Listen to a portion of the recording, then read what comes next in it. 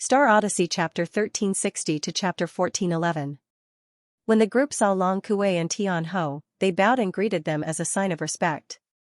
"Wait," Long Kuei said. The group stopped, and the sturdy leader looked at Long Kuei in confusion. He bowed again.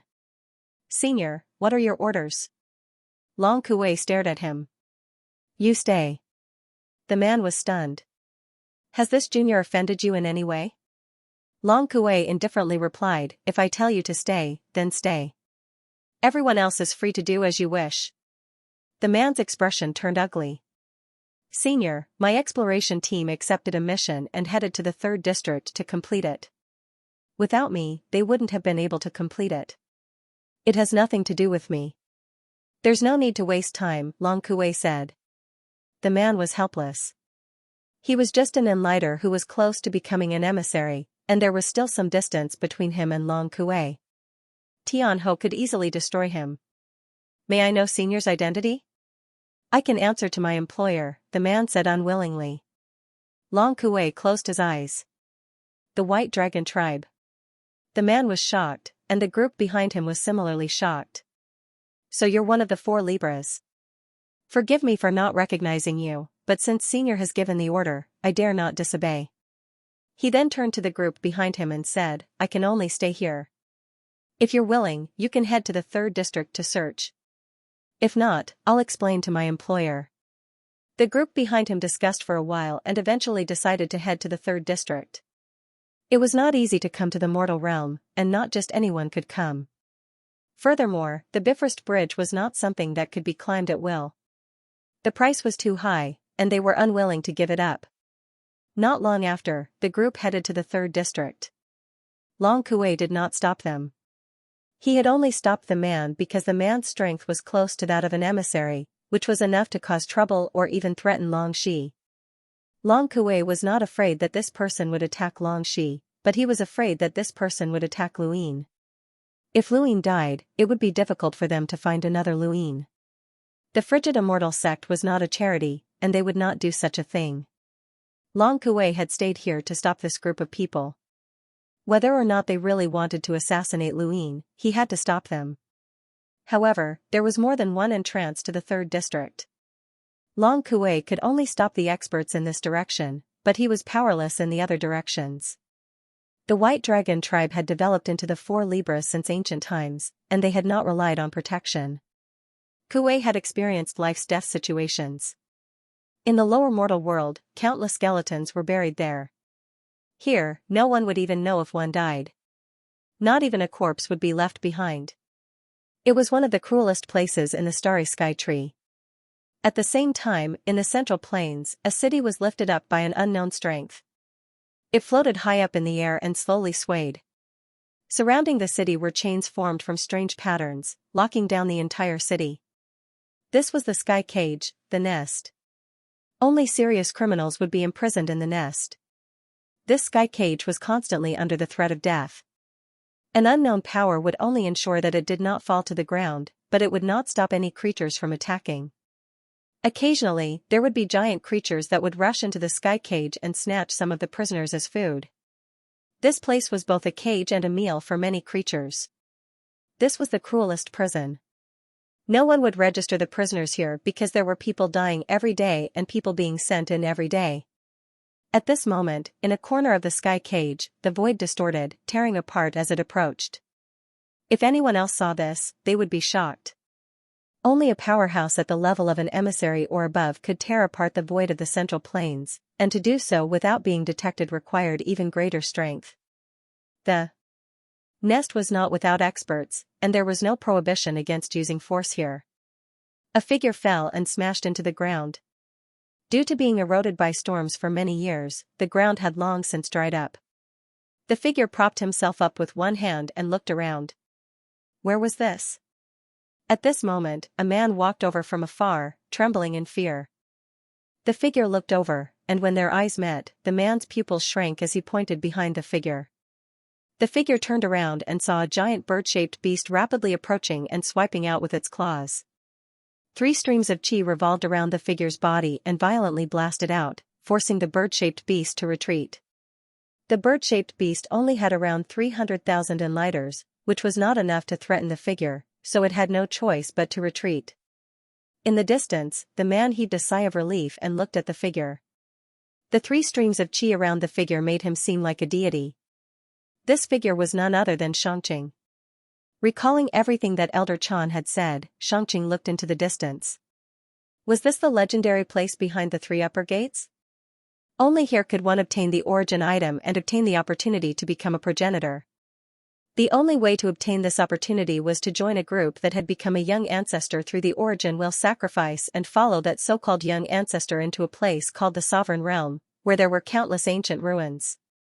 So this was the reward for the Sovereign Tournament, and it was that opportunity. Here, Xianxia was everyone's enemy as he was a stowaway.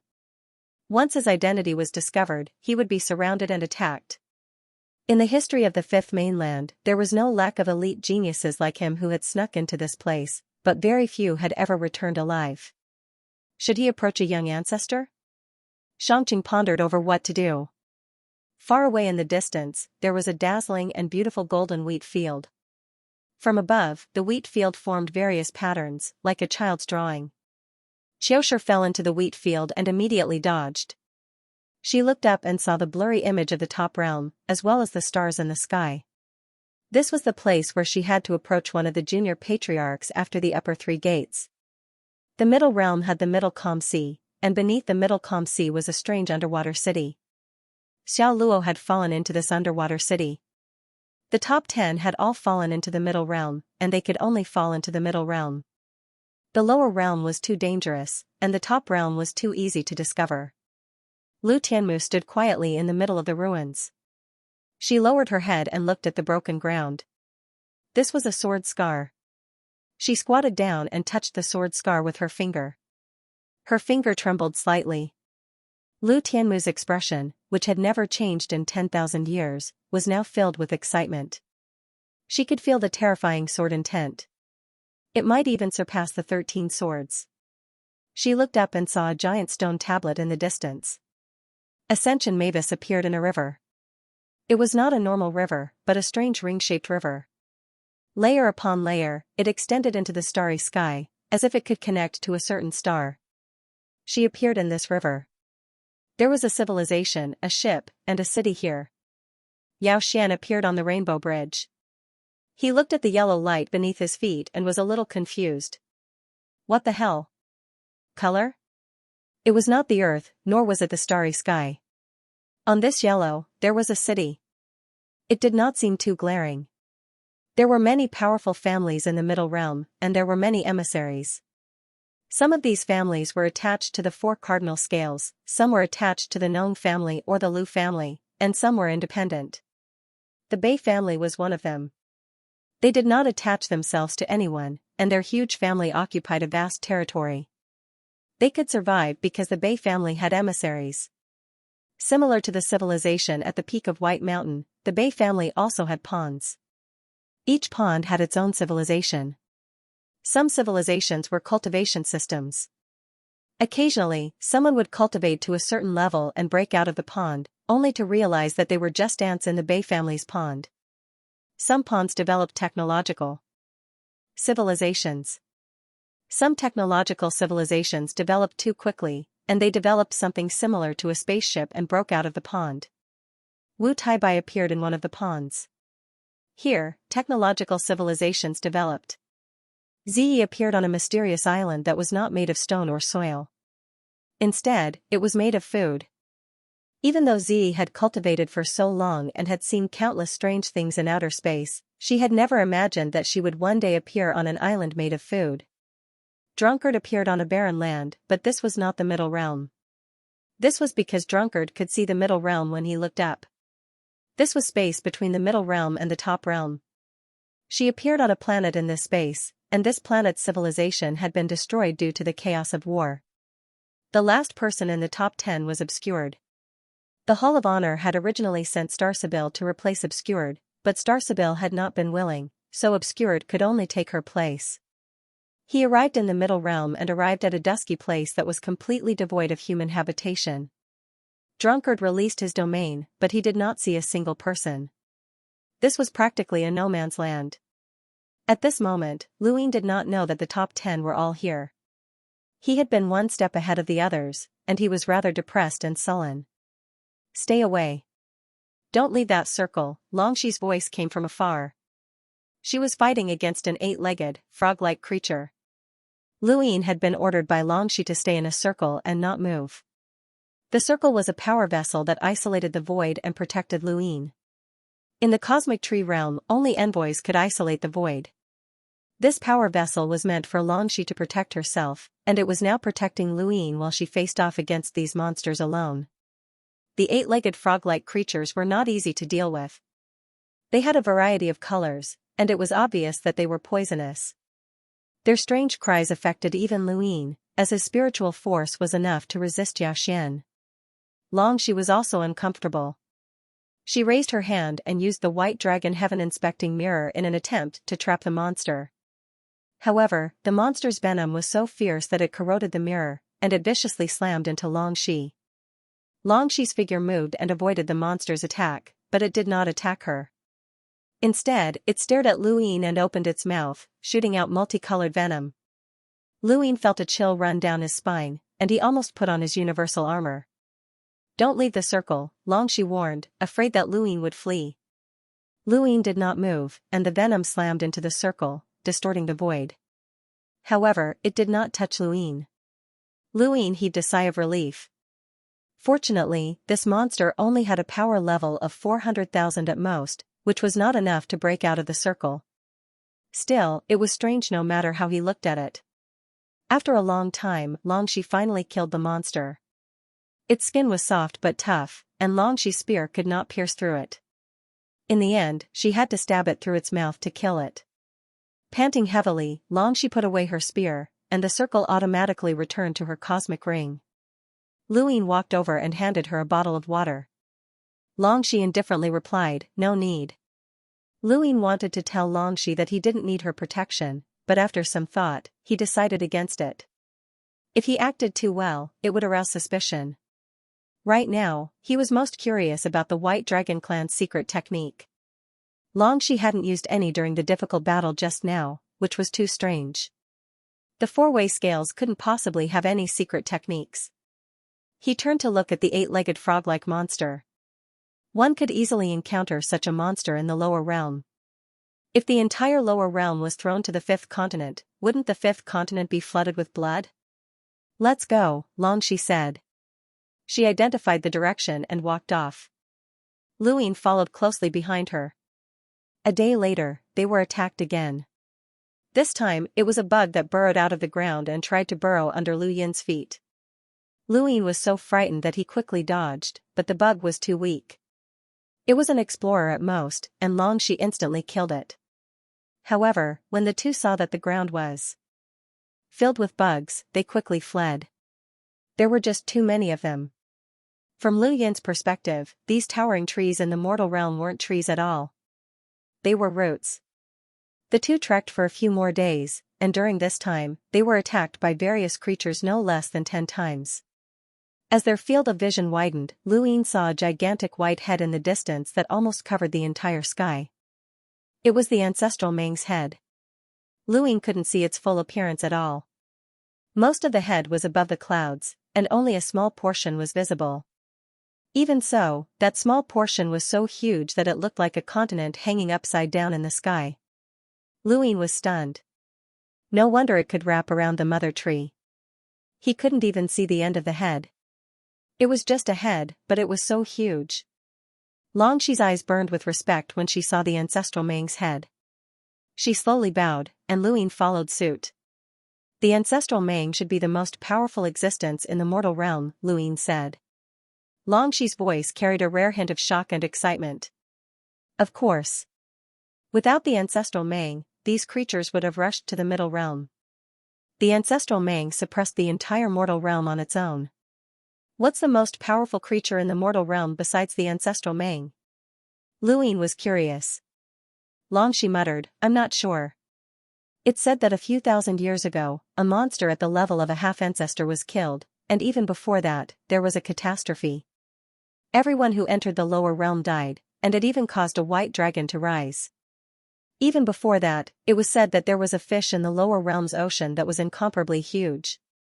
It was comparable to the ancestral Mang, and it was recorded in history as the ship fish. Despicable fish? Luyin immediately thought of Lord Fish on top of Shiqi's head. Longxi glanced at him. The word ship means that the fish is so huge that it's comparable to the ancestral Mang and the sovereign realm's divine eagle. However, it's just a legend, and there's no concrete evidence. There are no historical records to prove that it's true. Luyin sighed. The lower realm is truly mysterious. Many people hope that this place isn't so magical, especially the Roots organization, Longxi said. The Root organization had been established by the Four-Way Scales, and it was a respectable organization that specialized in killing creatures that could easily cause damage to the mother tree. Despite the rewards, the death rate was simply too high. Luyin remembered Shouxing mentioning that he belonged to the Root organization. Shouxing would rather have Luyin impersonate Longqi and trick the White Dragon tribe than come back to the lower realm, which showed just how much Shouxing feared this place. They walked step by step towards the ancestral Mang's head. As time passed, Longxi's attitude towards Luyin improved, perhaps because they had experienced life and death together. Luyin had never experienced something like this before, and it felt pretty good to be protected by a woman, even if it was a little stifling. The third district was huge, and the two walked for a few days, but they still didn't get close to the ancestral Mang's head. This had to do with the fact that they didn't dare to move too quickly. Previously, they had been moving too quickly, which had caused fluctuations in their star energy and attracted attacks from some monsters. Now, however, the frequency of monster attacks had clearly decreased. Suddenly, Longxi stopped and glanced behind them. Someone's here. Luyin was a step faster than her, but he had discovered it not through a domain but through star energy. Longxi's control of star energy wasn't as high as his, and he had long since sensed that there was someone behind them through the star energy fluctuations. Furthermore, they had been following them for quite some time. The two of them stopped and waited just like that. The other party suddenly stopped as well and didn't approach. Luyin frowned, as this person had ill intentions. Longxi took out a ring and wrapped it around Luyin. Don't go out. Luyin was speechless as he watched Longxi walk away. Not long after, she returned, her gaze even colder than before. There was a drop of blood on her cheek that belonged to someone else. Someone who wants to kill me? Luyin asked. Longxi replied, let's go. She didn't want to talk about it, so Luyin didn't ask. Actually, he didn't need to, as no one would come down to the mortal realm to assassinate Longxi. Their target was obviously Luyin. Had the frozen immortal sex junior ancestor not given up yet? Longxi was already married to him and had given him her essence blood. To the White Dragon tribe, this was a marriage between husband and wife. If Bai Xiaohong didn't care about this, then it was either that he really liked Longxi, or he had such a grand scheme that he didn't even care about his reputation. Right, Longxi had mentioned something about a white dragon turning over. What's a white dragon turning over? Luyin asked. Suddenly, his heart clenched. Not good. If Longxi had told him about it, then it wasn't some secret. It might even be common knowledge. Longxi paused and looked at Luyin strangely. Luyin pursed his lips and didn't say anything. You're not from the White Dragon tribe, so it's normal that you don't know, Longxi said. Luyin relaxed. Right, he had become a son-in-law using Longqi's identity. Although Longxi knew, sometimes she would unconsciously treat him as Longqi. It seemed that the so-called White Dragon turning over wasn't common knowledge in this part of the universe, but rather common knowledge among the White Dragon tribe or the Four Cardinal Scales. The ancestral Mang is the White Dragon. When the White Dragon turns over, the ancestral Mang will turn over, Longxi explained. Luyin was puzzled. Why would the frozen immortal sect want the ancestral Mang to turn over? Longxi looked up at the ancestral Mang. Because once the ancestral Mang turns over, it might topple the entire mortal realm. Luyin didn't understand. You don't need to know too much. Bai Xiaohong covets me because he wants the White Dragon tribe's power to turn over. For that, he'll do anything to deal with you. The only thing he'll be wary of is the humble class.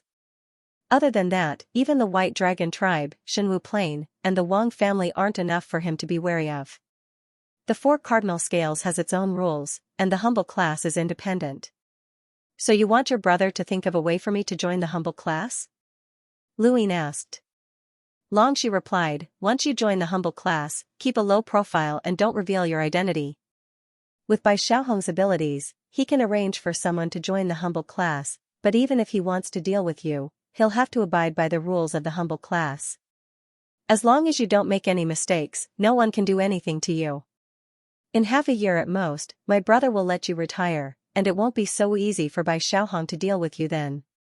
Luyin sighed. Just listening to it makes me tired.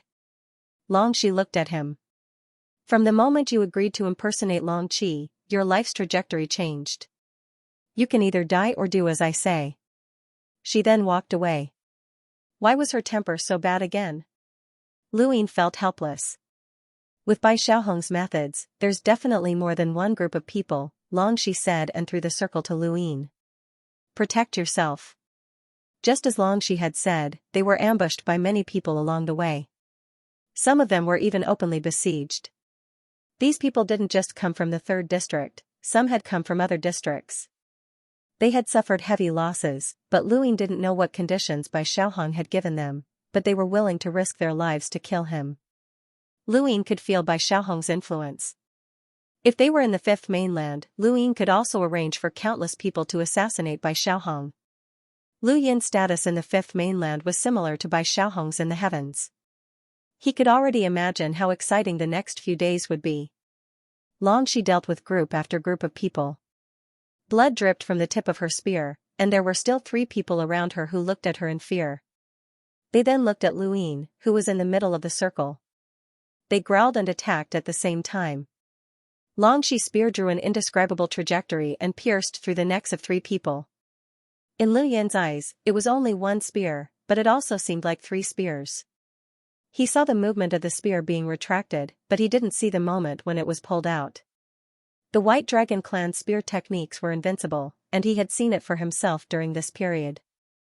Longxi's spear was just as threatening as Wang Yi's 4 ultimates. Luyin walked out of the circle and looked around. There were 15 people who had surrounded them openly, but they had all been dealt with by Longxi alone. Longxi had also been injured this time, and her thigh had been cut open. However, this injury was nothing to her. Longxi didn't say anything and just walked forward, as if she was used to this. Luyin hurriedly followed, but suddenly, he felt a sense of danger. He subconsciously released his domain and restricted it to a radius of 1 meter. An old woman who had been killed before suddenly appeared and raised her arm. There was nothing in her hand, but Lu Yin's domain seemed to have been pierced by something. He raised his foot to avoid it, but Longxi hadn't expected anyone to still be alive. She stabbed out with her spear. Longxi's spear also pierced into Lu Yin's domain, and she looked at him in shock. She hadn't expected Lu Yin's domain to be so powerful. Lu Yin's domain's might was comparable to invisible lights. Although it couldn't predict attacks like invisible lights, it wasn't too far off in terms of defense. Longxi's spear was extremely powerful, but after it pierced into Lu Yin's domain, it was restrained as if it had fallen into a quagmire. The old woman's attack was the same.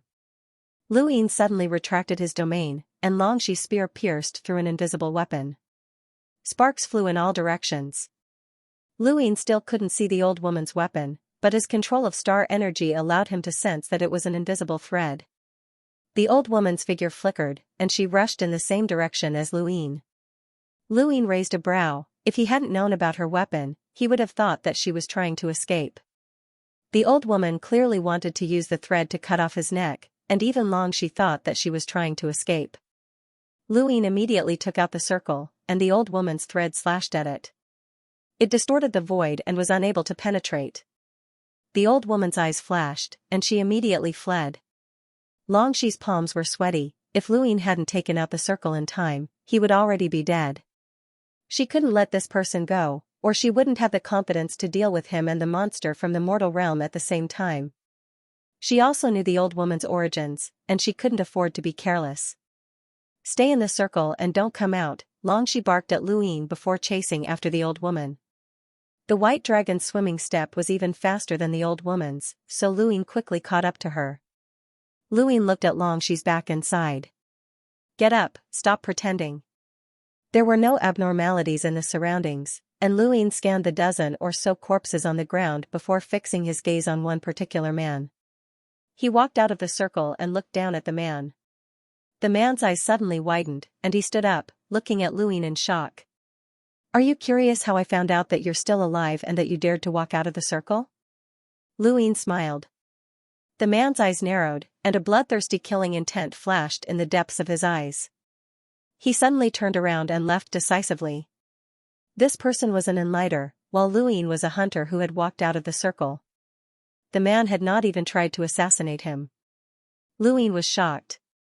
This man was definitely a professional assassin, and only such an experienced assassin would be so decisive. If he did not succeed in one hit, he would immediately flee. If he had even the slightest bit of hesitation, he would not attack. Lu Yin's departure from the circle had clearly frightened this man. Shaking his head, Luin summoned the star chessboard beneath his feet and moved.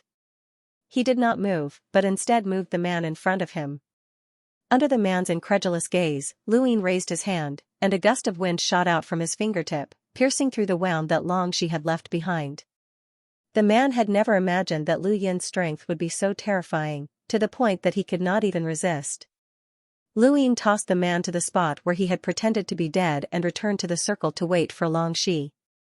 This was his first time killing someone in this part of the universe, and he had not expected to do it here. After a while, Longxi returned and relaxed when she saw that Luin was safe. She then looked at the corpses. Lu Yin's heart skipped a beat.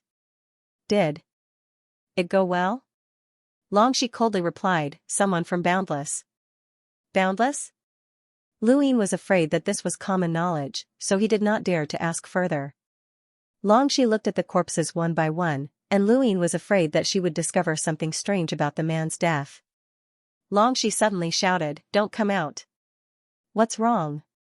Luin was confused. Longxi's eyes narrowed, and she scanned the area again. She heaved a sigh of relief when she saw that everyone was dead. She looked at Luin. Boundless? Lu Yin's mouth. How should he answer? No? Or not? However, judging from Longxi's tone, he probably didn't know about it, so he shook his head. The Realmless is the biggest assassin organization in the starry sky of trees. That old woman is a Realmless assassin. Her whereabouts are mysterious, and she's good at hiding her aura. Her methods are unique, and she has never failed. I didn't expect Bai Xiaohong to hire someone from the Realmless to deal with you. We underestimated the cold immortal sect's desire for the white dragon to rise again. Longxi's face turned ugly, and he gritted his teeth. Lu Yin's heart sank. They'll probably send more people after this failure. Of course, Longxi said. I'm being hunted down because of you. Can't you be nicer? Longxi stared at him. I'll give you that treasure. Protect yourself well. The Boundless assassins are not easy to deal with. If there's any trouble, immediately hide inside. Luin nodded, but he was not happy about it. A power vessel was not enough to trade for his life. The Boundless assassins were not easy to deal with, and Luin was only a hunter. Does the Boundless assassin have any envoy-level assassins? Longxi's expression was solemn. More than one. Luin swallowed his saliva. He hated this answer. You're a princess of the White Dragon clan, and I'm also a member of the White Dragon clan. How dare the Boundless assassins act against me without restraint? Longxi replied, the Boundless assassinated the sect master of the Cold Immortal sect. Fine, Luin shut his mouth. The Boundless assassins had even dared to assassinate the sect master of the Cold Immortal sect, let alone a mere son-in-law like him. Luin believed that if there was a suitable price, the Boundless assassins would be willing to kill anyone. The Boundless assassins were probably the last wave of assassins. Over the next few days, the two were attacked by monsters from the mortal realm, but they did not encounter any other enemies. Occasionally, they would see other people appear, but they remained vigilant and did not fight. Your domain ability is not bad. Few people in your generation can compare to you, Longxi said. Luin knew that Longxi would ask this. I have some talent in this area, but I've reached my limit. I don't know how to cultivate from here on out. Xianxia explained, there are many ways to use a domain. The most common is to form protective armor, use special force fields to attack, or predict attacks. Even more profound is the spirit transformation, or even the legendary void spirit. I don't know much about this, but when we return to the clan, I'll ask the elders to teach you. If you have talent in this area, your future achievements will not be low. Lu Yin's eyes lit up. Spirit transformation? Void spirit? He had never even heard of it before. The fifth mainland did not have such a realm, or he would have definitely known about it. The sixth mainland even believed that a domain was a low-level cultivation path.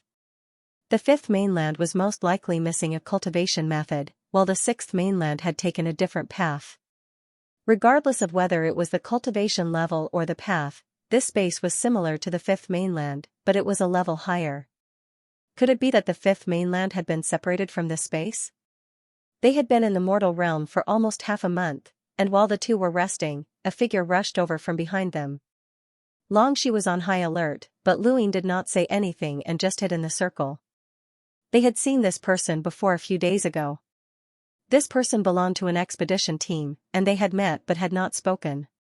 Run, run!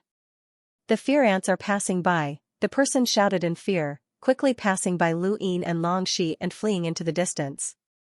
Xianxia's expression changed when she heard this, and she looked behind her. She could vaguely hear rustling sounds, and a chill rose from the bottom of her feet as she saw a large patch of black. Her face paled, and she rushed to Lu Yin's side and used the white dragon's roaming steps. The scenery on both sides quickly receded, and a flock of strange birds flew out in all directions. On both sides of the ground, beasts would occasionally charge out, completely ignoring them as they fled. Xianxia quickly overtook that person, and her expression turned ugly. What fear ants? Lu Yin asked. Shut up! Xianxia barked. Lu Yin looked back and saw that the black shadow was getting closer and closer.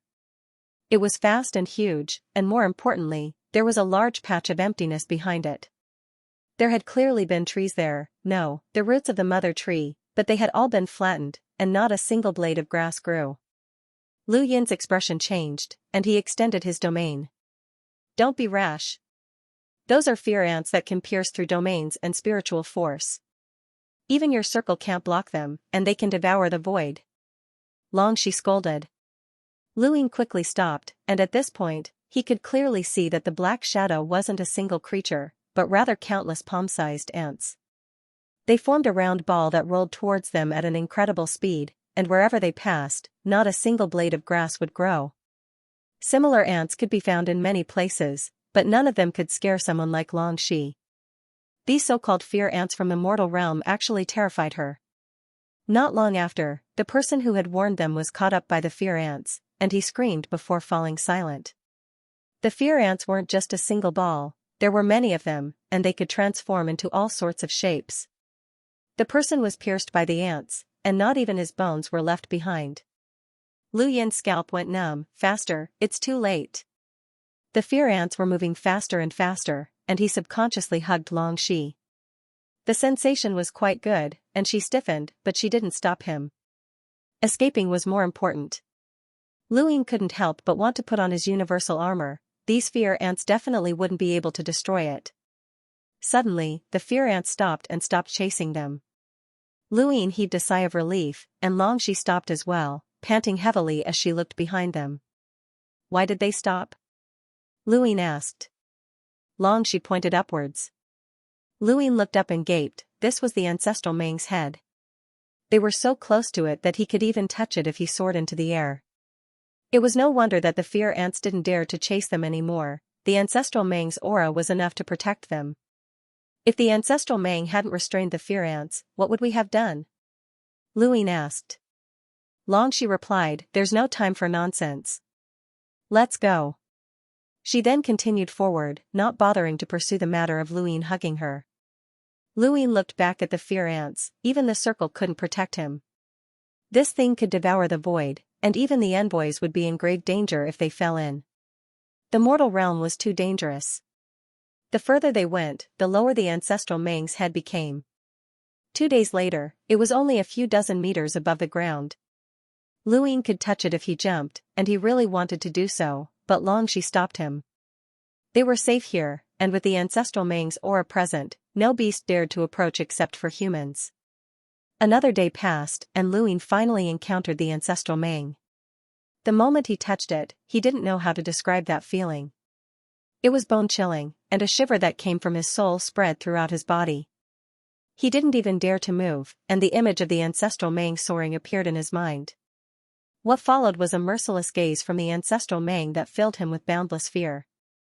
There was a thump, and Luin was kicked away, breaking free from that bone-chilling cold. Longxi glared at him. "I told you not to be rude to the ancestral Mang. With your strength, you're lucky to not die after touching it." Luin sighed and sat on the ground, rubbing his waist as he looked up at the ancestral Mang. He couldn't see the end, and all he could see were scales.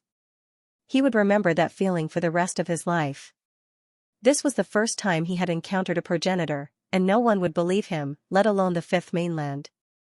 Speaking of which, the fact that this ancestral Mang could live for so long was terrifying. It could even push the entire top realm away with a single movement. Right, in the sovereign realm, there was an incomparably huge divine eagle at the top of the tree. He really wanted to take a look. After nearly 20 days, the two finally arrived at the ancestral Mang's location from the entrance of the 3rd district. Luin looked up, but he still couldn't see the face. All he could see was the jaw, which was boundlessly large. "Is this all? We don't have to look at the face?"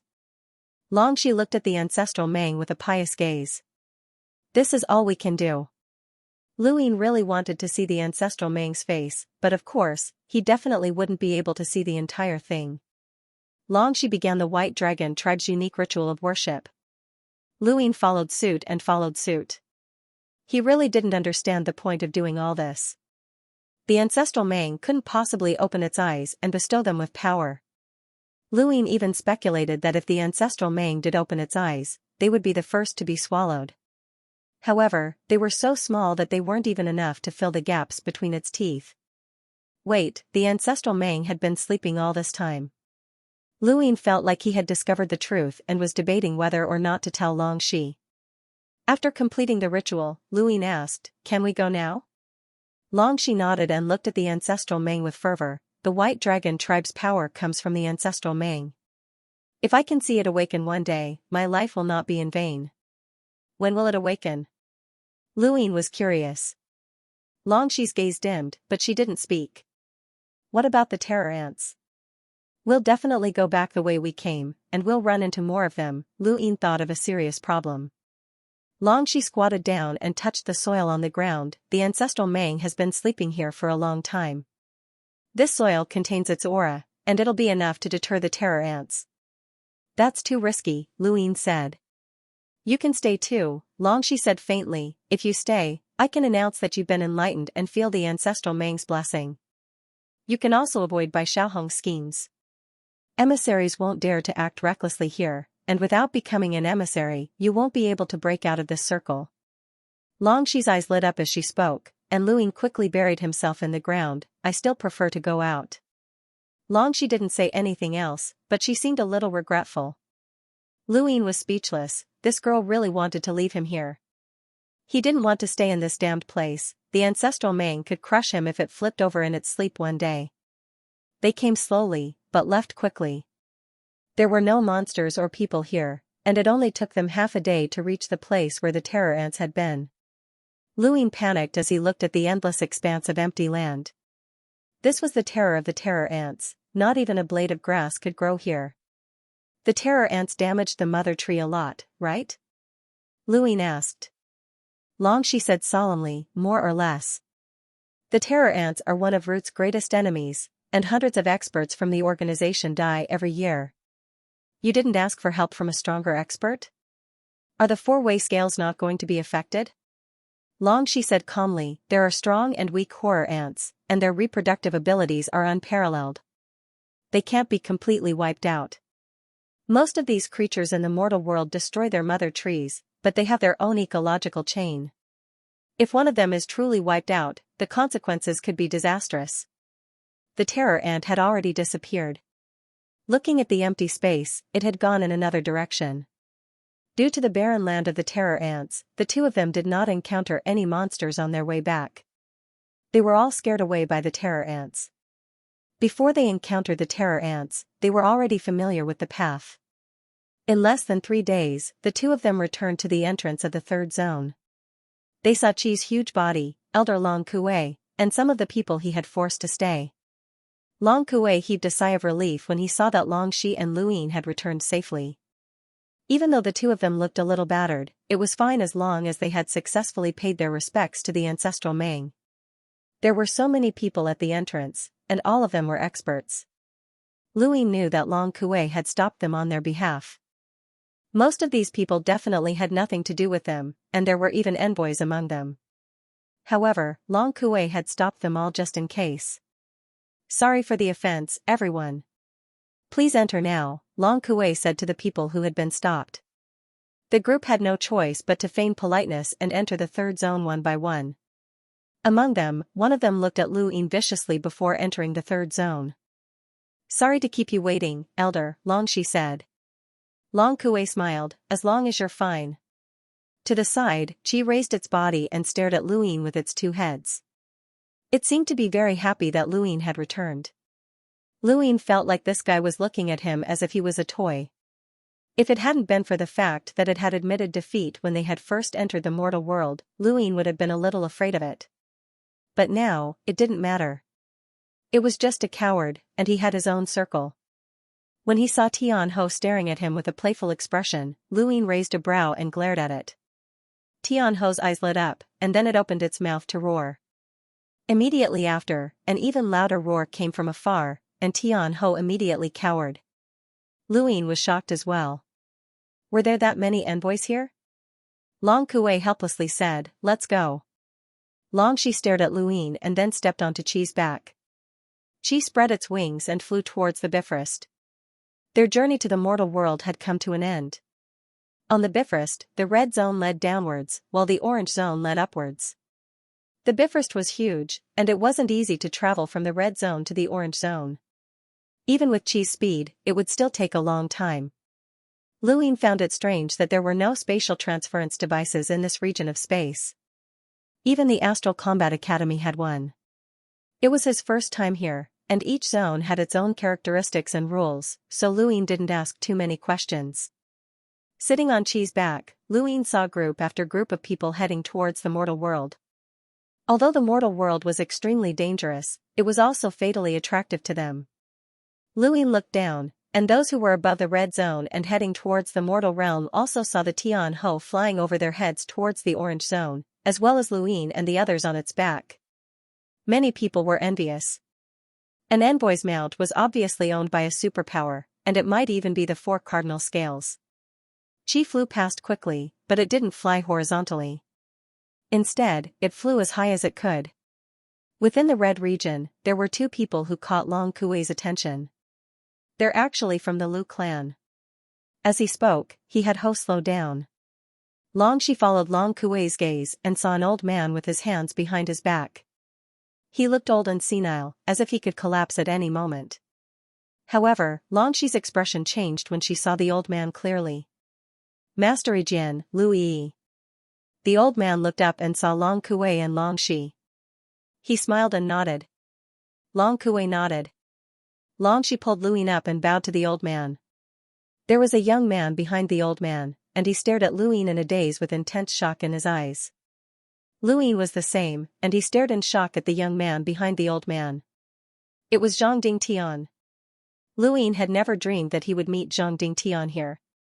When Zhang Dingtian and Bai Shui had been sucked away by Jupiter, Luyin had guessed that they had come to this part of the universe. They might meet again in the future, but he hadn't expected it to happen so quickly and so suddenly. Both of them were shocked, but it only lasted for a moment. Long Shi didn't notice it, and Long Kuei and the old man only glanced at each other before not looking at each other again. Thus, no one had noticed anything strange from start to finish. The two didn't recognize each other either. Chi sped up towards the orange zone. Zhang Dingtian retracted his gaze. He was even more shocked than Luin. When he had been sucked into Jupiter with Bai Shui and arrived in this part of the universe, he had thought that he would never meet Luin again. Who would have thought that they would meet again on the Bifrost Bridge so many years later? That's someone from the White Dragon clan. Be careful when you see him in the future. The four-way scales aren't simple, the old man in front of Zhang Dingtian advised. Zhang Dingtian respectfully replied, understood. He hadn't expected Luin to be with the four-way scales. He had been in this part of the universe for many years, and he understood how terrifying and powerful the four-way scales were. They were the rulers of this region, so how had Luin ended up with them? This guy seemed to be the center of attention wherever he went, which was unbelievable. Regardless, Zhang Dingtian was still happy to meet Luin since they were friends. This was the best way to meet an old friend in a foreign land. On Qi Luo's back, Longxi was curious. Who's that person behind Senior Lu? I don't think I've seen him before. Long Kuei replied, the Lu family is very strange. Every generation, there are many people who guard the sword steel for eternity and never leave. It's normal that no one knows about the Lu family's background. That young man isn't weak since he's following Grandmaster Brightblade, Longxi commented. Long Kuei smiled. No matter what, he can't compare to you, princess. No matter how mystical the sword steel is, it can't compare to the four-way scales. Longxi nodded, as no one could deny this. Luin was speechless as he listened to their conversation. Did everyone with the surname Lu have to be related to the sword? The Fifth Mainland's Lu family had founded the sword sect and controlled the most powerful 13 swords. However, a sword steel had appeared in this region of space, and even the White Dragon clan was afraid of it. It seemed that the surname Lu had always been a powerhouse's surname. Is the sword steel very mystical? Luin asked. Long Kuei did not answer. Longxi replied, the sword steel was left behind from ancient times, and it said that it contains the most powerful sword techniques from human civilization. It has always been guarded by the Lu family, and no one knows if the legends are true. However, the Lu family often uses unimaginable sword techniques, and they are the emperors of our cosmic tree realm. Luin understood. So the Lu family is extremely powerful? They can't even reach the top realm and become the four-way scales? My White Dragon clan is still superior. Long Kuei smiled, as he liked hearing this. Of course. Legends say that the sword steel was left behind by the ancient Wu Tian.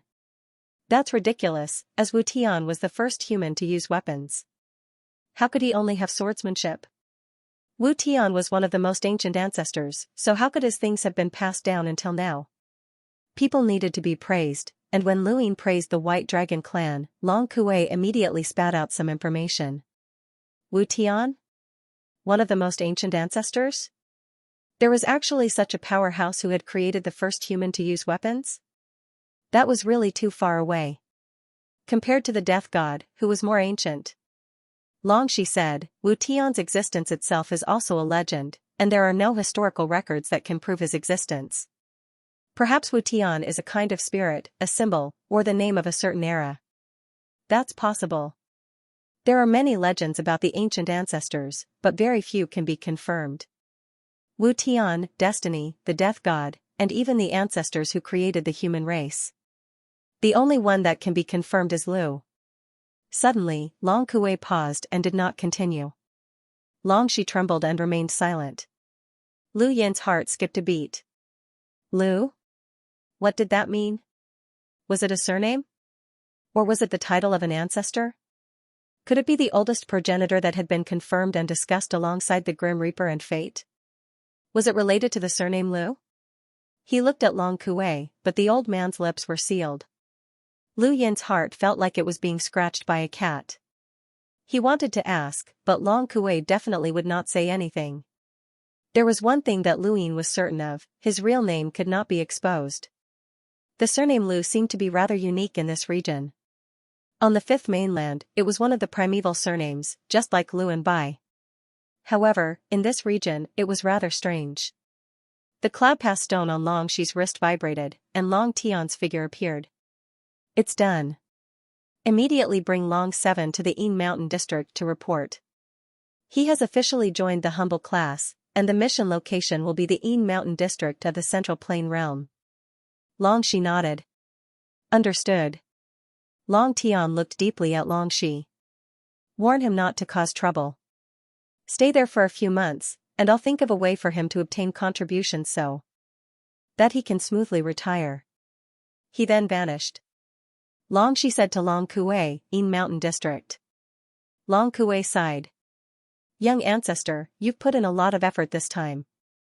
Among the humble class, the Yin Mountain district is the most suitable for him. There are only young masters and young mistresses there, and it's not dangerous. There are also very few missions.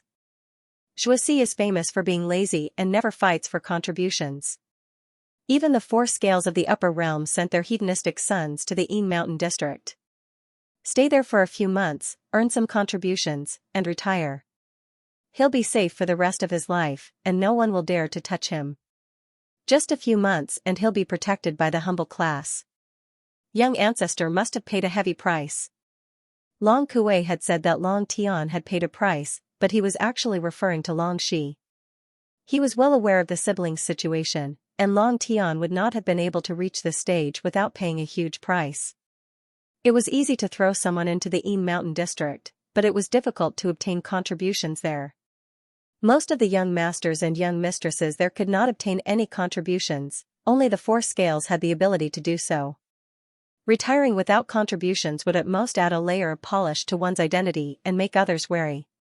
However, retiring with contributions was different, and one would obtain the protection of the humble class. The humble school was famous for being protective of their own. There were many experts in the humble school, and they had great authority. If they could obtain the protection of the humble school, no one would dare to touch them. Longxi had promised to help Long Tian go to the world of sovereigns in order to let Lu Yin join the humble class and earn enough merit to retire. The higher the price Long Tian was willing to pay, the more dangerous the trip to the sovereign realm would be. Although they hadn't known each other for long, Lu Yin could feel that Longxi truly cared about him. Even if she was just using him, it was still a form of care. He didn't want her to throw her life away. I don't have to go to the humble school, but you don't have to accompany him to the ruler realm, Lu Yin told her.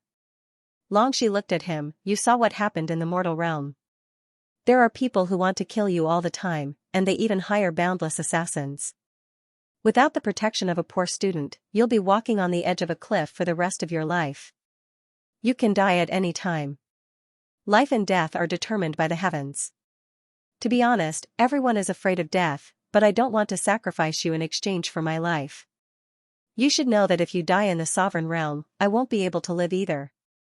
My family won't care about my life. Long Kuei glanced at Lu Yin. This kid was pretty smart. Longxi looked deeply at Lu Yin, and her tone was much gentler than before. Don't worry, I won't die. Lu Yin didn't say anything else, as he couldn't change her decision. Be honest when you go to the Yin Mountain district. You don't have to make friends with anyone, and you don't have to live like a coward. You're the illegitimate son of the Riverside clan's leader, so you'll change your name to Riverside when you get there, Longxi said. Change my name? Why? Lu Yin didn't understand. Longxi explained, the 4 cardinal scales are too big of a target, and your status is too high. If you join the Yin Mountain district as a white dragon, you'll become the center of attention. Even in a place like the Yin Mountain district that's just waiting to die, there will still be disputes. The White Dragon clan's identity is too sensitive, so it's not suitable for you to join. Lu Yin nodded. Riverside, then. Thankfully, his name was good, but his status as an illegitimate son was a little unsightly. Do you know anything about the humble school? Longxi suddenly asked. She had said so much, but she hadn't even asked if Lu Yin knew anything about the humble school. Lu Yin hated being asked such questions, and he was afraid that they would be common-sense questions. Then you don't, Longxi said as she looked at Lu Yin. Lu Yin liked how confident she was. The humble school was established in the 4 cardinal scales, and its responsibility is to eliminate traitors among the humans. It has great authority and has a total of 13 gates. There are 4 in the top realm and 9 in the middle realm, and the Yin Mountain district is one of the 9 gates. In theory, all 13 gates have to go out on missions every day and face great danger, but the Yin Mountain District is an exception. The entire place is desolate, and very few humans live there, let alone traders. That's why the Yin Mountain District is the best place to gain experience. Luin really wanted to ask who the human race's enemy was and how there could be traders and traders, but this was obviously common sense, and he didn't dare to ask. The biographies didn't mention it either. Speaking of which, most of the biographies were fabricated, and what Luin could glean was only the most common knowledge, such as the name of this region, the land, and even some of the regions. After that, the group arrived at the Orange region and descended. They followed the color and headed towards the Middle Realm. Xianxia gave Luin a cosmic ring. Luin looked at it and was shocked. So much money? Xianxia was very generous for some reason, and she gave Luin 50 million star essence. This was quite a lot, so much so that it was strange. The Yin Mountain District is desolate, but those young masters have built a paradise there for them to enjoy. Don't embarrass yourself there, Xianxia said calmly. Luin seriously sized up Xianxia. Although this girl had a fiery temper, she was very considerate. She didn't want him to embarrass himself outside. She glanced at Luin and frowned when she saw his expression. Don't overthink it. I just don't want you to embarrass the White Dragon tribe. Luin pursed his lips. White Dragon tribe. His identity to the outside world was Lin Jiangyi. This girl wasn't honest at all, but she was very cute. Do what you should and don't do what you shouldn't, Xianxia added as she stared at Luin with a warning look. Luin understood, and a brothel suddenly popped up in his mind. There's something more important, Long Kuei suddenly spoke up and looked at Luin sternly. Don't go near Xianxia. Luin was confused. Xianxia didn't understand either. What do you mean, elder? Long Kuei looked back and said seriously, Xianxia has a complicated background. Don't get close to him or have anything to do with him. Otherwise, it'll be troublesome. Luin hurriedly agreed, understood, elder. Jian Wushuang spread its wings and flew away from the Bifrost. Luin looked back. The Bifrost was huge, and there were civilizations and cities on it. It was almost like a colorful continent. There were the lower realm, the central realm, the top realm, the ruler's realm, and the stars above. This space was even more interesting than the fifth mainland.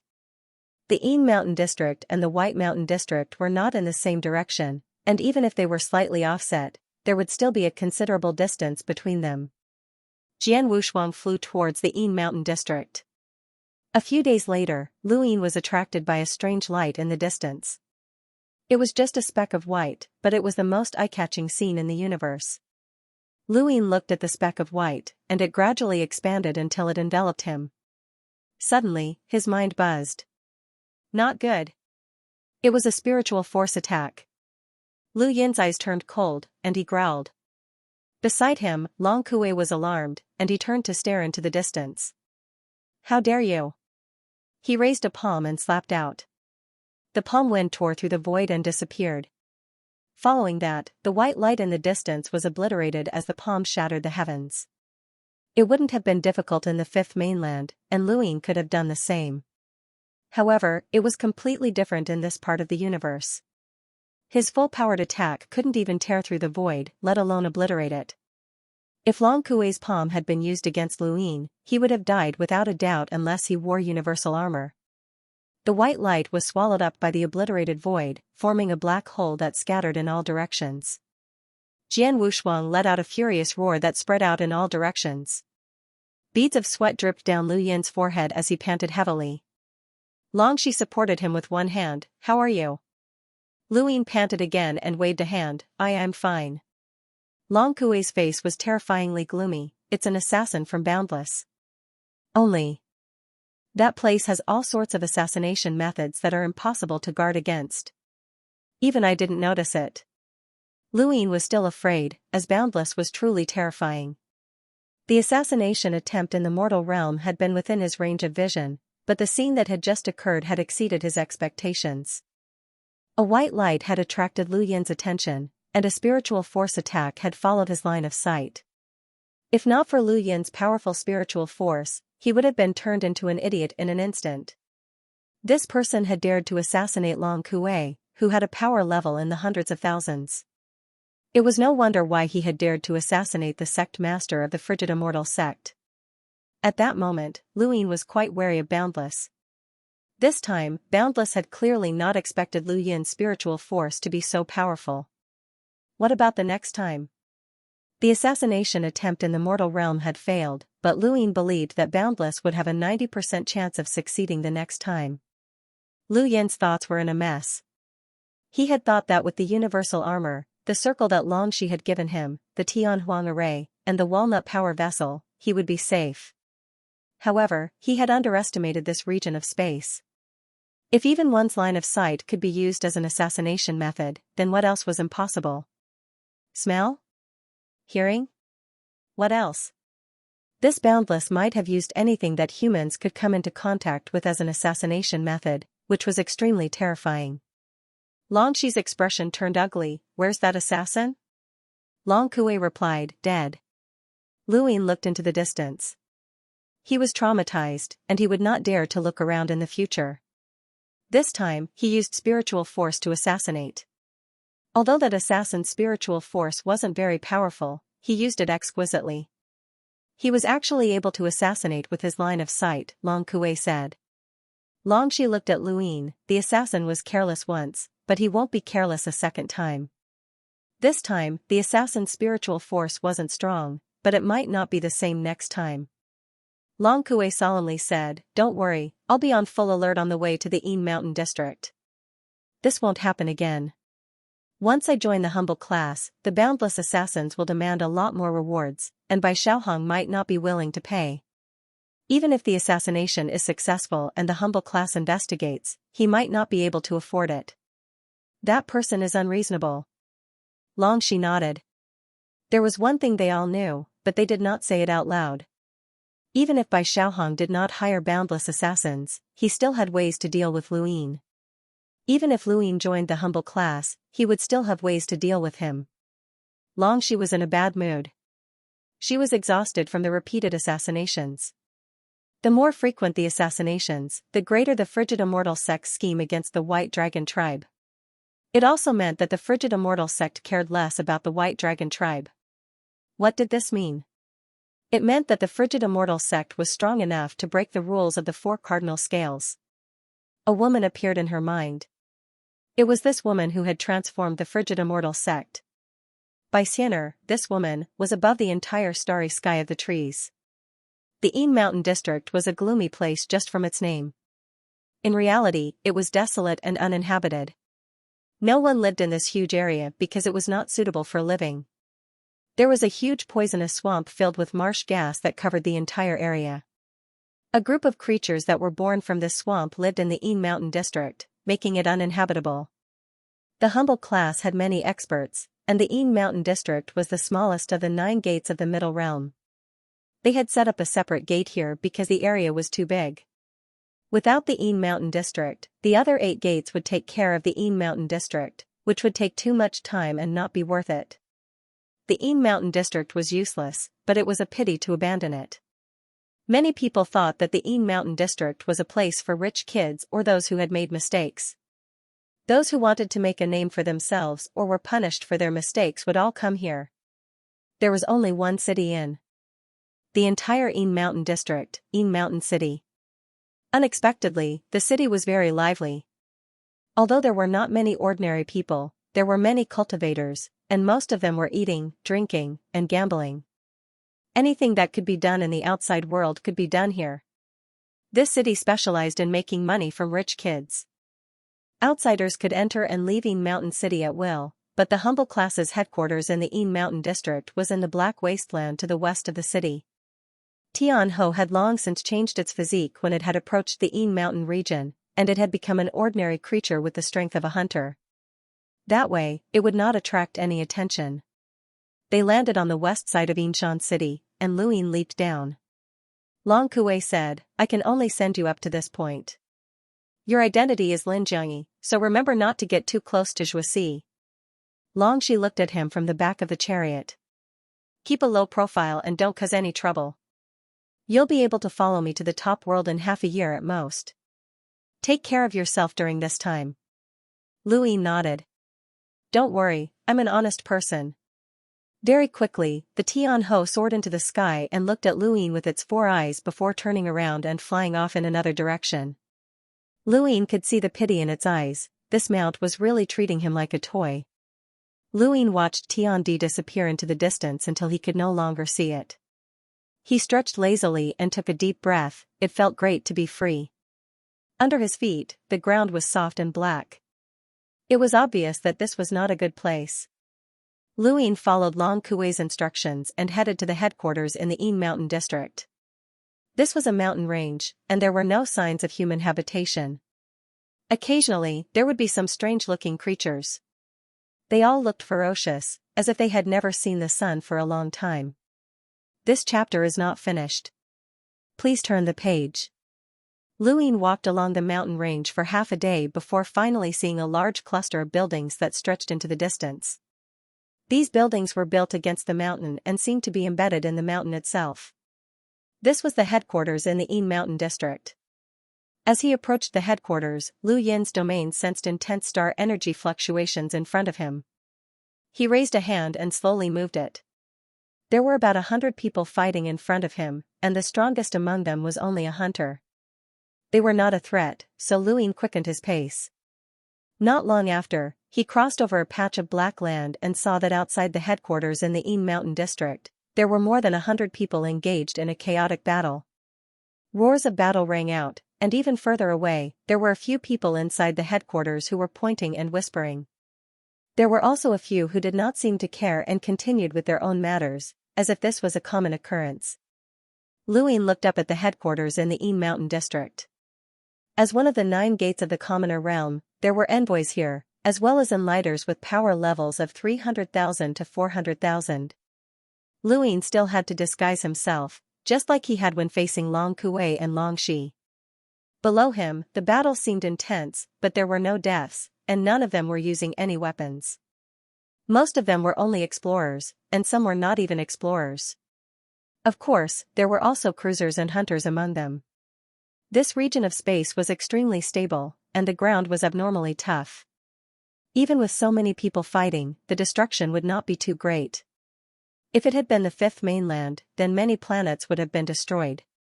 Amidst the chaotic battle, the one that attracted Lu Yin's attention the most was the battle in the center, which was between 2 young men. Their battle could be said to have spanned the entire battlefield. Lu Yin saw the 4 ultimates technique from a slightly plump, pale-faced fatty who was not ugly, but had an oily appearance. Emogauha, today, I'm going to beat you until you shit your pants. Idiot. Bang. There was a loud bang as the shockwave distorted and exploded, pushing away everything within a kilometer. Both were hunters, and the pale-faced fatty's footsteps were light as. He quickly flitted past. This speed caught Lu Yin's attention. Although it was far from reaching Wang Yi's level, it was still considered extremely fast among those of the same generation that Lu Yin had seen before. It was comparable to the speed of someone like Yu Hua, who was an enlighter. Furthermore, this person was only a hunter. For Ultimate's technique, Kuei Xiong, the pale-faced fatty roared, and his body visibly bulked up. It was as if all of his fat had turned into muscle. On the other side, the man named Emogauha had a stern look in his eyes. Wind God, you. As soon as he spoke, the star energy around his body transformed into a hurricane that enveloped his entire body. Lightning flashed and thunder rumbled, blurring the void and isolating himself. The pale-faced fatty punched out and fiercely slammed into the hurricane.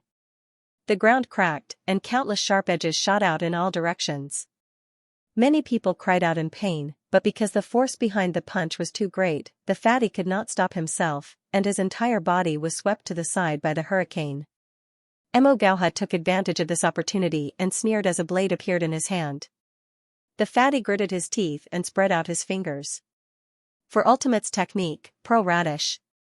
Emogauha did not know what had been sealed, but his entire body suddenly fell to the ground. However, before he hit the ground, he viciously swung his blade at the fatty. The fatty's arm was slashed by the blade, and a trace of blood splattered onto the ground. Emogauha crashed heavily onto the ground, and his face immediately turned red. Emogauha, you're despicable.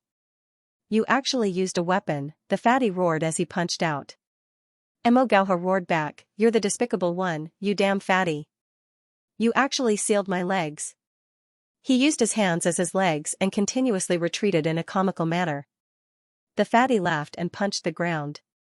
The enormous force of the punch overturned the ground and sent Emogauha flying away. At this moment, several people surrounded the fatty, and he roared towards the sky. "This chapter is not finished. Please turn the page." The fatty punched the void, and the air was distorted by the enormous force. A visible shockwave swept out in all directions and sent the people surrounding him flying. At this moment, the fatty was like a god of war, and countless people cheered for him. Emogauha was furious. The Wang family's pearl luo was extremely disgusting. She could seal any ability, and Emogauha was at a disadvantage every time he fought this fatty. "Alright, stop messing around. Disperse," a loud voice resounded throughout the area. Lu Yin's heart tightened. This emissary-level expert should be the leader of the Yinshan district's headquarters, one of the 9 gates of the humble middle realm, Xuexi. In this place, only Xuexi had the strength of an emissary. The fatty was indignant, but he did not attack again. Xuexi was lazy and did not care about anything, but as long as he spoke, they had to give him face. After all, he was an emissary. Emogauha's legs could move freely now, and he immediately stood up. He looked at his palms and saw that they were all bruised. This damn fatty had embarrassed him so much. "Emogauha, was it fun?" "Ha ha ha." The fatty laughed, and the group behind him laughed as well. Emogauha snorted, and his lips curled up. "Damn fatty, are you happy? You're about to be kicked out of the Wang family. The 4 cardinal scales has always nurtured elites, and they claim that no one in the family is useless. You're the only one." The fatty's face sank. "That's still 100 times better than a treacherous person like you." Emogauha was disdainful, and the group behind him glared at the fatty's group. The two sides were clearly divided. "Captain, there's someone here," someone behind Emogauha reminded him. Emogauha's eyes lit up, and he looked up to see Lu Yin looking at them. At the same time, the fatty noticed as well, and his expression turned ugly. Emogauha looked at Lu Yin. "Brother, come down. You must be new to the Yinshan district." Lu Yin jumped down and stood between the two groups. He looked at Emogauha. "I'm new. Please take care of me, seniors." Emogauha smiled. "No problem. According to the rules, you belong to my team. Go and report to the sect master." "Right, what's your name?" "Linjiang Yi," Lu Yin replied. Emogauha was stunned. "Linjiang?" The fatty's eyes lit up. "You're from the Linjiang family?" Lu Yin looked at the fatty and smiled. "That's right." "Ha ha ha, Emogauha, are you retarded? He's from the Linjiang family. Why would he join your team? Brother, come over here and join us." Emogauha glanced at Lu Yin coldly and then turned to leave. Lu Yin was curious and walked over to the fatty. The fatty was very enthusiastic. "Brother, don't be so reserved. You're from the Linjiang family, which means you're a vassal of the White Dragon clan. The White Dragon clan has always been on good terms with my Wang family, so it's only natural for someone from the Linjiang family to join my team." "Who are they?" Lu Yin asked. The fatty replied, "The idiot in the lead is called Emogauha. He's from the Frigid Immortal sect." Lu Yin was shocked and turned to look at Emogauha. He hadn't expected to meet someone from the Frigid Immortal sect so soon. "A new month has arrived. Thank you for your support." "Thank you. Book friend 542104114 long nights dreaming of me, the lonely wind brother, I'll give you your tips. I've done my best and have been writing all night. I'll continue to write tomorrow. Thank you for your support." End of chapter. No matter which family it was, there was no lack of hedonistic disciples. Not all of them were elites, and it was the same for the Frigid Immortal sect. Emogauha's reputation in the Frigid Immortal sect wasn't too good. In terms of strength, he shouldn't be a hedonistic disciple since he was a hunter. His strength was at the peak of his peers in the Fifth Mainland, and he could enter the top 20 of the sovereigns. "Let's go, I'll take you to Fourth Uncle." The white fatty patted Lu Yin's shoulder enthusiastically and led him into the headquarters. The rest of the group dispersed as well. The headquarters in the Yin Mountain district was very ordinary, and it wasn't as elegant as the buildings in the White Dragon clan's White Mountain. It was like an ordinary house embedded in the mountain. After a series of turns, the white fatty led Luin to the highest level, where he met the fourth uncle that the fatty had mentioned, Xianxia, the sect master. Luin quickly bowed. Junior Lin Jiangyi greets the sect master. Luin had heard from Long Kuei that Xianxia was lazy and didn't care about other people's business, but he hadn't expected him to be this lazy. He was drinking alone by the window with a few side dishes in front of him, and he was even reading an unknown book. He seemed to be enjoying himself, and it was hard to imagine that the sect master didn't care about the chaotic battle between his subordinates. Fourth uncle, this is a new brother. He'll be Wang Dashui's underling from now on, the fatty announced loudly. Luin looked up at Xianxia. Fourth Xue finished the wine in his cup and turned to look at Fatty Bai. He glared at him. What little brother? Where do you think this is? This is the humble school. The fatty smiled. Yes, fourth uncle. Hurry up and prove his identity. I want to give my brother a welcome dinner. Xianxia sighed and shifted his gaze to Luin. Raise your head. Luin looked up and met Xianxia's eyes. The moment he saw Lu Yin's face, Xianxia's pupils shrank imperceptibly, but they quickly returned to normal. He waved his hand. Alright, from now on, he's a member of the humble school. He pointed at Lu Yin's arm, and a symbol appeared. It was the symbol of the humble school. Take care of your brother. Don't forget the lesson from last time, Xianxia said. The fatty's gaze turned cold. Fourth uncle, that bastard Mo Gauha won't succeed again. If he tries anything else, I'll let him know how to write the word death. Xianxia waved his hand. The fatty pulled Lu Yin's hand. After the two of them left, Xianxia frowned and looked at the clouds in the distance. No one knew what he was thinking. Luin had thought that the white fatty would show him around the Yin Mountain district, but he was brought to a place called Fragrant Brothel in the blink of an eye. In front of his eyes, he could smell the fragrance of wine and wine. Beside him, there were two exquisite beauties accompanying him. Life was full of wonders. Luin would never have thought that he would be with Long Shi and the others in the morning and come here at night. He swallowed his saliva. He was so nervous. The white fatty was clearly a veteran of flowers, and he was having fun with a few of his close friends, completely forgetting about Luin. By the time he came back to his senses, Luin was still drinking, and the two beauties who had accompanied him were long gone. Or did he have other hobbies? Of you. Here. You. Of S. Luin smiled wryly. I'm tired. I don't want to play anymore. The fatty was stunned. He looked at Luin in a daze and gave him a thumbs up. Ha ha ha. Brothers, if you see Mo Gauha come out to play, just say that. Let's beat him to death. Beat him to death. Everyone raised their cups in celebration. Luin didn't know what they were so happy about. The fatty must have thought that he was pretending, but he wasn't. Brother, if you're tired, just rest for a few days. You're a man, and there's always a day when you don't want to play. We're not eunuchs, the fatty said as he patted Lu Yin's shoulder. Luin pursed his lips and looked outside. Most of the customers in the city were cultivators who had come from afar. Most of them were from poor families, and most of them were hedonistic sons of rich families. According to the fatty, the city had been built by hedonistic sons of rich families who had come to the Yin Mountain range. There was everything to play with.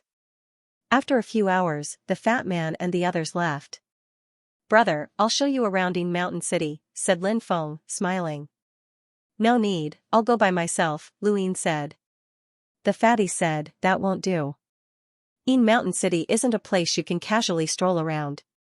My men can only go to the northern part of the city, while Mo Gauha's men can only go to the southern part. No one is allowed to break the rules, or else it'll be a fierce battle. At this point, he seemed to have thought of something and gritted his teeth.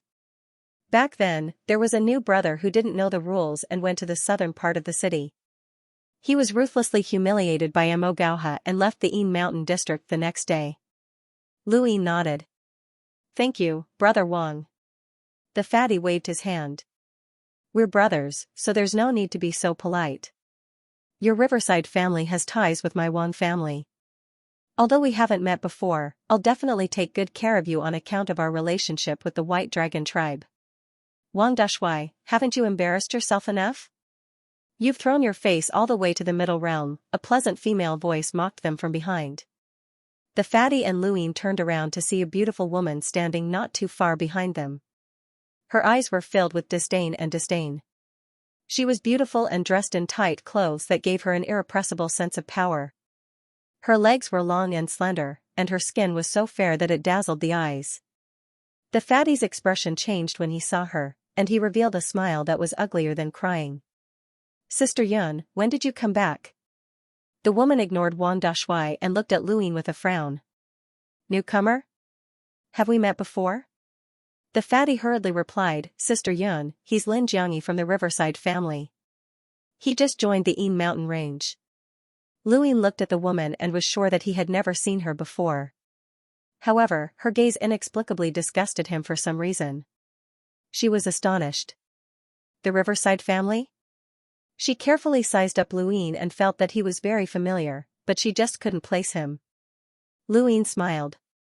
I'm Lin Jiangyi. Have we met before? She asked. Luin thought for a moment. Maybe, I find you familiar as well. She still couldn't remember, and she glared at the fatty. I heard that you fought with Emogauha again. Don't cause trouble and look for trouble. The fatty hurriedly replied, No, I didn't cause any trouble. That brat was looking for trouble. He actually dared to have designs on you, Sister Yun. Isn't that just courting death? He should take a look at himself first. Bai Xiaohong is the only one in the entire frigid immortal sect that's worthy of you. The woman snorted and walked past the two of them before leaving. Once she was far away, the fatty spat, What the hell is that? Luin was shocked. He had thought that the fatty liked that woman, but what did that mean? Why did he change his attitude so quickly? Brother, remember, you can offend anyone in the Yin mountain range, but don't offend that woman.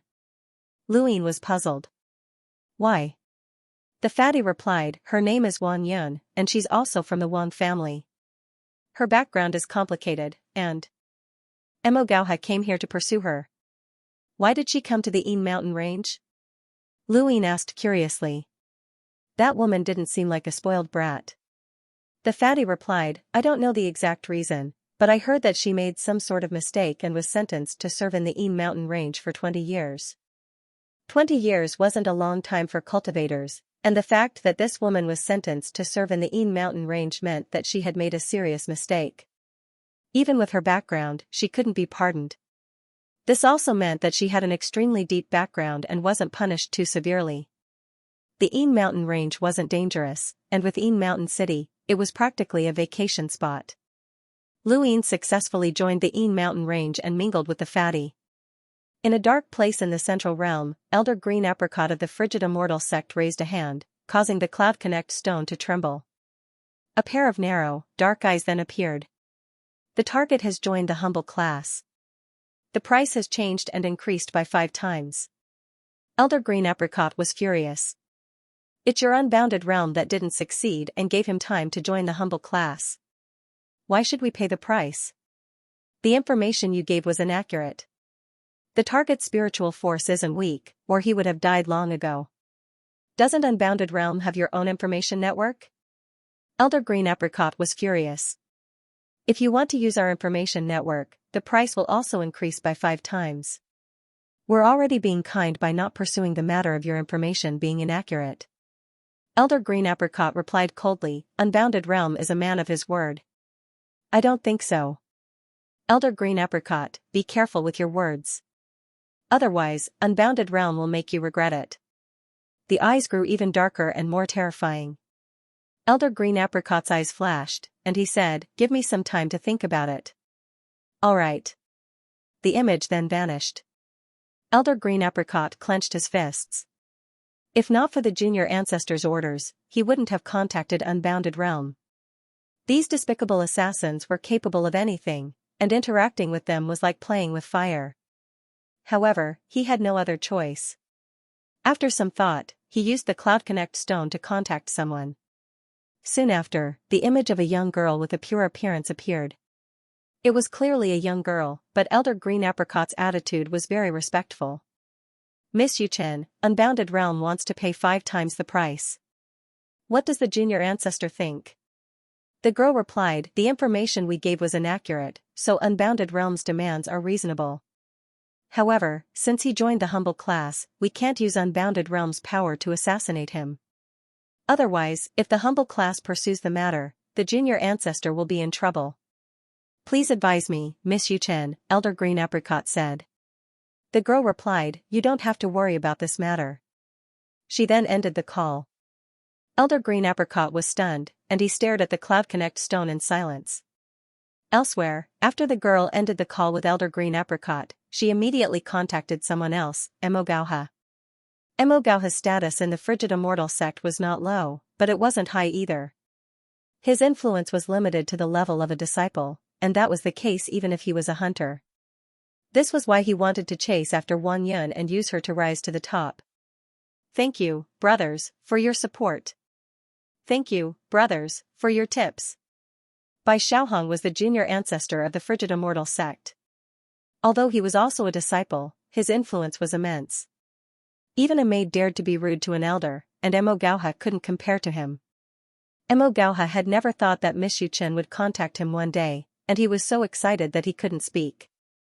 Miss Yuchen, if there's anything you need, just tell me. I, Emogauha, will do my best, Emogauha said excitedly as he looked at the girl. She was Bai Xiaohong's maid, and many people in the Frigid Immortal sect dreamed of her. Yuchen smiled faintly. Her attitude was completely different from when she was with Elder Qing Xing. Her smile could topple cities. Senior brother Emo, I've heard a lot about you. Emogauha's breathing quickened as he looked at Yuchen's pure yet beautiful face. This kind of beauty had attracted the entire Frigid Immortal sect. It's my honor that Miss Yuchen contacted me. Yuchen smiled. Senior brother Emo, are you willing to do something for me? Please tell me, Miss Yuchen, Emogauha said loudly, making his stance clear. Yuchen smiled. I'm Lin Jiangyi, a newcomer to the Yin Mountain district.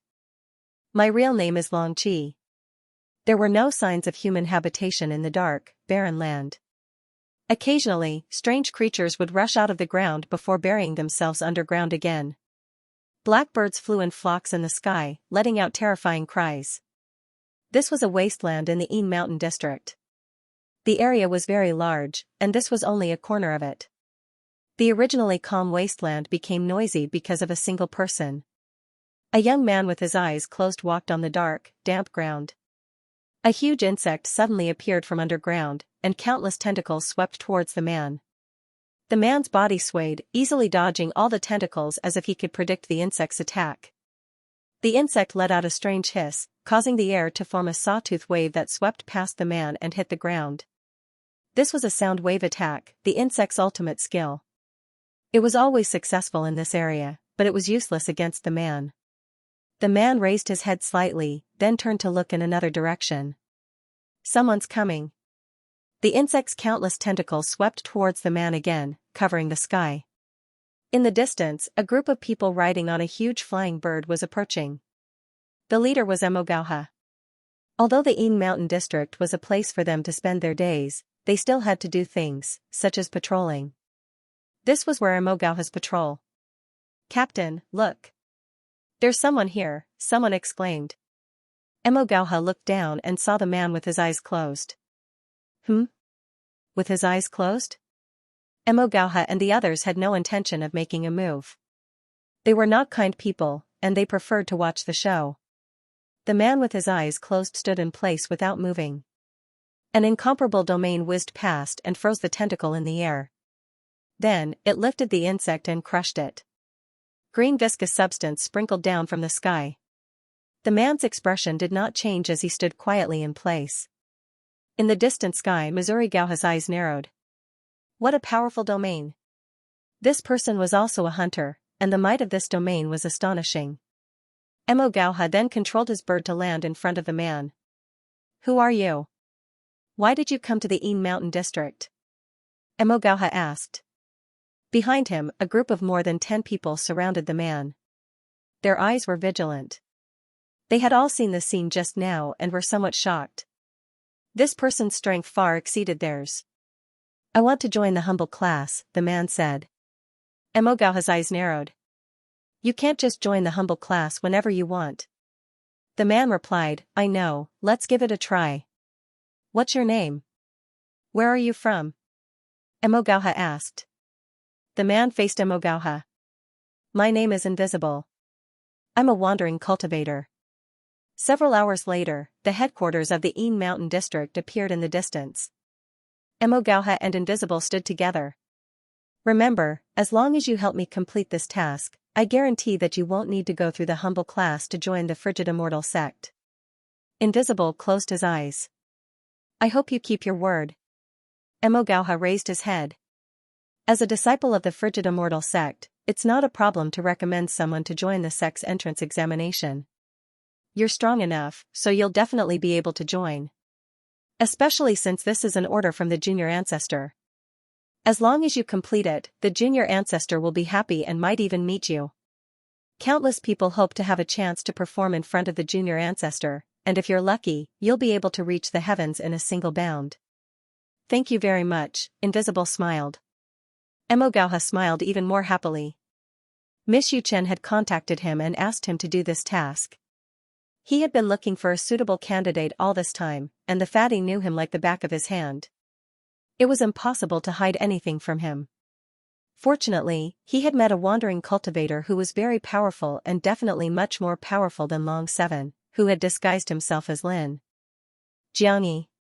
Moreover, this wandering cultivator was determined to join the frigid immortal sect through the humble class. If this person hadn't wanted to join the frigid immortal sect, Emogauha would have thought that Miss Xianxia had sent him to help him complete his task. This person's appearance was the best opportunity for him to complete his task. As they approached the headquarters of the Een Mountain district, Emogauha separated from Invisible Light and led the group back alone. He forbade his subordinates from telling anyone about Invisible Light and pretended that they had never seen this person.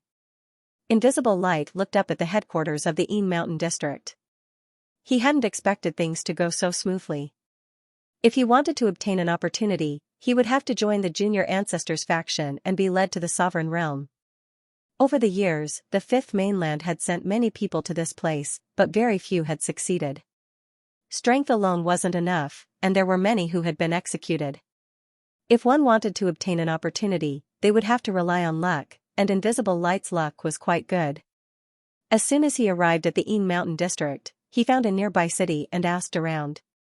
His luck was quite good, as he had coincidentally met two experts from the humble class who were on a mission. He had planned to head to the humble class and use the humble path to join the frigid immortal sect. With his strength, he had been able to attract the attention of the junior ancestor.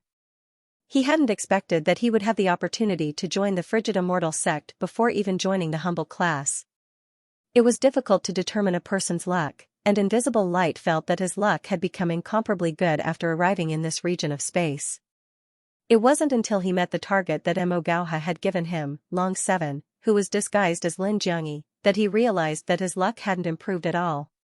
Instead, it was this person in front of him who was truly lucky. This was Long 7? What the hell? Wasn't this Luin? Luin stared blankly at this person who claimed to be a distant relative of the Linjiang clan. What the hell? Wasn't this Invisible Light? How had he become a distant relative of the Linjiang clan?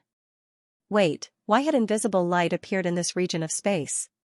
Had he replaced Luin in the top 10? If that was the case, then Lu Yin's guess had been correct. This region of space was very likely where the top 10 were competing for opportunities. If that was the case, then was the Linjiang clan the fifth mainland spy in this region? Many thoughts flashed through Lu Yin's mind in an instant, and the joy of meeting an old friend in a foreign land was completely replaced. Curiosity and conjecture replaced it. Brother Linjiang, this person claims to be a distant relative of yours.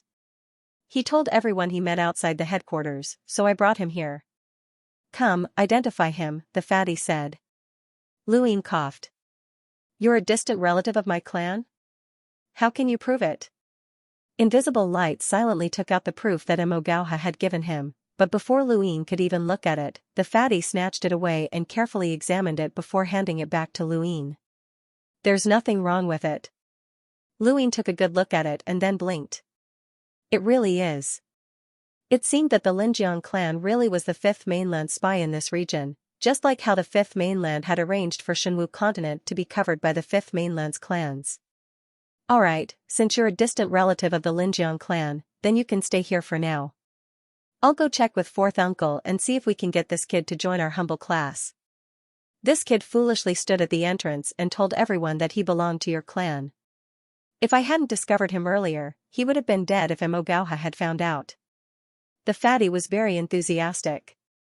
Luin hurriedly expressed his gratitude. This fatty had always been like this to his own people, and he would never refuse help if he could. It was said that this was also the reason why he had been thrown here.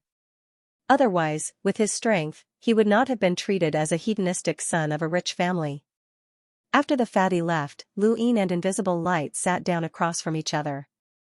You replaced me in the top 10? Luin asked. Invisible Light retorted, You impersonated Long 7? Lu Yin's eyes flashed. You know Long 7? Looks like someone wants to harm me, and they just happened to find you. I guessed wrong, the Linjiang clan isn't a spy from the fifth mainland. Who found you? Invisible Light smiled. Imogauha. Luin was not surprised. That's fast. How did you want to harm me? The Huayuan domain is south of the Yin Mountain district, and there's also a humble class there. There's a family in the Huayuan domain with the surname Zhu. There's a traitor in this family who's known as a spy. Imogauha wanted me to pass this information to you as a gift for finding the main family. He also hopes that you can use this gift to get me to join the Yin Mountain district. Luin was puzzled. What does he mean by passing this information to me? Does he want me to expose the Zhu family? That should be the case. Luin continued, unless the information is false, then I'll be offending the Zhu family. However, they're just a small family, and offending them is meaningless. But if the information is true, and Imogauha knows about it, then the higher-ups must know even more. Why haven't they done anything? There should be some sort of setup, and this Zhu family might be a bait for someone to use to catch a big fish. Invisible Light smiled. The Huayuan domain. Luin nodded. The Zhu family was located in the Huayuan domain south of the Yin Mountain district, and the Huayuan domain also had a humble class. If the Zhu family really is a pawn that the humble Huayuan domain deliberately didn't capture, then I'll expose them and directly offend the humble Huayuan domain. But offending them is one thing, and I'll still be able to capture a human traitor, so I'll only be rewarded. There's definitely a second step, but I don't know the specifics. He won't tell me all at once, but offending the humble Huayuan domain is definitely a bait. If the plan succeeds, then your fate will most likely be caused by them. Luin tapped his fingers on the table. He knew about the humble Huayuan domain, and the sect leader was called Guantong. He was a ruthless person who had made countless contributions and was the complete opposite of Xuesi. More importantly, he had two brothers, Guanhai and Guanyun. They were known as the three heroes of the Huayuan domain. Both Guantong and Guanhai were envoys, and they were the top of the 9 gates of the Central Realm. After offending the humble Huayuan school, Lu Yin's days in the humble school would not be easy. Imogauha could casually list out a crime, and if the humble school of the Huayuan school opened their mouth, even if Luin didn't die, he would lose a layer of skin. With Imogauha's ability, it was impossible for him to obtain information on the bamboo family. It must have been by Xiaohong from the Frigid Immortal sect. Luin was in the humble school, and his status was different. He could not be directly assassinated, nor could he use boundless assassins. The only way was to deal with him within the humble school's rules, and the best way was to make him bear some sort of crime and be expelled from the humble school. Even if he did not die, the White Dragon clan's son-in-law would become a laughingstock in the top realm and even the Void of Trees. Longxi had allowed Luin to join the humble school to protect him, but this had its pros and cons. I didn't expect you to come here early and even become a member of the White Dragon clan, Invisible Light said, his tone full of amazement. He rarely felt this emotional, and Lu Yin's experience was miraculous. Luine smiled wryly. I didn't want to either. Look, there are people in the humble school that I have to deal with. If I'm not careful, I might die. You're very lucky that Emogauha found me. If he had found someone else, you might have fallen into his trap. After all, your identity as a member of the Riverside clan was fake, and you couldn't tell that he was a relative of the Riverside clan. He even had to admit that it was real, and he set you up step by step. Luine nodded. Emogauha was definitely not the one who had schemed against him, and even if he did not have the ability to do so.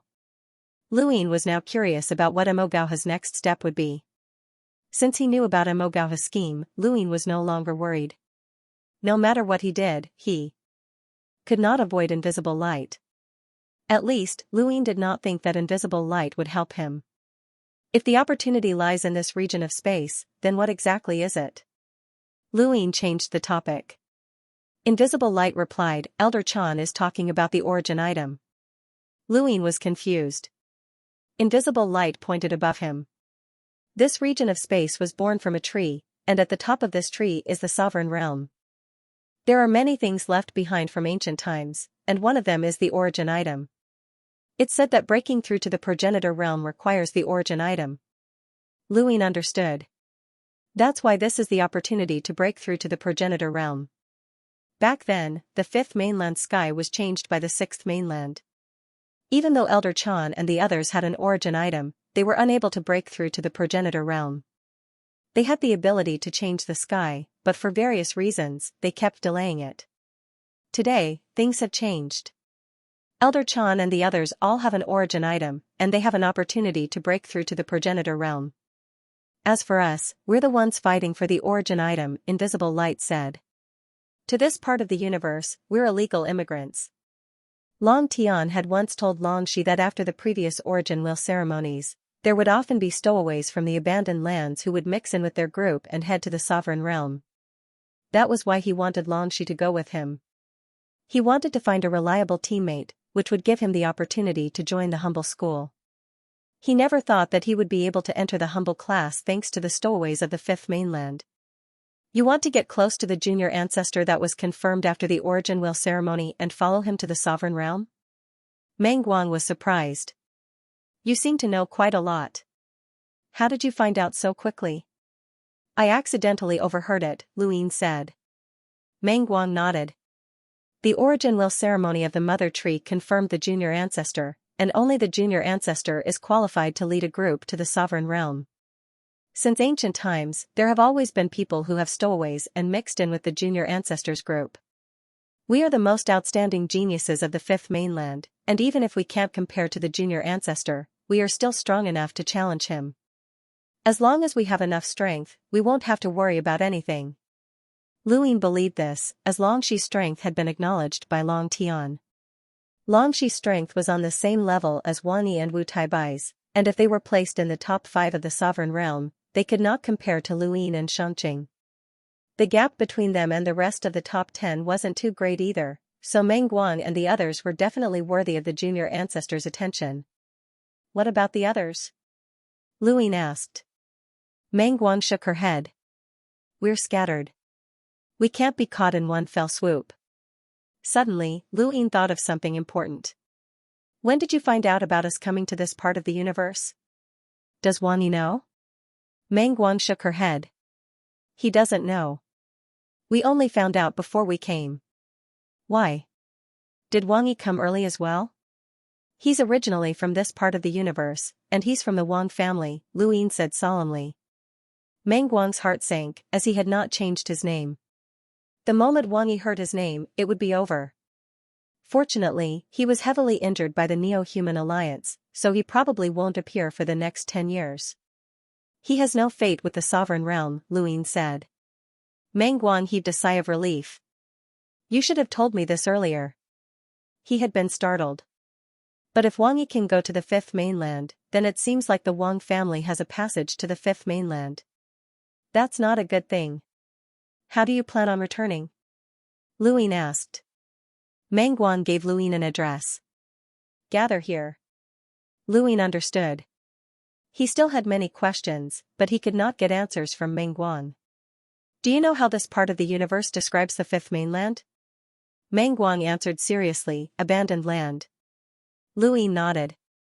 He had more or less guessed why the fifth mainland hated the primeval surnames so much. It was because they had abandoned them. Is the Hall of Honor unable to help you in this part of the universe? Meng Guang was helpless. Things have changed. The origin whale sacrifice is a ceremony for every epoch. Do you know how long an epoch is?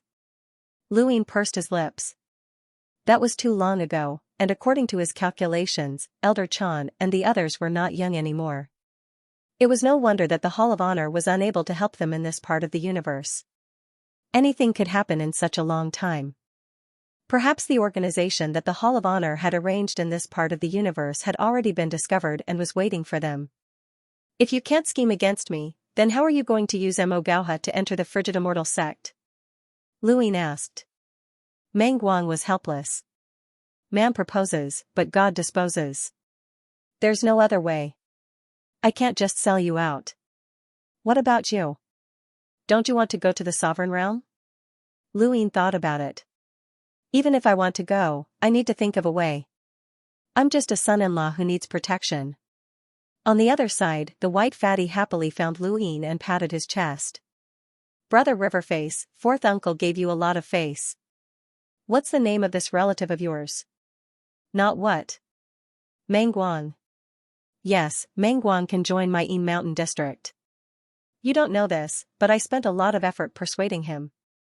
Thankfully, I'm also a captain in the Yin Mountain district and have some prestige. Meng Guang officially joined the humble school and joined the fatties team to follow Lu Yin. Mo Gauha watched coldly from the side. Every time they met, they would mock each other, and he did not treat Lu Yin well. He had never interacted with Meng Guang before, not even making eye contact. However, it was impossible for anyone to make eye contact with Meng Guang, so Mo Gauha simply closed his eyes. Ha ha ha ha, Mo Gauha, look at how strong my team is, isn't it? Look at you, you're just a little kitten. The fatty was very pleased with himself, and he chose the routes that Mo Gauha often took to ridicule him. Mo Gauha sneered. Fatty, don't be so smug.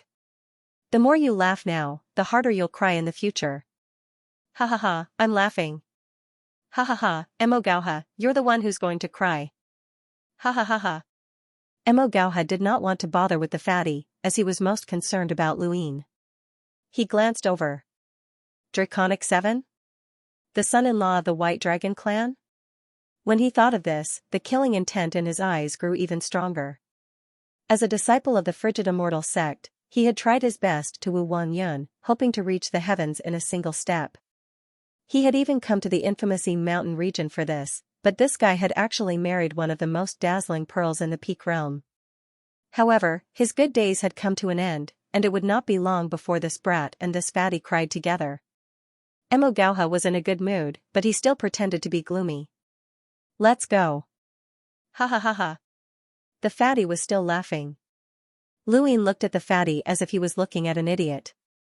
This was a pure fatty who did not know anything and was as clean as a sheet of white paper. Even after Invisible joined, Lu Yin was still the same as before. Fatty Bai would occasionally bring him to Yinshan City to have fun. Fatty Bai was depressed to find that Invisible Light was the same as Lu Yin. She did not have much interest in beauties, and her answer made him even more worried. Meng Guang's answer was, cultivators have to be calm and not be disturbed by external matters. Meng Guang's gaze was strange, and he was even more pretentious than Lu Yin.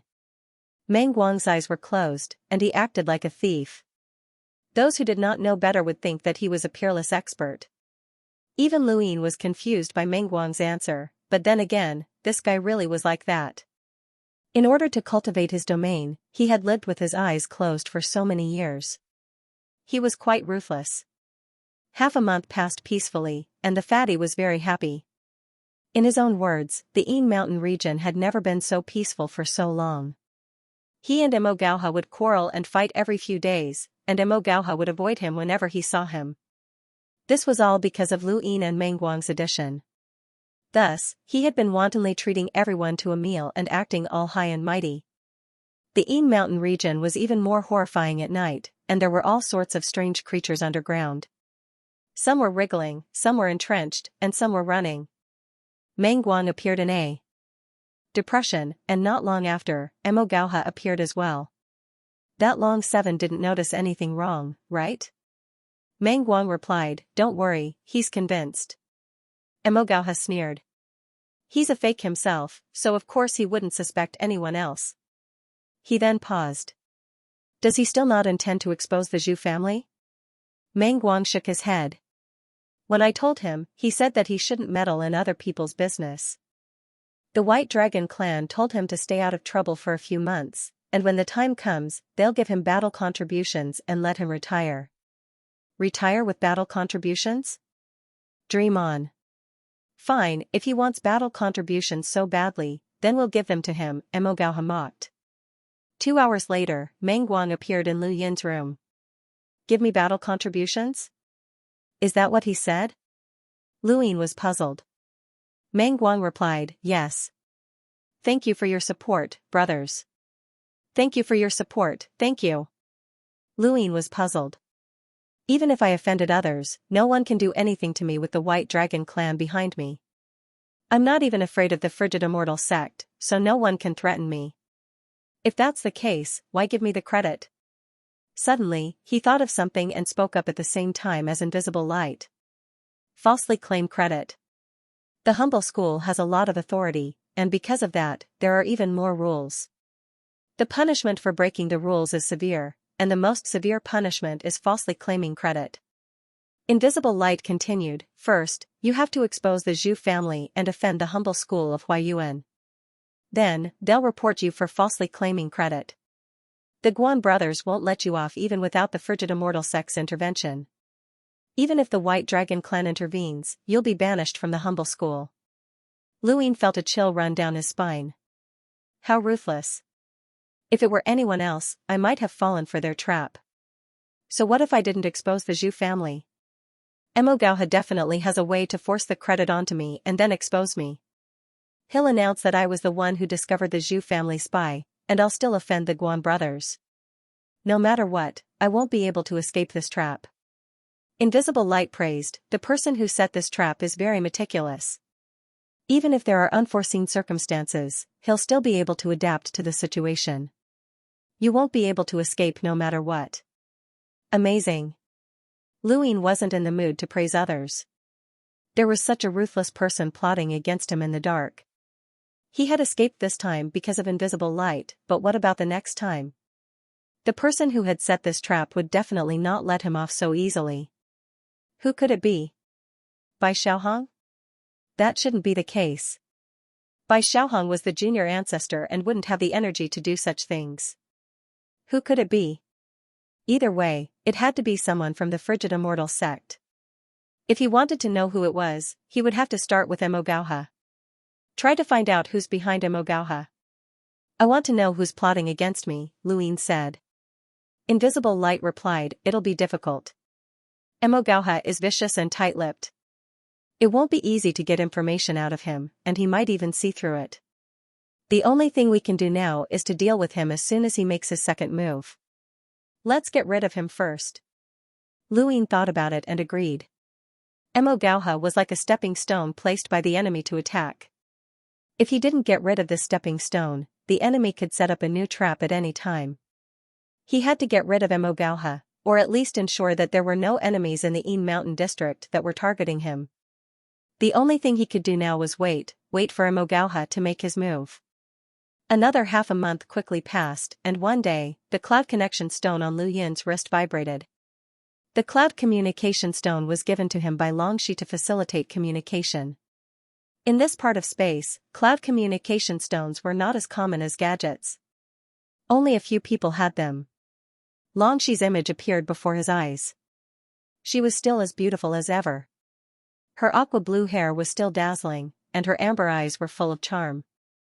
How have you been? Longxi asked. She had been very worried about Lu Yin for the past month, not because she liked him, but because she was worried that the Frigid Immortal sect would make a move on him. Lu Yin didn't tell her about Mo Gauha's plot against him, as it would only make her more worried.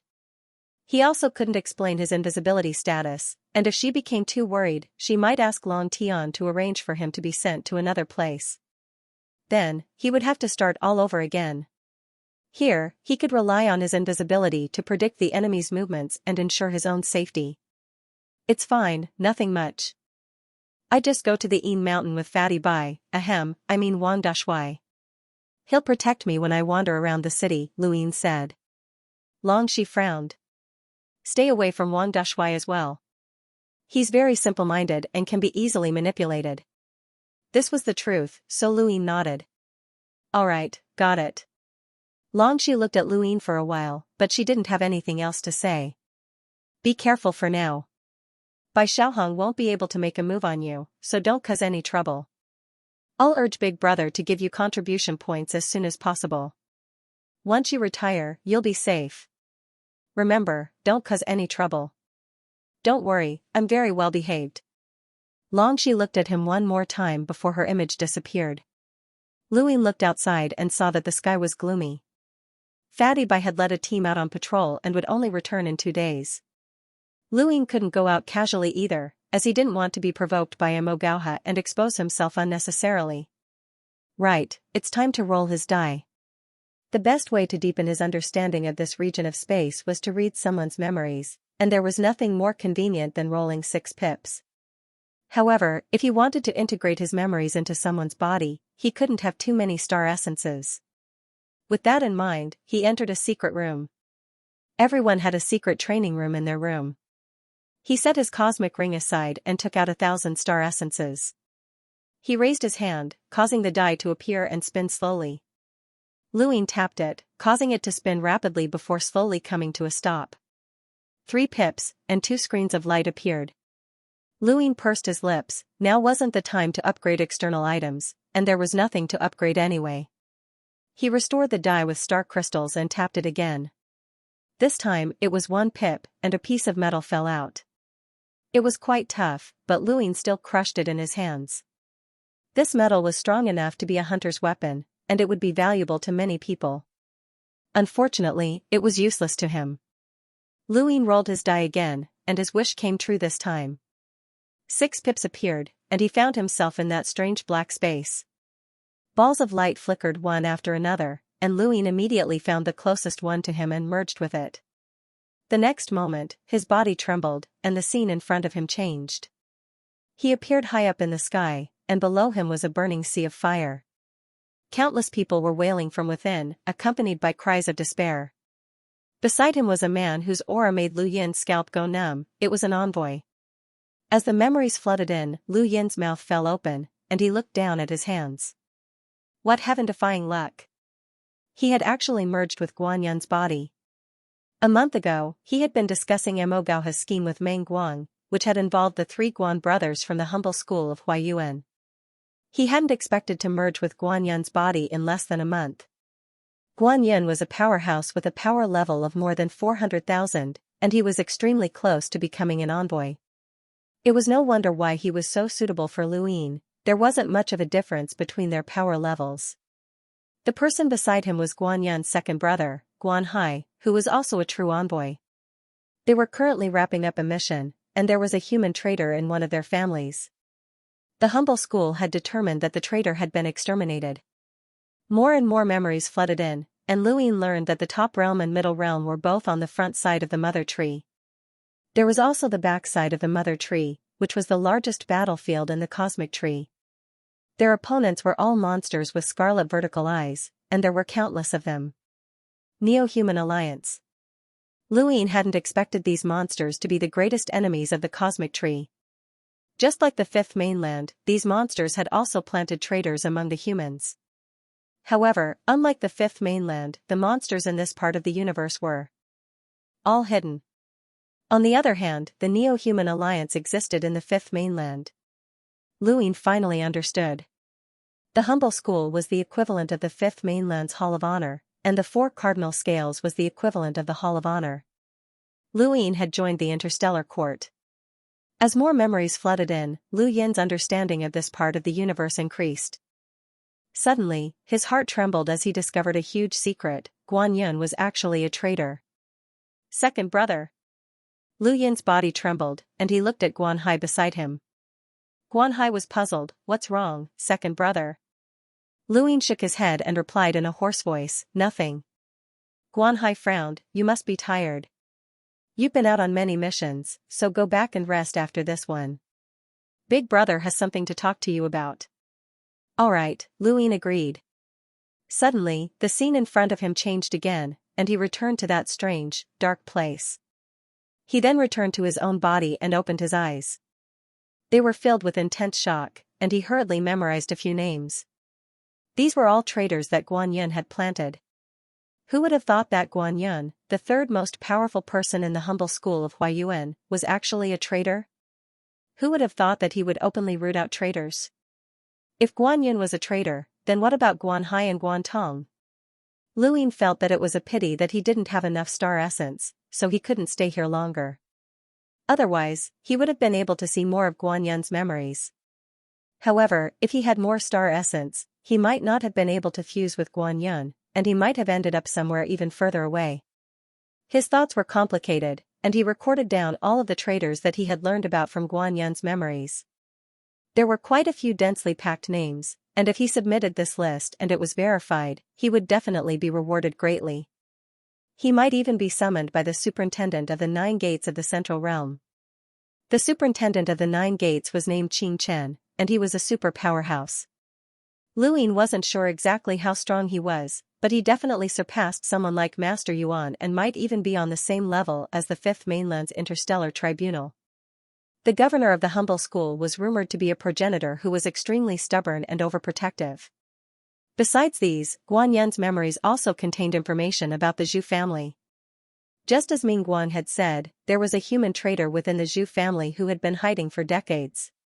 However, there was one difference: this spy was not a bait that the 3 Guan brothers had set up to catch the big fish. The traitor had been planted by Guan Yun, and he had only been exposed by coincidence. Guan Yun still wanted to use him for some other things.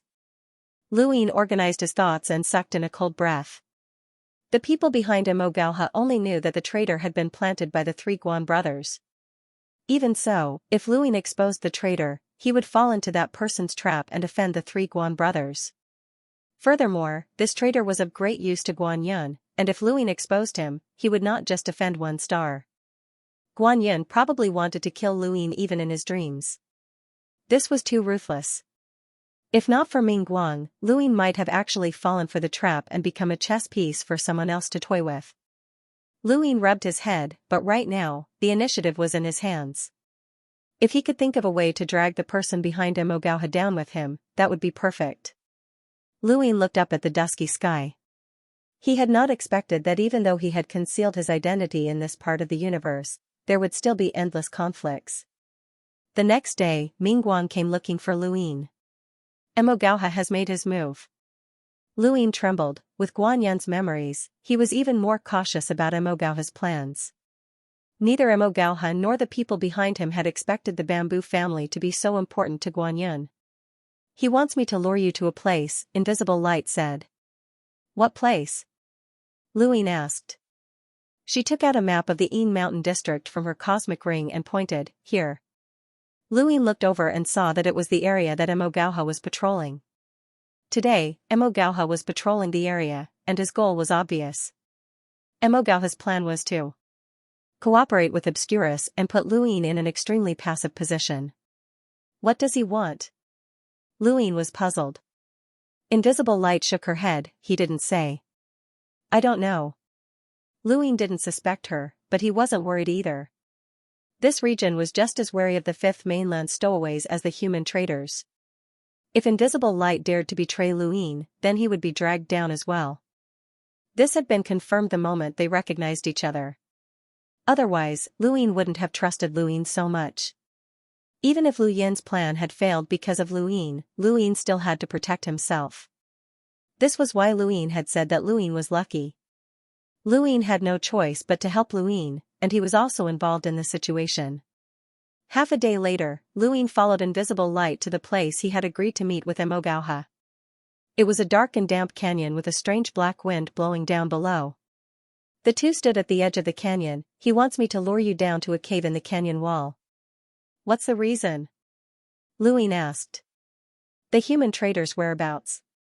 Luin nodded, this was indeed what he needed right now. Longxi's plan had been for him to retire with some contributions, but if he could get some now, he could retire early and enjoy his life better. The people behind Emogauha had put in a lot of effort to deal with him. The human traitor should be down there. Invisible Light's expression suddenly froze. Emogauha sent a message. Luin pretended not to know. He wants me to go down there and kill that person. Then he'll give you the credit. Then, he'll have you expose me in front of the headquarters and expose the fact that I've faked my contributions. At the same time, he'll also expose the fact that I've discovered the traitor in the Zhu family. I've offended the 3 Guan brothers and even faked my contributions. Even if I can make up for it with my contributions, the 3 Guan brothers won't let me off. Invisible Light didn't deny it. Let's go, Luin said as he jumped down and followed. After they left, Emogauha and a few others watched coldly from afar. His lips curled up as he said, Longqi, is it? Today, I'll destroy your reputation and make the White Dragon clan the laughingstock of the 4-direction scale. The edges of the canyon were damp, and from time to time, disgusting and sinister-looking insects would poke their heads out, only to be wiped out by Luin. Not long after, they found a cave. Inside the cave lay an unconscious man. Luin immediately recognized this person as a traitor from the Bamboo family. His eyes narrowed as he thought about Emogauha's schemes, but he hadn't expected them to capture the traitor just to save him the trouble. They didn't even need to expose him. Luin had to clarify the situation himself. Otherwise, he would be accused of indiscriminate murder. It was normal for people to die in the world of cultivation. If no one investigated the matter, everything would be fine. However, the Zhu family was different. Although they were a small family, they were influential. The Bamboo family was influential. Invisible Light attacked from the side, but Luin didn't stop her. It was better to save trouble and hasten Emogauha's death.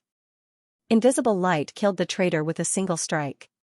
At that moment, a sound came from outside the cave, and Luin and Invisible Light exchanged glances. Emogauha led the way into the cave, followed by a few others. He immediately saw Luin and Invisible Light, as well as the traitor lying on the ground. What are you doing, Lin Jiangyi? Emogauha barked, and the people behind him stared at the two. Luin didn't panic and even pretended to be pleased. What do you mean, what am I doing? Emogauha pointed at the corpse. Did you kill him? Luin was even more pleased with himself, but he didn't admit it. Emogauha didn't need him to admit it. Killing a human traitor was a merit that couldn't be ignored. Do you know who he is? He's the young master of the Huayuan Bamboo family. The Bamboo family has quite a bit of influence in Huayuan and has a good reputation. They have a good relationship with the humble school's sect master and have provided us with many resources. You actually dared to kill him? Come, capture him. Invisible Light spoke up. Our young master killed him because... Shut up, I'm from the Riverside family and a humble family. Captain Mo wouldn't dare do anything to me, Luin shouted, fully acting like a family member who was trying to hide his true motive for killing the traitor for fear that someone would steal his merit. If this situation hadn't been set up by Emogauha, then Lu Yin's actions would have been normal. He had killed the traitor, and when Emogauha brought him to the headquarters for interrogation, the results would have been just as he had expected. Not only was he not guilty, but he had also contributed greatly. If he revealed that the traitor was the traitor, then Emogauha might steal his merit. Emogauha sneered inwardly. He still wanted to hide his merit. This was for the best. The more Luin tried to hide it, the more it proved that he firmly believed in this merit. Take him away. Emogauha barked. Luin was grabbed by 2 commoners and brought back to the headquarters in the Yin Mountain district. The corpse of the Bamboo family member was taken away as well. Invisible Light silently followed behind and returned to the headquarters in the Yin Mountain district. Not long after, the headquarters in the Yin Mountain district boiled over. This place didn't have any missions all year round, let alone murder disputes. Everyone here was a good-for-nothing, so why not just stick to their old profession? Why did they have to take the risk and go on missions? Today, however, Emogauha had actually captured Lin Jiangyi and claimed that he had killed someone from the Huayuan Bamboo family. Fatty Bai rushed back as soon as he received the news. The moment he saw Emogauha, he started cursing at him. Mo Gauha was not to be outdone. He vented all the grievances he had been holding in during this period of time. The two of them cursed at each other for a full 20 minutes. Only when Xianxia appeared did everyone calm down. Xianxia had a headache and looked down at the corpse of the bamboo family member. What happened? Mo Gauha stepped forward and shouted, "Sect Master, this person is the son of the Huayuan bamboo family, Zhu Qing. He was just found dead at the hands of Lin Jiangyi, but he doesn't seem to have any regrets about killing him." The white fatty grew anxious. "Fourth, no, Sect Master, this must be Mo Gauha's doing. Please investigate." Luin was still being held captive by Mo Gauha's subordinates. Xianxia glanced at him and waved his hand, "Come up and explain." Luin was released and walked forward. Just as he was about to speak, a shout came from outside, "Who dares kill someone from the bamboo family?" The voice came from afar, but it arrived in an instant, shaking the void and causing it to distort and churn like waves. Everyone was shocked. This was an emissary. Xianxia frowned and tapped the void with his finger, suppressing the churning space. A figure tore through the void and descended. This was the symbol of an emissary in this region of space. The newcomer was a middle-aged man who stood tall in the sky with a domineering aura about him. His sharp gaze swept across the crowd, making them feel as if their faces had been scraped by a knife. It was abnormally uncomfortable, and no one dared to look him in the eye. Lu Yin's eyes narrowed when he saw the man, Guan Tong. He hadn't expected him to come. Suddenly, he looked at Mo Gauha and saw that the man's eyes were filled with glee and schadenfreude. It seemed that Guan Tong's arrival had not been an accident. It had been a coincidence that the people from the bamboo family had been left in a cave in the canyon, and Guan Tong's arrival had been part of the scheme of the people behind Mo Gauha. If Luin had fallen for their trap, he would have definitely been thrown into the abyss. Mo Gauha sighed inwardly. Miss Yuchen's plan was flawless. She had gotten Long Seven to admit that he had killed Zhu Qing and exposed her as a traitor, which would directly offend Guan Tong, the sect master of the Huayuan sect. Then, Guan Tong had arranged for someone to come out and accuse Long Seven of stealing the credit. Even if Long Seven had discovered that Zhu Qing was a traitor, it wouldn't have been enough to completely offset his crime of falsely claiming credit. Long Seven had exposed Zhu Qing as a traitor and offended Guan Tong, so Guan Tong would definitely make this crime worse. Xianxia would not let him off so easily in front of Guan Tong. His merits would offset his faults, and Long Seven would at least be banished from the humble classes. Miss Yuchen would definitely have other plans for what to do when the time came, and even if she hadn't acted, Guan Tong would not have let Long Seven off. On the other hand, Mo Gauha had helped Miss Yuchen enter the eyes of the junior ancestor, and he had even dealt a blow to that fatty. It was perfect. Thinking about all of this, Mo Gauha felt like he was suffocating, and he wanted to vent it all out. He felt that every step he had taken had fully demonstrated his intelligence, and he would definitely be able to appear in front of the junior ancestor and even become his trusted aide. His status in the frigid immortal sect would also greatly increase, and he would no longer need to curry favor with Wang Yun. As for that fatty, he had long since been left in the dust. Sect Master Zhua, why did someone from my Huayuan Zhu family die in your Yin Mountain district? You must give me an explanation. Guan Tong barked. His tone was rather unpleasant, and he didn't give Xianxia any face at all. Everyone in the Central Plain realm knew of Xianxia's style. He was a retired man who posed no threat at all. Xianxia rubbed his ears and looked at Luin helplessly. Tell me, what happened? Mo Gauha looked at Luin and screamed inwardly, admit it. Then expose Zhu Qing as a traitor and be proud of yourself. This moment is the peak of your life, and it is also the turning point of your fate. Luin faced everyone's gazes, and he glanced at Mo Gauha's smug expression. He raised a hand and pointed at Mo Gauha. He killed that person. Mo Gauha was stunned, and so were everyone else. Guan Tong's sharp gaze landed on Mo Gauha. Mo Gauha was at a loss. This wasn't part of the script. What did it have to do with him? There shouldn't be any connection at all. What did you say? Mo Gauha looked at Luin blankly. Luin seriously explained, you were the one who killed that person from the Zhu family and threw his corpse in the cave. You tricked me into falsely claiming the battle credit. I, Lin Jiangyi, am an upright person, and I would never falsely claim someone else's battle credit. Mo Gauha almost spat out blood, and his eyes widened in anger. Bullshit. I'm not your father, so why would I give you the battle credit? You killed someone from the Zhu family, so what kind of bullshit battle credit is that? When he heard Mo Gauha's excuses, Lu Yin waved his hand.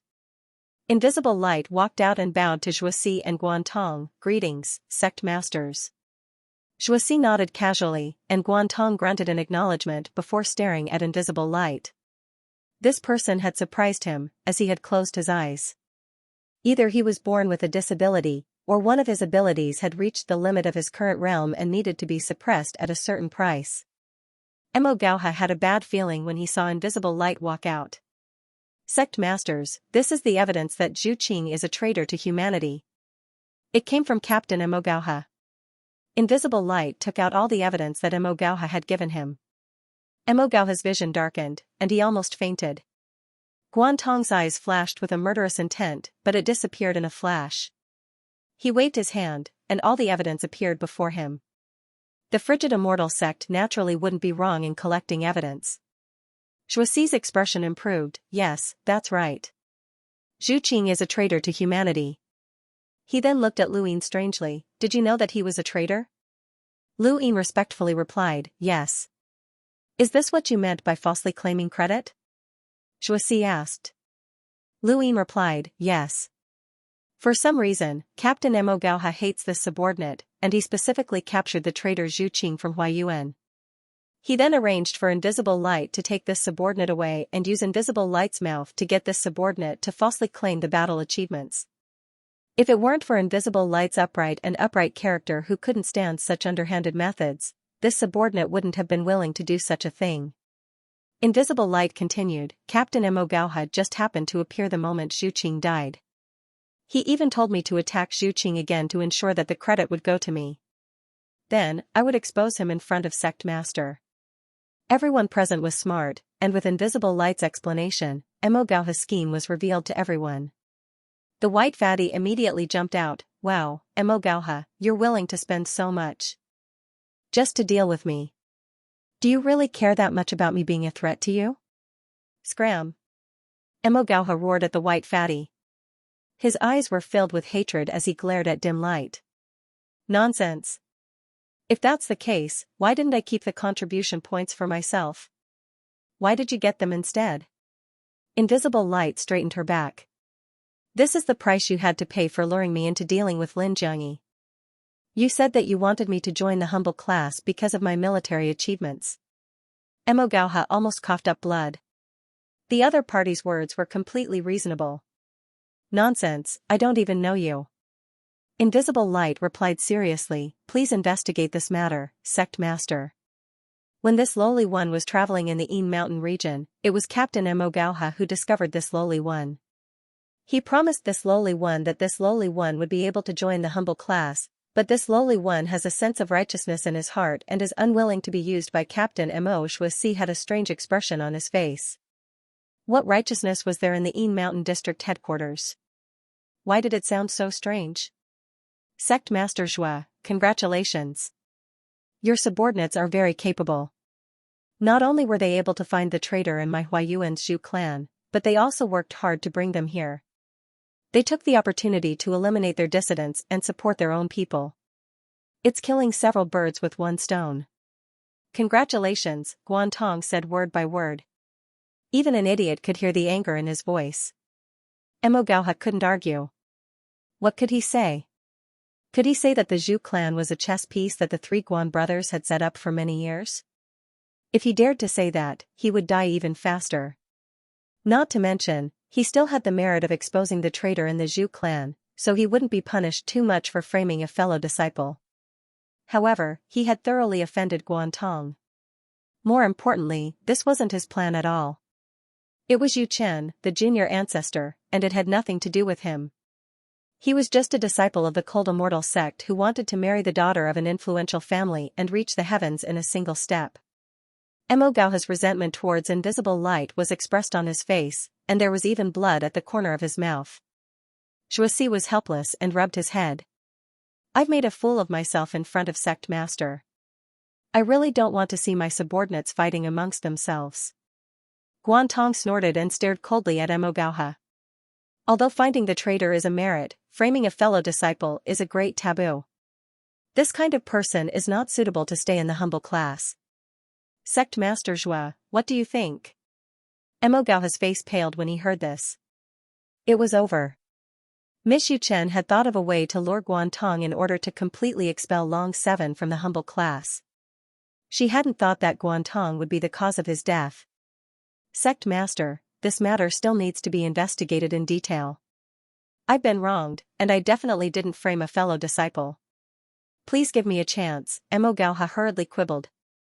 He couldn't be expelled from the Een Mountain district, or else his life would be over. He would become the laughingstock of the entire Cold Immortal sect, and even the sect's reputation would be tarnished. Once that happened, what awaited him would be a miserable fate. The white fatty was pleased with himself. Emogauha, you spent so much just to deal with me. Only you could think of something like that. You're really stupid. You discovered the traitor in the Zhu clan and immediately reported it to the sect, and you'll have enough merit to surpass me. Unfortunately, you've given up the only chance in your life to defeat me. Emogauha was furious. Shut up, damn fatty. What qualifications do you have to be my opponent? The one I want to deal with is Lin Jiangyi. Bah, Long 7. Everyone was stunned. The white fatty was confused. What Long 7? Emogauha gritted his teeth and pointed at Luin. This guy isn't from the Linjiang clan, and he's not called Lin Jiangyi. He's Long 7, the son-in-law of the White Dragon clan. He married the princess of the White Dragon clan and is envied by countless people in the top realm. He's Long 7. Everyone stared at Luin in disbelief. Even Guantong and Zhuasi were shocked. This guy was Long 7? Luin shrugged, as he knew that. He couldn't hide it any longer. Emogauha had been driven into a corner, and he would definitely reveal everything in order to protect himself. Unfortunately, Emogauha had been too stupid. If he hadn't revealed his own identity, the people behind him would have been easier to manipulate, and they could have continued to deal with Luin. For this reason, they might have even saved Luin. However, Emogauha had been driven into a corner and revealed his own identity. It didn't matter whether or not he revealed the people behind him, as everyone knew who they were. He had basically betrayed Bai Xiaohong, and the fact that Bai Xiaohong hadn't dealt with him was already benevolent. There was no way that Bai Xiaohong would save Emogauha. Emogauha couldn't rely on exposing his own identity to be saved. Emogauha was a complete joke. Now, everyone understood why Emogauha had spent so much effort to deal with Lin Jiangyi. His target was the son-in-law of the White Dragon clan, someone from the four-way scales. Emogauha hadn't been the one to set up this trap, but rather the legendary junior ancestor. Guantong looked at Luin deeply before leaving. He had been used by Bai Xiaohong. No one was a fool, and Luin had been able to see through Emogauha's scheme. Everyone present had been used as pawns. Guantong would remember this, not just towards Bai Xiaohong, but also towards Luin. After all, he was the cause of everything, but he definitely didn't hate Luin as much as he did Bai Xiaohong. Luin didn't care about Guantong's attitude. His identity had been exposed, and he hadn't done anything wrong. Since Guantong couldn't deal with him, he had to swallow his anger.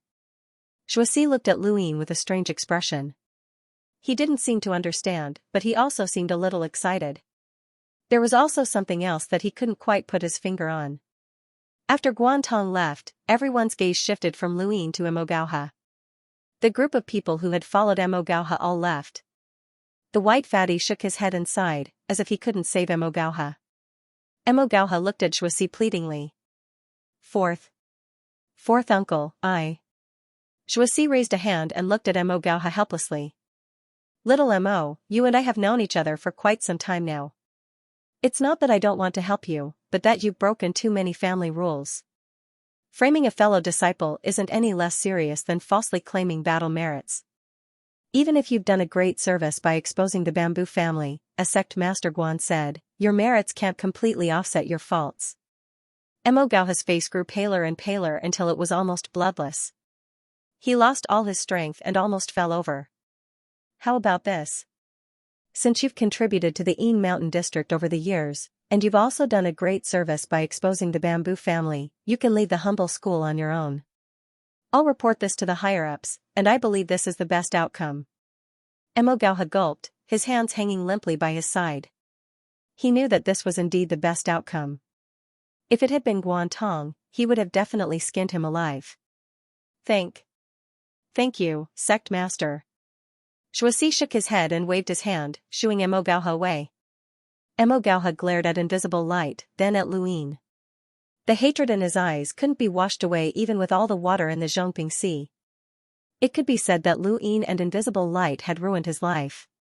Of course, this was also a result of his own actions. He didn't even dare to contact Miss Yuchen. After all, he had exposed Lin Xianxia's Long Qi, which was tantamount to betraying the junior ancestor. Now that he had reacted, it was too late for regrets. Without any harsh words, Emogauha left the Een Mountain District bleakly. The only person to send him off was Fatty Bai. In Fatty Bai's words, Luin was an opponent who was only slightly weaker than him. Luin looked at Fatty Bai, who was waving goodbye in the distance, and then at Emogauha, who was forcefully suppressing his hatred and anger as he left. What would happen to him in the heavens? He had no foundation, and he had relied on his fake identity to make an enemy out of the frigid immortal sect. The further he went, the more enemies he would make with his current identity. Luin looked up at the Peak Realm, and a thought suddenly appeared in his mind. Back when he had been suppressed by the Day-Night clan in Astral 10, he had also faced a similar situation. Why did he always run into trouble wherever he went? That night, in Shadow Peak City, Fatty Bai, Wang Dashui, warmly invited Luin to a banquet. He wasn't displeased that Luin had concealed his identity. Brother, I understand you, and I also understand the situation in the Peak Realm. You've taken the most dazzling jewel of the Peak Realm, and no one is happy about it. There are too many people who want to mess with you, and Emogauha is nothing. There must be someone behind him, Fatty Bai said drunkenly. Luin raised his brows, as he had thought that Fatty Bai was really stupid. His heart was as clear as a mirror. Princess Long She is the dream of every man in the Peak Realm, but she was taken away by you. Actually, you should be thanking Bai Xiaohong. If it weren't for him, you wouldn't have been able to obtain her. Luin smiled bitterly. But I don't have time to thank him. He wants to kill me. The fatty patted Lu Yin's shoulder. Don't worry, the White Dragon clan isn't as powerful as the frigid immortal sect, but they won't be bullied. Who doesn't have an ancestor to back them up? If you push them too far, they'll turn over the White Dragon, just like how they turned over the entire Lu. The fatty suddenly sobered up and looked around fearfully before sighing in relief. Luin was confused. What Lu? The fatty immediately gestured for him to keep quiet, and his face, which had been red from drinking, immediately paled. Don't talk about that. Lu Yin's eyes flashed. There was clearly no one else here, but the fatty was so scared because of one sentence. Could it be that this sentence involved some important secret? The White Dragon turning over, Lu? Lu? Was it Lu? Or was it the Lu family? Although he didn't want to think about it, Luin felt like he was starting to understand something. He suddenly recalled what Long Shi had said, the White Dragon turning over was enough to push the entire top realm away. What did that have to do with the Lu family? Fatty White's words sounded more like he was pushing the entire continent out. Lu Yin's thoughts were in a mess, but he was interrupted by the fatty. Don't worry, brother. In the Een Mountain region, Fourth Uncle doesn't care about anything and doesn't participate in any fights. It's useless for the frigid immortal sect to look for him. As for me, I'm from the Wang family and don't get along well with the frigid immortal sect, so I won't cause trouble for you. At least in the Een Mountain region, you'll be safe. Luin wanted to ask about that sentence, but seeing that the fatty had woken up from his drunken stupor, he knew that he couldn't. Right, no matter how stupid Emogauha is, he wouldn't find someone who could betray him at any time to scheme against you. How did you deal with Invisible? The fatty asked curiously. Many people were curious as well. No one believed the Invisible Light's nonsense about having righteousness in his heart. It was all bullshit. Luin smiled. He's an old friend of mine, but we haven't seen each other in many years. I saved his life back then. Ha ha ha, that idiot Emogauha is so unlucky to have found someone like you. Ha ha ha. The fatty laughed so hard that he was about to cry. Luin also found it funny, but he didn't know if it was his luck or Emogauha's bad luck. Emogauha's calculations were very ruthless, but he was just unlucky. At this moment, the door was pushed open. Luin and Fatty Bai turned around to see Wang Yun looking at them coldly. Seeing that it was Wang Yun, the white fatty quivered and grinned. Oh, it's Sister Yun. Why haven't I seen you for a while? He went out? Wang Yun didn't pay any attention to the fatty, and instead stared at Luin. I heard that you were the one who took Emogauha away? Luin blinked. No, he suffered the consequences of his own actions. Wang Yun said coldly, he's not that stupid to do such a thing as soon as he arrived at the Yin Mountain region. I heard that you are Longxi's husband, Longqi? Luin nodded. Wang Yun's tone became even worse. If you see Longxi in the future, tell her that I won't let go of what happened back then. After saying this, he slammed the door and left. Luin stared blankly at Fatty Bai. The white fatty spread out his hands. They have a grudge. What grudge? Luin asked, feeling a headache coming on. He had just taken Emogauha away, and now there was an even more ruthless person. Fatty Bai carefully ran to the door and opened it to take a look outside. He relaxed when he saw that Wang Yun wasn't there and returned to his original position. He whispered to Luin, Wang Yun was often bullied by Longxi when he was young. The worst time was when Longxi painted his entire face yellow and even took a picture of him. Luin was stunned. Was that even possible? Why did this sentence sound so out of place? The picture didn't seem to match the atmosphere of this region of space, but it didn't make much of a difference. Some of the peaks of the White Mountains had developed technological civilizations, and this region of space was similar to the Fifth Mainland in that it had all sorts of civilizations. Longxi spread that picture everywhere, and from then on, Wang Yun hated Longxi so much that he clenched his teeth, Fatty Bai said, trying to stifle his laughter. Luin was speechless. Wang Yun won't help the frigid immortal sect deal with me because of that, right? Fatty Bai shook his head. That won't happen. Dealing with you involves the conflict between the frigid immortal sect and the White Dragon clan. Wang Yun won't dare to interfere. He's not that stupid. Luin was puzzled. Why was Wang Yun bullied by Longxi? Is there a huge difference in their strength? They look about the same age. Fatty Bai looked at Luin strangely with a puzzled expression. Lu Yin's heart skipped a beat. Oh no, he'd said the wrong thing. Brother, your White Dragon clan has a special bloodline that makes you different from normal people. Your lifespan is 100 times that of a human's. Based on appearance, Longxi looks about the same age as Wang Yun, but in reality, Longxi was almost 100 years old when Wang Yun was born. Due to her slow growth, she still looks like a 5 or 6-year-old human. Isn't it normal to bully Wang Yun? Luin hadn't expected the White Dragon clan to have such a special characteristic. Sigh, you White Dragons like to show off your special bloodline, Fatty Bai shook his head helplessly. Luin relaxed and smiled. I'm not showing off. I just blurted it out, that's all. Fatty Bai shook his head gloomily. The next day, Zhuoxi summoned Luin. Since Lu Yin's identity had been exposed, it was no longer suitable for him to be an ordinary person in the Yin Mountain region. Thus, he would replace Emogauha as one of the leaders of the humble families in the Yin Mountain region. In other humble families, a leader's position wouldn't be so casual, but it was different in the Yin Mountain region. Here, whoever had a stronger background would be the leader. Emogauha was a leader because of his background in the Frigid Immortal sect. Wang Dushui was also a leader because of his background in the Wang family. Now, it was normal for Luin to become a leader because of his background in the White Dragon clan. However, no one had chosen to side with him. Previously, those who had chosen to side with Emogauha had looked down on Luin.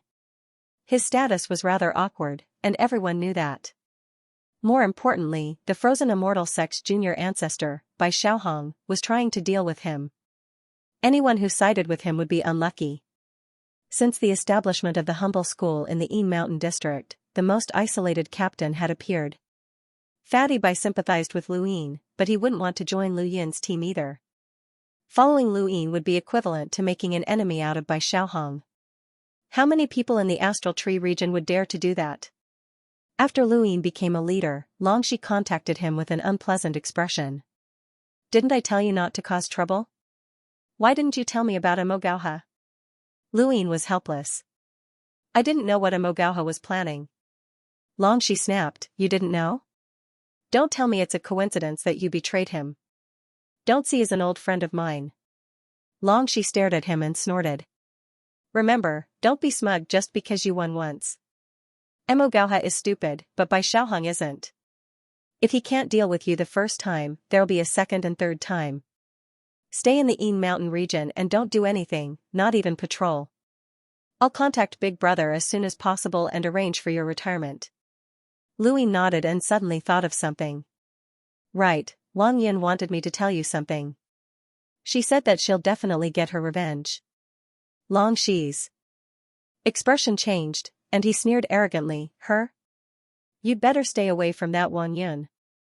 There's something wrong with that woman's head, and she likes to court death. She's courting her own death all the way to the Yin Mountain district. Don't drag her down with you. Lu Yin grunted in acknowledgement. Longxi ended the call with Lu Yin and immediately contacted Long Tian to arrange for Lu Yin's retirement as soon as possible. Long Tian was surprised. I underestimated your husband. He was actually able to break Yuchen's plan. Longxi's expression changed slightly. The Yin Mountain region's plan came from that woman? Who else? She's Bai Xiaohong's most loyal and beautiful lackey. She's famous for scheming against others, and Bai Xiaohong doesn't have the heart to scheme against that Longqi of yours. Longxi's expression turned serious. Longqi was lucky this time. The person they found was his old friend, but he won't be so lucky next time. That woman rarely makes mistakes when scheming against others. Long Tian said, I know how vicious that woman can be. How about this, he'll stay in the Yin Mountain region for another month at the latest. I'll arrange for him to retire as soon as possible. Actually, according to the rules, it's impossible to retire right after joining the humble class, but I'll pay a price. Longxi's tone was low. I'll do my best to help you compete with others in the ruler realm. Long Tian was satisfied. Then it's settled. Seeing Long Tian's image disappear, Longxi remained silent. Anyone with a bit of knowledge would know how dangerous the Dominator realm was. In the past origin wheel ceremonies, less than half of the people who entered the Dominator realm could come back alive, and only 1 or 2 people could get the opportunity. It was normal for the young ancestor to die. Although she was not weak and had a treasure to protect herself, the chances of her coming back alive were not much higher than others. Those who could enter the Dominator realm were all at her level. Most importantly, her relationship with her brother Long Tian was only SOSO, and he wouldn't care about her at all. If Long Tian had restrained Bai Xiaohong, she wouldn't have been in such a difficult situation. On the surface, she was the princess of the White Dragon clan and enjoyed limitless glory, but in reality, she couldn't even decide her own marriage or living environment. Unconsciously, that figure appeared in her mind again. That warm smile, that person whom she had admired for her entire life. Unfortunately, she would never see him again. Longxi shook her head and sighed. Her long blue hair draped over her shoulders as she clenched her fists. In this universe, being weak wouldn't earn her any sympathy. She had to arm herself with a strong appearance in order to live a better life. Right now, she didn't just have to worry about herself, there was someone else as well. She raised her hand and contacted Lu Yin with the cloud connection stone. Lu Yin was puzzled. Longxi had just contacted him, so why was she calling again? Was she worried about him? Do you know who schemed against you? Longxi asked Lu Yin with a deep gaze. Lu Yin was curious. Who? This scheme had been flawless, and it reminded Lu Yin of Wei Rong, who could determine victory outside of the battlefield. Yu Chen, Bai Xiaohong's personal maid. She's famous in the top realm, Longxi said. Lu Yin was shocked. A woman? Longxi's gaze turned cold. Are you looking down on women? Of course not, Lu Yin hurriedly replied. Longxi coldly replied, this woman helped Bai Xiaohong resolve many matters that the frigid immortal sect couldn't easily deal with. She has many tricks up her sleeve, and very few people who have been targeted by her have been able to escape. Even many of the older powerhouses in the four cardinal scales are wary of her. You can say that she's the other side of Bai Xiaohong. Lu Ying frowned. Someone like Wei Rong hated making an enemy out of such a person. Even if he had the means to suppress her, it would still be very difficult for him to win. Back when the Great Eastern Alliance had been suppressing the Wei family, they had still been delayed by Wei Rong for such a long time. If only Wei Rong or Wang Wen were here, Lu Ying thought to himself. I'll remind you again, don't go out. This woman has many tricks up her sleeves, and she can deal with you in ways you can't even imagine. You were lucky this time, but good luck won't last forever, Longxi warned sternly. I've already urged elder brother, and he'll let you retire within a month. That means that you just have to be obedient for a month. Lu Ying nodded. Longxi looked at him seriously. After a month, you'll be brought to the top realm and officially join the main bloodline of the White Dragon clan. You'll have no worries for the rest of your life, so this 1 month is very important to you. Don't make any mistakes. Lu Ying rubbed his head. Longxi's second warning had made him cautious. Even this princess of the White Dragon clan was wary of her, which showed how troublesome this woman called Yu Chen was. After joining the humble class, Lu Ying had understood the rules of the humble class.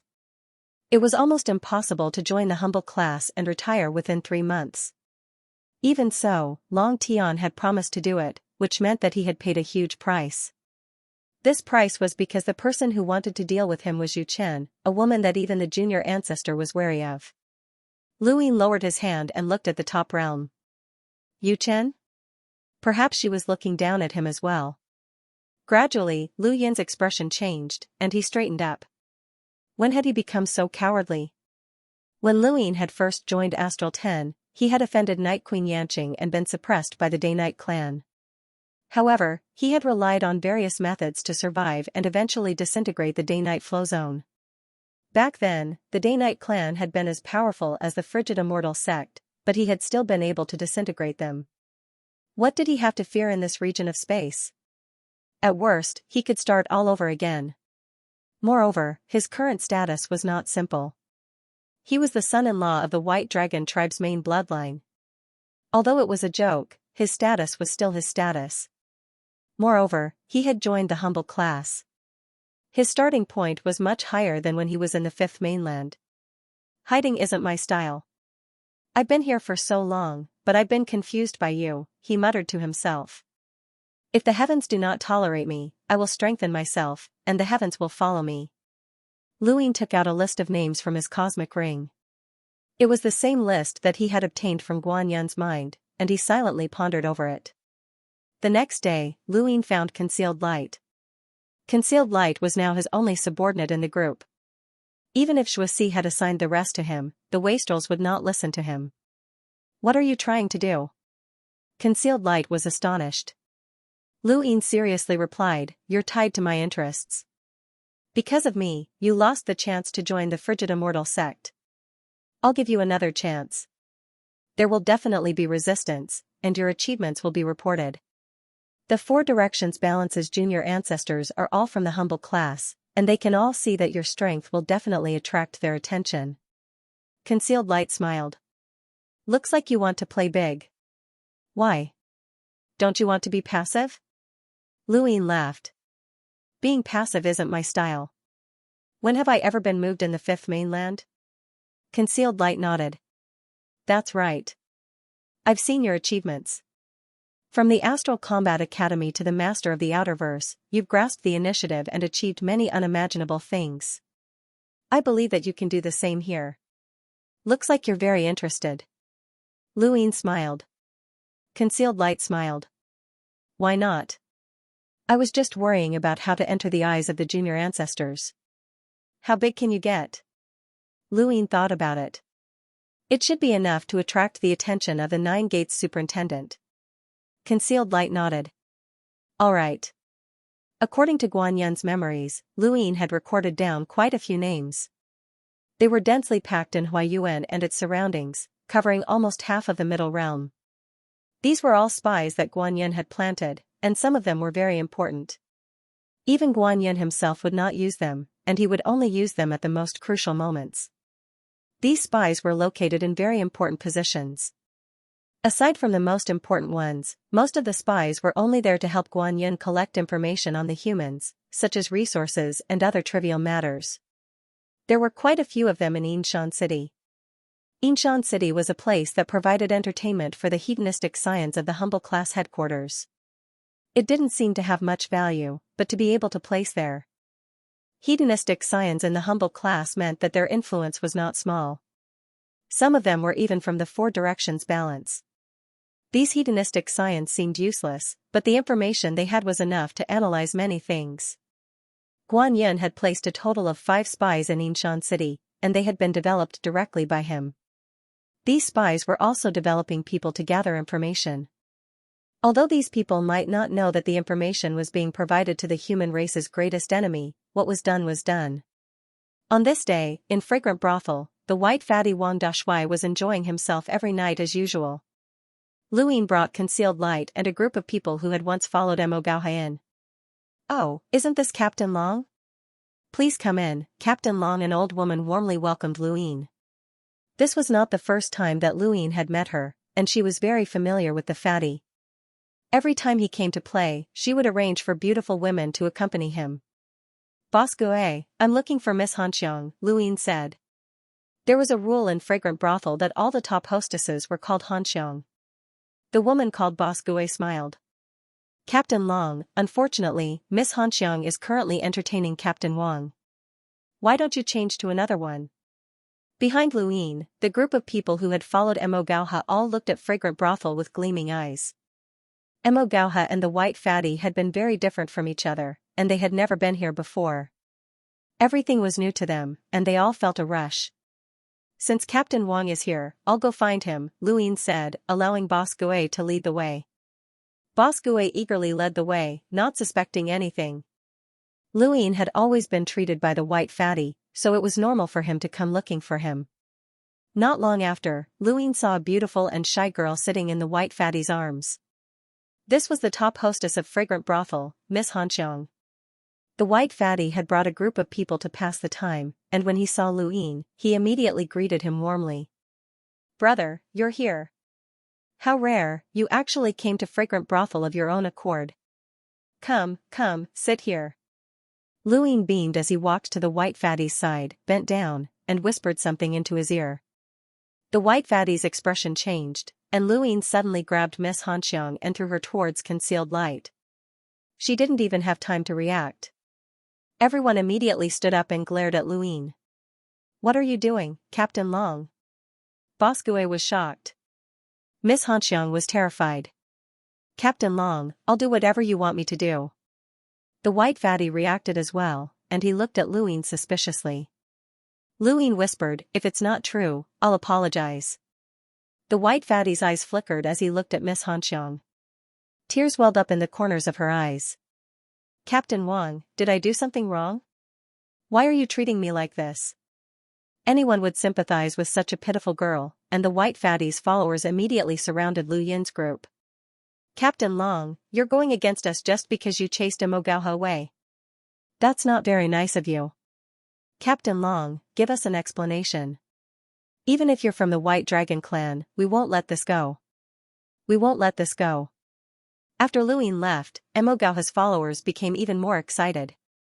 They were already at odds with the white fatty, and now they were all red in the face as they cursed loudly. The white fatty raised a hand, his expression solemn. "Brother, are you sure you want to do this?" Luyin seriously replied, "If I'm in the wrong, I'll definitely admit it." The white fatty nodded and waved his hand. "Let them leave." "Thank you," Luyin said before leading his group away. Many people started discussing behind him, most of them saying that Luyin had refused to acknowledge Wang Dashui after taking his position. They also said that he was a scoundrel who was intoxicated by success, or that he was scheming.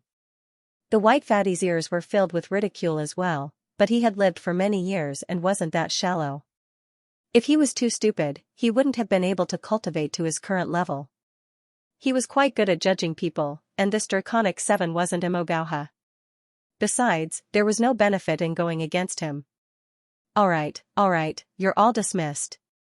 Come back tomorrow, the white fatty impatiently waved them away.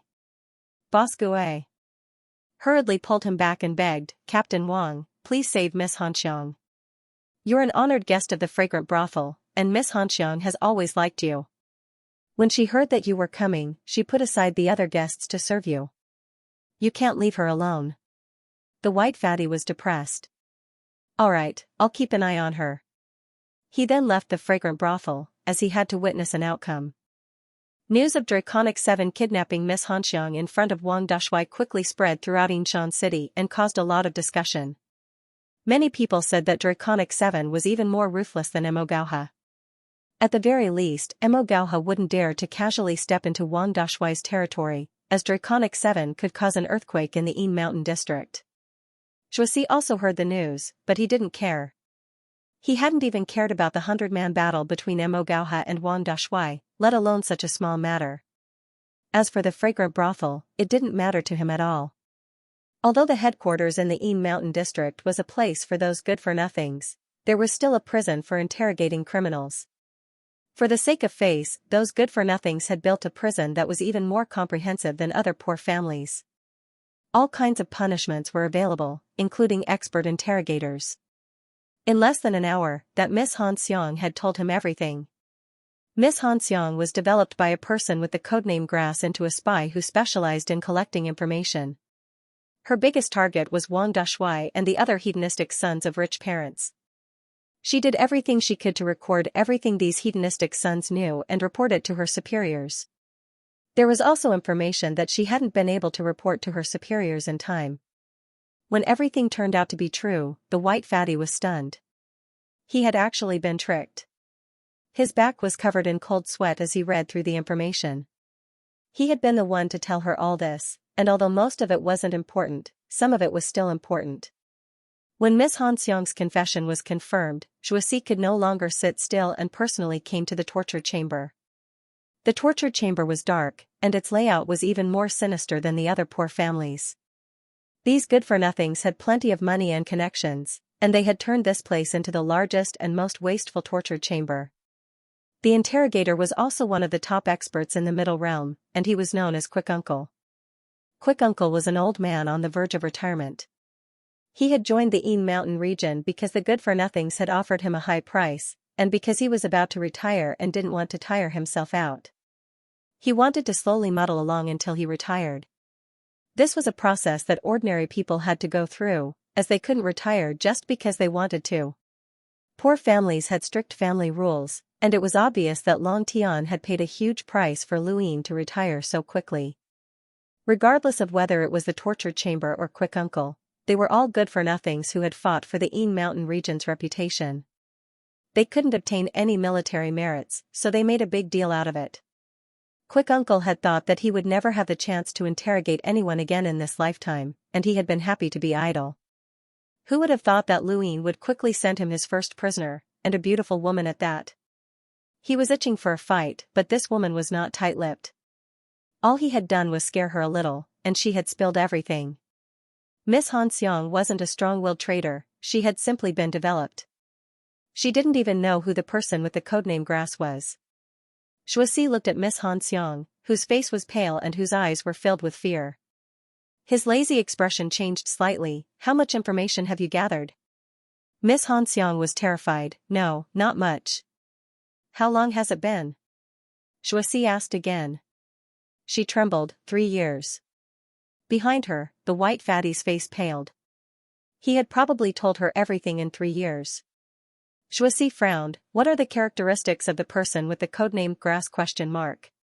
Miss Hanxiang shook her head. No, I don't know. Every time he appears, he's always so mysterious. I don't even have the ability to see him clearly. Whether it was Zhuoxi or Luyin, they all believed this because Miss Hanxiang was only a melder. To them, she was just an ordinary person. Zhuoxi looked at an old man with bulging muscles and a white beard. It was Uncle Kuai. Uncle Kuai, did she tell you everything? He didn't ask Miss Hanxiang, but asked Uncle Kuai instead. This was his trust in Uncle Kuai.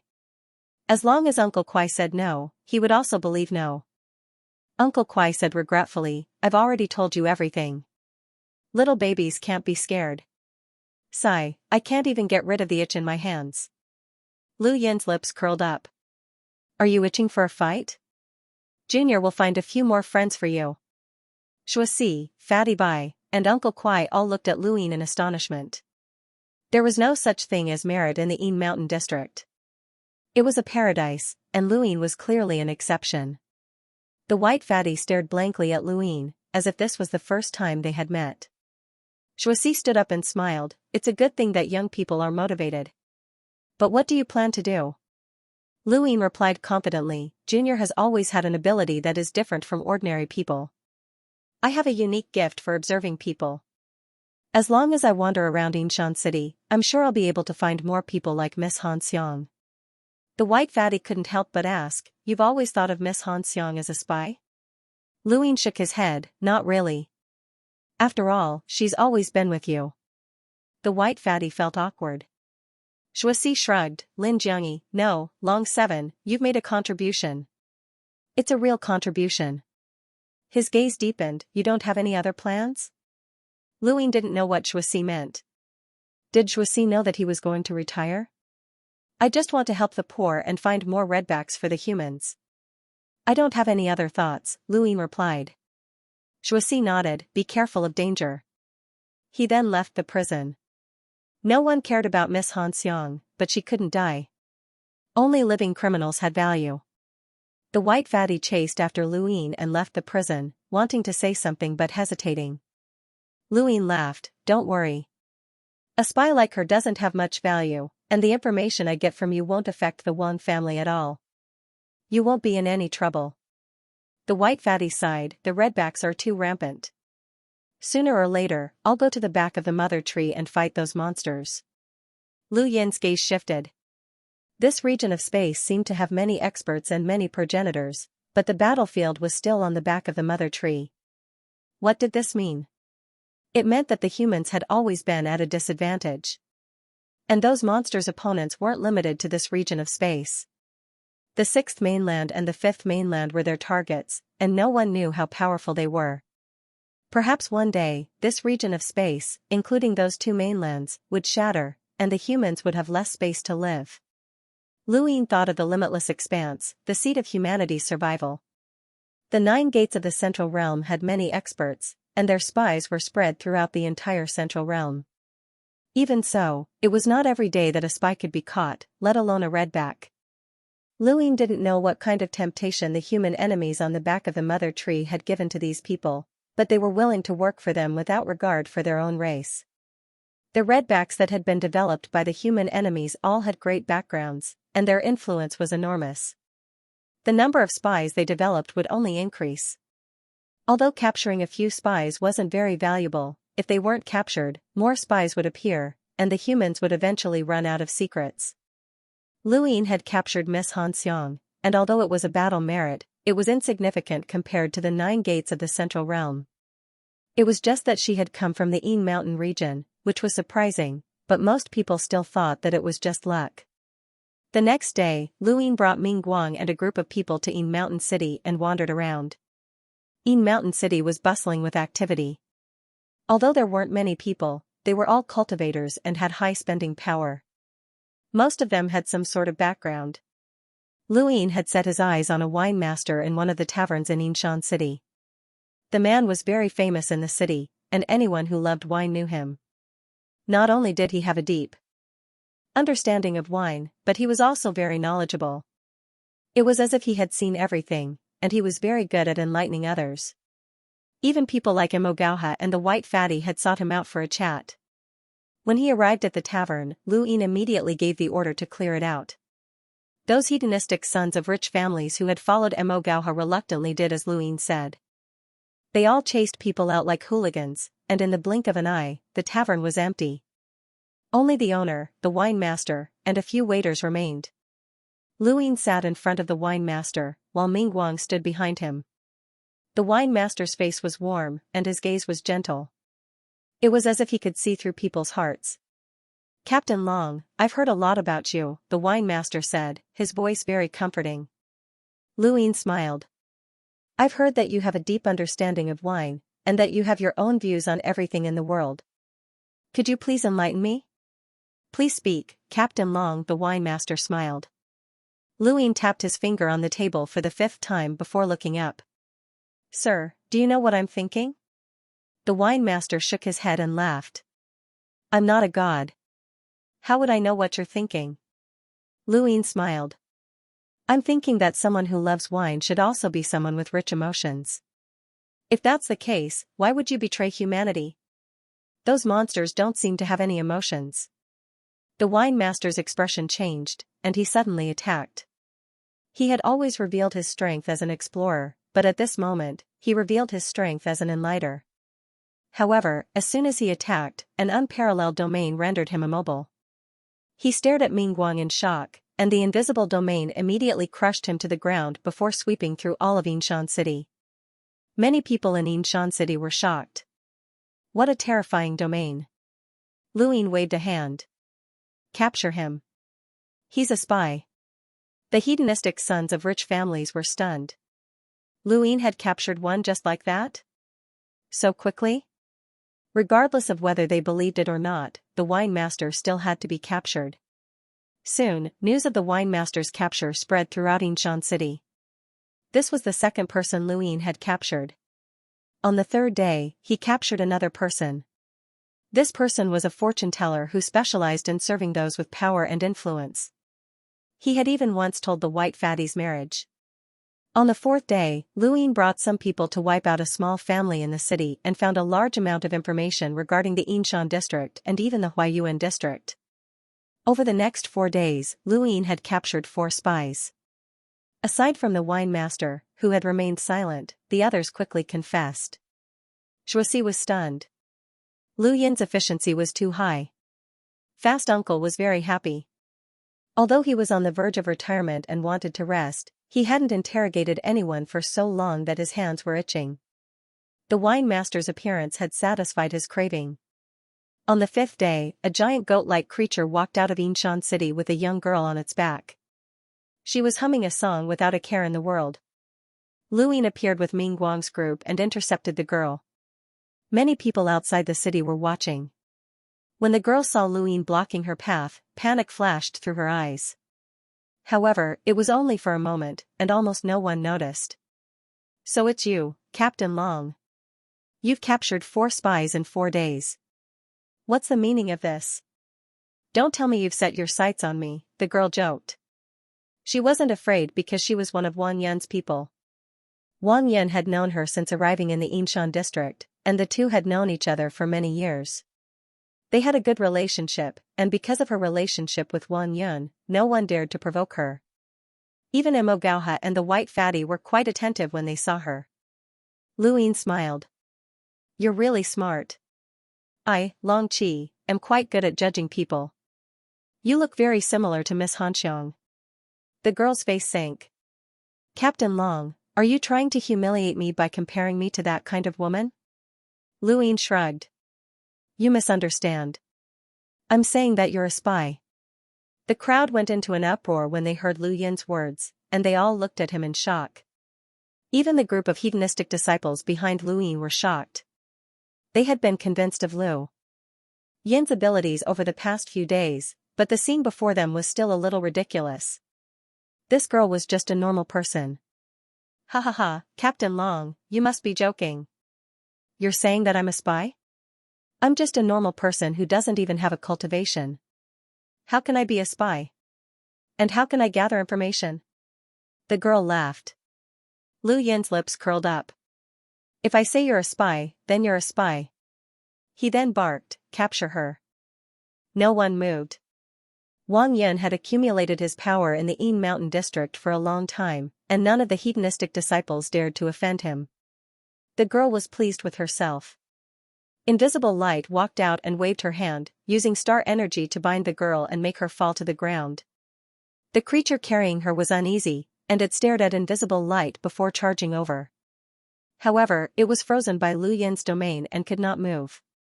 Long 7, you dare to capture me? I'm Sister Yun's subordinate, and she won't let you off if she finds out. Don't even think about accusing me of being a spy. The girl struggled as she screamed. Luin ignored her and took her away, leaving the crowd to discuss amongst themselves. At this point, the 5 spies that Luin had learned from Guan Yun's memories had all been uncovered. However, the wine master had not confessed, and the girl had persisted for 3 days until Wang Yun returned. Within the prison, Wang Yun clenched his fists and glared at Luin. In front of him was a helpless Xianxia, Uncle Kuai, and the white fatty hiding in a corner. "If you don't give me an explanation, I'll let you know the consequences," Wang Yun said through gritted teeth. Behind him, the girl was covered in injuries, and her face was pale. Luin shrugged and turned around. "Uncle Kuai, did the wine master confess?" Uncle Kuai nodded. "He did. He even told us about how he wet his bed when he was young." "How long did he last?" 2.5 days. Luin grunted an acknowledgement and then looked at Wang Yun. "The wine master is an enlighter, but he was able to last 2.5 days under Quickie Uncle's methods. This woman with no cultivation, your adopted sister, lasted 3 days without saying a word." Wang Yun was stunned, but then his expression changed. Xianxia and the white fatty trembled. "Who was Fast Uncle?" "He was one of the few interrogators in the Central Realm, and as long as someone was interrogated by him, even if they had been wrongly accused, they would still have to tell him everything that had happened according to his wishes. Even an enlighter's willpower could not withstand his interrogation, so how could a normal person withstand it? Interrogation wasn't just about extorting a confession. It also included all kinds of methods. No matter how strong an ordinary person's will was, their body wouldn't be able to withstand it. However, that young girl had lasted for 3 days. When the young girl heard this, her face turned even paler. She had actually overlooked this. Uncle Kuai was very proud of himself. No ordinary person could last the time it took for a stick of incense to burn under his hands, let alone 3 days. Wang Yun wasn't stupid. He also understood what was going on. He turned around and stared at the young lady in disbelief. The young girl looked at Wang Yun with a blurry face and gasped for breath. Sister Yun, I didn't do it. I'm not a spy. I'm not." Wang Yun clenched her fists as her chest heaved up and down.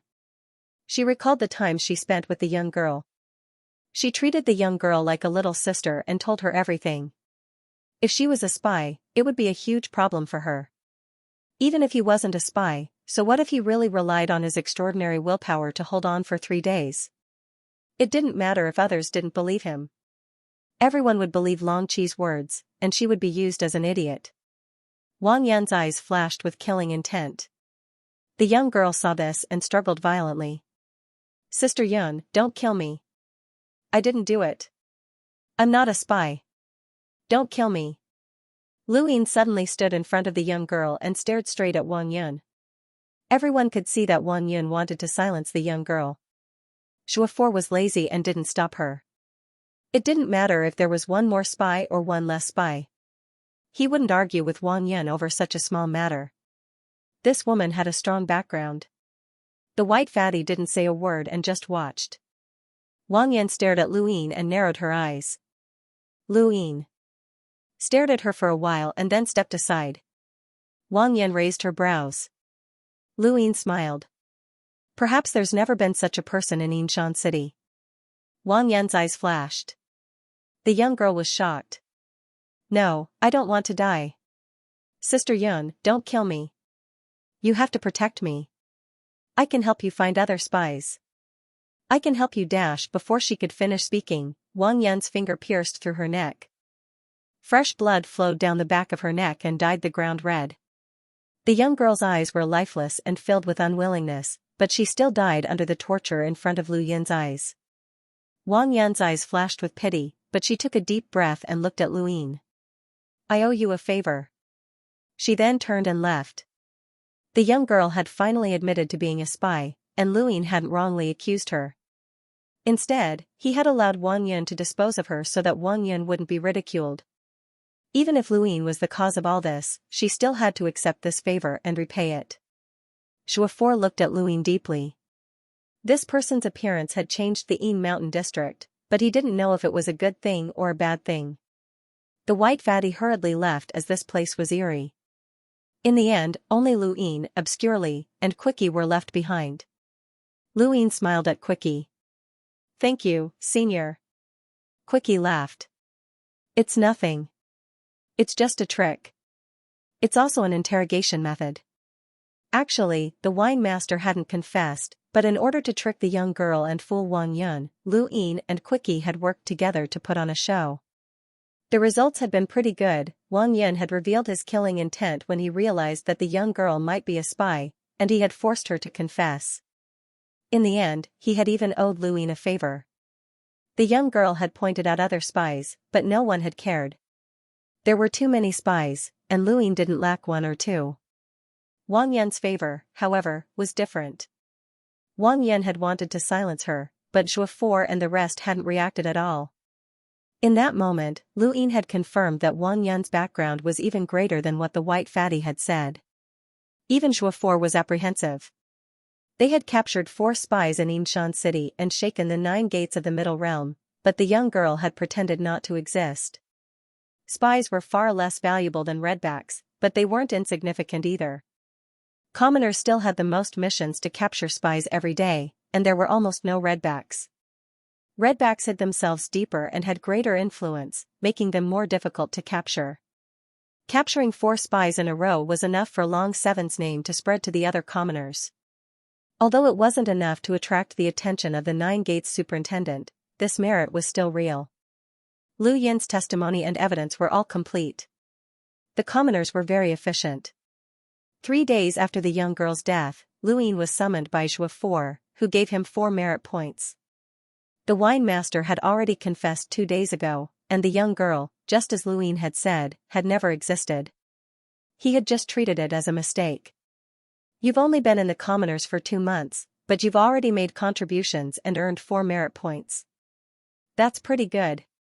Keep up the good work," Zhuo Fu encouraged. Lu Yin respectfully replied, "I'll have to ask for your guidance." Zhuo Fu couldn't help but laugh. "You're too slippery, kid. What's there for me to take care of you? However, the main branch of the White Dragon clan has treated you well and helped you so much.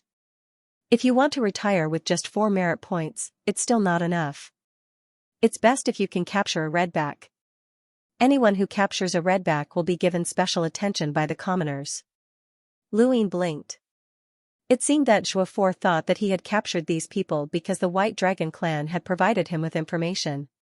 That was fine, he would let him misunderstand. "I understand. I'll work hard," Lu Yin said. Zhuo Fu nodded. "The 4 merit points are the reward for capturing them. The Yin Mountain District will reward you with an additional point." Lu Yin was grateful. "Thank you, Sect Master." With this, he would have enough merit points to exchange for the Medal of Righteousness. The commoners were similar to the Hall of Honor in that they could exchange merit points for rewards. One of the rewards was called the Medal of Righteousness. This medal didn't have any practical use and was more like a facade. Anyone who had it represented that they had made contributions in the commoners. Lu Yin didn't need any other rewards as he had plenty of them. Money wasn't something that he craved, but the Medal of Righteousness was something that he greatly desired. With it, he could at least make Bai Xiaohong feel a little more apprehensive. 5 merit points can be exchanged for a reward. What would you like to exchange for? The Yin Mountain District doesn't have it, but I can get it from other commoners or directly from the superintendent, Zhuo Fu said. Lu Yin didn't hesitate. The Medal of Righteousness. Zhuo Fu's eyes lit up. Smart.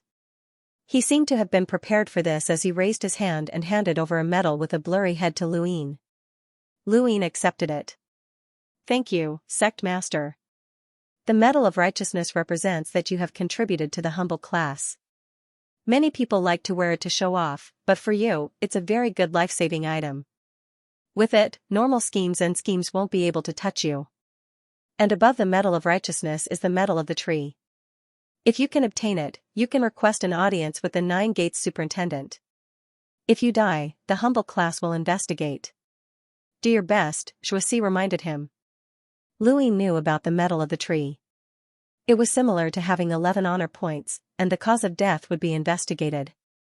Even if there was irrefutable evidence, the commoners would go through it again. This was a precious item that could truly negate Bai Xiaohong's schemes. Unfortunately, the metal of the tree required 10 medals of righteousness to exchange for. This was one of the reasons why Luyin wanted to exchange for the medal of righteousness. Although it was a little far off, it wasn't impossible. Huayuan was south of the Yin Mountain District, and it was the border between the Yin Mountain District and the Mother Tree's trunk. The Bifrost Bridge wasn't the only path from the middle realm to the top realm. There were also ways to ascend the trunk, so Huayuan's location was special. The humble school of Huayuan was naturally one of the more important 9 gates of the middle realm. At this moment, the 3 Guan brothers were sitting in silence within the humble school of Huayuan. Guan Yin threw his cup to the ground with a thud. That draconic 7 is too hateful. It wasn't easy for us to develop our spies, but he took out 5 of them in one go. Shut up. Guan Tong barked, glaring at Guan Yin. Guan Yin snorted. Guan Hai frowned. Third brother, I told you not to be too obvious. Those 5 spies have nothing to do with us. Guan Tong glared at Guan Yin before turning to Guan Hai. How did Draconic 7 find out? Those people don't know each other, and there's no connection. Only the 3 of us know their identities, so it's almost impossible to find them all at once. Guan Hai frowned. It's said that Long 7 is very talented and can observe people. Humph, what a joke. Even if he's that talented, it's impossible for him to find them in Yin Mountain City in just 5 days, Guan Yin said angrily. Guan Tong's eyes narrowed as he recalled the ridiculous scene in Yin Mountain District. On the surface, it seemed like Mo Gaoha's plan had failed due to bad luck, but Long 7 wasn't simple at all. He had allowed Mo Gaoha to plot against him, but in the end, he had chased Mo Gaoha out of Yin Mountain District. Long 7 wasn't a useless piece of trash like the rumors said. On the contrary, he was very shrewd. However, no matter how shrewd he was, it was impossible for him to capture 5 spies in 5 days, especially in Yin Mountain City. How did he do it? Could it be that the main branch of the White Dragon clan had made a move? Guan Tong was frustrated. Brother, calm down. Let's see what Long 7 will do next. Yin Mountain City is Zhuoxi's territory, so it might have something to do with him, Guan Hai said. Guan Tong's expression changed. You're saying that Long 7 didn't find the 5 spies, but Zhuoxi? Guan Yin slapped his thigh. That must be it. Zhuoxi has been in Yin Mountain District for so many years, and nothing can be hidden from him. It's not strange for him to find these spies. He might seem lazy, but he doesn't want to have anything to do with the outside world because of what happened back then. However, he's still a human, and one of the leaders of the Middle Realm's 9 sects. It doesn't make sense for him to not deal with the spies after finding them, Guan Hai said. Guan Tong nodded. That makes sense. He's using Long 7 to get rid of the spies, but why Long 7? Is there anyone else in Yin Mountain District besides Long 7? Guan Hai asked slowly. Guan Tong was shocked. He wants to get in touch with the White Dragon clan? But it was because of the White Dragon clan that. Brother, what happened back then is taboo for everyone, so there's no need to talk about it. Since we've guessed that it was Zhuoxi, we don't have to care about him. Those spies are gone, Guan Hai interrupted. Guan Tong sighed. Forget it. Let's not care about him. Will Zhuoxi make a move again? Guan Yin asked. Guan Hai sneered, that would require him to have the ability to do so. If it's that easy for him to gain military merits, wouldn't the humble class be nothing more than a decoration? Guan Tong smiled and said, he was only able to find the spy in Yinshan City after many years. It's impossible for him to do it anywhere else. Guan Yin snorted. That better be the case. Otherwise, I'll definitely deal with him.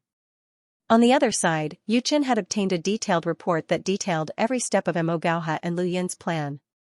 She was very clear about these steps because she was the one who had set them up. Mo Gaoha had only been the executor, but the plan had ended in failure. Ever since she had followed the young ancestor, she had rarely failed in her schemes. However, this time, she had failed miserably. Not only had she been plotted against, but she had also exposed herself as the person behind the scenes. It could be said that she had failed completely. Yu Chen never believed in coincidences. She was more willing to believe that the invisible light was someone that Luyin had purposely arranged for Imogaoha. She would always think of the worst-case scenario. He actually managed to exchange for the righteous metal. As expected, he's not stupid. Yu Chen's eyes contained a trace of a smile. She didn't care about this defeat. The smarter the opponent, the more valuable it would be to defeat them. After reading through the entire report, Yu Chen raised a hand and directly contacted Guan Tong, the master of the humble Huayuan school. As Bai Xiaohong's personal maid, she had access to unimaginable information. She had access to almost all the information about the Cold Immortal sect, not to mention contacting Guan Tong. However, she was only one person after all, so she couldn't have access to all the information. Naturally, she had more than 100 people to help her. Among them, there was one person she admired, a man surnamed Liu. Although his surname was Liu, he had actually managed to rely on the frigid immortal sect. This sort of thing was rare, and this person was also quite clever. He was just the right person to help her. Guan Tong and the others had just finished their discussion, and before they could even separate, Yu Chen contacted them. "Miss Yu Chen, what's the matter?" Guan Tong asked calmly as he looked at the peerlessly beautiful yet vicious woman in front of him. Not far away were Guan Yun and Guan Hai. Guan Yun looked at Yu Chen's back with a burning gaze. Long she was indeed the brightest pearl in the top realm, but Yu Chen wasn't bad either. She was only inferior to Longxi in terms of status, but when it came to scheming, she was far superior. Countless people dreamed of obtaining this woman. The stronger a woman was, the more men would want to conquer her. Unfortunately, she was Bai Xiaohong's woman. Yu Chen was extremely respectful towards Guan Tong. After all, he was an emissary and one of the 9 sect leaders of the Middle Realm. He wasn't someone Elder Green Apricot could compare to. Sect leader, long time no see. The last time we met was 5 years ago. Guan Tong nodded. We met when I met with Ancestor Bai. Yu Chen smiled. It's my honor that you still remember me, sect leader. Guan Tong's eyes narrowed. He was quite apprehensive. Even though he hated Bai Xiaohong because of Imogaoha, he didn't dare to be careless in front of this woman.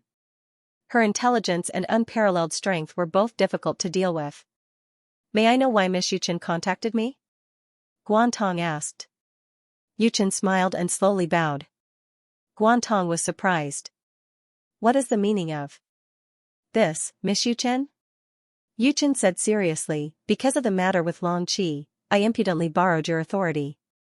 Please forgive me, sect leader Guan. She bowed again. Seeing Yu Chen's attitude, Guan Tong's ill feelings lessened slightly. However, he was also a cultivator, and he wasn't stupid. This woman wouldn't apologize for no reason. Let bygones be bygones. If Miss Yu Chen is contacting me because of this, there's no need to apologize. Yu Chen smiled, and the air around them brightened. Guan Yun's breathing quickened when he saw this. This kind of woman was too exquisite. Sect leader, I'm sorry, but I'd like to make a deal with you, Yu Chen said. Guan Tong's eyes flashed. My apologies, Miss Yu Chen. I'm just the sect leader of the humble Huayuan sect. I'm focused on capturing spies and redbacks. I'm not interested in anything else. Yu Chen smiled. Ancestor Bai said that if you're willing to help us, he'll be willing to support you in becoming one of the 9 sects supervisors in the future. It's not just him, he can convince that lord as well. Guan Tong's eyes widened. Not far away, Guan Hai and Guan Yun were overjoyed. If someone else had said something like this, they wouldn't have cared, but this was Bai Xiaohong, the young ancestor of the frigid immortal sect. He was a peerless genius who had a high chance of reaching the progenitor realm in the future. He was also a peerless genius who had taken control of the frigid immortal sect at such a young age. If that were all, they wouldn't have been so excited. No matter how talented he was, he still needed time to grow. This promise was too vague. What really excited them was that there was a person standing behind Bai Xiaohong. That person was Bai Xiaohong's elder sister, Bai Xian'er. She was an existence that truly stood at the peak of the starry sky.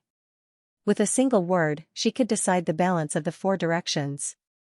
With a single word, she could change the situation of the poor. With a single word, she could make a progenitor cautious. She was by Xianxia, the emperor of the starry sky. Only those who had come into contact with the upper echelons of the starry sky tree knew how terrifying Bai Xianxia was. She could summon clouds and rain with a flip of her hand. She didn't take action easily, but once she did, no one could stop her from doing anything. Even progenitors had to be wary of her. If Bai Xianxia was willing to support him in becoming the Nine Gates superintendent, then it would be a done deal. Guantong's breathing quickened, and his eyes turned red. Can I really get her support? Miss Yuchen smiled. That will depend on how far you can go. You should know what the junior ancestor wants, and what he wants to destroy. Guantong fell into deep thought. Miss Yuchen didn't disturb him. Think about it carefully. You only have one chance. With that, the image disappeared. Guanyin anxiously said, Big brother, what are you waiting for?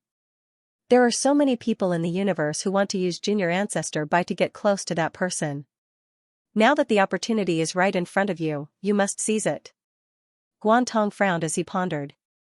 Big brother, what's there to think about? Even the Nine Gates superintendent has to give that person face. If she's willing to fight for you, who in the middle-level realm can compete with you? Even in the upper-level realm, no one would dare to go against that person. That was the case back then, Guanyin said anxiously. Third brother, I know what I'm doing, Guanhai said calmly, stopping Guanyin from saying anything else. Guanyin turned around anxiously. Guantong looked at Guanhai. Getting her support is important, but we're just cannon fodder when it comes to interfering in the battle for the four cardinal scales. Guanhai nodded. If the person who made the promise to us was that person herself, we would accept it no matter what. But if it's through Bai Xiaohong, it's not too reliable. Guantong said, Bai Xiaohong isn't enough to influence that person. The Nine Gates superintendent's position is extremely important, and it's impossible for it to fall into our hands. It's almost always held by people from the four cardinal scales, so it's very difficult to get there. But big brother. Guanyin wanted to say something else, but he was stopped by Guantong, who glared at him. Interfering in the battle for the four cardinal scales? Do you want to die? Even if you can get her support, you'll have to live long enough to become a Nine Gates superintendent. Don't forget our identities. The higher we stand, the more advantageous it is for us, but it's also easier for us to be exposed. Guanyin was helpless. Everyone in this part of the universe wanted to come into contact with that person. That woman was truly like a god, the one who controlled this part of the universe. Unfortunately, a god was a god, and mortals could not touch her. Yuchen did not expect the three Guan brothers to risk their lives for her with just a few words. She was sure that Long Seven would continue to act and think of ways to obtain battle merits to protect himself. However, this battle merit might cause the three Guan brothers to be dissatisfied, as the only place he could obtain battle merits was the Huayuan. Because of this incident, she could analyze Long Seven's temperament. He was definitely not a coward, or else he would not have schemed against Emogauha. Instead, he would have directly told the White Dragon tribe to step in. Long Seven continued to capture spies. The more he captured, especially in the Huayuan region, the more people felt that the three Guan brothers were incompetent. They would have to deal with this person sooner or later. Yuchen pondered for a moment. Under normal circumstances, even if the three Guan brothers were unhappy with Long Qi, it would take some time. However, the White Dragon tribe would not give her this time. Perhaps the White Dragon tribe had already arranged for Long Qi to retire in the near future.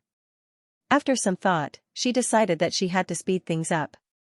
Yu Chen's guess was right, Luyin would not be satisfied with just the few spies in Yin Mountain City. It was not worth it to expose his true nature. If he was going to do something, he would do it big. Over the next few days, Luyin led his team to patrol the Yin Mountain district even more frequently. Fortunately, the group of hedonistic youths were quite convinced by him after he'd captured the spies, so they didn't cause any trouble. Otherwise, he would have had to patrol with Invisible Light and the other two. 3 days later, Lu Ying captured another spy. This spy was located at the border between Yin Mountain and Huayuan. It was considered the border of Huayuan, but it still belonged to Huayuan. When Lu Ying captured this spy, the three Guan brothers were extremely dissatisfied with him, but they could not say anything. Although the humble schools of the Middle Plain were divided into 9 schools, there was a tacit understanding that they would not interfere with each other and would not capture others' territories. However, that was only a tacit understanding and not an explicit rule. For the entire humble school, the more spies they captured, the better. The higher-ups did not care who captured them. Lu Yin's methods became more and more ruthless, and after a few more days, he captured another spy in Huayuan. This time, he completely angered the 3 Guan brothers, but Lu Yin did not care. He was still thinking about how to capture Guan Yun. This guy was not a spy, but a redback. Capturing a crimson back was more meritorious than capturing 100 spies. A crimson back could often develop dozens or hundreds of spies, all of which had been developed for many years. Any crimson back who could be developed directly by those monsters was not an ordinary person. At the very least, they had lived for thousands of years. The number of spies developed over such a long period of time was unpredictable. Even if Long Tian wanted to give Lu Yin some merit, he would not give him a redback. At most, he would help Lu Yin capture a dozen spies.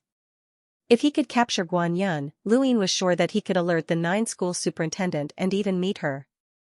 On this day, Lu Yin was still patrolling with his team when one of his subordinates returned. He shook the cloudstone and saw a line of words floating in the air. The cloudstone could not only communicate with each other, but it could also display certain images. Lu Yin was shocked when he saw the line of words.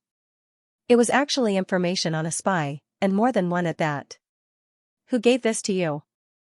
I don't know, but it was sent here directly, the subordinate said casually.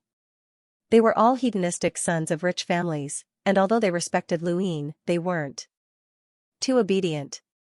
Lu Yin looked at the list of spies and wondered if Long Tian had given it to him, but it didn't seem likely.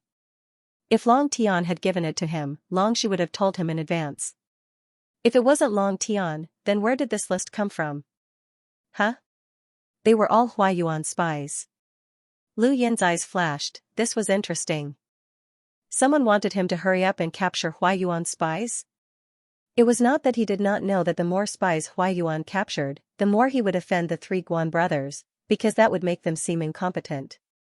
More importantly, the person who gave the list actually knew about these spies. It was impossible that the 3 Guan brothers didn't know about them, so why didn't they capture them themselves? There was only one possibility. These spies were probably the same as the person from the Zhu family.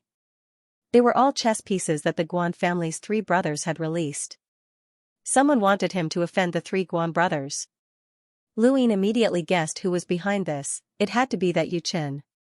She had given him this list to capture and offended the 3 Guan brothers. If he didn't capture them, she definitely had a way to make him take the blame, such as indulging the spies. This woman was impatient to make a move at this time. It seemed like she had also guessed that the White Dragon clan would force him to retire and wanted to have some fun before retiring. Lu Yin thought about it and led his team back to meet Shuasi. Shuasi looked at the list in his hand and silently put it down. He looked at Lu Yin. The people on this list don't have much of a background, but their identities are a bit special. You can capture them with your abilities, so why give them to me? Lu Yin puffed out his chest. My contributions alone can never compare to the contributions of the entire Yin Mountain region. Shuasi laughed. You want to give this contribution to the entire Yin Mountain region? Lu Yin solemnly answered, yes. Shuasi pursed his lips. He wasn't an idiot, and no one would be so stupid as to give away their contribution. He understood after thinking about it for a bit and looked at Lu Yin strangely. The White Dragon clan actually produced someone like you. Interesting. He then raised his hand and used the cloud connection stone to contact the White Fatty. Not long after, the White Fatty came in and nodded when he saw Lu Yin.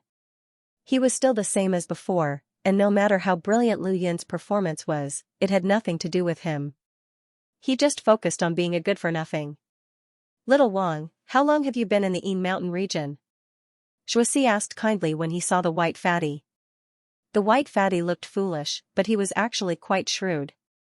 When he heard Shuasi's question, he immediately felt that something was amiss and subconsciously looked at Lu Yin. Lu Yin smiled kindly, and the White Fatty relaxed a little. How long? Shuasi asked again. No matter what his reputation was, he was still the master of the Een Mountain region's humble school and an emissary. All cultivators below the emissary level had to treat him with respect, and the white fatty was no exception. He quickly replied, "Yes, it's been a few years." Xianxia smiled, "You haven't made any contributions in the past few years, have you? Will you be able to report back to your family?" The white fatty gulped and looked at Luin again. Luin smiled and looked at the white fatty encouragingly. The white fatty was stunned. What did he mean? Xianxia moved his finger and a list flew over to the white fatty. He caught it and blinked. "Uncle C? What's this?" Xianxia replied, "We've captured everyone on this list. They're very likely to be spies." The white fatty's mouth fell open and he pointed at himself. "Me?" Xianxia nodded seriously. The white fatty looked at Luin. Lu Yin's smile grew even brighter. "Congratulations, you're about to make a contribution." The white fatty gulped and looked at Xianxia. "Can I not go?" Xianxia's face darkened. "What, are you thinking of betraying humanity?" Betraying humanity was a serious crime.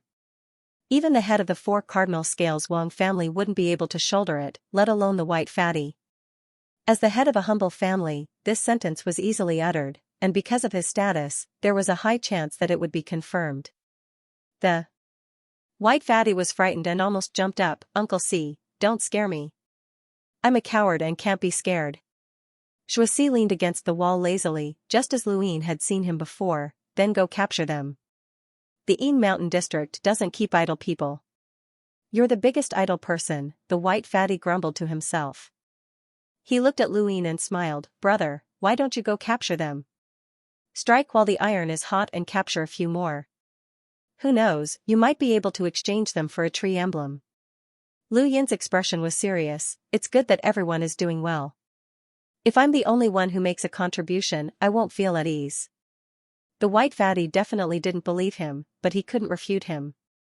In the end, he could only lead his team to capture the spies. Luin wasn't idle either. He didn't touch the spies on the list, but that didn't mean that he wouldn't cause trouble for the other spies. The spies he'd learned from Guan Yun's mind were the ones who were truly valuable. The Een Mountain district was famous for being a place for the commoners to retire. No one had expected Long 7 to capture 4 spies in a row. Now, even the fatty from the Wang family, Wang Dashui, had been mobilized and captured 3 spies in a row. When the 3 Guan brothers heard the news, they immediately cursed. "That idiot from the Wang family caught those spies on purpose. We used them as bait, and now that they've all been captured, what's the point of playing?" Guan Yun was furious. Guan Hai's expression turned ugly. "Not many people know the identities of those spies, and they're all from the upper echelons of the commoners. Yu Chen definitely knows." "Second brother, are you saying that Yu Chen sold those spies out? But why would she help that fatty from the Wang family?" Guan Yun didn't understand. Guan Tong snorted. "He wasn't helping fatty Wang, but Long Qi. He purposely exposed his spy to Long Qi so that Long Qi would anger us. On one hand, he'd ruin our plans, and on the other, he'd make us seem incompetent, so that we'd have no choice but to oppose Long Qi. But Long Qi wasn't stupid either, and I don't know what method he used to capture fatty Wang. Why are we the unlucky ones again?" Guan Yun was unhappy. Guan Tong's eyes flashed. "Looks like Yu Chen is determined to get us. She wants us to deal with Long 7. Guan Hai frowned. "If that's the case, then there's no other way. We can't offend by Xiaohong. Although dealing with Long 7 might involve the 4-way scales, it's still better than being mocked for being useless. The 3 of us can't let Long 7 ruin our reputation. We're from the commoners, so even if the White Dragon tribe is unhappy, it won't be easy for them to deal with us." Guan Tong nodded. At this point, if they didn't do it, they would offend by Xiaohong, and their reputation would be ruined. They would be played for nothing, but if they did it, they would offend the White Dragon tribe. After weighing the pros and cons, they gritted their teeth and said, "Agree." In the sky to the north of Huayuan, a huge and ugly brown bird flew past. There were dozens of people on its back, and in the middle was a fat middle-aged man. He was dressed in silk, and he looked extraordinarily gorgeous. He had 7 or 8 cosmic rings on his hand, and it was obvious that he was rich. At this moment, the fat middle-aged man looked apprehensive, and he kept looking behind him, faster, faster, faster. At this moment, a dozen figures appeared in a row in front of him. Around them, more and more cultivators appeared and floated in the air. These cultivators were all from the fat man's team. The fat man also appeared and looked at the group on the strange bird's back proudly. Obediently follow me back, and you'll suffer less. If you dare to resist, I'll make you wish you were dead. The fat middle-aged man despaired. It's over. We were still discovered. It's over. The commoners are here. Do not act rashly, the fat man shouted, scaring the group on the strange bird into not daring to move. They were all cultivators protecting the fat middle-aged man, and when they heard that they were being captured by the commoners, they immediately gave up resisting. The commoners had too much power, and their lives could be taken with a single thought. They didn't dare resist. The fat man exhaled in satisfaction. He never thought that capturing someone would feel so good. Why hadn't he known before? Over the past few days, he had been continuously capturing spies, and everyone who saw him was terrified. This feeling was great. The middle-aged fatty despaired as he waited to be captured. Two hedonistic youths giggled as they tried to grab him, but suddenly, a huge force descended and flung them away. The middle-aged fatty stared blankly at the woman standing beside him. This woman was called Yuhua, and she had applied to be his bodyguard half a month ago. He had not paid much attention to her at first because she was young, and he had only accepted her because she was too beautiful. He had other plans, but he had never expected that she would actually make a move against a commoner. How audacious! The white fatty watched as his two subordinates were flung away and smashed into the ground. His expression changed to one of excitement and anger. Good, I've finally met someone who dares to resist. Boys, go. As soon as he spoke, the group of hedonistic youths charged at the strange bird. The strange bird was uneasy, and it cried out in alarm as it swayed about. The middle-aged fatty almost fell to the ground. Yuhua stood steadily and moved forward with a light tap. The strange bird paused and held, but it no longer dared to move about. In front of her, the group of hedonistic youths charged over. Yuhua frowned, raised a hand, and flicked her finger. With a single strike, the air was impacted by a huge force that transformed into visible ripples that swept out in front of her. The group of hedonistic youths had come quickly, but they left even faster, falling to the ground like rain. The white fatty raised his eyebrows and grinned. I'm not afraid that you won't resist. I'm just afraid that you won't be able to beat me. Your handsome brother is here. He then shuttled through the air and rushed behind the strange bird, punching at Yuhua. For Ultimate's technique, Kuei Bear. Yuhua's expression changed slightly, and she recalled the unparalleled speed of Wang Yi from the Sovereign Tournament. She was Yuhua Mavis, and she had appeared in the humble Huayuan school after arriving at the 7th mainland. She had used many methods to finally join and had been sent to protect the middle-aged fatty. She did not know who the fatty was, but she knew that she had to obey his orders. Only then would she have a chance to stand out from the rest of the poor and attract the attention of the young ancestor. Even Yuhua wanted to approach the young ancestor through the humble school, as this was the fastest and most convenient way to do so. In front of her, the fatty's fist descended, and Yuhua Mavis did not dare to underestimate him. Back when Wang Yi had used the Kuei Bear's 4 Ultimates technique to compete with Lu Yin's empty palms, they had been evenly matched. Yuhua Mavis' strength was a bit weaker than the two of them, but this fatty was only a hunter, so she did not use her unlimited strength. Bang! Huge sound waves spread out in all directions, forming visible shockwaves that dissipated layer by layer. Then, they transformed into a huge force that crushed everything below. The group of hedonistic sons who had been smashed to the ground earlier now knew what strength was, and they were beaten into the ground one by one.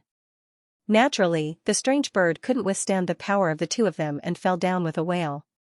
The white fatty was sent flying by Ascension Mavis' fist. Regardless of realm or strength, he was far inferior to Ascension Mavis. Even with the support of the 4 uniques, he still couldn't win. His body flew into the air and stabilized with great difficulty. His right arm was already twisted unnaturally.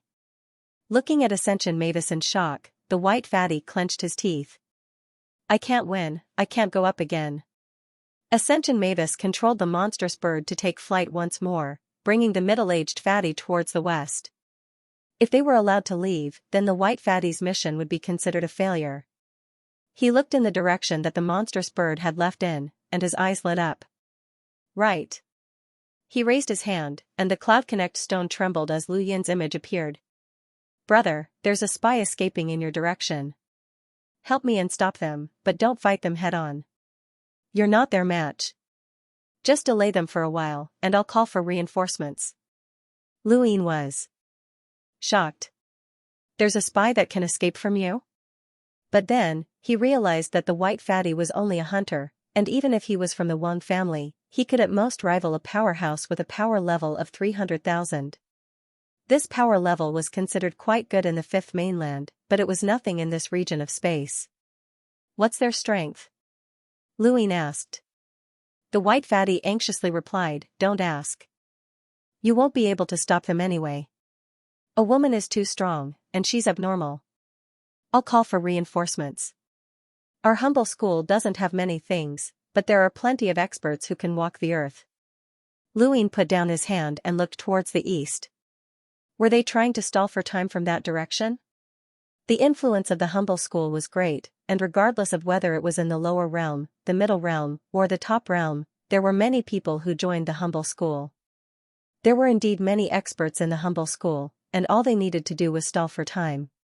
However, Lu Yin had his own misgivings, and he did not want to interfere with Yu Chen's spies. If he did, the consequences would be hard to predict. Sorry fatty, but I can't help you. Under normal circumstances, as long as Lu Yin stood by and watched the fatty's spies escape, it would have nothing to do with him. However, he had not considered the issue of speed. The humble school dominated the astral tree realm and participated in capturing and killing all year round. In terms of mobility, how could they be any weaker? The white fatty was unwilling to let the spies escape, and he continued to follow them from behind. Yu Hua Mavis's mission was to protect the middle-aged fatty, not to help him deal with the humble school. No matter what the fatty promised, Yu Hua Mavis only said one thing: as long as no one attacked them, she would not interfere. Both parties chased after each other until they reached the place that Lu Yin had seen. The white fatty saw Lu Yin's group, and Lu Yin also saw the middle-aged fatty on the strange bird's back. It was Yu Hua Mavis, and he was dumbfounded. Brother, help me stop them. The merit belongs to everyone, the white fatty shouted. The middle-aged fatty trembled in fear, and he followed the white fatty's gaze to see another group of people from the humble school on the ground. Yu Hua Mavis also looked down, and she saw Lu Yin and invisible light. She blinked. Someone familiar? Lu Yin was here? Hadn't he gone missing? Had he come early? Lu Yin was speechless, and invisible light sighed behind him. No matter how big the universe is, a certain level will always be small. We'll always run into someone we know. Go ahead and play with someone you know, Lu Yin said helplessly. The white fatty was watching, and he could not just sit back and watch. Invisible light nodded and took a step forward, releasing a terrifying domain. It was as if a boulder had been tossed into a calm lake, causing the void in front of everyone to boil. Everyone felt as if they were being seen through from the inside out, and they felt as if they could no longer control themselves. High up in the sky, the majestic domain transformed into a force field. It was Invisible Light's appearance, and he reached out to grab the strange bird. The middle-aged fatty was stunned, and so was the white fatty behind him. This domain was too terrifying. This region of space had a higher level of domain cultivation, but at his age, there were very few people who could reach Invisible Light's level of strength, which shocked everyone. Lu Yin's gaze turned cold. Invisible Light's casual display of his domain had already surpassed the strength he had displayed when he had fought Zi with his eyes open. He had improved again, and not just by a small margin. If he had opened his eyes, Lu Yin was not sure how terrifying he would be, but it would definitely surpass the strength he had displayed during the Sovereign Tournament. This guy had actually grown so much in such a short time. Behind the strange bird, Yu Hua Mavis looked up and exhaled. This was not the first time she had fought Invisible Light, and they had fought several times before. They both understood each other, and this battle was more of a show than a battle. It was impossible for her to take the middle-aged fatty away, and besides Invisible Light, there was also an even more terrifying Lu Yin below. Thinking of this, Yuhua Mavis leapt off the strange bird's back and punched at the force field. There was a loud bang, and the air rapidly shrank before exploding, forming an unparalleled shockwave that swept out in all directions. Everyone was pushed back, and the strange bird howled in agony as its body shattered into pieces and blood rained down from the sky. The middle-aged fatty crashed to the ground. If not for the white fatty protecting him at the critical moment, he might have been finished. Yuhua Mavis and Invisible Light's battle was meaningless, and the two separated not long after. Yuhua Mavis left immediately, but before she left, she gave Luine a deep look. Luine was puzzled by her strange gaze. The white fatty grabbed the middle-aged fatty and walked over to Luine and Invisible Light. He exhaled heavily and gave Invisible Light a thumbs up. "Bro, you're amazing. How did you cultivate? It's rare to see someone your age who can cultivate a domain to such an abnormal level." Invisible Light smiled. "Luck." Luine looked down at the middle-aged fatty. Who was that woman just now? The white fatty also remembered, and he viciously grabbed the fatty's neck. His hands were covered in grease, and he was disgusted. "Speak, who was that woman?" The fatty's voice trembled. I don't know. She's a bodyguard I recruited." The white fatty was enraged. "Bodyguard? Do you think I'm an idiot? She's so young, but she's already comparable to the elites of the 4 cardinal scales. It's not easy to defeat me, to be honest." The fatty was about to cry. "I really don't know. Her name is Yuhua, and she's really a bodyguard I recruited. I only saw how pretty she was, that's why." "That's why," the white fatty shouted. "That's why I recruited her." "I wanted to warm my bed," the fatty whispered. "You're a beast," the white fatty and the group behind him shouted in unison. Lu Yin's gaze turned strange. They were speaking in unison. These people were the real beasts. The white fatty coughed awkwardly and smiled at Luine. "About that, bro, you guys helped me stop this fatty. We'll split the merit." Luine smiled. "No need, it was nothing." The white fatty smiled even more happily. "Bro, you're treating me like an outsider. Half is half." He then looked at Invisible Light with a burning gaze. "Bro, can your domain become even stronger?" Invisible Light raised an eyebrow. "Yes." The white fatty clapped his hands excitedly. "Are you interested in coming to the Wang family to play?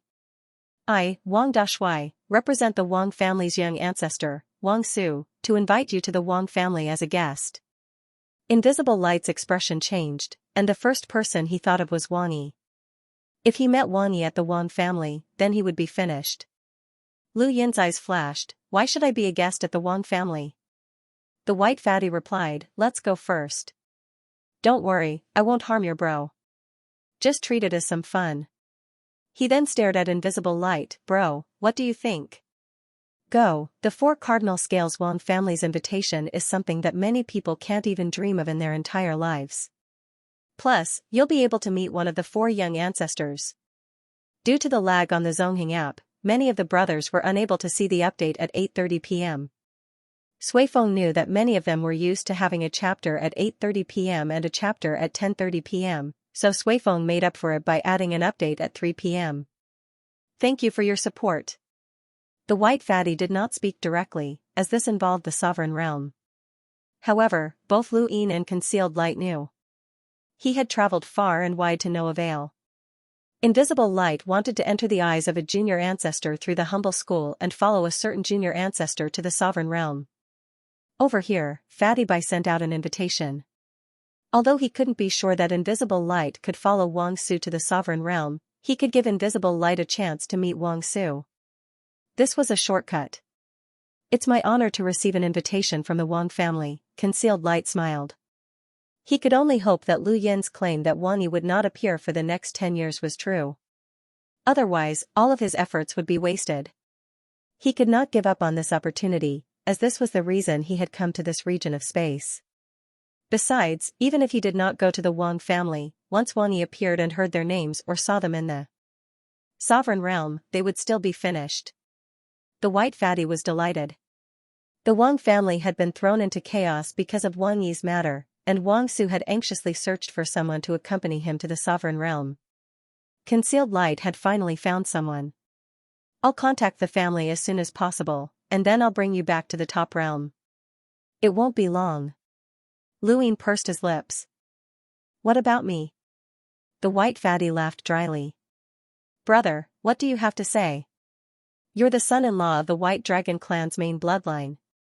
You'll have to visit the Wang family, Xia family, and Bai family in the future. Concealed Light is my brother, and he'll have no relatives in the top realm. You can't let him suffer, Luin reminded him. The white fatty patted his chest. Don't worry, leave it to me. If he's lucky, his future accomplishments will not be simple. He'll even be an honored guest of the Wang family. Let's go and report back to headquarters. On the other side, Yuhua Mavis landed on the ground and looked into the distance. She had not expected to run into Obscurity and Luin during this protection mission. Obscurity was one thing, but everyone had come together. They had just been separated, but why was Luin here? Hadn't the rumors disappeared? Could it be that he had come early? His identity was not simple, and he was also from a humble family. The cloud pass stone trembled, and an image appeared in front of Yuhua. It was the second of the three Guan brothers, Guan Hai. Yuhua greets Lord Guan Hai. Yuhua Mavis respectfully bowed. Guan Hai frowned. Something happened to him? Yuhua Mavis replied, yes, he was captured by the humble school of the Yin Mountain District. You can't protect me? Guan Hai shouted, apart from Xianxia, the rest of the commoners in the Yin Mountain District are all trash. With your strength, you should be able to take him away. Yuhua Mavis replied, we ran into a domain expert, and it's very difficult for us to win. Both teams are in the Yin Mountain region. Guan Hai frowned. A domain expert? What's his name? Ascension Mavis' eyes flashed. He didn't know if Invisible Light had changed her name or not, as they all had their own pride. Almost none of them would change their appearance, but their names were different. For example, she had hidden her Mavis surname. I'm not sure. I closed my eyes. Guan Hai's eyes flashed, got it. I didn't expect him to be an expert. Suddenly, he thought of something, has Long Qi made a move? Yuhua Mavis shook her head. From the beginning to the end, only the Wang family and that man with his eyes closed fought with me. No one else made a move. Guan Hai was overjoyed. Great, that's great. Go to the Yin Mountain District and wait for me at the border of the Huai Plains. We'll be there soon. Understood. After ending the call, Guan Hai immediately went to look for Guan Tong, and after some discussion, he called for Guan Yun and the three brothers headed towards the Yin Mountain District. A day later, Xianxia drafted a draft of his contributions and reported it to his superiors. The arrival of the three Guan brothers with Yuhua shook the headquarters in the Yin Mountain District. Xianxia frowned, a cold glint in his eyes as he stood up and walked out. Not long after, Luin received a notice to head to the main hall of the headquarters. Invisible Light and Fatty Bai had also received the notice, and everyone in the Yin Mountain District had gathered there, including Fatty Bai and the spies that Luin had captured. When Luin arrived at the main hall, he immediately saw the three Guan brothers and Yuhua standing quietly behind them. He frowned, it seemed like these three were up to something. He carefully recalled his actions over the past few days, but there was nothing to nitpick about. Fatty Bai stared at Ascension Mavis and rubbed his eyes. He didn't see wrongly, why was this woman here? When Xianxia saw that Luin and the rest had arrived, he said impatiently, Sect Master, if you have anything to say, just say it. I've been too tired in the Yin Mountain District and need to rest. Guan Tong coldly replied, as long as one thing is confirmed, Sect Master Xue can rest for as long as you want. He then stood up and stared at Luin. Lu Yin's eyes narrowed, he was indeed being targeted. His disguise was really troublesome. Long 7, you've been doing quite well recently. You've captured quite a few spies and even received the righteous medal. Congratulations, Guan Tong smiled coldly. Luin raised a brow, just say what you have to say. He was Long 7, the son-in-law of the White Dragon clan's main bloodline, so he didn't need to be too polite to Guan Tong. Guan Tong wasn't angered by this either, I suspect that there's something wrong with Long 7's contributions. How long have you been in the Yin Mountain District? It's not normal that you've been able to capture so many spies. You've been falsely claiming contributions, and the person you've been falsely claiming is called Concealed Light. Concealed Light was the one who captured the spies, and the captured spy was a pawn of the Huaiyuan sect. To prevent any accidents, we've specially sent experts to protect him. Yuhua stepped forward. Concealed Light was the one who repelled me while protecting the spy. Long Seven did not do anything. Fatty Bai gritted his teeth. She was actually one of his own people. This woman was too strong. Guantong sneered. Concealed Light is extremely strong, but Long Seven isn't. He's been falsely claiming contributions all this time. Lu Yin's eyes flashed. It was another false claim. Was there nothing else that a commoner could be guilty of besides this? Sect Master Zhua, you'll know if it's a false claim when you ask him. Lu Yin stepped aside. Concealed Light stepped forward. Thank you for thinking so highly of me, Sect Master Guan, but I've disappointed you. Captain Long did not falsely claim contributions, and all of them were earned by him. I was only responsible for fighting. Is that so? Then tell me, Long Seven, how did you capture so many spies in just a few days? Most of these spies have never even met you. Guantong barked. Shuasi suddenly spoke up, enough. Everyone looked over. Sect Master, no matter where Long Seven's contributions came from, even if they were given to him by someone else, it's not against the rules. The rules only state that you cannot falsely claim contributions, but they don't say that you can't give them to others. If someone complains that they've been falsely claimed, you can uphold justice for that person. However, no one has done so, and he hasn't even acknowledged the person you've confirmed. You're being too childish just based on this, Shuasi growled. Guan Yin shouted, Shuasi, you dare call my brother childish? Who do you think you are? Shuasi glared at Guan Yin coldly, impatient. An emissary-level pressure descended, causing Guan Yin's expression to change. Beside him, Guan Hai waved a hand to disperse the pressure. Sect Master Zhua, my brother hasn't finished speaking yet. Don't be in a hurry to get angry. Shuasi snorted. Guantong continued to look at Lu Yin. Sect Master Zhua is right. If someone else had given it to you, it wouldn't be a big problem, but if it was given at the expense of our humble school, then that's not right. He then looked at Shuasi. Zhu family, most of the spies you've just captured are pawns of our humble Huaiyuan school. We used them to bait out other spies, but you caught them all in one fell swoop. Aside from our humble Huaiyuan school, the names of these spies are known to the upper echelons. Guantong looked at Lu Yin again. This upper echelon includes the four-way scales. Guan Yin shouted angrily, someone purposely exposed this list so that someone else could gain merit at the expense of our humble Huaiyuan school's benefits. Bullshit. The white fatty grew anxious. He was the one who had captured most of the spies. You're trying to slander the Wang family? We wouldn't do such a thing. Guantong smiled, don't worry, Captain Wang. How did you capture them? How did you know they were spies? The white fatty was stunned and subconsciously looked at Shuasi. Guantong followed his gaze. Sect Master Zhua, it seems like you're the reason. How did you accurately determine that they were spies? Who told you? Or did you investigate on your own? It would be too much of a coincidence if you investigated on your own. Most of the spies you've found were pawns of our Huaiyuan school. Shuasi frowned and fell silent for a moment.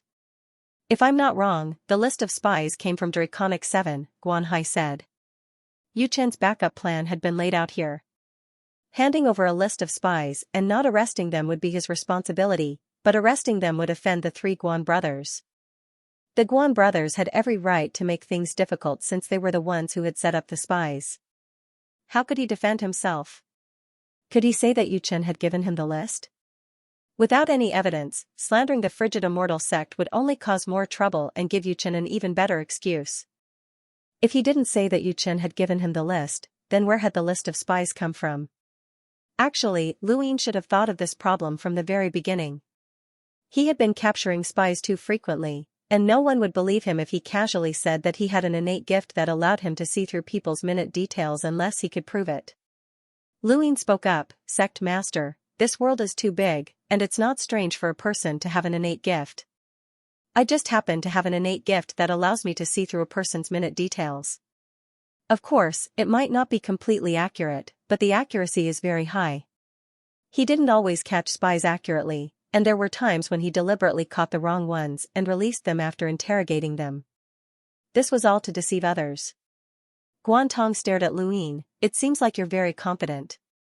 Alright, I'm not that stubborn. How about we make a bet? What kind of bet? Luyin asked. Guantong's lips curled up. There's a city in the Huayuan called Crimson Orchid, and there are definitely spies there. As long as you can find them within 10 days, I'll admit that you have the ability to see through people's minute details. Crimson Orchid City is about the same size as Xianxia City, and if you can catch 5 spies in a few days in Xianxia City, then Crimson Orchid City should be no exception. Besides, I'll give you 10 days. Thank you, brothers, for your support and encouragement, thank you. Everyone looked at Luyin, some taking pleasure in his misfortune, some with sympathy, and many with complicated expressions. Xianxia spoke in a low voice, Mr. Doormaster, everything you said before was just your conjecture. You can't convict him without evidence, and this bet is a joke. You can leave now. Guanhai interjected, when have we ever cared about evidence? What my brother just said can be used as evidence, and we can present it to the superintendent. I don't know if the superintendent will believe you or us. Xianxia frowned. Luyin spoke up, fourth uncle, I have something to present. Xianxia was puzzled, what is it? Everyone looked at Luyin curiously as well. Could he turn this situation around by presenting something now? Guantong frowned, could it be that Yu Chen's list had exposed her identity? She couldn't be that stupid. Everyone watched as Luyin approached Xianxia. He quickly passed by Guantong, Guanhai, and then Guanyun. He paused when he was within 5 meters of Guanyun. Guanyun's mocking expression suddenly froze, and he looked like he had been struck dumb. 6 pips allowed him to enter a person's body and control them. As long as he was within 5 meters of that person, he could invade their consciousness, switch perspectives, and read their memories. This was the source of Luyin's confidence. Luyin switched to Guanyun's consciousness and began to read his memories, searching for memories related to Crimson Orchid City. He quickly recovered and stood in place, deep in thought. Long Qi, what do you want to present? Xianxia asked. Everyone looked at Luyin strangely, not understanding why he was standing there. Luyin scratched his head and laughed dryly, sorry, fourth uncle, I didn't bring it with me. I'll present it next time. He then looked at Guantong, you want to bet? Sure, Crimson Orchid City, right? No problem. Everyone was confused, feeling that Luyin's actions were strange. Guantong found it strange as well, but since Luyin had agreed, he had achieved his goal. Everything he had done today had been in exchange for Luyin's trip to Crimson Orchid City. No one knew that a monster from the mortal world had appeared beneath Crimson Orchid City. Once provoked, it would go berserk and devour everything in its path. It was even stronger than an emissary. He wanted Luyin to go to Crimson Orchid City and provoke that monster to devour the entire city. That way, Luyin would naturally die. Even if those heart-wrenching remarks were proven to be true, this person would only be punished. With the White Dragon clan's ability, they might not be able to expel him. Guantong wanted to get things done once and for all. After all, they had joined the human race's great enemy. The death of 1 million people in Crimson Orchid City was nothing to them. To them, this was a meritorious service. Furthermore, they could eliminate Luyin in one fell swoop and curry favor with the frigid immortal sect. Xianxia wanted to stop them, but Luyin had already agreed to the bet, so he helplessly said, you can leave now, sect master. I still have matters to attend to in the Yin Mountain district. Guantong looked at Luyin with a smile hidden deep in her eyes. Long 7, the spy might leave at any time during the mission. When do you plan on leaving? Luyin thought about it, in 3 days. Guantong smiled. Alright, let's do it in 3 days for 10 days.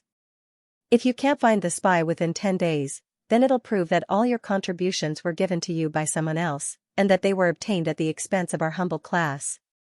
When the 9 Gates superintendent gets angry, no one knows what will happen to you. Luyin raised his head. I know, but I have a condition. Guantong's gaze turned cold. What condition? Luyin shouted, I want the 3 of you to be at Crimson Orchid City as witnesses. Of course, I also implore fourth uncle to be there as well to prevent anyone from cheating. Who are you calling cheating? Guanyun roared. Guantong stopped him. Alright, we three brothers will be waiting for you at Crimson Orchid City in 3 days. He then led Guan Hai, Guan Yun, and Yu Hua Mavis out of the headquarters in the Yin Mountain district. Shuasi looked at Luyin helplessly and shook his head, but he didn't say anything else. The white fatty looked at Luyin sympathetically. After the others left, Luyin found Shuasi again. Hey, you're too impulsive. Don't you know how you got those contributions? Shuasi reprimanded. He had always thought that Lu Yin's contributions had come from the White Dragon tribe and that Guantong's spies had come from the Frigid Immortal sect. Lu Yin solemnly replied, Fourth uncle, now's not the time to talk about that. I've discovered something big. Shuasi was puzzled. What is it? Lu Yin adjusted his words. The 3 Guan brothers might be redbacks. Shuasi's pupils shrank and his expression changed. What did you say? Lu Yin sternly replied, the 3 Guan brothers might be redbacks. Shuasi's usual laziness was gone, and he shouted, you can't speak without evidence. If others hear about this, Guantong can sue you for slandering a fellow disciple. This is a taboo. Lu Yin replied, I have evidence, but I need to go to the humble Huayuan school to get it. That's why I agreed to Guantong's bed at Crimson Orchid City. You never planned to go to Crimson Orchid City? Lu Yin nodded. Please cooperate, Fourth uncle. Don't let the 3 Guan brothers find out that I didn't go to Crimson Orchid City.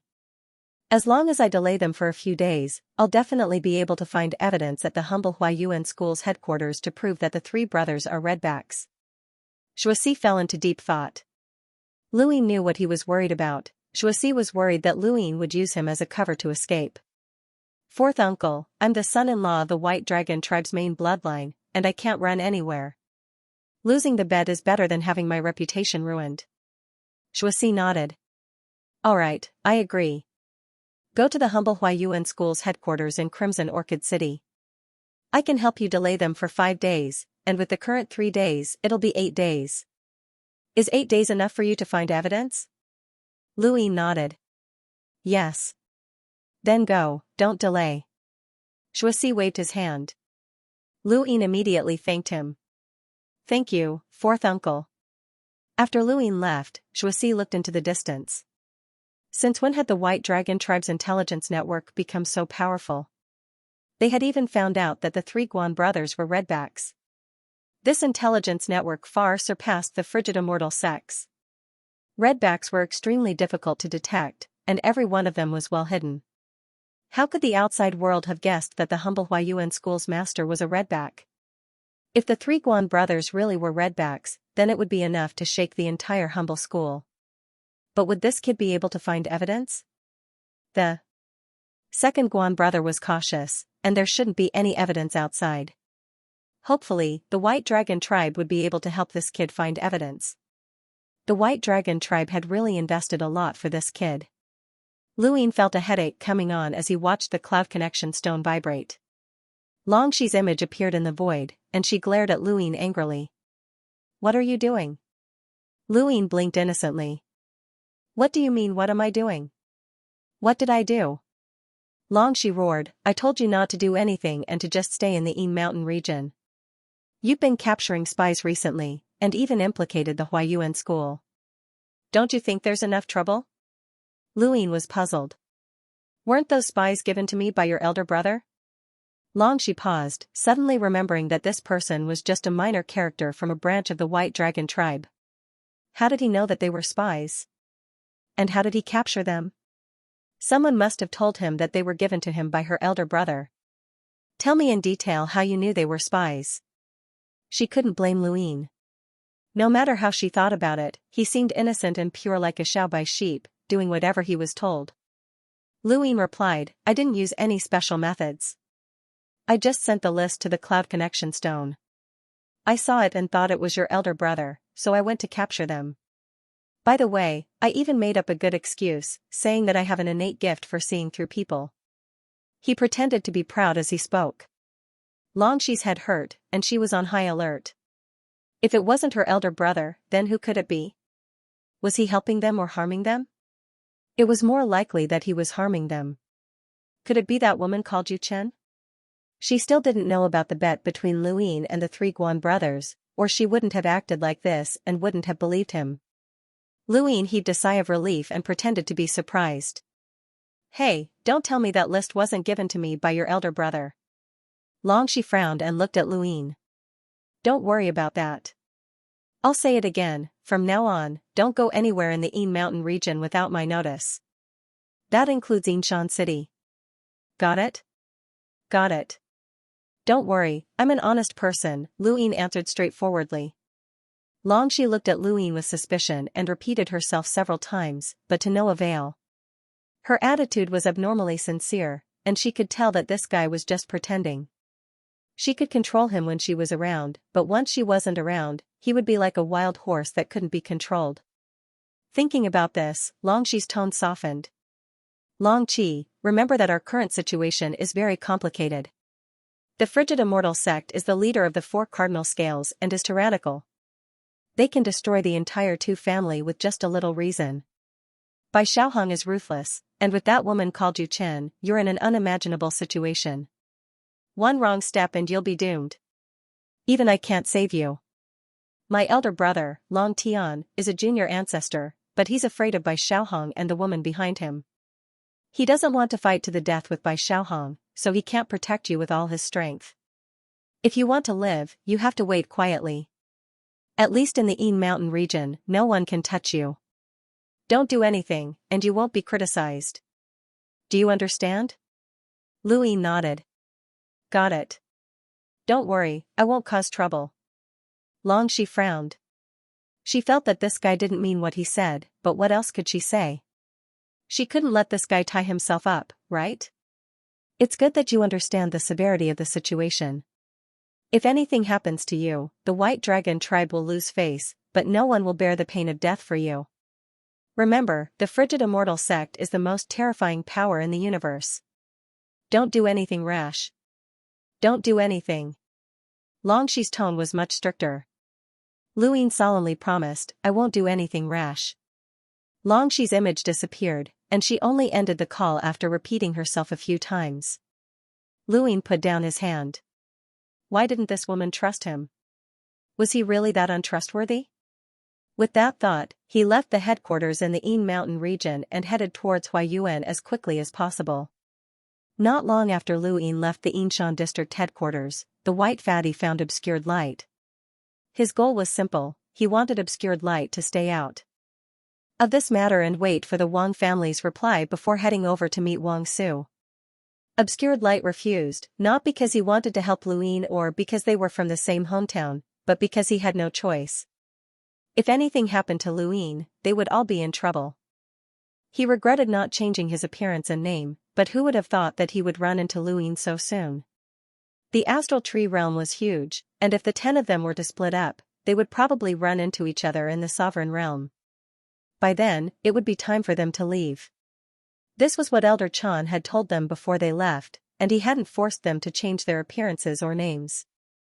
Those who had become the top experts of the 5th and 6th mainlands naturally had their own pride, which could affect their future progenitors. Who would have thought that they would run into someone they knew so quickly in the vast astral tree realm? This was pure luck. Obscured Light had no choice but to help, even if he didn't want to. The white fatty gave him a thumbs up and praised, it's rare to see someone go this far for a brother.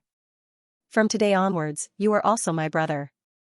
Don't worry, once this matter is over and I meet the Wang family's junior ancestor, I'll definitely put in a good word for you.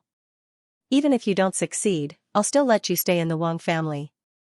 Obscured Light asked curiously, what won't succeed? The white fatty replied, you don't need to know that yet. I'll tell you once it succeeds. You'll definitely be excited to death. That's a place that everyone in the astral tree realm dreams of. Obscured Light looked up into the distance and saw a tree trunk that blocked the other side of the astral tree realm. If a tree had a trunk, it would have a crown. That was the sovereign realm, and it was also the most valuable place in the universe. He would definitely go there, no matter the cost. After Xianxia ended the call with Luin, she contacted Long Tian.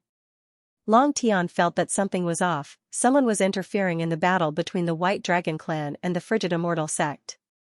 From the looks of it, the outcome was favorable to Draconic 7, but Long Tian didn't know what the other party's goal was. He didn't even know who the other party was. Thus, he contacted the Nine Gates superintendent and asked Draconic 7 to retire early. Initially, he had planned to retire after Long 7 had made some contributions. For this, he had made a plan. However, before the plan could be implemented, Long 7 had already made some contributions. Now, all he needed to do was retire. There was a time limit for those who wanted to retire. For example, interrogator Kuai Shu had no background, so he had to wait until his time was up. Even though Lu Yin had Long Tian's help, he still had to wait for 2 months to retire.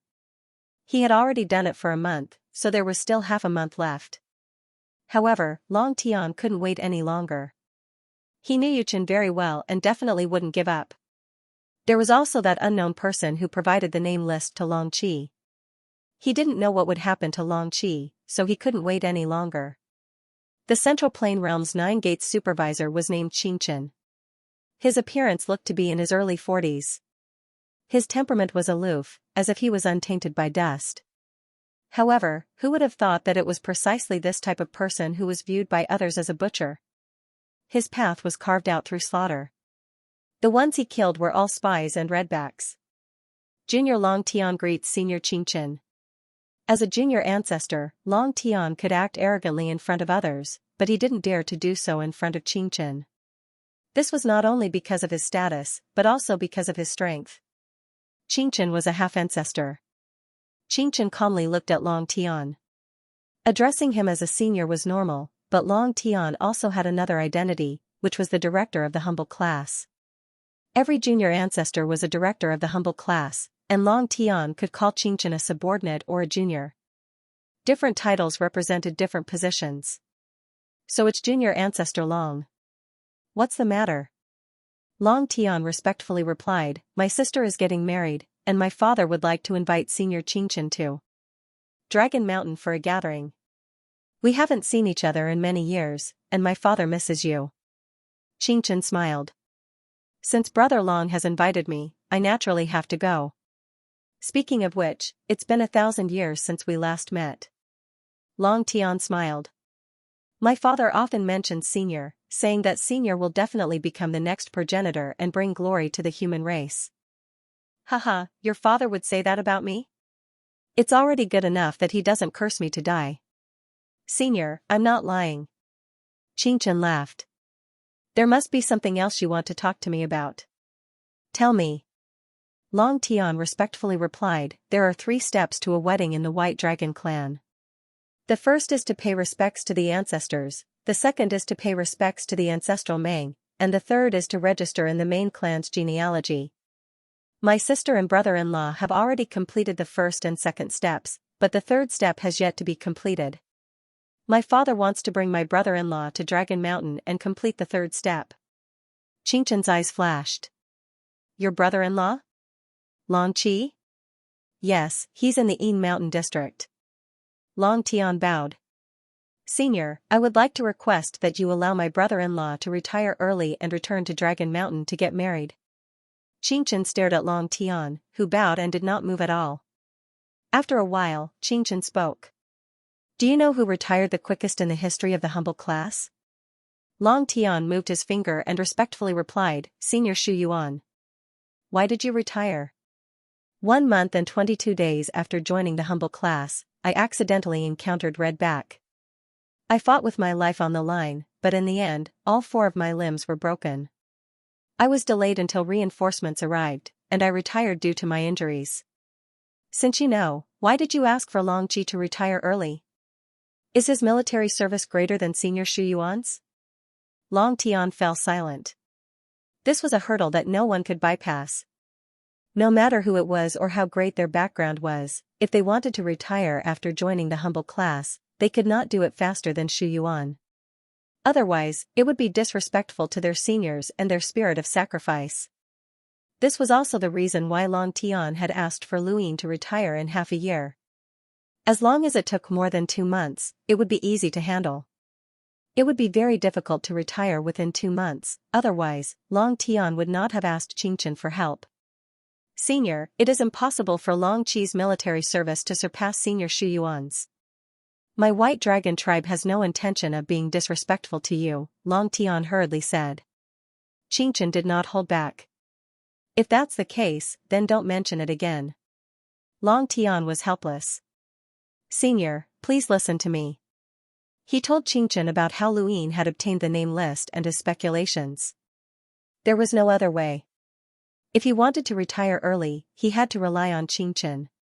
Furthermore, Xianxia had never interfered with the struggles of the four cardinal scales.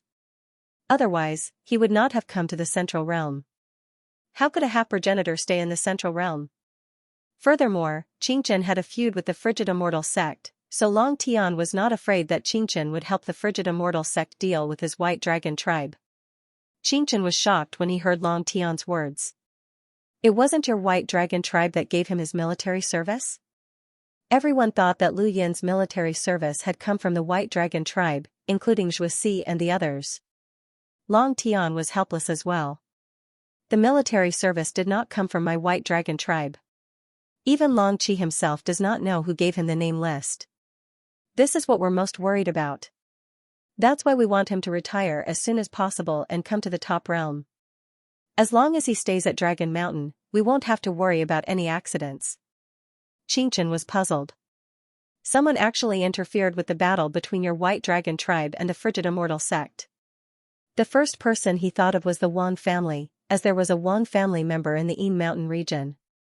Senior, can my brother-in-law retire early? Long Tian asked expectantly. Xianxia shook his head. No matter what the reason is, he cannot retire early unless his military service surpasses that of the Shu. Plain seniors and he has a reason to retire. Otherwise, he has to stay for at least 2 months. Long Tian's expression turned ugly, as Xianxia was not giving him any face at all. This person was an old friend of his father's, so it was no wonder that his father was unwilling to step in. Senior, you have your own considerations, and I do not dare to force you. If that's the case, could you please take care of my brother-in-law? He's just a hunter, and he's not very strong. He's also simple-minded, and he can be easily manipulated by others. He won't even know when or how he'll die. Xianxia replied, I'll do my best. Thank you, Senior. I'll take my leave now. Long Tian reluctantly ended the conversation. Xianxia retracted his gaze. He had already known about the battle in the Yin Mountain region, and he was also aware of Lu Yin's actions. He had originally thought that the White Dragon tribe had given Lu Yin his military service, but he had not expected that to be the case. This was interesting. Had someone else interfered? Or had no one interfered? Xianxia's eyes flickered, and he once again flipped through the recent events in the Yin Mountain region. He felt like he had overlooked something. On the other side, Long Tian sighed. He had guessed that Xianxia would not give him any face, but the old man had promised to take care of Lu Yin. As long as Long Seven behaved himself, nothing should happen. Just as Long Tian thought of this, an old servant appeared and whispered something to him. Long Tian was furious. Bastard, look at yourself. How dare you make a bet with the 3 Guan brothers? You're courting death. You're courting death. The old servant lowered his head and did not make a sound. Long Tian's anger soared, and he wanted nothing more than to run to the Yin Mountain region and rip out Lu Yin's tendons and skin him alive. Long Tian had lost all face because of this bastard, and he had even lowered his head and begged for help. On the other hand, Lu Yin was causing as much trouble as he could. If not for the fact that he wanted Long Shi to accompany him to the Sovereign Realm, Long Tian would not have cared about that bastard's life or death. In fact, he would have wanted to stomp on him and make him die even faster. As one of the 4 young masters, Long Tian had never suffered such humiliation. That bastard kept causing trouble for him, and he had not been able to cultivate peacefully. The more he thought about it, the angrier he became, and the situation was getting out of hand. Long Tian roared, "Go to Crimson Orchid City and capture Long Seven for me. If anyone dares to stop you, tell them that they violated the White Dragon clan's rules. Once the punishment is over, you can return to the Yin Mountain region." This was the worst-case scenario that Long Tian had predicted. If Long Seven was forcefully taken away, not only would he offend the humble school, but the White Dragon clan's main bloodline would also be mocked. However, he had no choice, he could not just watch that bastard be played to death. If that happened, he would be mocked even more. Longxi could not accompany him to the sovereign realm, and she might even marry by Xiaohong. That would be a disaster for the entire White Dragon clan. He could not let the frigid immortal sect interfere with the White Dragon clan's revival, especially that woman.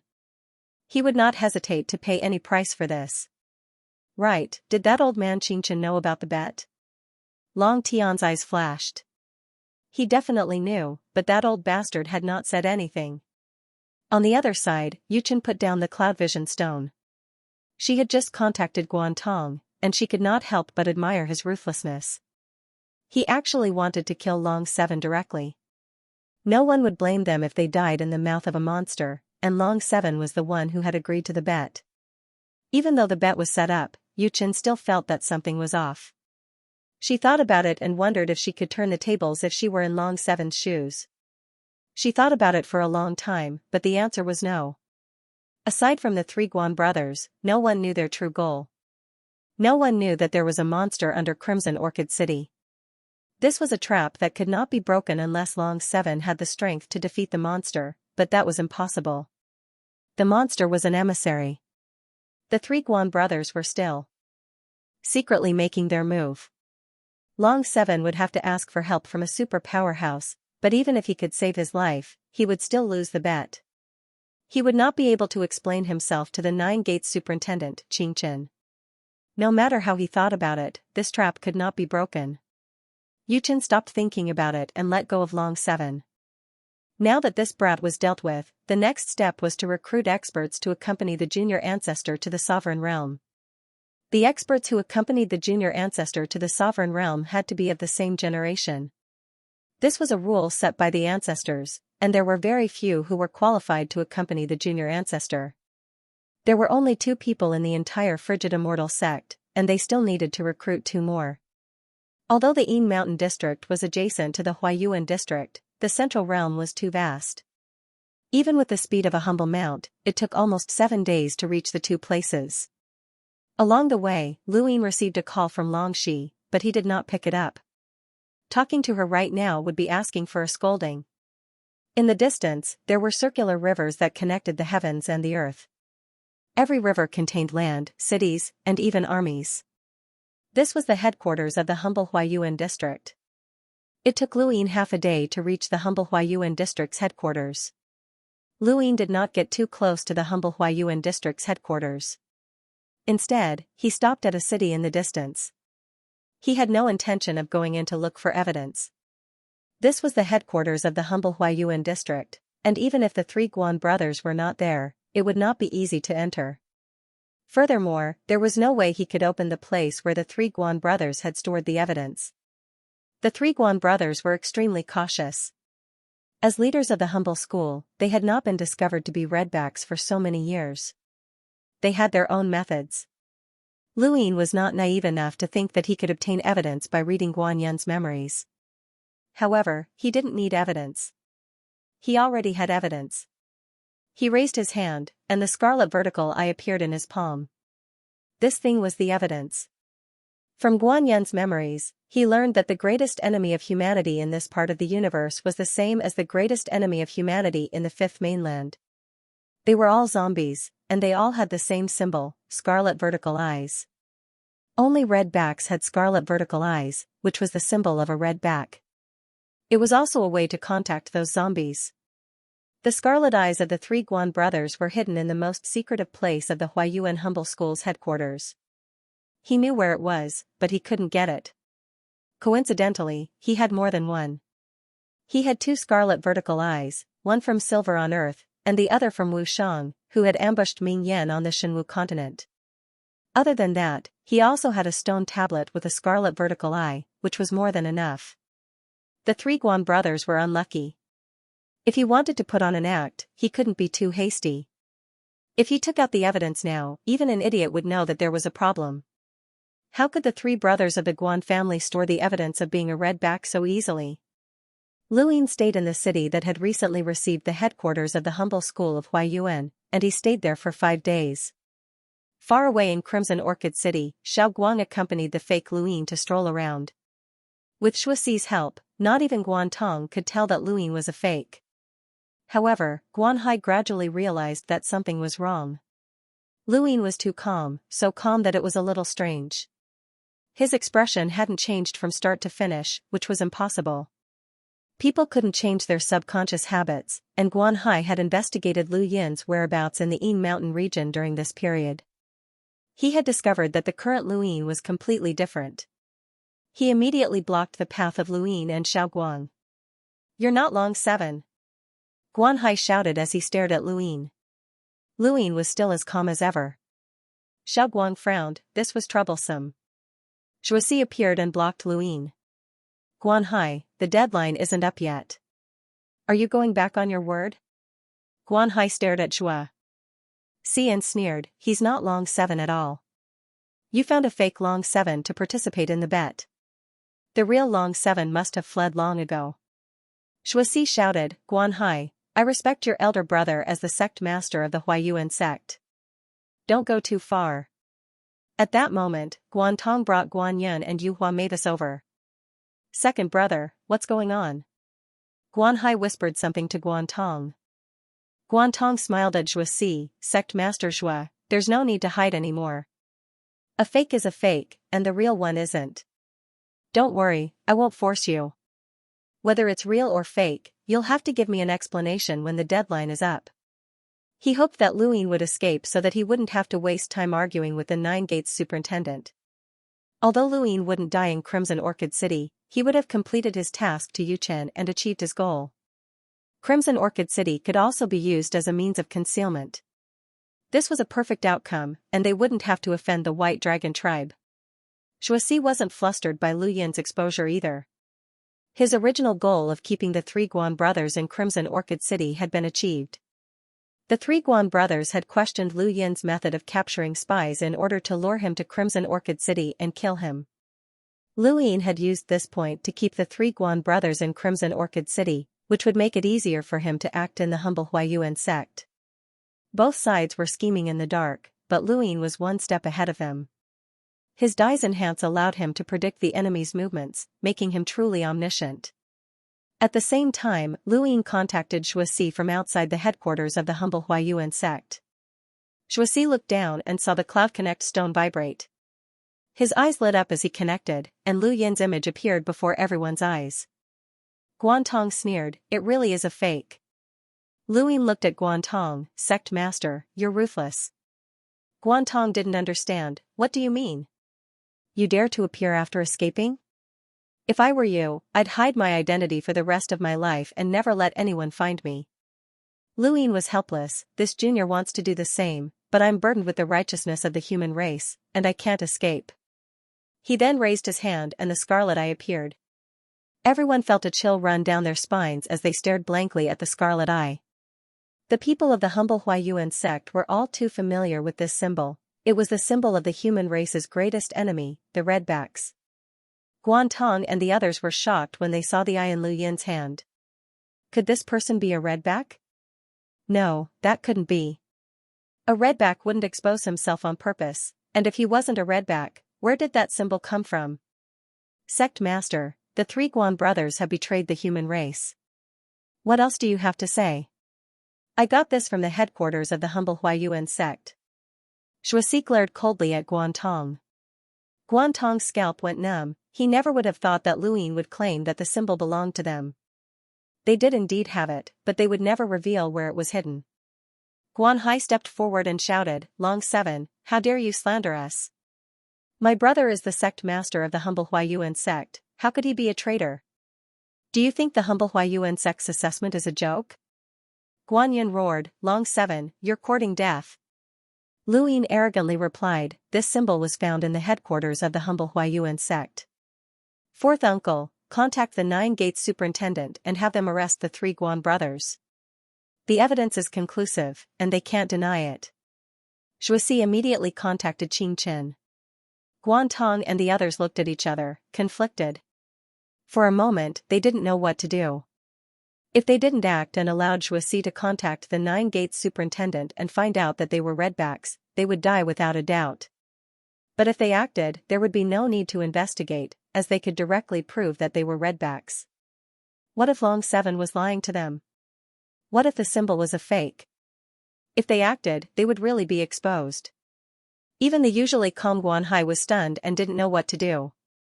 Shuasi contacted the Nine Gates superintendent, Qing Chen, and relayed Lu Yin's message. Qing Chen was dumbfounded. He knew that the redbacks had hidden themselves well, but he never thought that one of the sect masters under his command would be a redback. His first reaction was that it was impossible, and that this was the work of the White Dragon tribe. However, Shuasi couldn't have lied.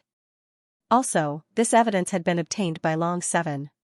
Qing Chen thought of the unknown power that had provided Long 7 with the list. This piece of news stunned everyone. No matter what, he had to make a trip to the headquarters of the humble Huayuan sect to see for himself. With that thought in mind, he stepped into the void and disappeared. In Crimson Orchid City, Shuasi ordered the others to retreat, leaving only the 3 Guan brothers. The evidence is conclusive. Surrender. Guan Tong shouted, I am the sect master of the humble Huayuan sect. How can I be a redback? Shuasi, you dare join forces with Long 7 to slander us? Shuasi was actually quite nervous. With Long 7's strength, it was unlikely that he would be able to infiltrate the headquarters of the humble Huayuan sect to obtain evidence. However, Long 7 had the White Dragon tribe behind him, and they couldn't possibly allow him to slander the 3 Guan brothers. Otherwise, it would be a huge joke. He chose to believe the White Dragon tribe, not Long 7. The redbacks are hidden very deeply. In the past, the highest level of the 4-side scale was the redbacks. What's so strange about you 3 brothers being redbacks? Shuasi said loudly. Guan Tong was furious. You Lu family bastard. Instead of being a coward, you dare to slander us? You're courting death. With that, he immediately attacked, causing the void to crack. With a palm strike, he broke through the void and disappeared. On the opposite side, Shuasi heard Guan Tong's words and recalled his past memories. His eyes were filled with murderous intent as he waved his hand and cut through the void. A gigantic spatial crack split the entire Crimson Orchid City in two, and Guan Tong was the first to be knocked back. He was shocked.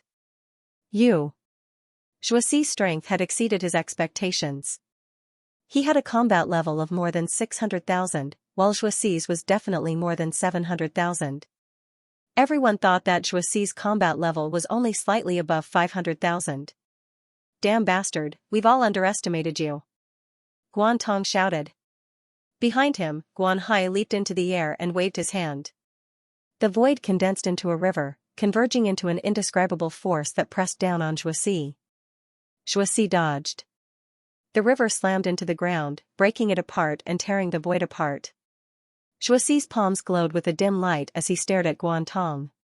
His gaze scanned Guan Tong's body and finally landed on Guan Tong's right shoulder. Guan Tong's hair stood on end. Not good.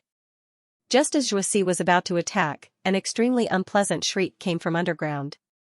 It sounded like someone was scratching glass with their fingernails, and the sound shattered all the houses in Crimson Orchid City.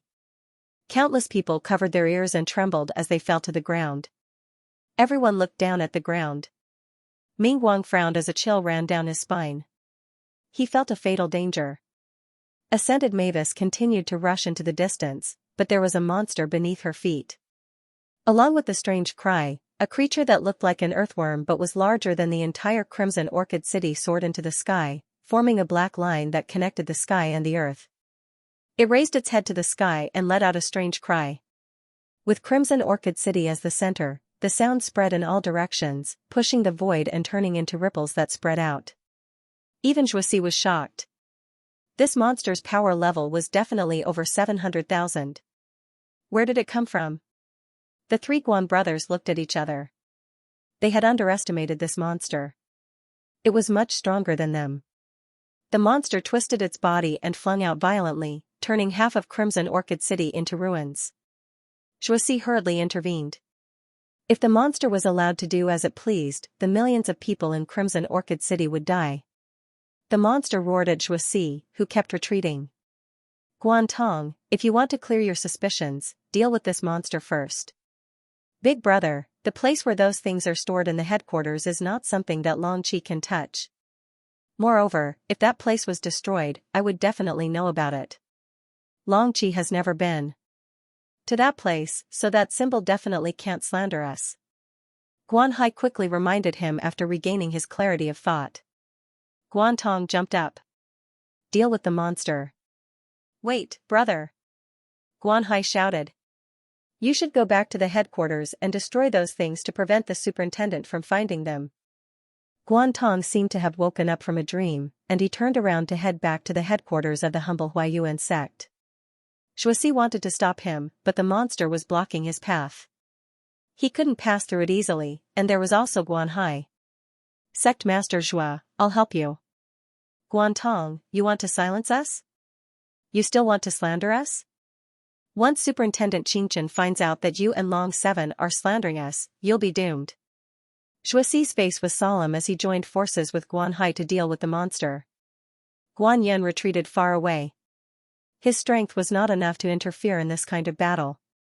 He still had Ascension Mavis behind him, and Obscurus and the others from the Yin Mountain District headquarters were on the other side of Crimson Orchid City. Guantong rushed to the headquarters of the humble Huayuan sect. The Nine Gates supervisor, Qing Chen, was also heading towards the headquarters of the humble Huayuan sect. At this moment, Lu Yin was waiting outside the humble class headquarters. With a humble class mount, it would take a few days to travel from Qilin City to the headquarters of the Huayuan humble class. However, with the emissary's strength, she could travel through the void regardless of the consequences and arrive in less than 2 hours. Although Guantong was very close to the headquarters, Qing Chen was a half-martial ancestor. The distance he could cover was incomparable to Guantong's. In the end, he arrived at the humble Huayuan sect's headquarters one step ahead of Guantong. Lu Yin had seen Qing Chen's image before, and the moment Qing Chen descended, he immediately appeared. Qing Chen also saw Lu Yin for the first time. I am Long Qi, the captain of the humble school in the Yin Mountain District. Greetings, Superintendent. Lu Yin bowed respectfully. Within the humble school of Huayuan, everyone noticed Qing Chen's arrival and bowed in unison. Greetings, Superintendent. Qing Chen waved his hand and dismissed them. He landed on the ground and looked at Lu Yin with a serious expression. You are Long Qi? Yes, I am Long Qi, Lu Yin replied. Qing Chen looked at him. Let me see it. Lu Yin immediately handed the scarlet eye over to Qing Chen. Through Guan Yan's memories, he was absolutely certain that the scarlet eye was the symbol of the redbacks in this region. Qing Chen looked at the scarlet eye in his hand and a murderous glint flashed across his eyes. There was no mistaking it, this was it.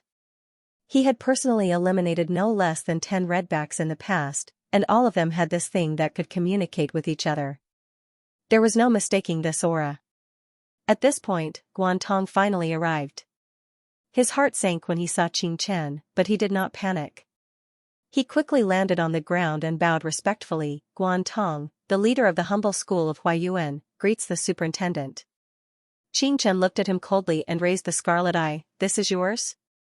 Guantong's tone was low as he angrily shouted, Superintendent, this Long Qi has wronged me.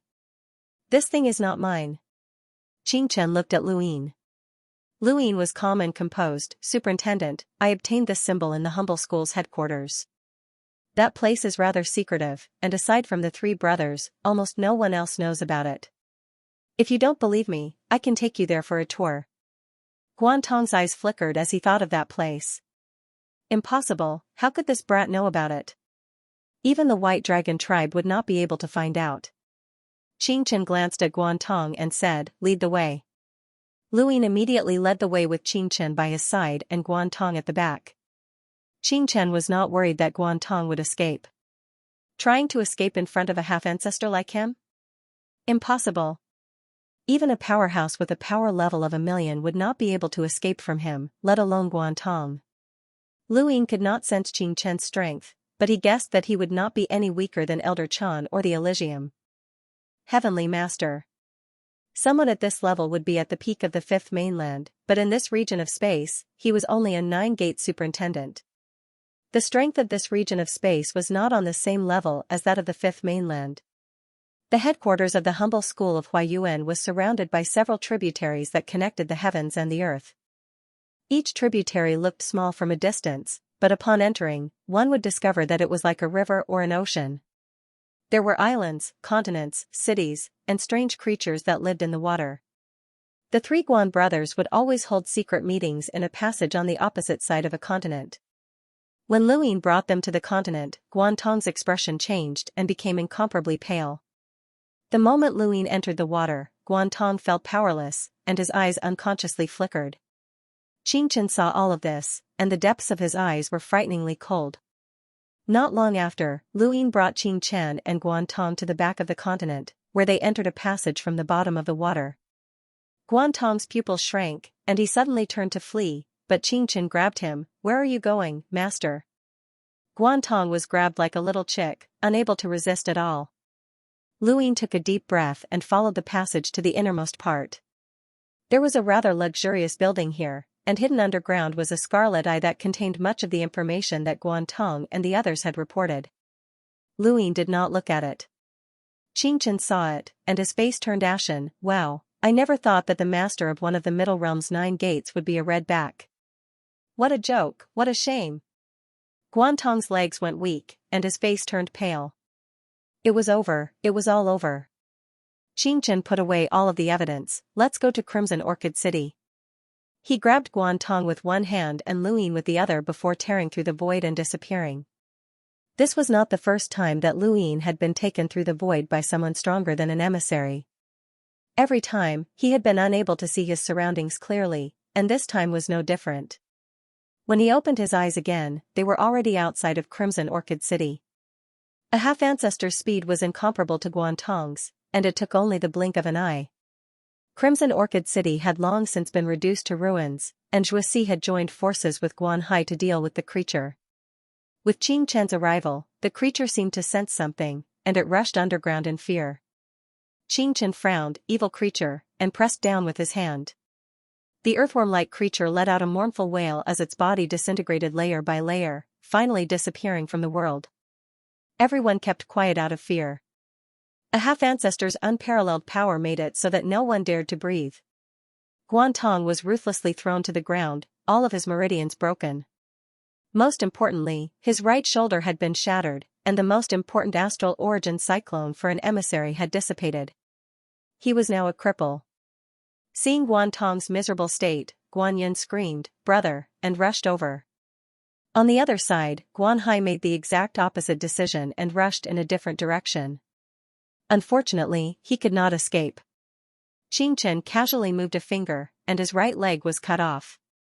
Similarly, the astral origin cyclone dissipated, but Guan Yin was not so lucky. Xianxia's attack had been heavy, and he was crushed into a puddle of blood. Luyin felt that it was a pity. He had wanted to merge with Guan Yin's memories to investigate the surname Liu. Through this person's memories, he could learn more about this part of the universe. Subordinate Xianxia of the Yinshan district greets the superintendent. Xianxia respectfully bowed. The moment he saw Guan Tong leave, he knew that he had made the right bet. The White Dragon tribe had not disappointed him. The rest of the people from the humble school bowed in unison. Xianxia nodded and scanned the entirety of Crimson Orchid City. He sighed. The appearance of a monster had killed hundreds of thousands of people, which was not uncommon in this part of the universe. Although there were many experts in this part of the universe, there were also many monsters in the mortal realm. Natural disasters and man-made disasters were something that even progenitors could do nothing about. Xianxia had cultivated for so many years, and he had seen even more miserable things. This was too insignificant. With a wave of his hand, he threw Guan Hai beside Guan Tong. Both of them were extremely miserable. Xianxia calmly said, "Everyone is here. What else do you have to say?" Guan Tong's face was ashen. The evidence had been investigated, and there was nothing left to say. Guan Hai was unwilling to accept this, and he glared at Luyin with hatred. "Superintendent, it's true that the three of us are redbacks. Since we've been found, we'll definitely die, but I can't accept this." Xianxia looked at Guan Hai. "What do you mean?" Guan Hai endured the pain of his injuries and gritted his teeth. "The symbol in Draconic Seven's hand does not belong to the three of us. Xianxia looked at Luyin. Zhuoxi and the rest also looked at Luyin. Luyin had not expected Guanhai to drag him down with him even before his death, but he had considered this before. Furthermore, with Guanyun's death, this explanation was even more convincing. The symbol does not belong to you or your brother. It belongs to Di Ming's third brother, Guanyun. What did you say? Guanhai was stunned for a moment, then angrily said, You still want to slander my third brother? No one can blame us for our fate today, we can only blame ourselves for relying on the enemy. We were blind, but we can't allow others to frame us. The three of us are one, and we only have one symbol. Where did the second symbol come from? We only have one. Luyin confidently asked, Guanhai, are you sure about Guanyun? Do you think you know him better than I do? Guanhai retorted. Luyin smiled, I wouldn't dare say that I know him better, but Guanyun may seem crude on the outside, but he's actually bold and careful. He hid the second symbol, and it's right here. He then whispered the name of a place. Guanhai felt as if he had been struck by lightning when he heard the name. This was a secret place that only the three of them knew about, and it had no use. They had only known about it so that they could hide there if their identities as redbacks were discovered. They had already prepared for the worst, but they hadn't expected that they wouldn't even have the chance to hide. Guanhai had no choice but to believe that Luyin had mentioned this place, since only the three of them knew about it.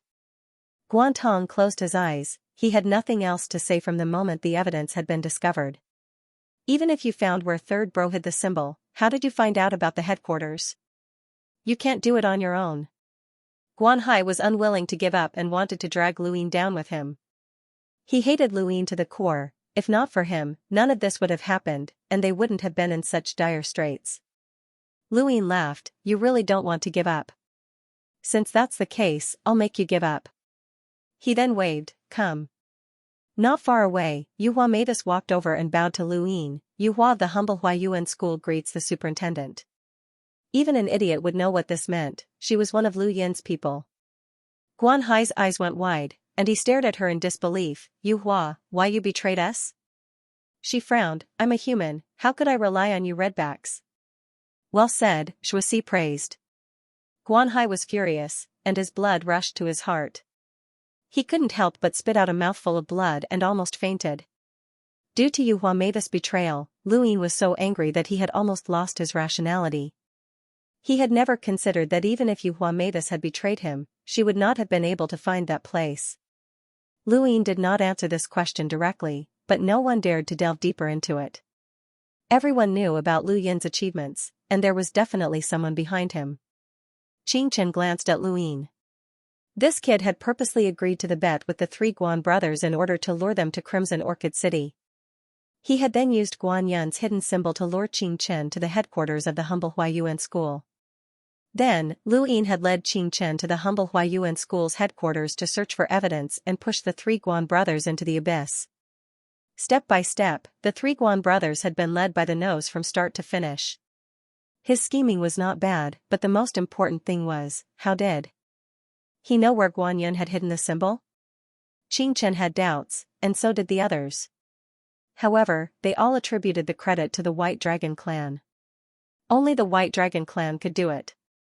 After all, they were one of the four scales. In their eyes, Luyin was just a tool for the White Dragon clan. Could it be that this was the merit that Long Tian had given him? Xianxia suddenly guessed, but he quickly denied it. Long Tian should not have known about the bet, and he wanted this kid to retire early. Moreover, the merit of capturing the redback was too great. How could he give it to this kid? There were too many doubts about this matter, but now was not the time to delve into it. This kid had captured the redback, and his merit was great. It could be said that he had surpassed the predecessor of Shiyuan. If Long Tian asked him to retire early again, it would be difficult for him to refuse. This kid had made a lot of contributions in a short time in the humble school. No matter who had given him these merits, it was always beneficial to the entire humble school and the human race. Xianxia did not want him to leave so soon. In the distance, an old man stood in the corner and watched the scene quietly. He was the old servant who had come to capture Luyin under the order of Long Tian. When he arrived, he happened to see this dramatic scene. He looked at Lu Yin with eyes full of admiration and amazement. He was very sure that Lu Yin's merit did not come from the White Dragon clan. Then, where did it come from? Was there someone else behind this person? Was it that unknown force? The junior ancestor was very afraid of that force, and he did not know if it was a friend or foe. Although Draconic 7 had used the help of an unknown force to find out that the three Guan brothers were redbacks, he had lured them away and cooperated with Xianxia to invite the Nine-Gate superintendent over. This ability was not bad and could not be considered disgraceful. As he thought about this, Qianchen looked over from afar. The old servant bowed slowly. Qianchen retracted his gaze and looked at Lu Yin. He praised, Draconic 7, you exposed the three Guan brothers as redbacks. Your merit is great. Let me go back and think about it. There will be a reward later. You can return to the Yin Mountain district and wait there.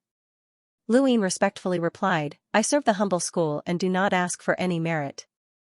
I just want to do what I can for my people and fight against the enemy from the outside. Yuhua Mavis rolled her eyes. Disgusting. Xianxia pouted. It was too fake. Ming Guang raised an eyebrow. Qing Chen's eyes lit up. You want to work for the humble school so much? For your people? Lu Yin was already used to such words, and he subconsciously replied, I'll do anything for you. Ha ha ha ha, well said. My humble family lacks energetic young people like you. Alright, I'll think about it when I get back. I'll give you a new job, and I'll definitely satisfy you. With that, he left with Guan Tong and Guan Hai. Lu Yin was confused. Why was Qianchen so happy? Wait, did he say something wrong? He thought about it, but no, it was normal. Xianxia looked at him strangely, Draconic 7, you don't want to retire? He suddenly remembered that Longxi had told him to retire as soon as he made some contributions. Previously, he might not have been able to retire so early, but now that he had made so many contributions, he might be able to retire immediately as long as Long Tian did something. However, what he had just said had blocked the path to retirement. No matter what Long Tian did, Qianchen would have a reason to refuse. Lu Yin licked his lips, speechless. He had spoken too quickly. Serves you right, Yuhua Mavis said. Invisible Light smiled, interesting. Lu Yin was speechless. What was interesting? He had done this bet behind Longxi's back, and once she found out that he had blocked his own path to retirement, she would definitely be furious. He suddenly thought of Guan Hai and Imogauha. Was he getting better at pissing people off? Let's go back to the Yin Mountain district. Someone else will take care of Crimson Orchid City, Xianxia said. Lu Yin looked at Yuhua Mavis, you won't be able to return to the humble school of Huayuan. How about you come back to the Yin Mountain district with us? Ascension Mavis nodded. Alright. Invisible Light smiled, I've been invited by the Wang family to meet their junior ancestor, Wang Su. Her eyes flashed, looks like you're one step ahead of us. Not necessarily, Lu Yin said, Fatty invited you because he couldn't see that Invisible Light had the strength to fight you. If you come back with us, you might be invited as well. Ascension Mavis' eyes lit up. Invisible Light pondered for a moment, that's a good idea. We can take care of each other. It's said that even the junior ancestor is in danger of dying there. The trip to the Sovereign Realm was the opportunity for the top 10 in the Sovereign Tournament. They had all come to the Sovereign Realm to search for the origin item. This was the most important thing. Lu Yin felt that he was the one who was the furthest away from that opportunity. Everyone else could display their strength and go to the Sovereign Realm, but what about him? No, he had to think of a way to go there. Strength was the foundation of everything, and he could not forget his roots. It had been a long time since the humble school had made such a big move. One of the 9 gates of the Middle Realm was actually a red back, which made many people feel that this was a fantasy. This matter was a slap to the 9 gates of the Middle Realm, as well as to the entire humble school. When the 3 Guan brothers reported this matter to the entire humble school, the governor of the humble school was completely enraged. He ordered the humble school to conduct an investigation. Regardless of whether it was the sect master, the captain, or even the members of the humble school, they were all required to conduct an investigation. Longqi's name naturally spread throughout the humble school. In the frozen immortal sect in the Peak Realm, Yuchen cut off all contact with the three Guan brothers and looked at the report in front of her. It was the most detailed report from the beginning of the bet to when Guan Tong and Guan Hai had been taken away by Qing Chen. The more she read, the more serious her expression became.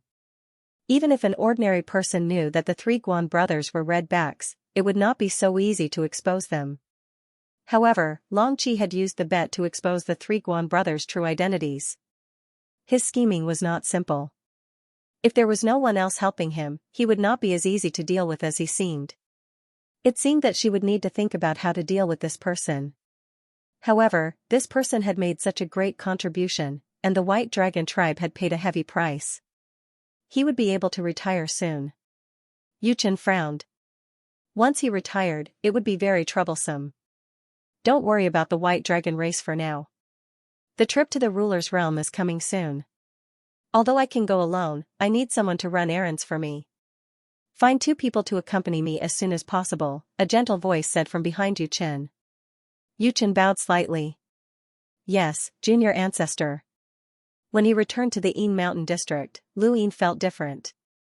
The people around him looked at him with caution, vigilance, envy, and all sorts of mixed emotions. This was something that he had never experienced before. In the past, these people had looked at him with disdain.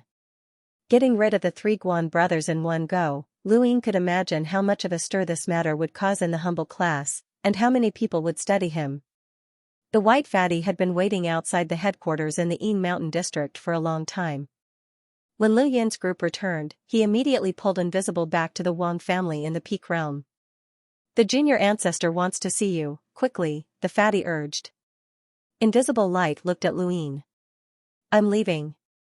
Lu Yin nodded. At this time, the fatty looked at Yu Hua curiously. Why is she here? Invisible Light smiled. She helped Brother Long find where the Guan brothers hid their evidence. She can't return to the humble school of Huayuan. Fatty White looked at Ascension Mavis and fell into deep thought. Let's go, Brother Wang? Invisible Light asked. Are you willing to come with me to the Wang family to see the junior matriarch? The white fatty asked Yu Hua.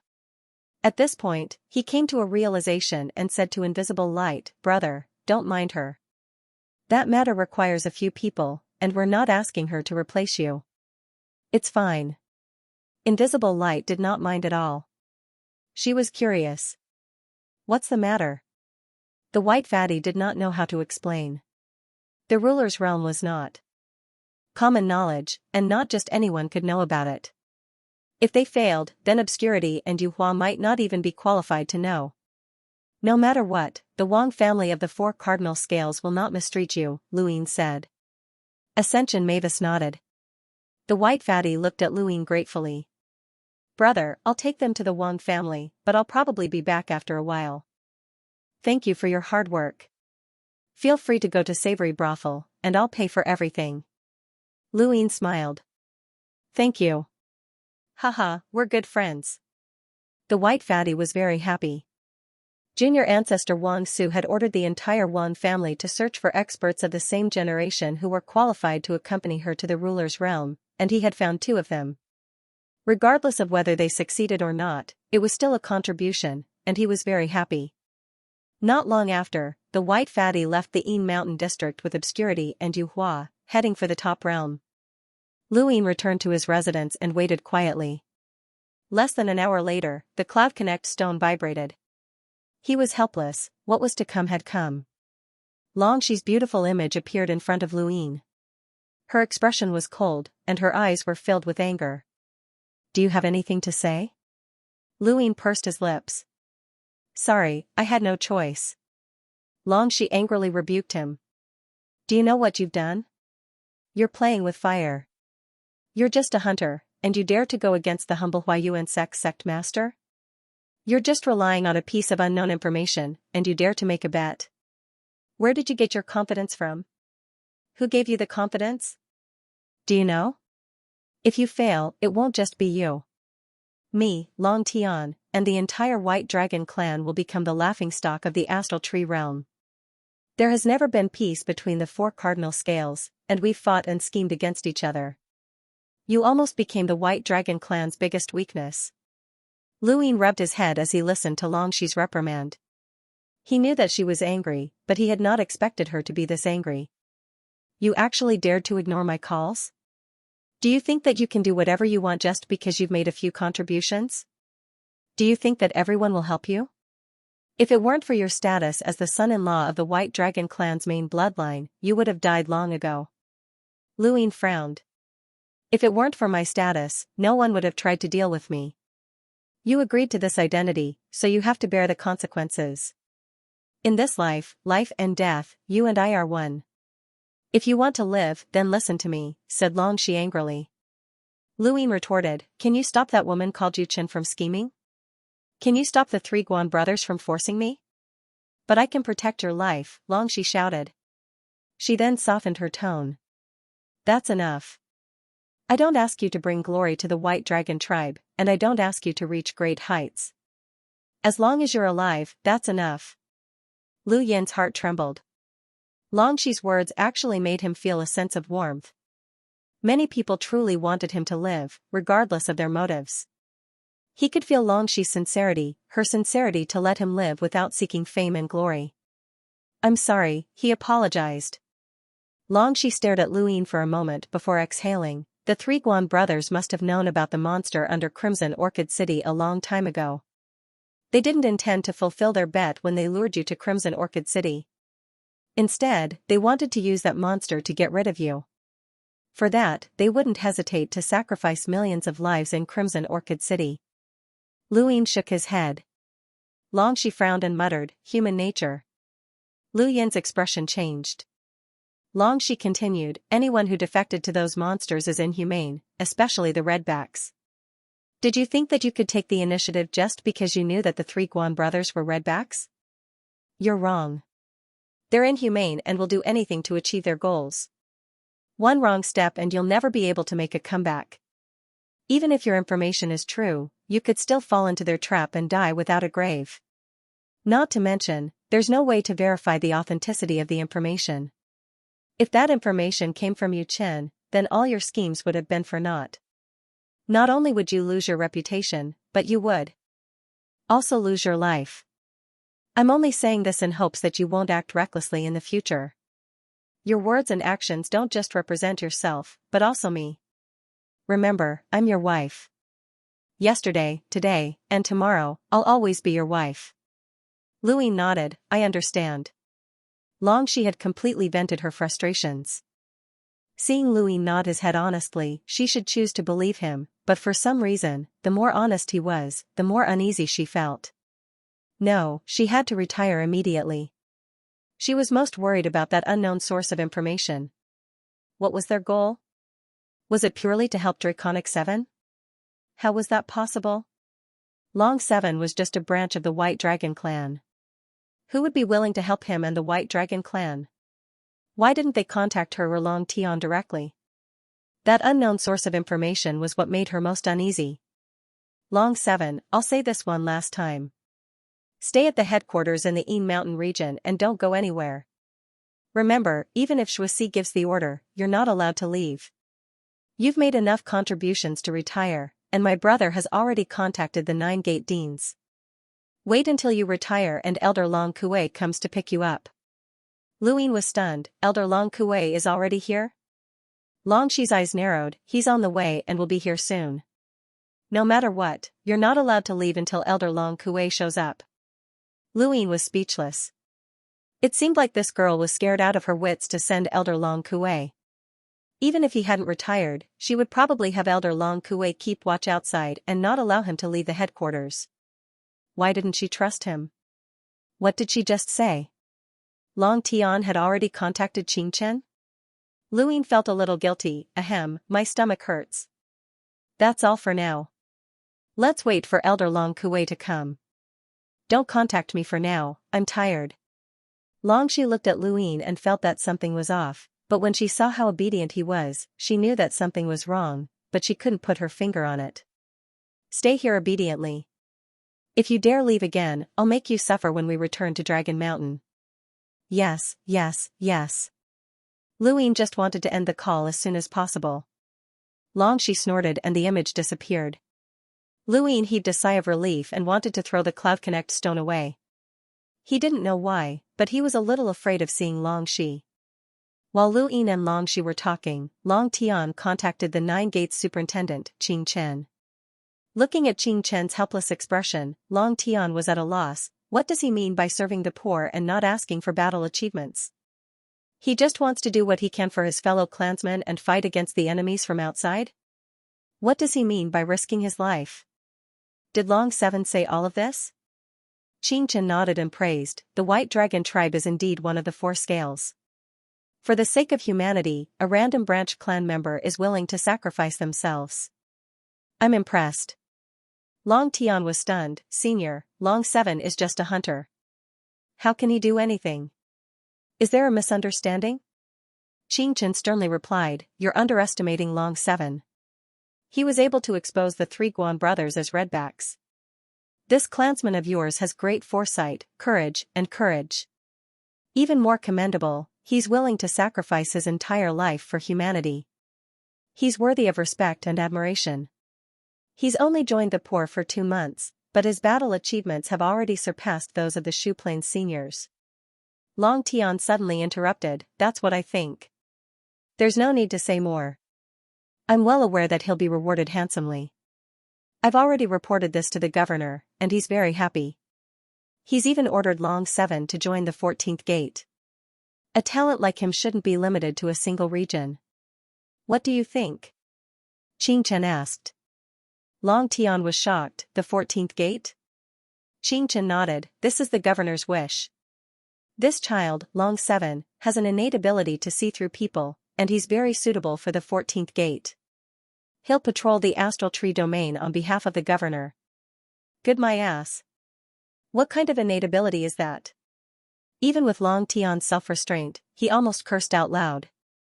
It was someone else who had told him about Long Seven, and that was why he had been so anxious to take him away. He hadn't expected this old man to do something like this. The 14th gate wasn't like the Yinshan district or the Huayuan district. Once someone joined, it would be difficult for them to leave, unless they failed to complete their mission and were expelled. That would be too embarrassing. Even with Long Tian's status as the White Dragon clan's young ancestor, it was impossible for him to get Long Seven to leave the 14th gate. This was troublesome. This was really troublesome. He was one step too late. Senior, Long Seven has already joined the 14th gate? It can't be that fast. Long Tian didn't believe him. Qing Chen replied, he's already joined. Why would I lie to you? Long Tian knew that Qing Chen wouldn't lie to him about something like this, so he was irritated. Senior, since that's the case, I'll take my leave first. Qing Chen nodded. After Long Tian's image disappeared, Qing Chen's lips curled up. He didn't care how Long Seven had exposed the Guan brothers, nor did he care about the source of the information. As someone from a humble family, all he wanted to do was capture the spy and Redback. They only cared about the human race, and they didn't care about the frigid immortal sect or the White Dragon clan. Based on Long Seven's current performance, he was qualified to join the 14th gate, and he was also suitable for it. That was enough. At the same time, Qing Chen admired Long Seven from the bottom of his heart. Long Seven had dared to fight back against the Huayuan Humble School's sect master and the frigid immortal sect scheme. He was bold and careful, and Qing Chen liked him very much. Joining the 14th gate would be another form of protection. The governor cared most about the people in the 14th gate, and anyone who dared to touch them would die. As long as Long Seven had the ability to stay in the 14th gate, then he would have the governor's protection. Even the frigid immortal sect wouldn't be able to touch him. This was also a bit of Qing Chen's selfishness. It could also be considered a reward for Long Seven. Being retired and living a peaceful life of mediocrity was better than being dead. Kid, I hope you don't disappoint me, Qing Chen muttered to himself. At the headquarters in the Yin Mountain district, Lu Yin's inkstone vibrated, and he glanced at it. Eh? It wasn't Long Shi? He accepted the call, and a line of words appeared. Yin Mountain District's humble school captain, Long Seven, will join the 14th gate from today onwards. Every year, you will be assigned 10 spies to patrol the astral trees and ensure the prosperity of the human race. From today onwards, head to the Sword Steel to take a look. The mission will be issued soon. 14th Gate Sect Master, Owl. Lu Yin's eyes widened. The 14th Gate? He had heard of it before. The current humble school was divided into 9 gates in the middle realm and 4 in the top realm, making a total of 13 gates. Outside of these 13 gates, there was a mysterious 14th gate. It wasn't stationed in one place, but rather patrolled the entire astral tree. The number of spies and redbacks they captured every year was comparable to the total number of the other 13 gates. It was the most elite and secretive gate of the humble school. He had never expected to join the 14th gate. Joining the 14th gate meant that the mission would be difficult. At least 10 spies had to be handed in every year. It was said that the 14th gate captured more than 10,000 spies each year, but no one knew if that was true or not. However, despite the difficulty of the mission, the 14th gate had the authority to capture and interrogate anyone in the astral tree. This authority came from the governor of the humble school, the ancestor who had founded the humble school. Joining the 14th gate meant that he had the support of the ancestor and was a disciple of the ancestor. He didn't have to worry about the frigid immortal sex schemes. Lu Yin hadn't expected to join the 14th gate. It seemed like his true identity couldn't be exposed either. Just as he was thinking about it, the stone shook again. Lu Yin glanced at it and gulped. Long Shi. He pondered for a moment. To accept or not to accept? That was the question. The stone shook for a long time, but Long Shi showed no signs of giving up. Lu Yin felt as if he could see Long Shi's furious face through the cloudlight stone. No, I can't accept it. I definitely can't accept it. She's angry right now. He took off the stone and tossed it aside, leaving it to shake. An entire night passed, and the cloud-passed stone didn't vibrate as frequently, but it would still vibrate once in a while. The next morning, Lu Yin estimated that Long Shi's anger was about to die down. As the stone shook, Lu Yin accepted the call. Long Shi's image appeared. Lu Yin stared at it and blinked, seeming quite calm. Long Shi looked at him quietly. How many things have you not told me? Lu Yin was confused. What things? Long Shi said word by word. I asked you about how to capture the spy in Yin Mountain City. You hid the bet between me and the 3 Guan brothers. I asked you about the bet. You hid what I told the 9-gate superintendent. Now, I'm asking you about what you told the 9-gate superintendent. Tell me, is there anything else you're hiding from me? Lu Yin gulped. That should be it. No, I'm not hiding anything. I just didn't have the time to tell you. Speak. Long Shi shouted and glared at Lu Yin. Lu Yin coughed. Well, I've been assigned to the 14th Humble School, and I'm heading to the Sword Steel right now. Apparently, there's a reward for viewing the Sword Steel. Long Shi closed her eyes helplessly. She had indeed entered the 14th gate. Her brother Long Tian had told her, but she didn't believe him. She didn't expect it to be true. Actually, joining the 14th gate would guarantee Lu Yin's safety. However, the 14th gate was not the Yin Mountain region, and it was not a place for people to gain experience. She knew very well how Lu Yin had captured spies and how he knew that the 3 Guan brothers were redbacks. Everything came from unknown sources. Once that information disappeared, how could he complete the mission given to him by the 14th gate? He would also be expelled and become a laughingstock. This was only a small problem. The 14th gate provided protection, but the price they had to pay was naturally much higher. Once they made a mistake, it would not be a small matter. Moreover, joining the 14th gate was a public matter. They would be exposed to the eyes of everyone, and everything they did would be watched by countless people. Long Shi's heart sank. From the moment Lu Yin had joined the 14th gate, the best outcome she could think of was that he would be expelled and become a laughingstock. The White Dragon clan would also become a laughingstock, but that was only the best outcome. Do you know anything about the Sword Steel? Long Shi didn't know what else to say. She was filled with regret. She should not have allowed Lu Yin to come to the Yin Mountain region. She should have locked him up in White Mountain and not allowed him to go anywhere. However, it was too late. Everything that Lu Yin had done was due to that unknown information. Who was the one behind all of this? Luin shook his head honestly. I've only heard about it from Elder Long Kuei, but I don't know the details. When he had first met Zhang Dingtian after leaving the mortal world, Long Kuei had told him about the sword steel and the legendary ancient ancestor, Wu Tian. Long Shi looked at him indifferently. You don't need to know too much about those legends, as there are no historical records to prove them. All you need to know is that when facing the sword steel, everyone has a chance to obtain some inheritance from it. However, that's only in theory. The Lu family has been here for so many years, and only a few have obtained the inheritance. However, because there are so many people who view the sword steel, there are so many inheritances added together. Not many others can view the sword steel. Even in the four-way scale, there aren't many who can view the sword steel.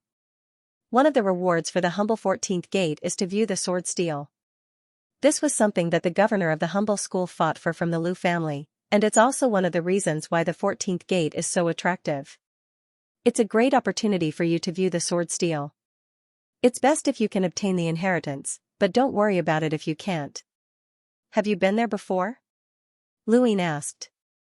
Long Shi looked up. Not at the moment. Lu Yin's eyes flashed. Not at the moment? That meant that she could go, but she hadn't yet. Long Tian had used Long Shi to accompany him to the ruler realm to help him, so he must have hoped that Long Shi could become stronger and help him better. Perhaps this was one of the ways. The Lu family doesn't care much about the four-way scale, and they're even a little hostile. I'll ask Elder Long Kuei to escort you to the sword steel, and you'll leave immediately after viewing it. I'll think of a way to get you to Upper Dragon Mountain. During this time, even if the 14th gate gives you a mission, don't act rashly. Discuss everything with Elder Long Kuei. Got it? Luin nodded. Got it. He acted very obediently. The more Long Shi looked at Luin, the more nervous she became. After ending the call, she immediately contacted Elder Long Kuei and urged him to go to the Yin Mountain district as soon as possible. She was afraid of Luin. He looked honest, but he was more restless than anyone else. Luin sat on the back of a chariot while Elder Long Kuei sat in front of him. 2 days ago, Elder Long Kuei had arrived at the Yin Mountain district and taken Luin away without a word. Shuasi seemed to know something, but he didn't ask any questions. In just 2 short months, Lu Yin's arrival had turned the Yin Mountain district upside down. Mo Gauha had been expelled, and the White Fatty had returned to the Wang family. The entire Yin Mountain district had calmed down, and the humble Huayuan school had been thrown into chaos. On the surface, it seemed like Luin was the biggest winner, but he was also the one who was the most nervous. Elder Long Kuei's expression was calm as he led Luin in a certain direction. He didn't say a word during these 2 days, and Luin didn't dare to talk to him either. When Luin had ridden a chariot from White Mountain to the Bifrost Bridge, he had seen the vastness of the Central Realm, but he hadn't been able to see it clearly. The chariot was too fast, and it was much slower this time. Luin saw many regions of the Central Realm and saw many battles. Wherever there were people, there would be conflict, and war was very common. However, in the Astral Tree District, in the Central Realm, the battles were even more exaggerated than the Fifth Mainland's interstellar wars. There were very few enlighters in the Fifth Mainland's outer verse, and on average, each week didn't even have one. In the inner verse, there were very few powerhouses with power levels over 300,000, and even in the Neo-verse, there were very few with power levels over 400,000. Here, Luin saw that almost all of the battles involved enlighters, and there were even quite a few with power levels of 300,000 to 400,000. Fortunately, this region of space was extremely stable, and even Luin couldn't tear it apart. Otherwise, the ground would have been destroyed. The chariot's appearance caused many battles to stop, and it also attracted the attention of several powerhouses with power levels above the envoys, which made Lu Yin's scalp go numb. As they flew, the chariot suddenly stopped and looked into the distance. Its 2 large heads leaned against each other, and it seemed to be on guard. Elder Long Kuei looked at a certain spot in the void with a calm expression. Luin felt that something was amiss, and after thinking about it, he took out some Longhu spring water from his cosmic ring and dripped it into his eyes. When he opened them again, he saw that the void had changed. He saw a dusky void filled with countless microscopic lifeforms. This was the real universe, and he saw a man looking at him from afar with a fierce gaze. When their eyes met, the man was flabbergasted. Luin hurriedly lowered his head. It was an emissary, and this was the real universe where emissaries fought. At this moment, the man stepped out of the void and looked at the chariot, Long Kuei, and Luin. Long Kuei calmly looked at the man. Move aside. The chariot let out a timely roar filled with warning. The man's expression changed, and he immediately moved aside. He had just become an emissary, so how could he dare to fight against Long Kuei? He couldn't even defeat the chariot. To be able to control an envoy-level mount, it was obvious that the chariot had an extremely powerful background. Long Kuei didn't care about the man, and the chariot let out a roar at him before proudly flying past him. The man looked at Luin in bewilderment. This person was clearly just a hunter, so how could they meet each other's gaze? Was it just an illusion? Just as the chariot passed by the man, Long Kuei suddenly turned to look at the sky. The chariot stopped and looked at the sky as well, looking in the exact same direction as Long Kuei. Luin hurriedly looked over as well. A strange pattern appeared in the sky, and when the man saw it, he was shocked. No, I don't want to go to the Star Alliance. I won't go. He then took a step forward and disappeared into the void. There was a 1-minute time limit for the spring water, and it just so happened that the time limit was not up yet. Luin could still see the real universe and the man's escape. He even saw a large hand descend from the void and drag the man into the pattern. In an instant, the pattern disappeared. Luin was stunned. What the hell? Let's go, Long Kuei calmly instructed. The chariot then flew off into the distance at an unprecedented speed, as if it was afraid. Luin was curious. Elder, what did that person just say about the Star Alliance? What does that mean? He hadn't seen any introduction to the Star Alliance from Guan Yun's memories. Guan Yun had lived for so many years, and his memories were as vast as the ocean. Luin had only seen a very small portion of them, and if he hadn't specifically searched for them, he wouldn't have been able to see the memories of Crimson Orchid City from the Yinshan district headquarters. Long Kuei replied, "You'll know when it's time, but you won't need to know for the rest of your life." Luin was speechless. Obviously, this old man looked down on him. I told you to keep your distance from Xianxia, Long Kuei continued. Luin finally understood. No wonder this old man's attitude had been so bad this time. I'm not close to sect leader Xue. Why is he willing to help you hide the fact that you're not in Crimson Orchid City? Xianxia is lazy and doesn't want to meddle in other people's affairs, but he's willing to help you. You must have a special relationship with him, Long Kuei said confidently. Luin was helpless. I'm really not that close to him. I've only seen him a few times at the headquarters. Maybe he wants to gain some merit. Long Kuei sneered. He wouldn't want to gain any merit, he said no more. Luin didn't say anything else to Long Kuei. Since Long Kuei didn't like him, he wouldn't try to worm his way into being friends with him. In any case, Long Kuei would do his best to protect him and not let anything happen to him. A few days passed, and one day, night and day alternated. A giant stone tablet caught Lu Yin's eye and attracted his attention. It was a very ordinary stone tablet, but the moment Luin laid eyes on it, he felt as if the flow of time had slowed down for some reason. It was as if he could see the ancient past and hear the whispers of his ancestors. This stone tablet was like a landmark of time, guiding the past, present, and future. We've arrived at the sword tablet, Long Kuei said as he looked into the distance. His gaze was complicated, but there was also a burning passion. All the cultivators in the astral tree domain hoped to view the sword tablet and obtain an ancient inheritance. This was clearly a great opportunity, but unfortunately, not many people could obtain it because of the Lu family. When Luin saw the sword tablet, his cloud vision stone vibrated and a line of words appeared. Mission target, Lu Ku, suspected spy. Capture. Luin was shocked and looked around. He had only just seen the sword tablet, but the 14th door was already known? And the mission had been given directly. Lu Ku, a member of the Lu family.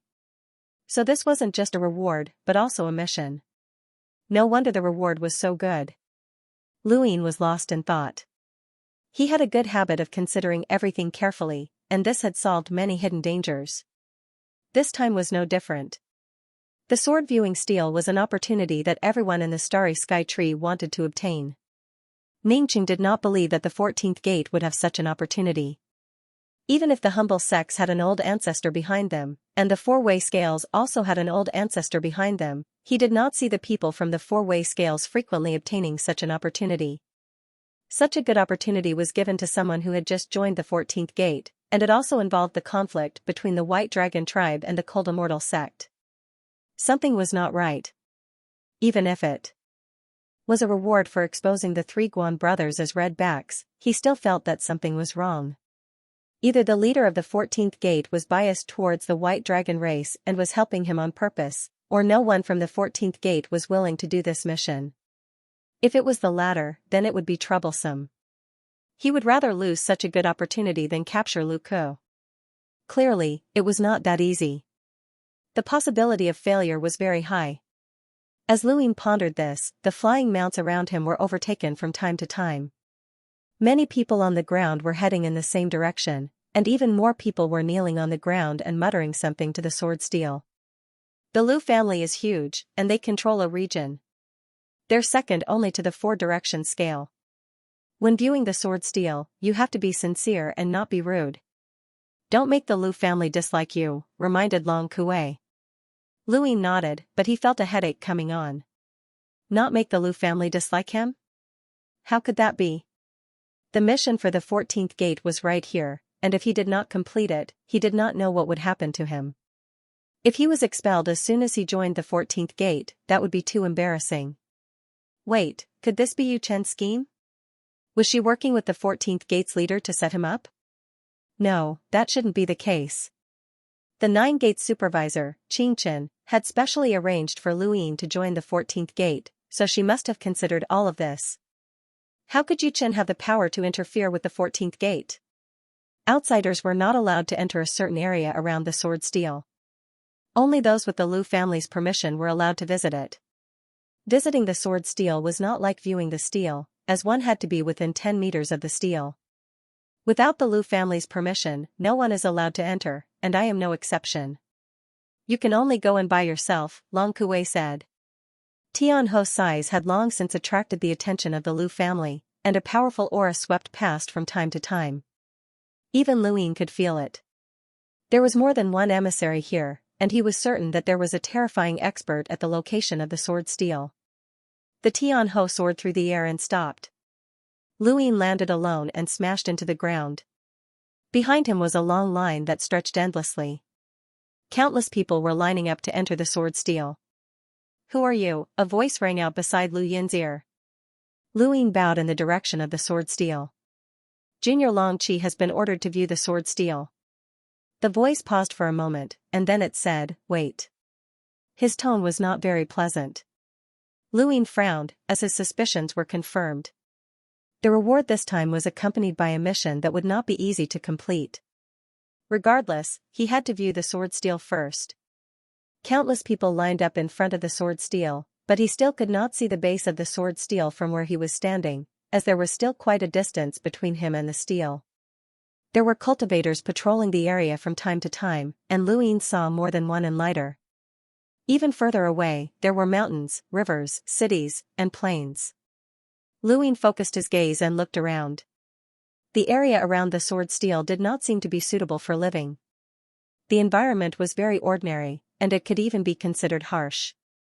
The city in the distance had been abandoned, so where did the Lu family live? There were clearly so many people, but the atmosphere was strangely quiet. It was as if no one was willing to speak, or was it that they did not dare to speak? Were they that pious? As he looked back at the sword steel, Lu Ying thought of the stone steel in the Day-Night clan's ancestral land. These things were usually the spiritual beliefs of every clan. Should he make one? It could increase one's strength, and it could also become a source of faith. After waiting for about 2 hours, a figure appeared in the distance. Are you Long Qi? Lu Ying turned around and was surprised. Zhang Dingtian? Zhang Dingtian sped over, and when he saw Lu Ying, he smiled. Are you Long Qi? Lu Ying nodded and smiled back.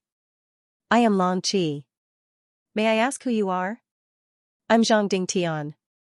I've been ordered to bring Brother Long to view the sword steel.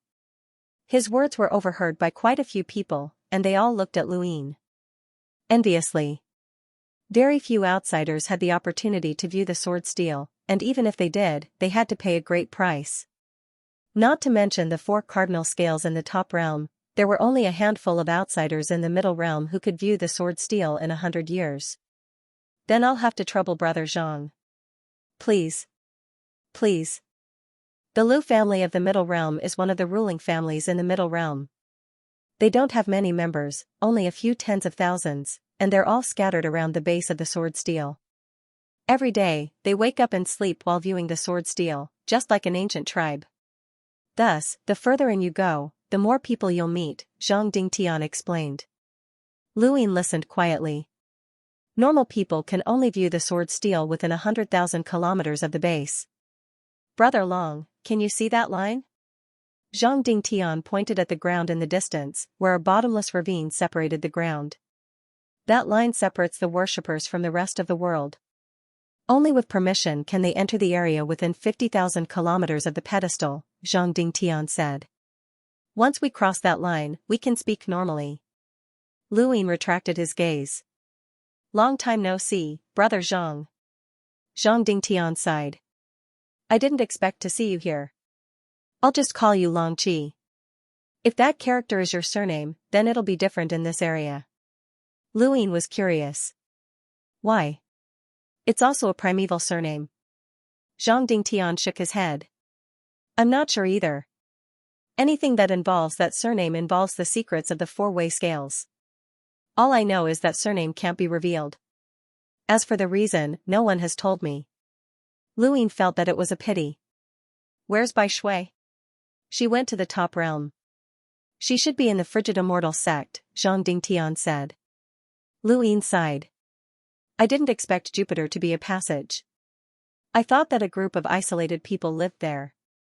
Zhang Dingtian looked at Luin. Compared to the human domain, this region of space is indeed isolated. But do you know what this region calls the universe that we used to live in? Luin lowered his voice. The abandoned lands. Zhang Dingtian nodded. The abandoned lands. You, me, Bai Shui, and everyone else who entered Jupiter are considered illegal immigrants to this region of space. I don't know if those people from the Primeval Surname Alliance have been discovered, but I didn't. Luin replied, neither did I can see that.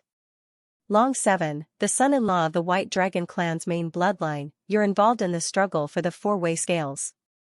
Wherever you go, it's not peaceful. Zhang Dingtian laughed. Luin was speechless. What are your plans? Why did the Lu family accept you? Zhang Dingtian replied, I coincidentally saved someone from the Lu family and was accepted as a disciple by Grandmaster Brightblade. I've established myself in the Lu family. Aren't you a saber user? How did you become Grandmaster Brightblade's disciple? Sabers and swords are more or less the same. The difference is huge. Luin was speechless. Compared to the 5th mainland, Zhang Dingtian was much more cheerful, as if he had let go of a burden. How's Earth? Zhang Dingtian asked. Luin replied, pretty good. That's good. I won't be able to go back in this lifetime. Zhang Dingtian had a complicated expression as he looked up at the sword steel. Lu Yin's eyes flashed. Not necessarily. Zhang Dingtian was shocked. You have a way to go back? Not right now, but I know someone who definitely has a way, Luin said. He was naturally referring to Wang Yi. That guy had been able to participate in the 5th mainland sovereign tournament, so he naturally had a way to return. There were also those who had not seen the light of day. As they approached the sword steel, Luin and Zhang Dingtian chatted about many things along the way. Most of them were about the 5th mainland, and Zhang Dingtian was very interested in them. Speaking of which, you actually obtained the opportunity to view the sword steel. Even in the White Dragon clan, there aren't many who can do that, Zhang Dingtian said. Speaking of which, Luin was just about to ask, is the Lu family disgusted with the poor? Thank you, brothers, for your support. Zhang Dingtian shook his head, no, the humble ones have contributed greatly to humanity by capturing human spies. If they're disgusted, then they're traitors. Lu Ying was puzzled, as that voice had clearly sounded conflicted when he'd first arrived. It was definitely disgust. If we're talking about disgust, it's towards the humble 14th gate, Zhang Dingtian said. Lu Ying was stunned. The 14th gate? Zhang Dingtian nodded. Back then, the 14th gate took away a direct descendant of the Lu family. After interrogation, it was confirmed that he was innocent, but that descendant couldn't bear the humiliation and committed suicide. That's why the entire Lu family hates the 14th gate. Zhang Dingtian suddenly realized something and looked at Lu Ying in astonishment. You. Could it be? Lu Ying smiled bitterly. I'm from the 14th gate. Zhang Dingtian was speechless. No wonder you could view the sword steals. So you weren't a member of the White Dragon clan.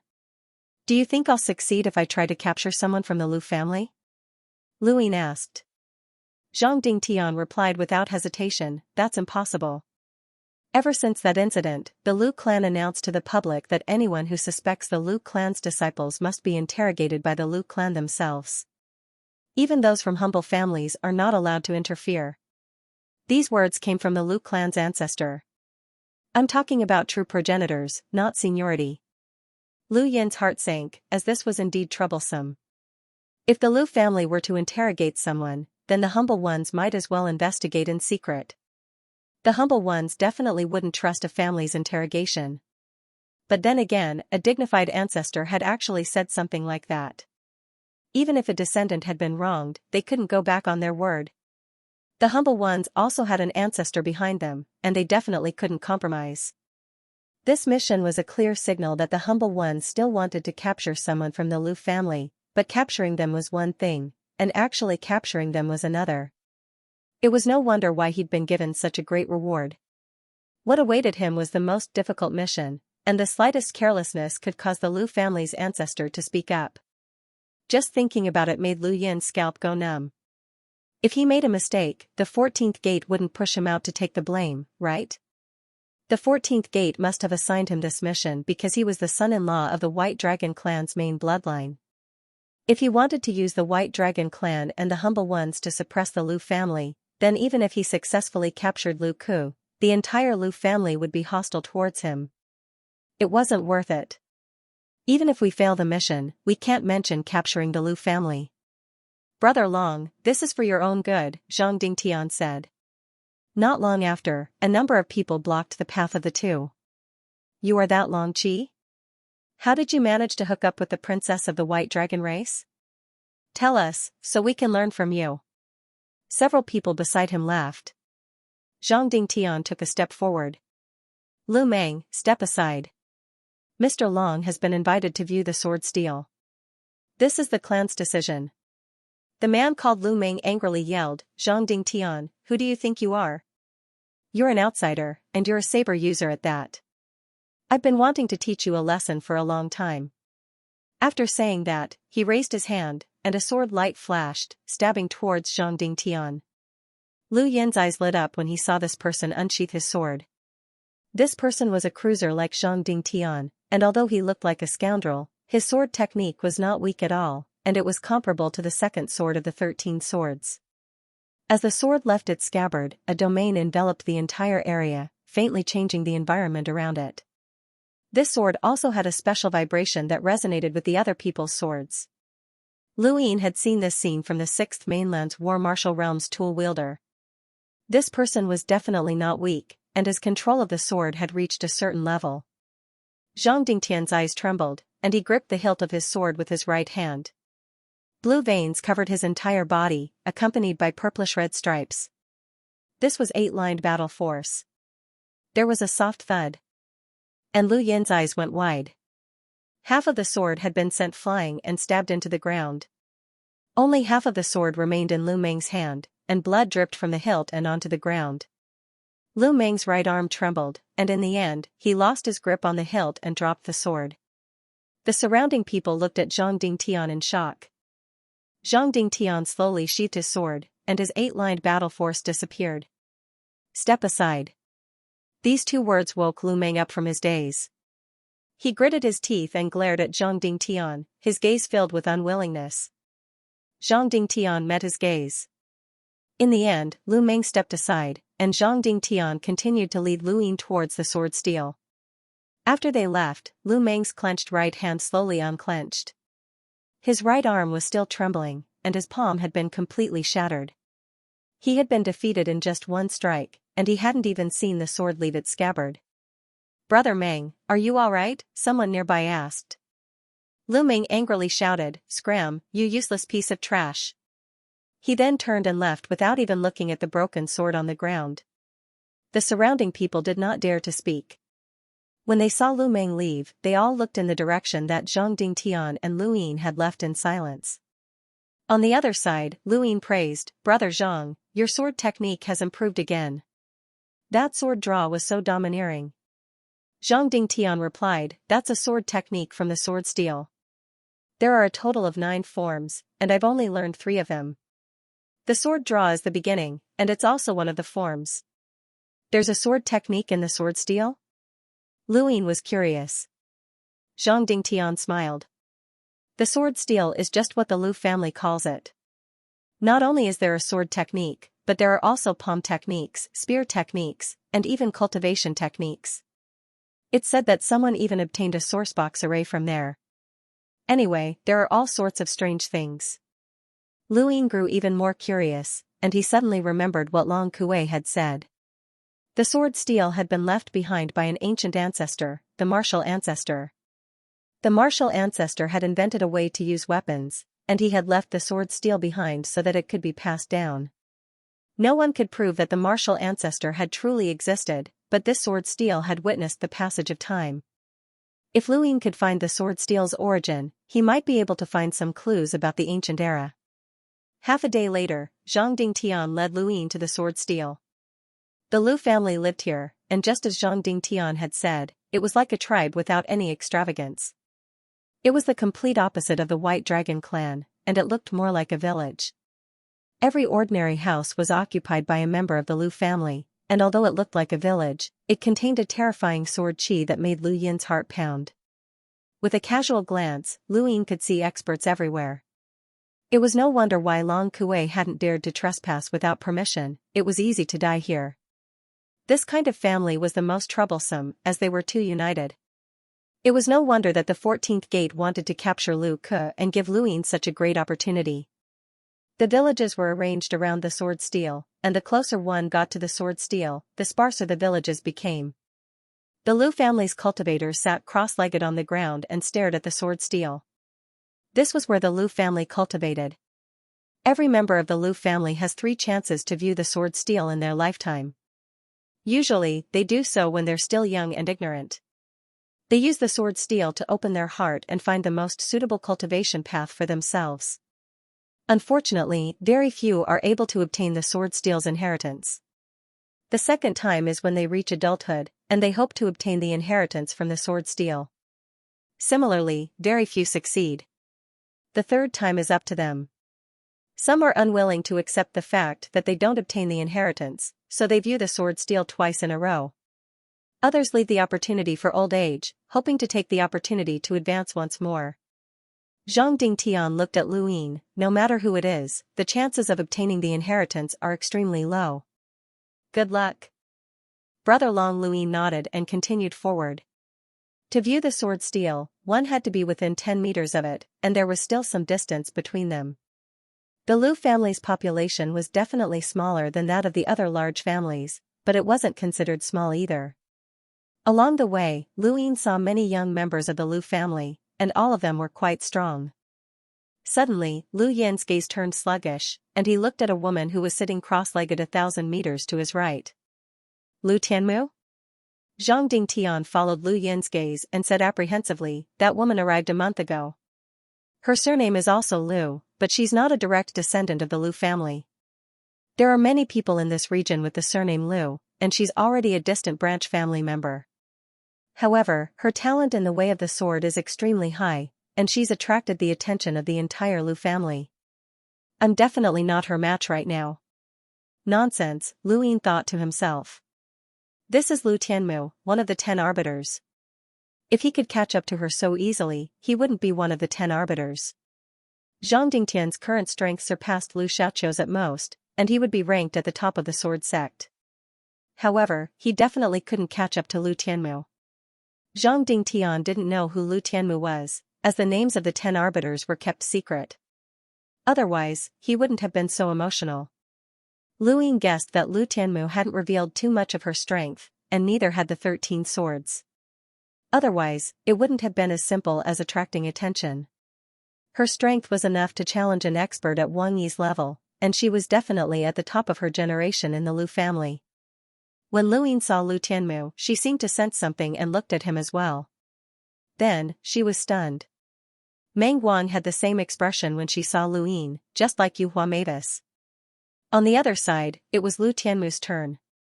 Even though she had an apathetic personality and was as calm as still water, she was just as stunned when she saw Lu Ying beneath the sword steel. Lu Ying smiled at her, but he didn't say anything as he continued walking towards the sword steel. Lu Tianmu stared at Lu Yin's departing figure, and her mind was thrown into chaos. Why is he here? Zhang Dingtian had personally welcomed him, which meant that he had a high status. What was going on? The Lu family's protection of the sword steel wasn't as strict as the Day-Night clan's protection of their ancestral land stone steel. There were still a few elders beneath the steel, and they looked like living fossils guarding it. However, there wasn't anyone here, and there were only a few youths scattered around, looking at the sword steel. Brother Long, you'll have a chance to obtain the inheritance once you're within 10 meters of the sword steel. Please enter, Zhang Dingtian said. Lu Ying looked at the sword steel that towered into the clouds and took a deep breath before slowly bowing. This junior has obtained this opportunity to view the sword steel and honor our ancestors' glory. If I've offended you in any way, please forgive me. He then bowed deeply with a sincere expression on his face. Zhang Dingtian stepped back and watched quietly. Many of the Lu family's experts who were observing Lu Ying relaxed a little.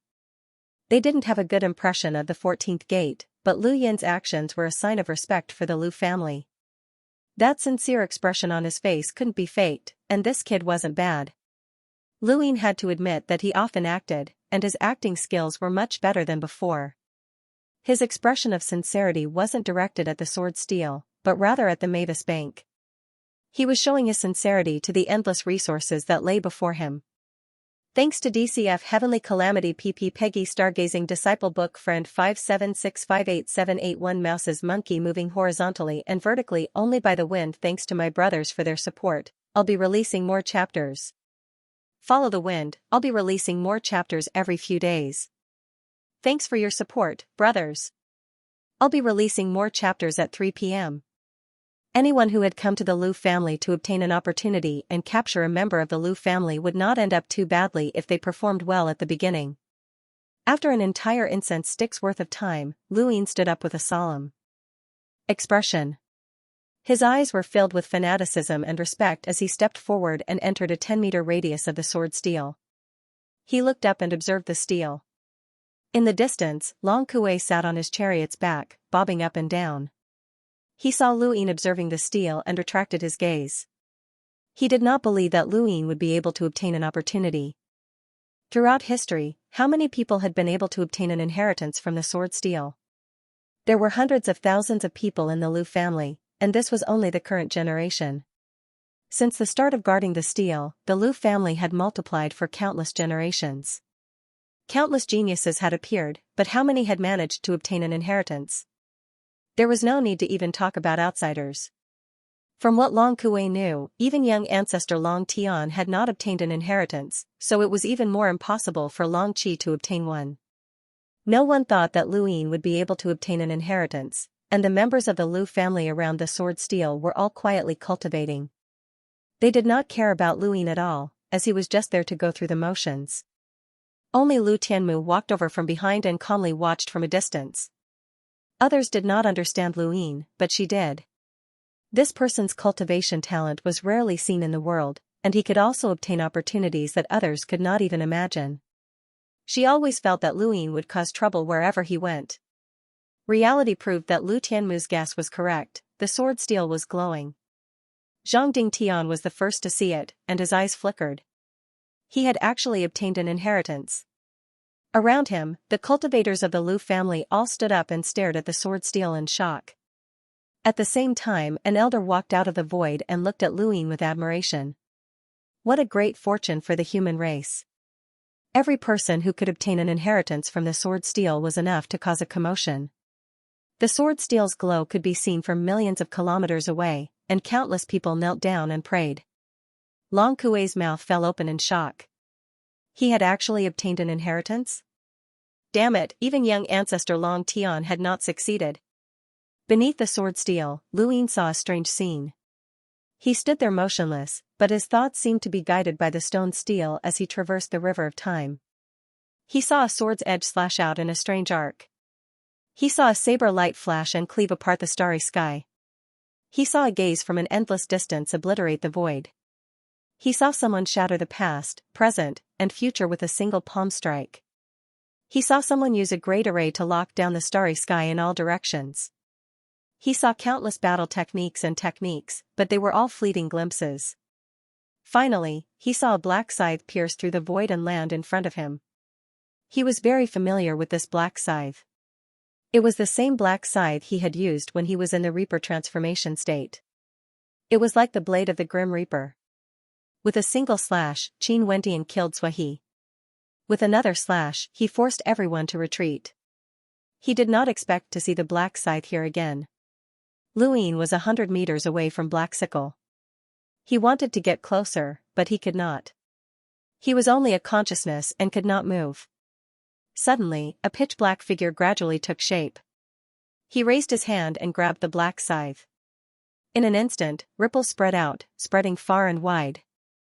At the same time, ripples spread out from the sword steel in all directions. Many people from the Lu family looked up in shock. He actually caused a phenomenon from the sword steel. What kind of inheritance did he inherit? As soon as they finished speaking, the light from the sword steel suddenly turned pitch black, causing the entire world to darken. Only a flash of white light could be seen. It was as if someone had crossed over from ancient times and slashed out. This slash caused countless people to tremble in fear. This slash attracted many people's attention. It descended from the highest point of the starry sky tree. This slash shook the starry sky. As the slash passed, the pitch-black sky returned to normal. What was different from before was that many experts from the Lu family had appeared below the sword steel. At the very front was an old man with a stooped back. He stared at Lu Yin with a strange gaze. All of the Lu family's disciples stared at Lu Yin's back in shock. What kind of inheritance did this person inherit? How could it cause such a phenomenon? This phenomenon caused the world to change color. In the distance, Long Kuei sucked in a breath of cold air. He no longer looked at Lu Yin with disdain, but with shock. This Long Qi must have inherited something incredible. The surroundings returned to normal. Only Lu Yin was still standing below the sword steel, looking at it as if he had inherited something.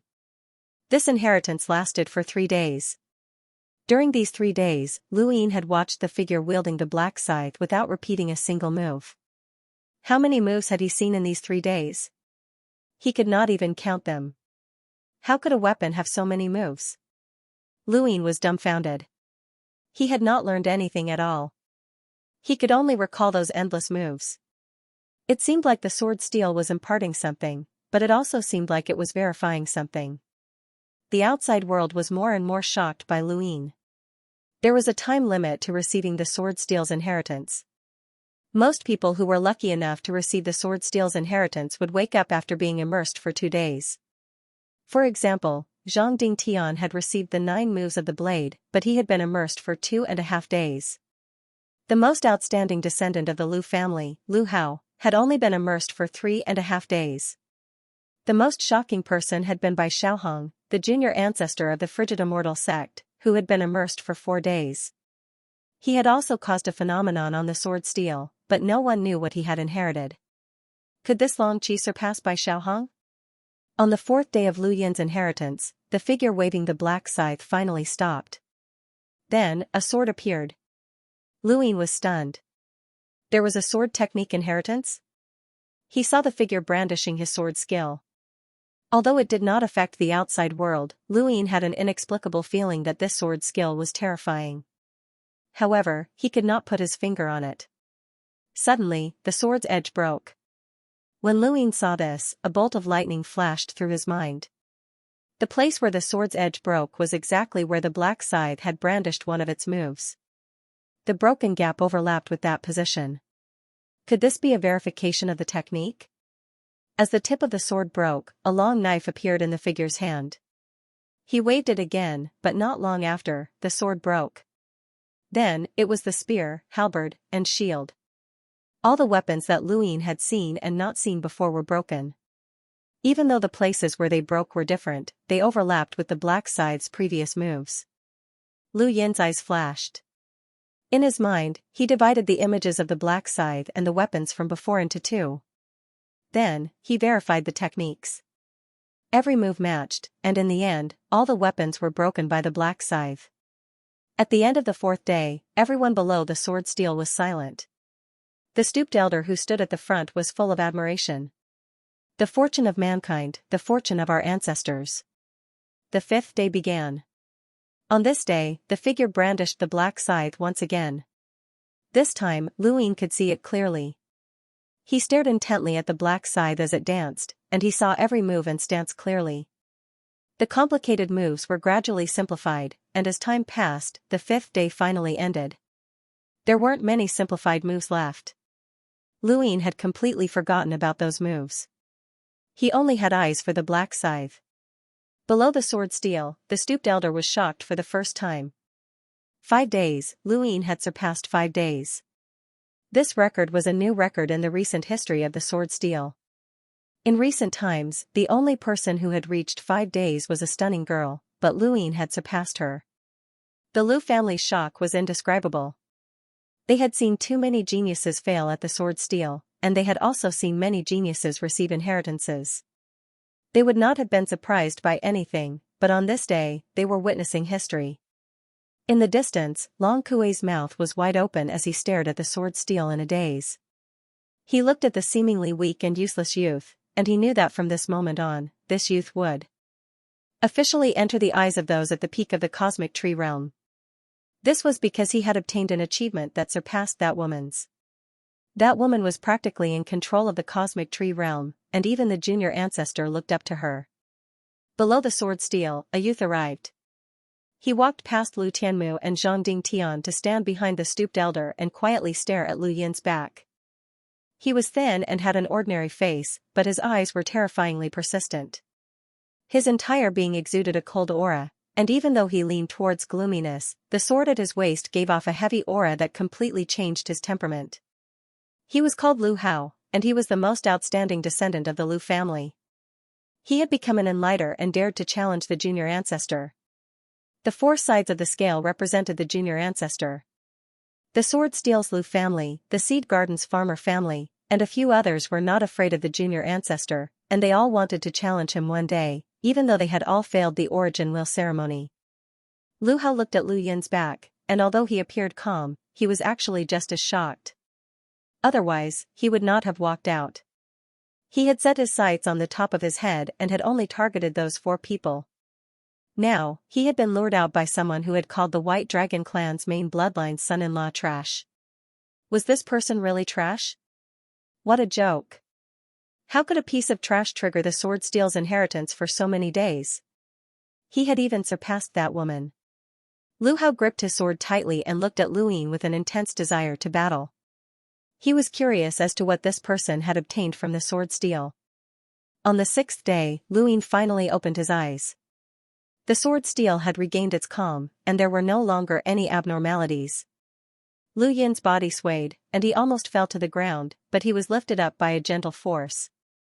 He turned around and saw many people, but the one closest to him was an old man who had experienced many vicissitudes of life.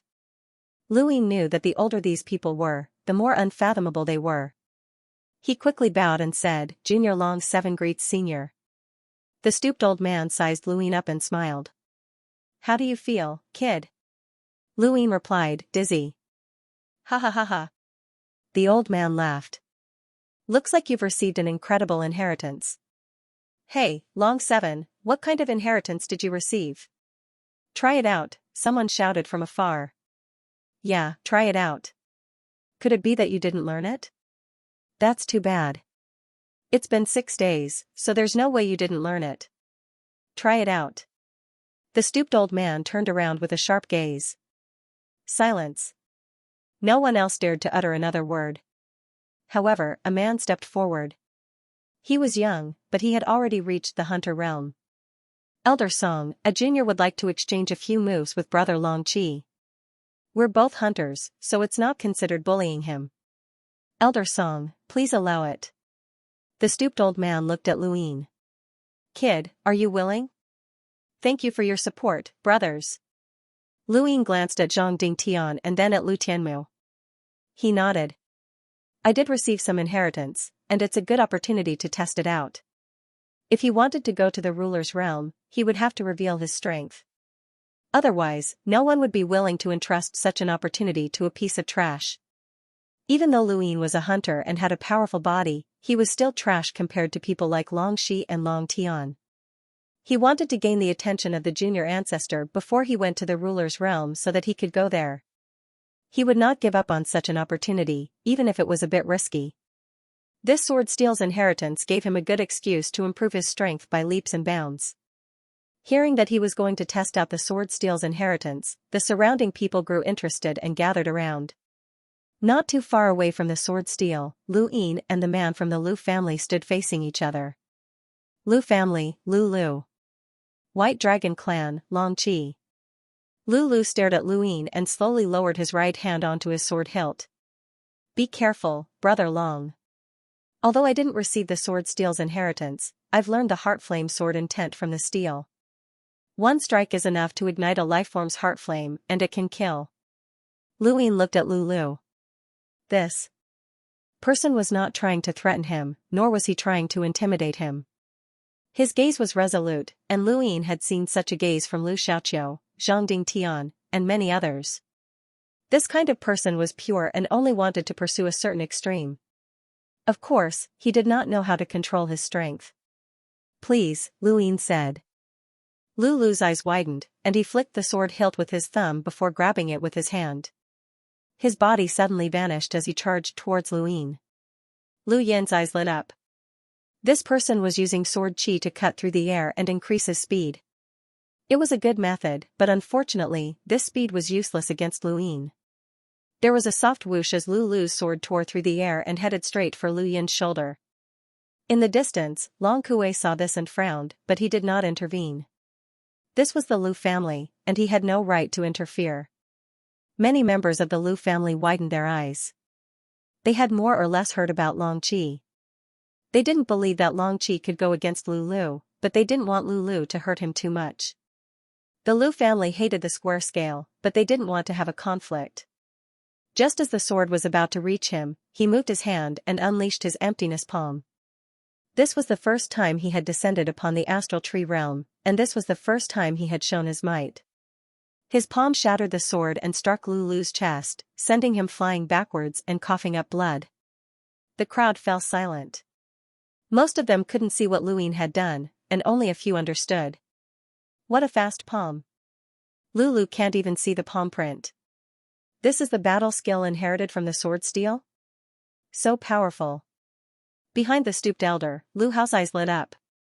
This was a pretty good palm technique, and as he increased the amount of overlaying stacks, its power would increase as well. However, it was still too weak, and it would still be considered invincible against hunters at the same realm. Lu was defeated by a single palm strike and was severely injured. Lu Yin hurriedly said, "Sorry, it's my first time using it, so I can't control my strength." Many members of the Lu family were eager to challenge Lu Yin, but Lu was second only to Lu Hao in this generation. If even he had been defeated by a single palm strike, then there was no need to mention them. Lu's skills are inferior, so it's not your fault. Lu Hao walked forward and walked to Lu's previous position. How about I play with you? I'm Lu Hao. Lu Yin went on guard when he saw Lu Hao. This person was an enlighter, and if he could step forward, then he must be someone from the same generation. At the very least, he had to be in the top 10 of the sovereign competition, which would be troublesome. Lu Tianmu's brows rose when she saw Lu Hao walk forward. Ever since she had arrived at the sword steal, she had been concealing her strength and hadn't fully revealed it. Even so, she had already attracted attention, and many people had compared her to Lu Hao. She had a vague impression of Lu Hao, but she wasn't sure about the specifics. She placed Lu Hao at the level of Wang Yi or even a supreme clear. She wanted to use Lu Yin to test his strength. Lu Hao was an iconic figure of the Sword Steel's Lu family, and when he took action, everyone from the Lu family was excited. Lu Yin smiled bitterly. I've long since heard that Brother Lu is a top figure in our generation. I've only just received an inheritance, so how can I fight against Brother Lu? Please don't make things difficult for me. Lu Hao calmly replied, it's just a spar, and I won't hurt you at all. If you can injure me, then it'll be my loss. Lu Yin was put in a difficult position. In the distance, the stooped elder Song smiled. Kid, don't be afraid. I guarantee that you won't get hurt. Lu Yin gritted his teeth. This is an order from an elder, and I dare not refuse it. Alright, Brother Lu, I won't be polite. He then struck out with an empty palm strike without hesitation. The emptiness palm was an invisible palm print that was extremely fast. Coupled with the fact that Lu Yin had caught him off guard, Lu Hao was directly struck by the palm. Fortunately, Lu Yin had not used all of his 250 stacks. He had only used 150 stacks, which he had revealed to Long Shi, and its power was about the same as when he had fought Lan Si for the first time. Even though it had the destructive power of a 10 arbiters, it was not too strong for an enlighter like Lu Hao. Lu Hao was forced back several steps by the palm strike. He twisted his body and casually picked up a blade of grass from the ground. Using the grass as a sword, he exerted force with his right foot and disappeared before reappearing behind Lu Yin. Using grass as a substitute for a sword in a spar between peers was somewhat insulting, but with Lu Hao's reputation and status, he was qualified to do so. There were only a few people who could make him draw his sword. Even though Lu Hao had used grass as a substitute for a sword, the swordsmanship that Lu Hao had displayed made Lu Yin's scalp go numb. He could clearly feel the boundless sword intent enveloping him. Even though it was just a blade of grass, it felt like the sharpest sword in the world. In the distance, Lu Tianmu's eyes narrowed. She could also use this swordsmanship, and the 10th sword of the 13 swords could reach such a level of sword intent. However, she had to rely on a real sword and coordinate it with the 13 swords in order to use it. However, Lu Hao had actually used grass as a substitute for a sword. This level of sword intent had already surpassed hers. This was the most outstanding descendant of the Sword Steel's Lu family. In the past, whether it was the 13 swords or Lu Hao's grass as a substitute for a sword, Lu Yin would have had to face them head-on if he wanted to break through. During the Sovereign Tournament, he had broken through the 13 swords, but he had not been able to break through the 13th sword and had been forced to face it head-on. However, after seeing so many of Blacksicle's techniques in the Sword Steel and how it had broken through so many weapons, Lu Yin inexplicably felt like he had been enlightened, and his understanding of weapons had increased by countless levels. Lu Hao had used grass as a substitute for a sword, and his sword aura had dominated the surroundings. However, Yi Futian was able to clearly see the path of the sword, which was different from the cosmic art. The cosmic art required one to forcefully see the trajectory of the opponent's attack, but at this moment, Yi Futian didn't need to see the trajectory. Just based on Lu Hao's movements, Yi Futian was able to sense where this person's sword was going to stab and how powerful the sword was. If he had the scythe in his hand right now, Lu Yin had absolute confidence that he could break Lu Hao's sword, but he could not reveal too much. A blade of grass tore through the air and descended in front of Lu Yin, attacking his shoulder just like Lu had. Many thoughts flashed through Lu Yin's mind in an instant. With his character, he would not be able to see through Lu Hao's swordsmanship, nor would he be able to block Lu Hao's attack. In the minds of the people around him, this attack would most likely land on his shoulder, revealing Lu Hao's invincible strength. Lu Yin's thoughts were complicated. Who said that there was only one inheritance?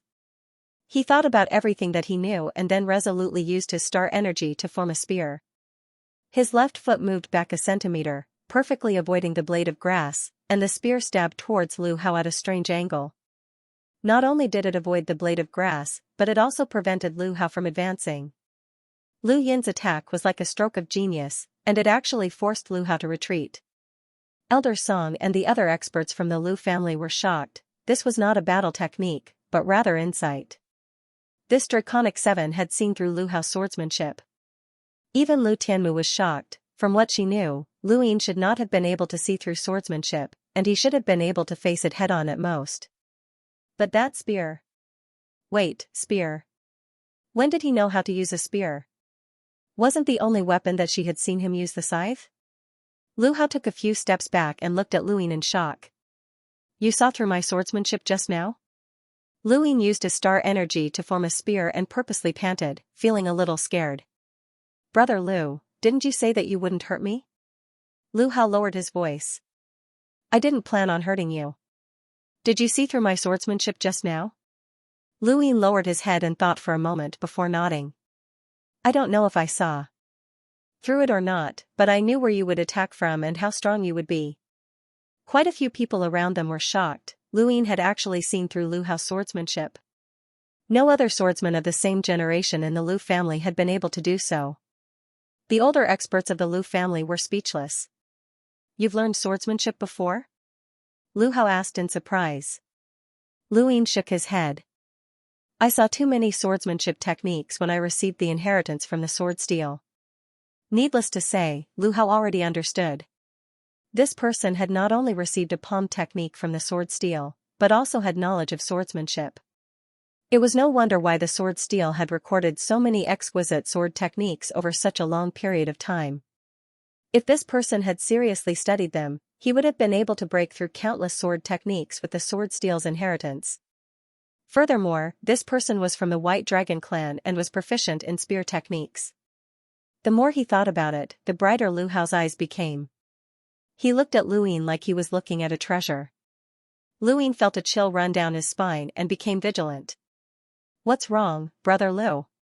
Lu Hao passionately replied, Brother Long, why don't you stay? You and I can exchange pointers. I'll teach you swordsmanship, and you'll try your best to break through mine. How about that? Lu Ying subconsciously looked around and saw that many of the Lu family members were looking at him with fervent gazes. He understood that these people were using him as a tool to break through sword techniques and wanted to use him to improve their swordsmanship. Only an idiot would agree. Lu Ying refused without hesitation. Brother Lu's swordsmanship is exquisite, and I can only see half of it at most. How can I break through all of it? Brother Lu, please don't joke around. Brother Long, my Lu family is not much weaker than the White Dragon clan. As long as you agree to stay, you can view the sword steel at any time, Lu Hao promised. Even the Lu family's patriarch might not have the qualifications to make such a promise, but since Lu Hao had said it, no one dared to object, including Elder Song. I'll update at 3 p.m. tomorrow. Thank you for your support. How could Lu Ying possibly agree? He laughed dryly. Brother Lu, please don't joke around. I don't have that kind of fortune. Lu Hao felt that it was a pity, as he knew that Lu Ying was unlikely to agree. After all, he was from the White Dragon tribe of the Four Cardinal Scales. No matter how great the Lu family's reputation was, it was still limited to the middle realm. The White Dragon tribe was from the top realm, and they were naturally superior to others. Then let's continue. I want to see how far Brother Long can go. Lu Hao waved his hand again, summoning another blade of grass. He took a step forward and appeared in front of Lu Ying. Lu Ying didn't want to continue fighting, but Lu Hao would never give up. He wanted to keep Lu Ying here to break through the sword technique, but Lu Ying didn't agree. He couldn't give up on this rare opportunity. In the blink of an eye, an hour passed. During this time, Lu Hao had not used any powerful attacks and had only used simple sword techniques. Lu Ying had broken through them step by step. Lu Ying had never seen these sword techniques before, but for some reason, he was able to instinctively break through them. Furthermore, he was able to do so in the simplest way. In comparison, Lu Hao's sword techniques were much more complicated. Lu Hao's eyes grew brighter and brighter. In just an hour, his understanding of sword moves had increased a little. Some sword moves could be completely abandoned. This person was indeed capable of breaking sword moves. In the outside world, Long Kuei was still in shock. That brat Long Qi had actually fought with Lu Hao for an hour. Lu Hao was someone who dared to challenge young ancestor Long Tian. During the Yuan Luan sacrificial competition, he was also one of the top experts, second only to the young ancestor. In terms of strength, he might even surpass Princess Long Shi. This Long Qi could actually fight with him to this extent. Could it be that in such a short period of time, his strength had improved to the level where he could fight with Princess Long Qi? No, that wasn't right. Lu Hao had not used his full strength, and he had only used his sword technique. Even so, that was still very terrifying. Once Long Seven's cultivation increased and he broke through to the Enlighter realm, he would definitely be able to fight against Princess Long Qi. This young man wasn't as weak as he had imagined. Maybe, the sword steel had transformed him. Long Kuei had not forgotten how Luin had extracted the dragon's blood back at White Mountain. Although that spear strike had been domineering, he had not comprehended the spear at all. It was as if he was a completely different person from the current Long Kuei. It was indeed the sword steel that had transformed Luin. He immediately contacted Long Qi. The more he fought, the more excited he became. Lu Hao gradually forgot to control his strength, and his attacks became fiercer and fiercer. The grass in his hand had long since been replaced by a sword. He was expressing his respect for Luin, and he unconsciously used the sword move that he had used against Long Tian and the other peak experts, Sword Origin. Sword Origin came from the sword steel. Swords had a spirit and contained origin qi, just like the spirituality of humans and the spirituality of all living things. Sword Origin was the spirituality of a sword. The moment Lu Hao unleashed his sword origin, his sword changed, and he drew upon the Enlighter's strength within his body to unleash an unparalleled destructive power. Luin had clearly parried this attack with his spear, and logically speaking, he should have broken through Lu Hao's sword technique. However, his spear still shattered as Lu Hao used brute force to break through his technique. His sword seemed to be able to cut through the void as it slashed towards Luin. The surrounding Lu family members exclaimed. Elder Song frowned. In terms of sword techniques, Lu Hao could not surpass Dragon 7. It was time to end it. Against Lu Hao's attack, Luin would not have been injured if he had just stood in place. There were many Lu family experts around, and the envoys could have cut off the void at any time. However, Lu Hao felt that this was not enough, as just revealing his previous strength was not enough to attract the junior ancestor's attention. He raised his hand, and the shattered spear scattered in all directions to form a flow diversion diagram. This was the third inheritance that he had revealed, and it was also the inheritance that would attract the junior ancestor's attention. The Lu family experts who had been about to attack suddenly paused. Lu Hao's sword slashed at the flow diversion diagram, and the sharp edge of the sword was forcefully scattered.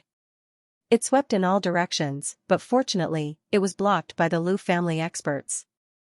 In the same spot, fireworks bloomed above Lu Yin's head. The streaks of sword qi had been scattered, and Lu Hao's sword had not been able to advance even an inch.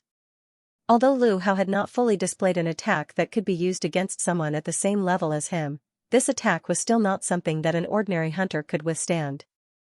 Even an enlighter would find it difficult to withstand, but it had actually been broken through. Lu Hao was shocked, and he retracted his sword and retreated. He stared at the flow diversion diagram in shock and confusion. Is this a sourcebox array?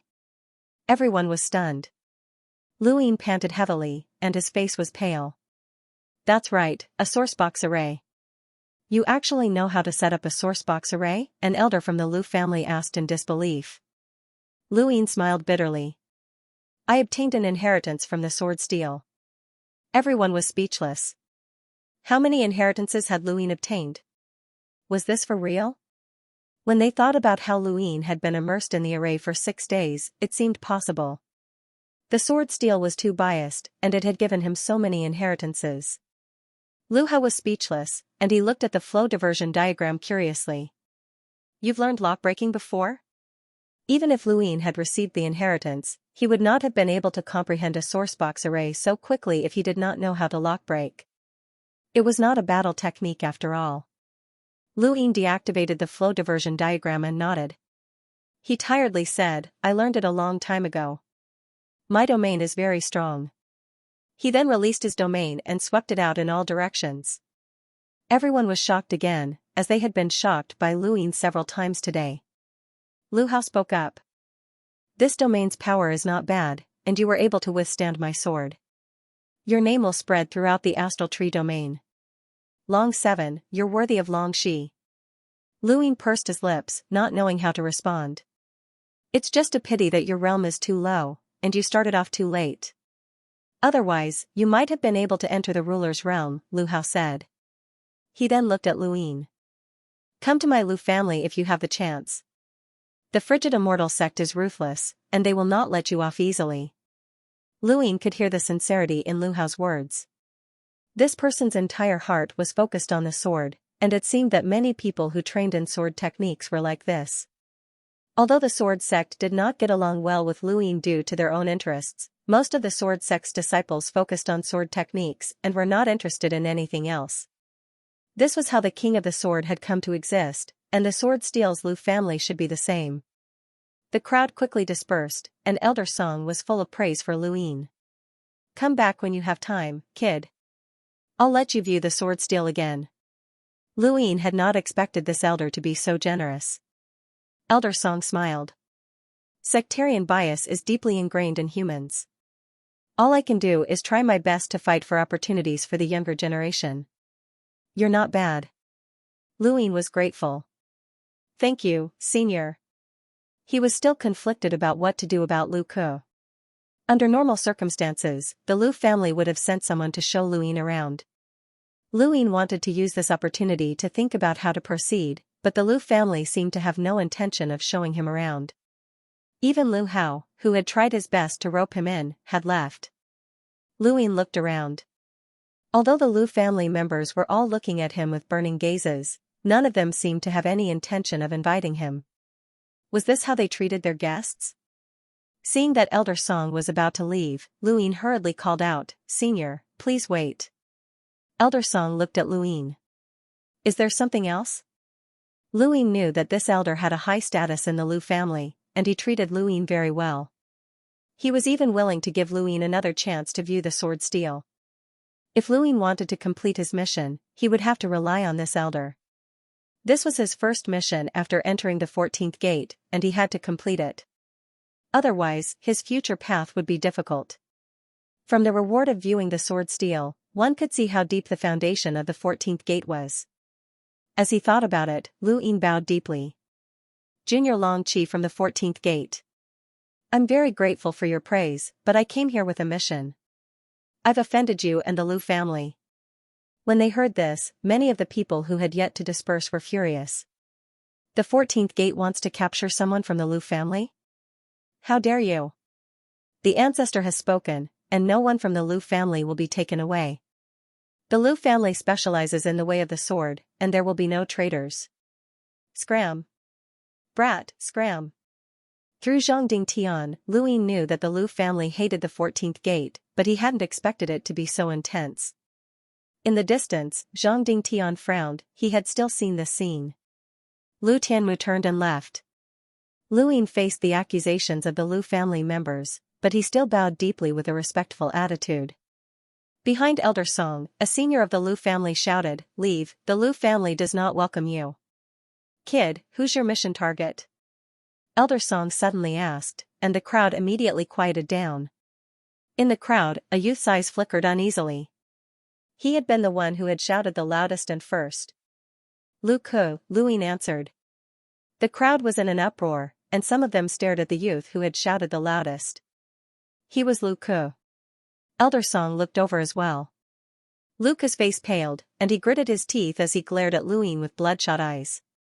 Your 14th gate still wants to frame my Lu family? You're the four-way scales lackeys. What benefits did the four-way scales give you that you want to destroy my Lu family? Many of the Lu family members agreed, that's right, the 14th gate is the four-way scales lackeys. Get out of the sword steel. Luin looked at the youth, you're Lu Ke? Lu Ke raised his head, that's right, I am. Do you have any proof that I'm a spy? Show me if you do. Lu Yin's eyes narrowed, ever since the last incident, everyone knows the Lu family's attitude towards the 14th gate. If that's the case, why did they send me to capture you? Your family's ancestors have already spoken, but they still issued this mission. The only reason is that you're definitely a spy. There's no mistaking it. Many of the Lu family members fell into deep thought, as they had also thought about it. The Lu family's attitude had been so obvious, but the 14th gate had still issued the mission to capture Lu Ke. Either the 14th gate was targeting the Lu family, or Lu Ku was a spy. If they were targeting the Lu family, the 14th gate would not have sent a hunter, especially one who was the son-in-law of the White Dragon clan's main bloodline. It was obvious that they wanted to use his status as a White Dragon to make the Lu family apprehensive. This did not seem like they were targeting the Lu family, rather, it seemed like they really wanted to complete the mission. Lu Ku was furious. Cut the crap. If you have any proof, show me. It seems like you don't have any proof, Lu Ying said coldly. Lu Ku panicked, but then he sneered, I didn't betray the humans, and I'm not a spy. Where did you get the proof?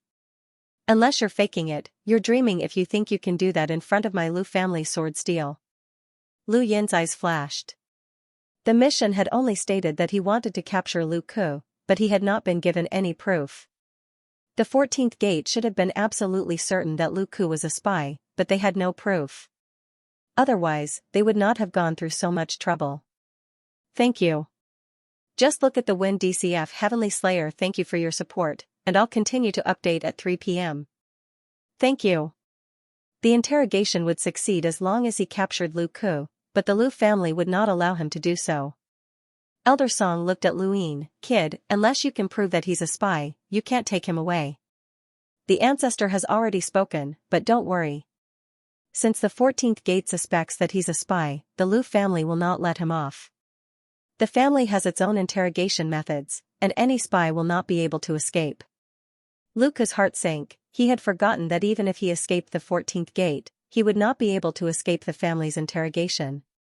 Lu Ying felt troubled. Senior, there are many families in the astral tree realm, and if they all interrogate freely like the Lu family, then my humble school will not be able to do anything. Then show us the evidence. The humble school represents humanity's righteousness, but we can't just slander you, Elder Song said. Lu Yin's mind raced as he listened to the discussion around him. His gaze turned cold. Senior, please allow this junior to speak to Lu Ku. Elder Song nodded.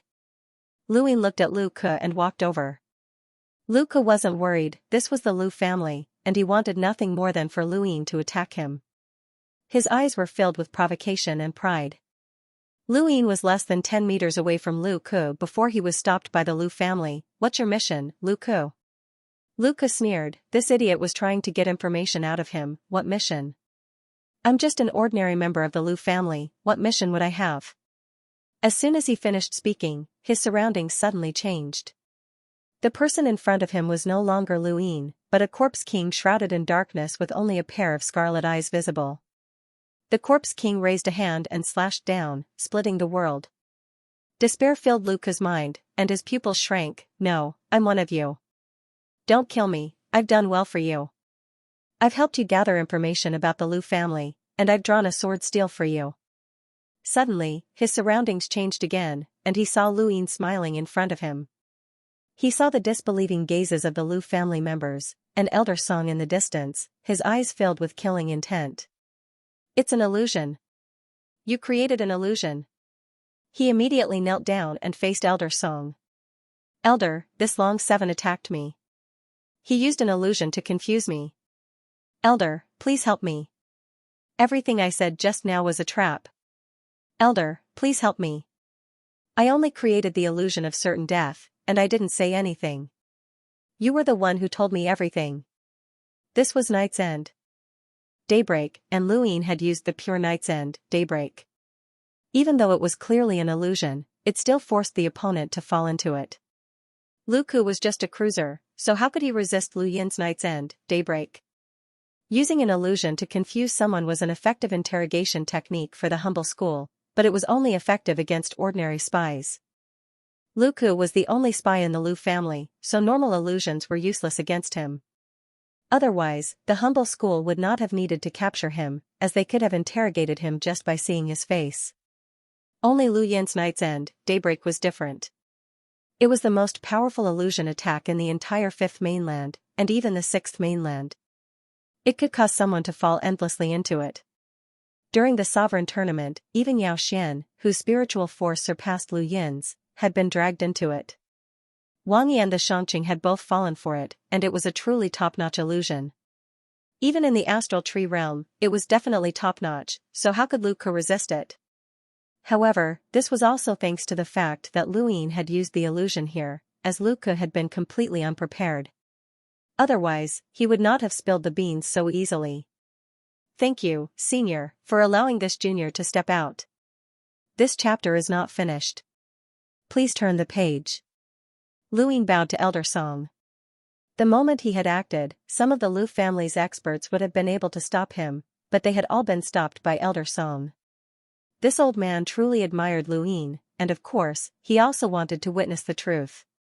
Elder Song's expression turned ugly. The family has produced a scum. It's the family's lack of discipline. He then swept his sharp gaze over Lu Ke, killing him on the spot. Lu Yin's heart skipped a beat. He had thought that the Lu family would agree to hand Lu Ke over to the 14th gate, but he had not expected that the matter would be resolved so decisively. Had his mission been completed or not? Elder Song left in a bad mood.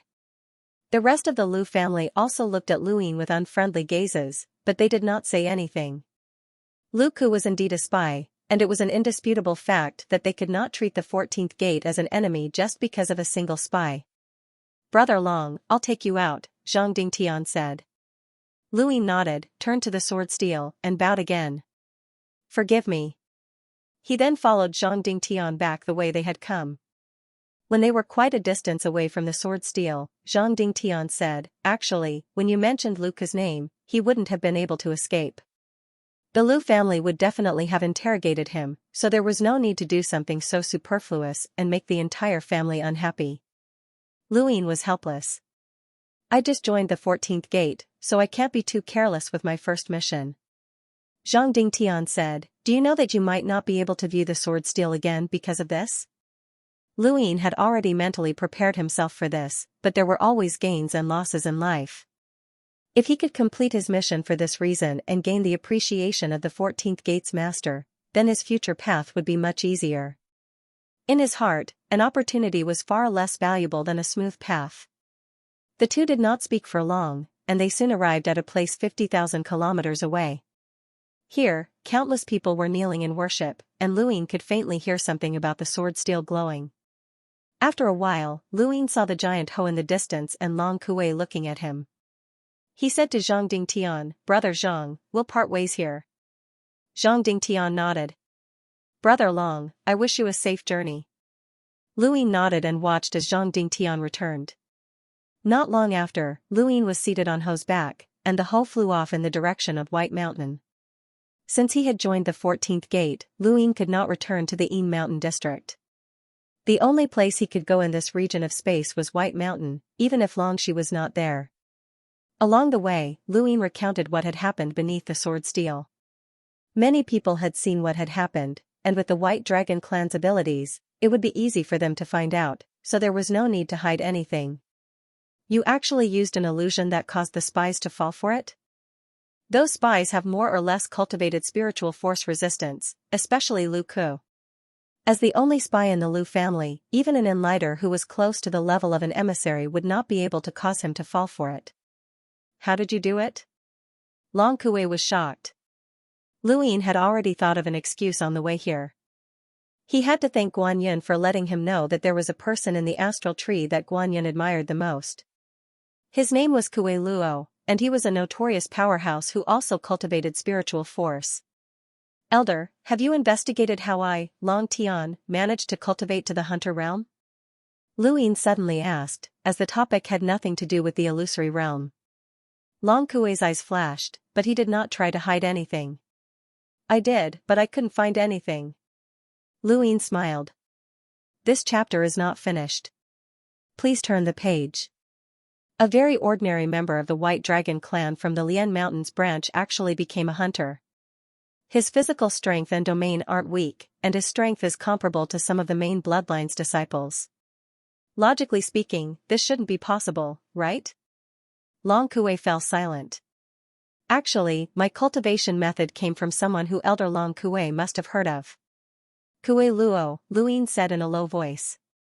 Long Kue gasped, and even Tian Ho paused.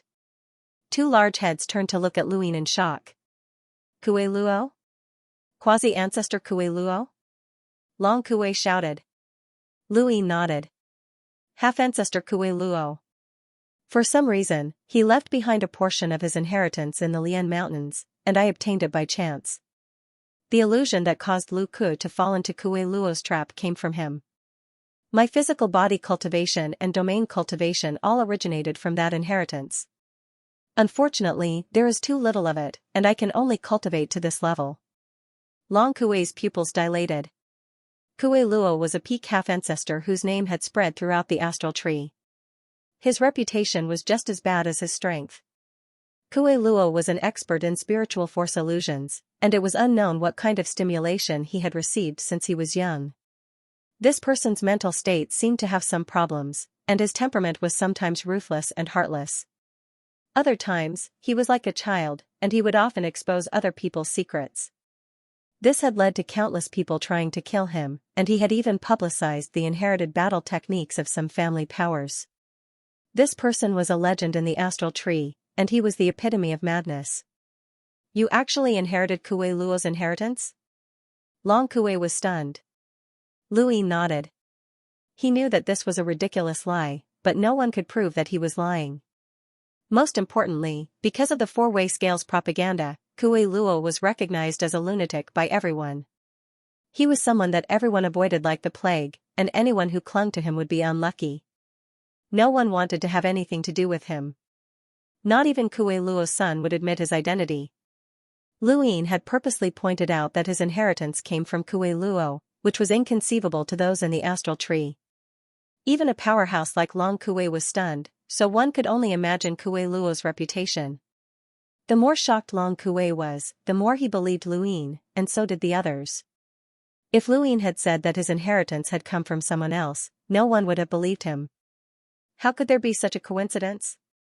But Kuei Luo was someone they had to believe even if they didn't want to. It was common sense that no one wanted to have anything to do with Kuei Luo. The atmosphere was a little tense, and Luin could clearly sense that Long Kuei was looking at him with a strange gaze. Luin had no choice. If others found out about this lie and believed that his inheritance had come from Kuei Luo, then his reputation in the universe would take a hit. Still, it was better than having his identity as a stowaway exposed. Furthermore, he wasn't Kuei Luo's disciple and had only received a portion of his inheritance. It wouldn't be too serious, and the White Dragon tribe wouldn't ruin his reputation. Luin believed that Long Kuei had already reported what had happened below the sword steel to Long Shi and even Long Tian. He was now waiting for the White Dragon tribe to contact him, but he was also waiting for the 14th gate to contact him. He had no idea where the 14th gate had reported. A day later, the Cloud Connect stone vibrated. Luin looked down and saw that it was Long Shi. Long Shi's image appeared, and she looked at him strangely. Luin pursed his lips. Actually, I didn't want to say it, but I had no choice. Can you help me keep it a secret? Long Shi frowned. How much of Kuei Luo's inheritance is there? Luin was helpless. Only enough to cultivate to the hunter realm. End of this chapter. Long Shi's head hurt, and the more she looked at Luin, the more annoyed she felt. This person had always been dishonest, and he kept causing trouble for her. Now, the most notorious person in the entire astral tree was involved. Once exposed, the White Dragon tribe would become a laughingstock. Remember, don't mention this to anyone in the future. Long Shi barked. Luin nodded. Don't worry, I know. I'm an honest person. Long Shi's head hurt even more when she heard this. Every time Luin said something like this, he would definitely cause trouble. Many people know that you obtained an inheritance from the sword steel, and the spiritual force inheritance was also announced to the public that you obtained it from the sword steel. Luin blinked. He had wanted to say this before, but he felt that obtaining so many inheritances from the sword steel was even more ridiculous. Alright. How was your fight with Lu Hao? Long Shi looked at Luin, her eyes shining. This husband that she had thought to be useless was actually emitting a radiance that illuminated the entire astral tree. He had inherited the sword steel for 6 days, and this result had surpassed that woman's. It had shaken the top realm and brought glory to the White Dragon tribe. Luin was helpless. He's powerful, very powerful. Nonsense. Long Shi couldn't help but shout. Lu Ying pursed his lips. I'm not bad either. If we fought at the same level, I might be able to win. Long Shi's eyes lit up, and her amber eyes became even more beautiful. I'll meet you soon to test your strength. If you're strong enough, you can come with me to the junior progenitor planet to broaden your horizons. The junior progenitor planet? Lu Ying was stunned, but he soon rejoiced inwardly. That's right, he wanted to go to the junior progenitor planet. It was a planet that the astral tree gave to those who had reached the junior progenitor planet to cultivate. There were many resources there, and the junior progenitor would select experts to accompany him to the sovereign realm. 4 junior progenitors meant 4 junior progenitor planets. The selection process would be very lively, and many people would go there to fight for this opportunity, even though it was very rare and dangerous. Has the 14th gate issued any missions? Long Shi asked. Lu Ying shook his head. Not yet. Tell me immediately if you receive any missions. I'll remind you again that you're not just related to yourself, but also the entire White Dragon tribe. Long Shi's expression changed quickly. Lu Ying hurriedly agreed. While Lu Ying and Long Shi were talking, Long Tian was also trying to contact Xiao, the leader of the 14th gate. Unfortunately, he was ignored. Long Tian was furious. Even the supervisor of the 9 gates, Qingshan, wouldn't be so disrespectful. No matter how Long Tian tried to contact him, Al did not agree. Not long after he ended his conversation with Long Shi, Lu Yin's intelligencer stone vibrated. It was Xiao, the master of the 14th gate. Fly to the armor pass to meet Guishan. Elder, please proceed to the flying armor pass. Long Kuei was astonished. The location of the 14th gate? Lu Ying nodded. She immediately changed the direction of their flight. It will take about 12 days to get to the flying armor pass, Long Kuei said. Elder, are you familiar with the flying armor pass? Lu Ying asked. Long Kuei answered, the flying armor pass has a special terrain like a cauldron. Since ancient times, many powerhouses have worshipped their ancestors. It's also the place where many powerhouses break through to envoys and undergo their tribulations. That's why there are tribulation crystals there, and it's one of the few places in the entire astral tree domain that has them. You should know how precious they are, as even the 4 cardinal scales have very few. That's why the 4 cardinal scales often fight over that place. For the past 100 years, the flying armor pass has been controlled by the White Dragon tribe. The 14th gate wants you to go there because they want to use your identity. Tribulation crystals? Lu Ying did not know, as he had never heard of them before. Guan Yan's memories were as vast as the ocean, and he had only seen a little. He could not ask now, so it was probably common knowledge. The White Dragon tribe is not peaceful internally, and there are conflicts between the main bloodlines. Don't act rashly when you reach the flying armor pass.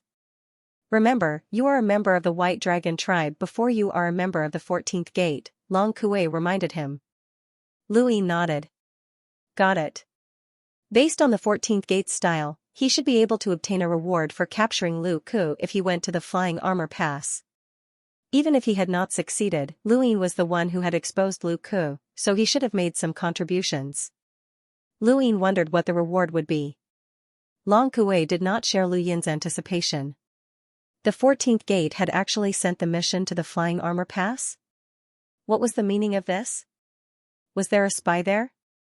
If there really was a spy, then it would be troublesome, as it would become an excuse for the 4 cardinal scales to fight over the flying armor pass again. Long Kuei immediately contacted his family, as this matter had already exceeded the scope of Long Shi and Long Tian's ability to decide. 10 days after Lu Ying left the Sword Steel, a beautiful and agile woman appeared 50,000 kilometers away from the Sword Steel and waited quietly. Not long after, Zhang Dingtian arrived as well. Are you Miss Yu Chen?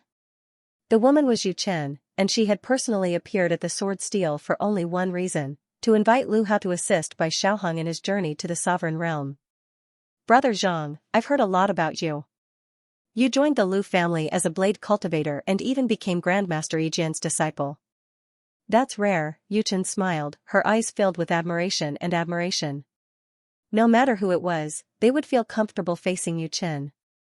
This woman had a natural temperament that made people feel relaxed. You flatter me. Please, Zhang Tian said solemnly as he gestured for her to enter. One day after Yu Chen arrived at the Sword Steel's Lu family, someone else arrived, representing the Wang family. They also wanted to invite Lu Hao to assist Wang Su in his journey to the Sovereign Realm. The White Dragon clan and Shenwu Plain had naturally sent people as well. There were only so many peak experts in the same generation as the four cardinal scales, and there were even fewer who could truly make people feel at ease. The Sword Steel's Lu family had always been known for their sword Dao. They were upright and had a good reputation, so Lu Hao naturally became the focus of the four cardinal scales. Lu Hao faced Yu Chen and listened to her. He calmly replied, "You should be clear about my Lu family's attitude towards the four cardinal scales.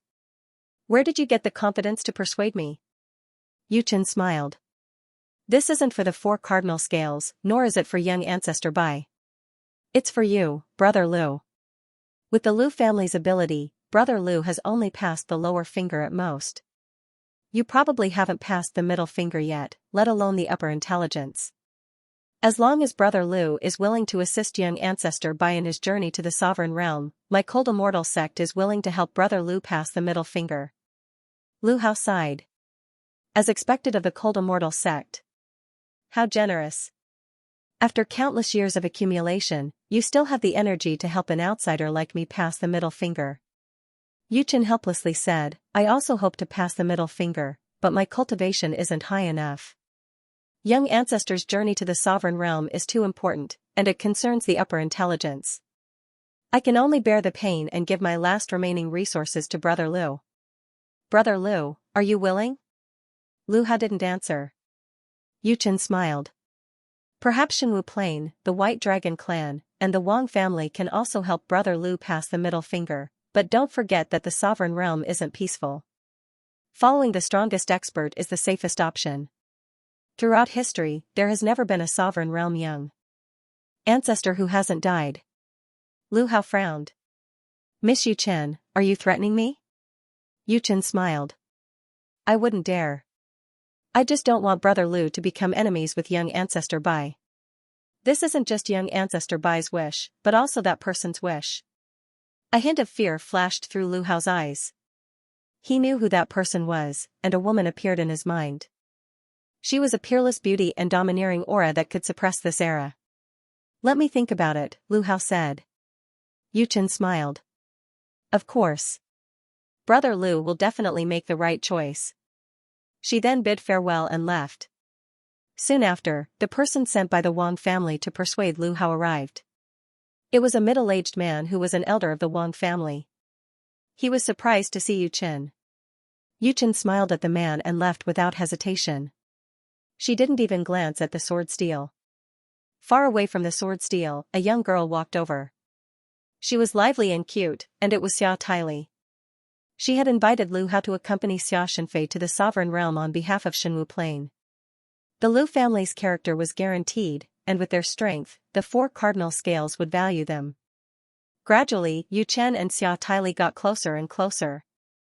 They gradually saw each other, but they weren't surprised. Xia Taili smiled provocatively at Yu Chen. Yu Chen maintained her smile, looking elegant and beautiful. When she saw this, Xia Taili was displeased. Even her brother had been infatuated with this woman, and she was just a maid. "Hey, you should be bowing to me." Yu Chen replied gently, "All right." She then really bowed to Xia Taili.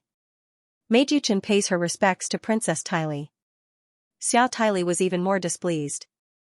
This woman bowed so elegantly, as if she was pestering her endlessly. Humph, annoying. She then sped up towards the sword steel. When she passed by Yu Chen, she heard her say, "Brother Shenfei, how are your preparations for the trip to the Sovereign Realm going? There are 2 supremes and 1 from the Lin generation?" Xia Taili clicked her tongue. "Do you think Lu Hao will definitely help Bai Xiaohong? Stop dreaming. Your frigid immortal sect was the original leader. It would be strange if the Lu family would help you." Yu Chen smiled. "Nothing is absolute. Lu Hao has to think for himself and the Lu family. The general trend is irreversible." "What general trend?" "Your frigid immortal sect is the general trend? Narcissistic." Xia Taili rolled her eyes. She didn't want to talk to Yu Chen anymore. Just as she was about to leave, a ray of sword chi suddenly shot into the sky from the side before dissipating. The two women looked over in surprise and saw a woman holding a sword. In front of her lay a cultivator from the Lu family. It was Lulu. Lulu half knelt on the ground and raised his head to stare at the woman in front of him. This woman had just inexplicably challenged him and defeated him with a single sword move, leaving a mark of invincibility in his heart. He had tasted this feeling twice during this period of time. Yu Chen and Xia Taili both recognized Lulu. After all, there were only a few famous people in the Lu family. When they saw that Lulu had been defeated in a single move, they looked at the woman in shock.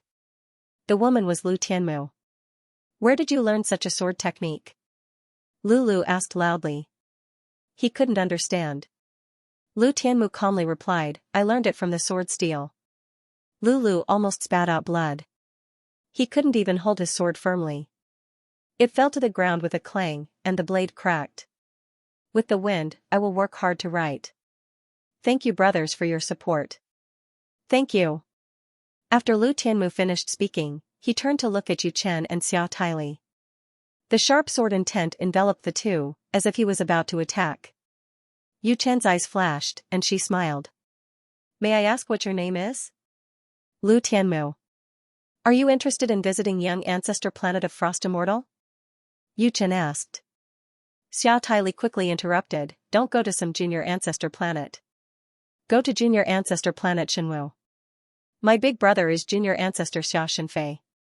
Yu Chen didn't argue with her. The cold immortal sect's name was well known throughout the starry sky of trees. As long as she mentioned it, they would go if they wanted to, and there was no need to rope them in if they didn't want to. If you go to junior ancestor planet Frigid Immortal, you'll definitely have a chance to go to the sovereign world with junior ancestor planet Frigid Immortal. Goodbye, said Yu Chen indifferently. Xia Taili grumbled, why are you acting so reserved? You've got no chest or ass. He then looked at Lu Tianmu with a fervent gaze. Come to Shenwu's junior progenitor planet. My brother will definitely like you a lot. No, not that kind of like, but that kind of like. Understand? Lu Tianmu was indifferent by nature and only nodded. Understood. Xia Taili blinked. Got it? She didn't know what she was talking about, but Lu Tianmu had a natural aura that kept people away. She didn't know how to respond. On the other side, the elder from the Wang clan walked over. When Xia Taili saw him, he reminded Lu Tianmu, remember, go to Shenwu's junior ancestor planet. My big brother will like you. With that, he hurried over to the sword steel. Compared to Lu Tianmu, Lu Hao was obviously the best choice. If Lu Hao wanted to, he could directly go to the sovereign world. As for Lu Tianmu, he would have to go through the selection process on the junior ancestor planet. She had already attracted the attention of the frozen immortal sect and the divine martial heaven, but Lu Tianmu seemed to think it wasn't enough, so when the elder of the Wang family passed by, she challenged Lulu again. Lulu was speechless. Everyone knew that she wanted to attract the attention of the young ancestor, but could it be someone else? Even his sword was broken. Not long after, Xia Taili left the sword steel. Before he left, he did not find Lu Tianmu. Lu Hao went to find Lu Tianmu. You want to go to the sovereign world? Lu Tianmu calmly replied, I do have such thoughts. Lu Hao was not surprised. The sovereign realm is a place left behind by humans since ancient times, and there are many resources there. It's understandable that you want to go there. Have you decided which junior ancestor you want to follow? Lu Tianmu shook his head. Lu Hao muttered to himself for a moment. Bai Xiaohong from the Frigid Immortal sect seems easygoing, but he's actually a vicious and sinister person. He hides his true intentions and is adept at manipulating others. His strength far surpasses his peers, and no one can see his bottom line. He also has an elder sister who practically controls the entire astral tree galaxy. Xia Shenfei from Shenwu Heaven. He's a righteous man, but he likes to drink. When he drinks too much, he becomes delirious and doesn't differentiate between friend and foe. However, his character is trustworthy. Wang Su from the Wang clan. This woman is as indifferent as you. She doesn't have many friends, and very few people know what she's thinking. Long Tian of the White Dragon clan has a good relationship with Bai Xiaohong, He's naturally cold, and he doesn't even care about his own clan. He doesn't care about the clan at all. Compared to Bai Xiaohong, he's even more ruthless. Lu Tianmu listened quietly. Finally, Lu Hao said, "You're a member of the Lu family, and your obsession with the sword is engraved in your bones. You pursue the pinnacle of swordsmanship, but you're not good at scheming. Thus, if you want to go to the sovereign realm, it's best to follow Xia Shenfei. Wang Su is the second best choice." "Got it. Thank you," Lu Tianmu said calmly. After Lu Hao, the seed orchard farmers became farmers. This chapter isn't finished yet. Please turn the page. Sanyang also received an invitation. The Lu family was stubborn, while the farmers were pure. They were so pure that it made people speechless. They were so focused on farming that not many people in the starry sky tree could understand them. How could farming give birth to a future? Even Yu Chen, who was extremely intelligent, didn't know what to say to Nong Sanyang. No one would be able to say anything heroic in front of a farmer. Nong Sanyang's appearance was ordinary. At most, she could be considered delicate and pretty. However, she was dressed like a farmer. She gripped a hoe tightly in her hand and dug into the ground again and again. Nong Lai was next to her. He had a white cloth wrapped around his head, and when he was tired, he would wipe it clean. He treated Yu Chen and the others like air. "Hey, Sanyang, say yes and help my brother go to the sovereign realm. There are good mountains, water, and fields there. You can farm there." Xiao Taili shouted. In the fields, Ho was jumping around. As Xiao Taili's voice grew louder and louder, it began to chirp. The elder from the Wang family said, "The junior ancestor hopes to meet you again and go to the sovereign realm together." Yu Chen said, "The frigid immortal sect is willing to help you break through the middle finger." She didn't hide the temptation of benefits, but it was the most attractive. Nong Lai straightened his back, looking very tired. He said, "Sister, have you thought it through? Are you going or not?" Nong Sanyang drank some water and put the hoe on her shoulder. She looked at the three people outside the field and said, "I'll definitely go. I'll tell you after I've thought it through. You guys can go first, or you can stay and help with farming. You should know that the vegetation in this area is quite damaged, and it's not good for the mother tree." Yu Chen was helpless. She rarely felt helpless when it came to someone, but Nong Sanyang was one of them. She couldn't guess what this woman was thinking. Ever since she had met her, she had been farming. Who knew what she was farming? Xiao Taili, on the other hand, was very interested. His eyes lit up. "I can farm too? Let's walk and walk. I want to play." Nong Sanyang smiled. "Farming is no joke. Don't hurt your back. I'm a cultivator." Xiao Taili clenched his fists and stepped into the field. At the same time, in the seed garden, there was a golden wheat field that formed various patterns. Right now, in the wheat field, there was a woman harvesting with great difficulty. From time to time, strange creatures would appear in the wheat field and quickly run away, forming a very gentle picture. This woman was Chou. In the middle realm, inside a nest, a creature with a power level of more than 400,000 was furiously clawing at something with its claws. Outside was an old woman with a cold expression. "Eat, eat. After you're done, fly away from me." Suddenly, a gust of wind wrapped around the creature, and with a pained howl, the creature fell straight down. Outside the nest, the old woman's expression changed. "Bower." She looked up and glared at the nest with hatred. "Who was it? Who dared to kill my beloved pet? Get the hell out here." She rushed into the nest. As soon as she rushed in, she saw many pairs of bloodthirsty eyes staring at her. The nest was the cruelest prison in the middle realm. It was a dining table for countless creatures. They sounded like lambs waiting to be slaughtered, but there were also strong cultivators imprisoned here. The nest was divided into several regions, and the one the old woman had rushed into was the highest region. The old woman wasn't weak. She had almost reached the edge of the emissary level, but she couldn't leave. She could enter the nest, but she couldn't leave. "Did that attack come from you? You're called Shangqing, right? Junior Shangqing.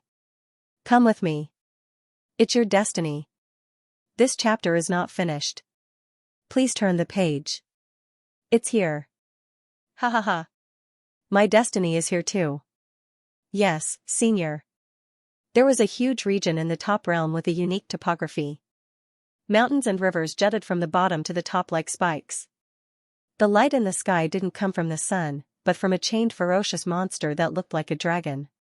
This was Shenwu Heaven. 9 gigantic chains connected the sky and the earth, surrounding Shenwu Heaven. Above them was the ferocious dragon that gave the entire Shenwu Heaven light. The dragon's tail was stabbed deep into the ground by a broken blade. On this day, an elegant young man came to Shenwu Heaven. He opened his fan and looked up. Every time I see the Hell Dragon, I'm shocked. In the distance, several figures quickly arrived and surrounded the elegant young man. The person in the middle said in a low voice, "Wu Tai Bai, you dare come back? Leaving Shenwu Heaven without permission is tantamount to betrayal. Arrest him." The elegant young man was Wu Tai Bai. He was a supreme of Shenwu Heaven and was as famous as Xia Taili. He was second only to Xia Shenfei. Wu Tai Bai looked around. "I brought important news. You can pardon me. Don't listen to him. Let's capture him first." Wu Tai Bai slapped him away before he could finish. He closed his fan and said, "I'm Wu Tai Bai. Even Xia Shenfei has to be polite to me. Since when did trash like you have the right to tell me what to do?" After saying that, his figure flickered and he flew into the depths of Shenwu sky. As the trip to the top realm drew closer, more and more experts appeared. They all wanted to go with the junior ancestor. Although the sovereign realm was fraught with danger, the opportunities were equally great. Many of the families in the Starry Sky Tree had ancestors who had obtained opportunities in the sovereign realm and established themselves there. Even if they couldn't obtain any opportunities, they could still accompany the junior ancestor and form a friendship with him, becoming an honored guest of the 4 cardinal scales. If one wanted to enter the junior ancestor's eyes, aside from becoming a famous expert, the other way was to head to the junior ancestor planet and stand out from the other experts. Of course, this was a very slim chance. There were too few people who could accompany the junior ancestor to the top realm, and very few were selected from the junior ancestor planet. On the Ho's back, Long Kuei was constantly reading the news on the Cloud Connect stone. Everyone was very interested in the trip to the sovereign realm. As long as the junior ancestor could clear the upper wisdom stage in the sovereign realm, he would have a very high chance of reaching the progenitor realm in the future. Unfortunately, there were too few experts who could accompany the junior ancestor. Princess Longxi was one, but he didn't know where the other 2 were. Luyin was also thinking about the sovereign realm and how he could get there. Long Kuei raised his head and said in a low voice, "We're almost at the Flying Armor Pass. The White Dragon Clan's Flying Armor Army is stationed there. The Flying Armor Army's commander, Long Xian, had a grudge with our main bloodline, so he was sent here. Outsiders don't know about this, and the 14th gate probably doesn't know either. If you want to use your identity as the son-in-law of the White Dragon Clan's main bloodline to investigate this place, you might as well find a stranger. I'll say it again. You're from the White Dragon Clan first, and then you're from the 14th gate." This was the second time the reminder had changed. Luyin hadn't understood it the first time, but this time, he looked at Long Kuei. Long Kuei was also looking at him with a deep gaze. "Thank you. Follow the wind. Thank you for your support. Follow the wind, I'll be working hard to write. Thank you for your support. Thank you." End of chapter. When he saw Long Kuei's expression, a thought flashed through Lu Yin's mind. He understood that Long Kuei wanted Lu Yin to turn a blind eye to this matter.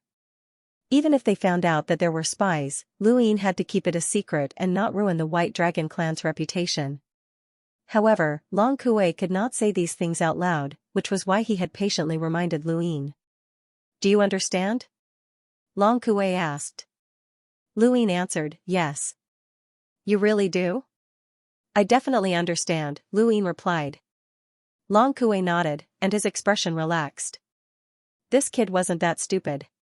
There were some things that could not be revealed, or else it would be a source of gossip, especially when it came to the humble school and the spies.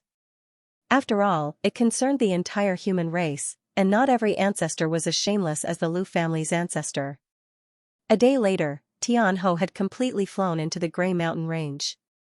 This was the border of the Flying Armor Pass.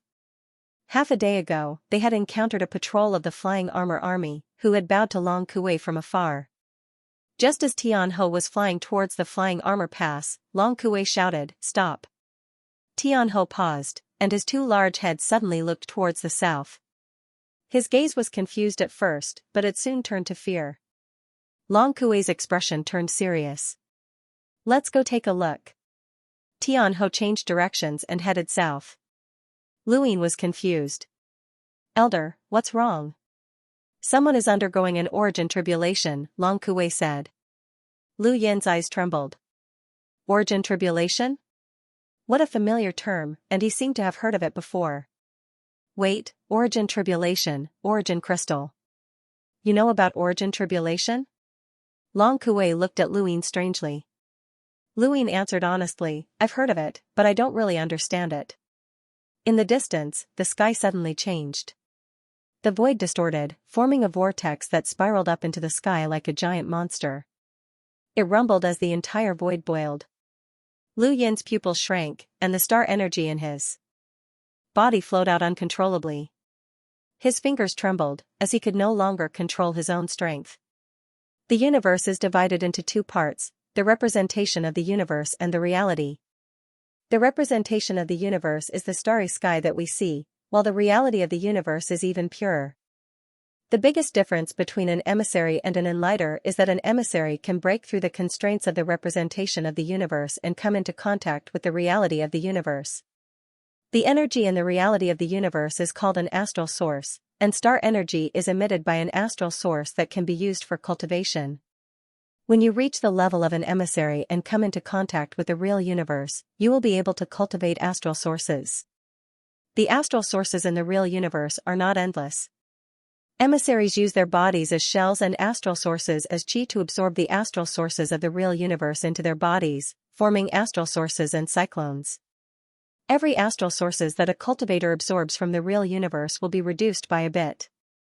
In order to seize astral sources, the real universe will form origin tribulations.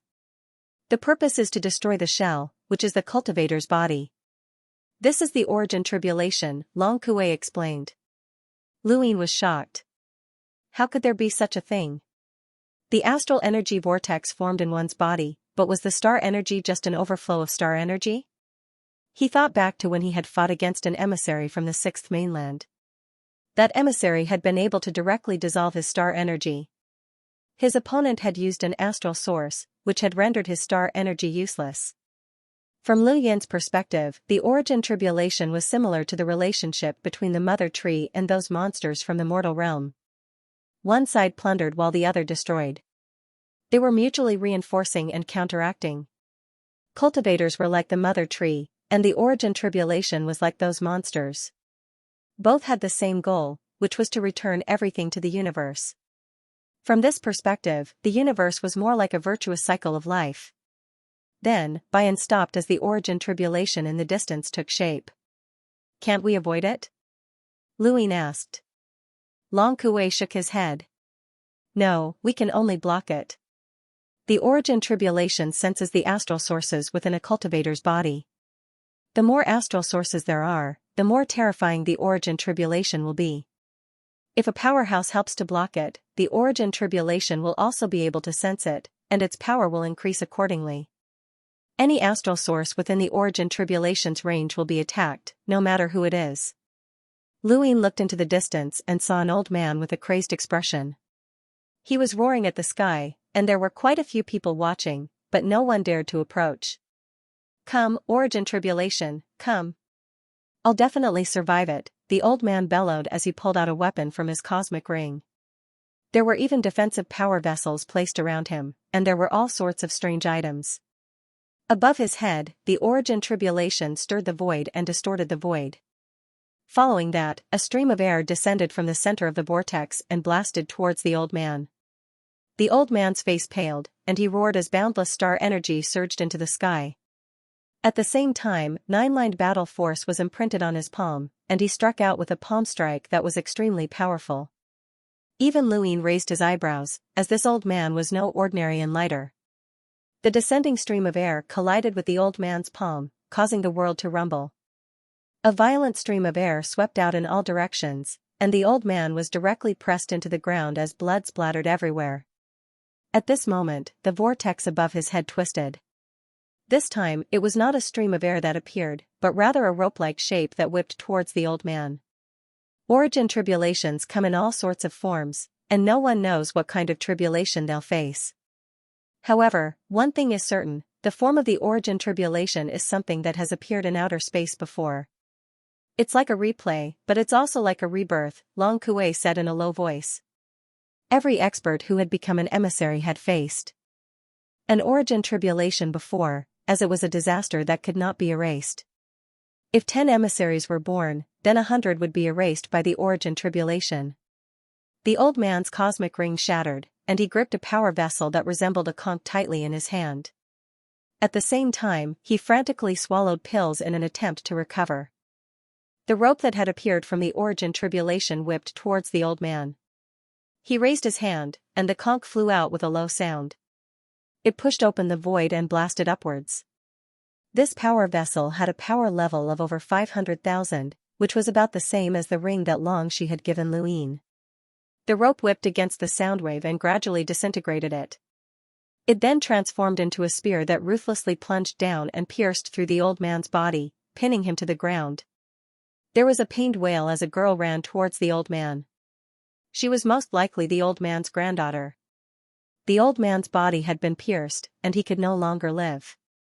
When he saw his granddaughter running towards him, he bitterly said, "I've been unhindered for my entire life, but I still died to an origin tribulation. Silly child, don't cultivate anymore. This path won't work." Then, his body was disintegrated by the spear and completely disappeared from the world. The girl ran over, but she did not even get to see her grandfather one last time. All she saw was empty air and the shattered cosmic rings on the ground. Long Kuei shook his head and sighed. Logically speaking, this person should have made sufficient preparations and even had an envoy-level power vessel, so he should have been able to survive. Unfortunately, his body's star energy surged, and the astral sources he could summon far surpassed the average person's. Those enlighters who were prepared could have protected him, but they couldn't. What a pity. He then patted Ji Hao's back and turned around to continue towards the flying armor pass. Luin felt a chill run down his spine when he heard Long Kuei's words. The origin tribulation's power was determined by the amount of star energy in a person's body? This wasn't good, and it didn't make sense. Lu Yin's star energy was 200 times that of a normal cultivator's. Even that old man didn't have as much star energy as Luin, and Luin was still a hunter. How much star energy would he have if he broke through to the Enlighter realm? How many emissaries would he have on the verge of breaking through? He would definitely surpass the old man's by 200 times. Luin gulped when he thought about the origin tribulation that was 200 times more powerful than the one he had just faced. He felt like the universe was filled with malice towards him. If someone undergoes an origin tribulation here, after a certain amount of time, origin crystals of varying sizes will form in this space. This is why the flying armor pass has origin crystals, and they are essential to help someone break through the lower and middle finger stages. Thus, you should understand the importance of the flying armor pass. You must be careful when you go there, Long Kuei couldn't help but remind Luin again, which showed how important the flying armor pass was. Luin was still thinking about the origin tribulation that he had just undergone. Once he failed, his body would scatter. The origin tribulation was both a matter of a person seizing the astral sources of the real universe to cultivate, and it was also a matter of the real universe seizing the astral sources within a person's body. Not long after, a simple city appeared before Lu Yin's eyes. This was the flying armor pass. Ji Hao stopped less than 50 kilometers away from the flying armor pass. The area in front of him was restricted from flying, and no one was spared, including the White Dragon Elder. Long Kuei said, "I can only send you this far. What you need to complete is the 14th mission, so it's not convenient for me to interfere." Luin replied, "Thank you, Elder. Try to delay the completion of the mission as much as possible. The junior ancestor will think of a way for you to return to the upper realm Dragon Mountain," Long Kuei said. Luin nodded and then leaped down to land on the ground. The grey ground was incomparably sturdy, and when Luin stepped on it, he found that it was actually comparable to metal ore. It seemed that the erosion of the origin tribulation since ancient times had caused the ground to change. The grey ground was shaped like a cauldron, and the ancients had an abnormal obsession with cauldrons. Anything that was related to a cauldron was definitely not an ordinary place. Luin thought about the 9-yang cauldron transformation battle technique, and he remembered that it had been a very long time since he had been to the Daosor sect's ruins. He was still very interested in the 9-yang cauldron transformation battle technique, but unfortunately, he had never had the time. The Flying Armor Pass was not a place that ordinary people could come to, and as far as the eye could see, there were cultivators everywhere. The closer Luin got to the Flying Armor Pass, the more people there were around him. As his field of vision widened, Luin saw a majestic city.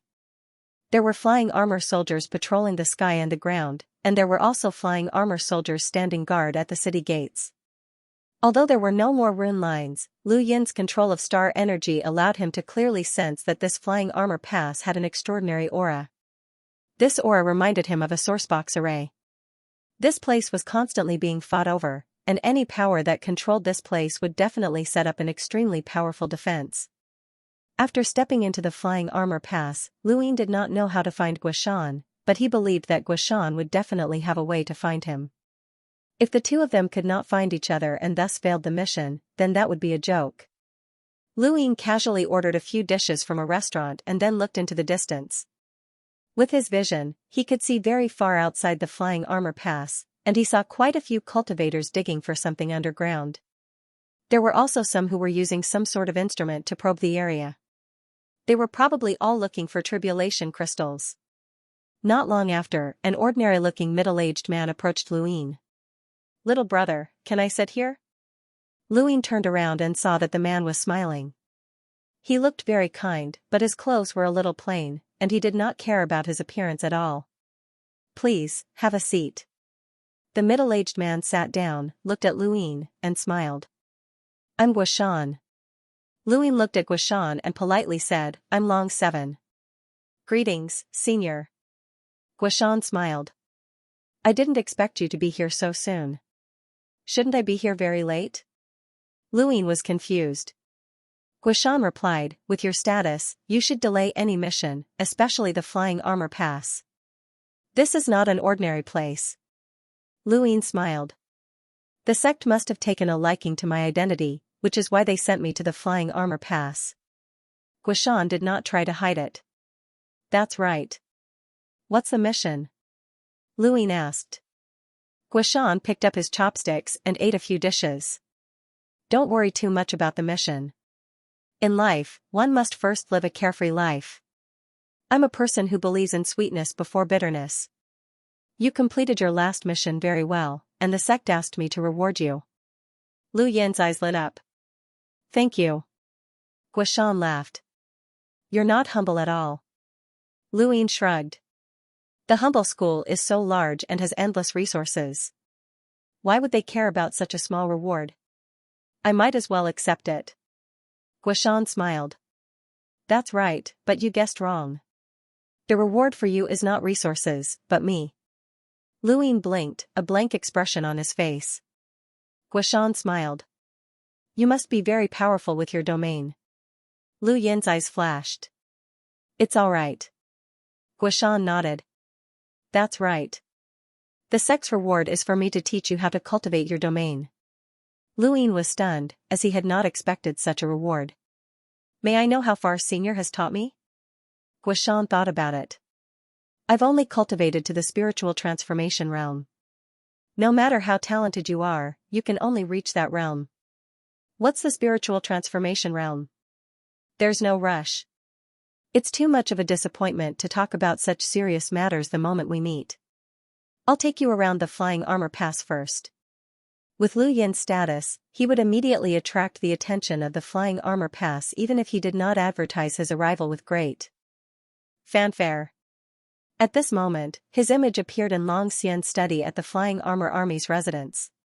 Long Xian's expression was calm as he looked at Lu Yin's image, but his son, Long Ding, was unhappy. "Father, the princess married this guy?" Long Xian replied, "That's right." His name is Long 7. Humph, what a lucky bastard, said Long Ding. Long Xian looked up. He wasn't lucky. When the princess was looking for a husband, we all gave up. Long Ding's face stiffened. Back then, when Long Shi had been looking for a son-in-law, they had been worried about the cold immortal sect, so they hadn't agreed. They couldn't blame anyone for that, but he still stubbornly said, the cold immortal sect won't let this go. This guy will die sooner or later. Don't look down on him. At first, everyone thought that he was just a branch family member and was useless. But this person has only been in the humble school for a few months, but he's managed to capture spies and expose the Huayuan humble school's sect leader as Redback. After joining the 14th sect, he even spent 6 days in the Sword Steel, surpassing by Xian'er and exposing the Lu family's disciples as spies. He's now a legend, said Long Xian. Long Ding coldly replied, I was just lucky. Once I break through, I'll be able to go to the junior ancestor planet to help you reach the sovereign planet. At that time, I'll definitely be able to obtain an origin item and break through the middle finger trial or even the upper wisdom trial. I'll even have a chance to break through to the progenitor realm. Long Xian was not happy because of these words. They sounded nice, but every step was extremely difficult, especially for the Lord. This chapter is not finished. Please turn the page. Even the junior ancestor had died in the slaughter realm, let alone Long Xian. However, this was a step that had to be taken. Once he successfully passed through the sovereign planet, even if he did not obtain an origin item, he would be able to deepen his relationship with the junior ancestor Long Tian. In the future, his status in the family would steadily increase. Long Xian took everything into consideration. Father, the family said that Long 7's mission was to come to the Flying Armor Pass. Could it be that we have spies or even redbacks? Asked Long Ding. Long Xian frowned. That's impossible. The Flying Armor Pass only has the Flying Armor Army. Who would be qualified to become a redback? As for spies, that's impossible. After a moment of silence, Long Xian waved his hand. Alright, go and cultivate. Since the 14th sect has come to the Flying Armor Pass, nothing good will come out of it. Quickly break through and contact the junior ancestor. That way, you'll have some insurance. Yes, I'll take my leave. At the Flying Armor Pass, Lu Yin and Guishan left the restaurant.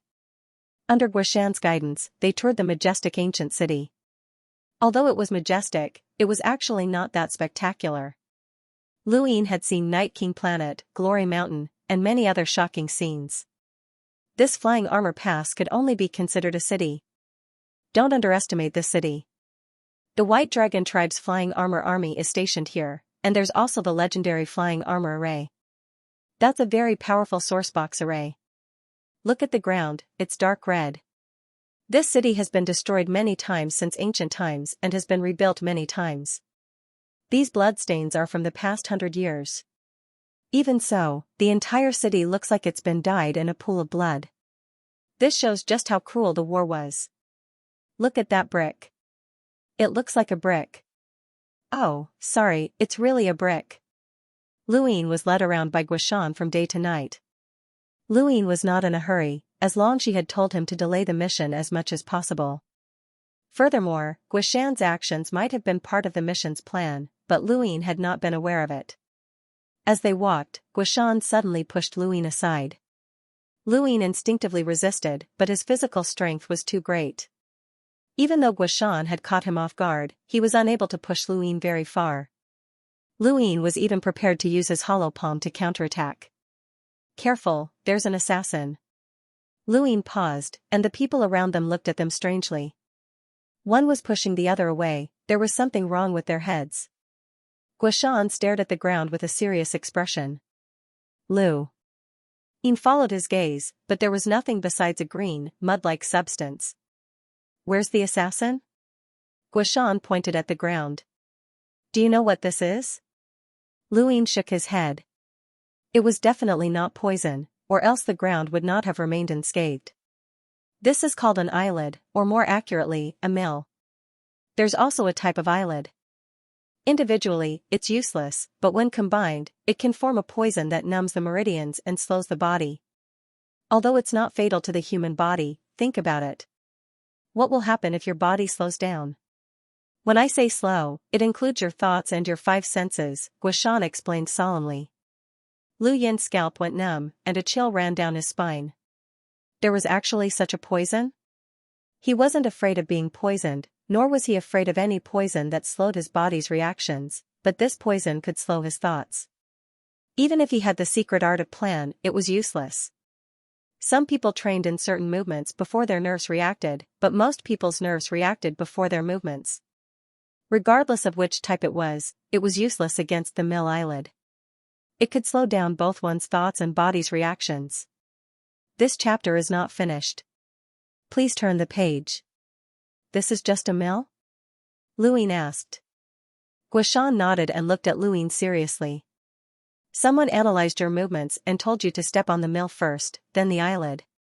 You were unknowingly poisoned, and then finally executed a killing move. You've been seen through, or rather, predicted. Lu Yin's eyes narrowed. Predicted? Guishan looked around. The assassin is a domain expert, and he unknowingly used his domain to predict your movements and ensure that you would step on these two poisons. Even I didn't notice. Impressive, it should be an unbounded assassin. Killing intent flashed through Lu Yin's eyes. Unbounded assassins, it was them again. The first time, in the mortal realm, one of them had lured Longxi away while the other had pretended to be dead in an attempt to ambush him. The second time, in the mortal realm, they had used their sight as a medium to carry out an assassination. This was the third time. Their assassination methods were becoming more and more strange, and it was becoming harder to predict. It was no wonder why they were called the most powerful assassin organization. Every time they failed, they would try again. Although the assassin's strength did not increase by much, their assassination methods were so strange that it made one's hair stand on end. Lu Yin was already very careful and did not dare to look at anything carelessly, but he had still almost fallen for it. He did not understand, he was now a member of the 14th Gate. Even if the Unbounded had the guts to assassinate him, who would have the guts to hire them?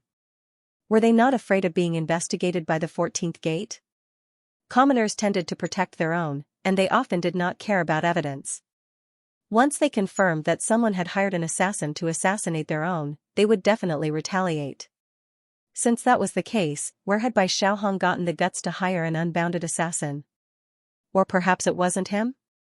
It seems like you've offended quite a few people. You can only blame yourself for being too ostentatious. You're like us, even if you reveal that you're a redback, few people will know about it, and there won't be Xianxia all over the universe. Lu Yin was astonished. Are you saying that the unbounded assassins were hired by a spy or a redback? Of course. You're a member of the 14th Gate, and the governor is the most protective. Who would dare target you? Even if they wanted to deal with you, they definitely wouldn't hire an assassin to assassinate you. Only a redback would do something like that. Throughout history, the 14th Gate has no lack of experts who have been assassinated. Didn't the governor take revenge on the unbounded? Or use this to track down a spy or a redback? Lu Yin was puzzled. Guishan sighed. Of course, they took revenge and destroyed many of the unbounded strongholds. But you have to know that where there is light, there will be darkness. Even without the unbounded, other assassin organizations will emerge. It's better to have a unified unbounded to deter the darkness. Furthermore, the bigger the unbounded stalls, the more scruples they have. They've already restrained themselves very well. As for tracking them down, it's very difficult. Lu Yin understood this logic. No one could completely dispel the darkness, and light and darkness coexisted. Once the unbounded was completely destroyed, many assassin organizations would emerge from the astral tree, and that would cause chaos. No matter what level one reached, there would always be scruples. Lu Yin firmly believed that even a progenitor would not act as they pleased. Let's continue. We can't find that assassin, but with me around, that assassin won't be able to deal with you easily. With your strength, it'll be very difficult to attract a top-notch assassin. The effort and reward aren't proportional, Guishan said, and then he smiled. Now you know the benefits of predicting attacks. Lu Yin nodded and respectfully said, Please advise me, senior. I'll have to trouble you. I'll continue to update tomorrow. Thanks for your support, Windborn. I'm really working hard. End of chapter. Somewhere in the middle realm, a pair of long, dark eyes appeared. Assassination failed.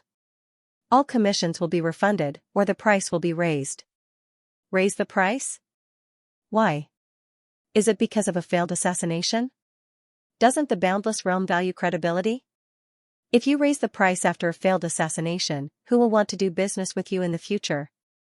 Before you, we've tried to assassinate this person twice, but both times failed. This third time failed, so we must raise the price. Humph, it looks like the person who hired you has given up. You're treating me like a fat sheep. Raise the price, or give up. Please choose. The eyes grew even darker. Alright, I'll raise the price, but only once. Don't fail again. You should know that I didn't provide this information, you set the price yourselves. Back at the Flying Armor Pass, Luin entered alone to look for Guishan while Long Kuei had Tian Ho shrink and lean on his shoulder. Long Kuei also entered alone and went straight to the Flying Armor Army's commander's residence to meet Long Xian. Long Xian was not surprised by Long Kuei's appearance. The two sat across from each other, and Long Xian was rather cordial. It's been a few hundred years, but Elder Long Kuei is still the same. You haven't changed at all. Long Kuei smiled. You and I became envoys in a few hundred years, so how could there be any changes? I just went into seclusion and passed. This is the first time I've seen your son. Beside Long Xian, Long Ding bowed respectfully to Long Kuei. Greetings, Elder Long Kuei. Long Kuei nodded, and on his shoulder, Tian Ho curiously sized up Long Ding. Long Ding, is this the meaning of stability? It looks like Brother Xian is living quite comfortably in the Flying Armor Pass. Long Kuei's eyes flashed. Long Xian smiled. I wouldn't dare. After all, the Flying Armor Pass was taken over by the White Dragon tribe with great difficulty. The chaotic battle with the other three forces is still fresh in my mind, and my Flying Armor army sacrificed a lot. How could I be comfortable? Long Kuei replied, your son's strength is not bad. He's already a hunter and is about to break through to the Enlighter realm. It's a pity that if he had broken through earlier, he might have been able to help Junior Ancestor enter the ruler's realm. What a pity.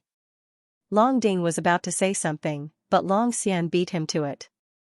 I can only blame my son for being unlucky. Long Kuei laughed. Brother Xian should know why I'm here, right? Long Xian nodded. The 14th sect sent someone to the Flying Armor Pass, and the person they sent is the son-in-law of the main branch of the White Dragon tribe, Long Qi. We already know about this. Don't worry about Long 7. The important thing is that the Flying Armor Pass has been targeted by the 14th gate. Brother Xian, do you have anything to say? Long Kuei stared at Long Xian. Ever since he had reported Lu Yin's mission to the clan had ordered him to act as he saw fit. If he discovered that Long Xian was really a redback, he was to kill him immediately. He could not allow Long Xian to be taken away by the 14th gate. Long Kuei did not know whether Long Xian was a redback or not, so he decided to test him first. Long Xian's eyes were gloomy. The 14th sect sent someone here, which only means that there is something suspicious about our Flying Armor Pass, but it doesn't mean that there are. Definitely spies or redbacks. Why? Does the clan suspect us? I, Long Xian, have been overseeing the Flying Armor Pass, and I have never slacked off. Besides, there's nothing in this place that's worthy of those monsters' attention. If there's anything, it can only be tribulation crystals. Has anyone in the clan noticed that the number of tribulation crystals handed over to the clan has decreased? Long Kuei hurriedly raised a hand. The clan does not suspect Brother Xian.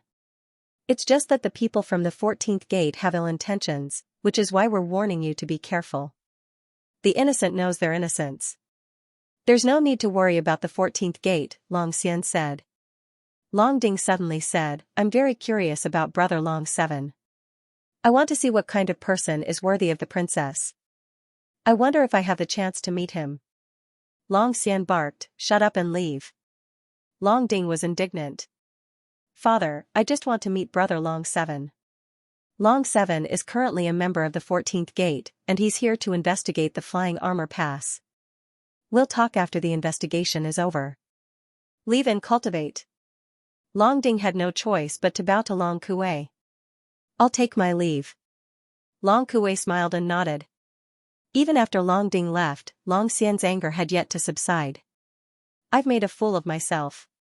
My son's feelings for the princess have not diminished, which is why he's so curious about Long 7.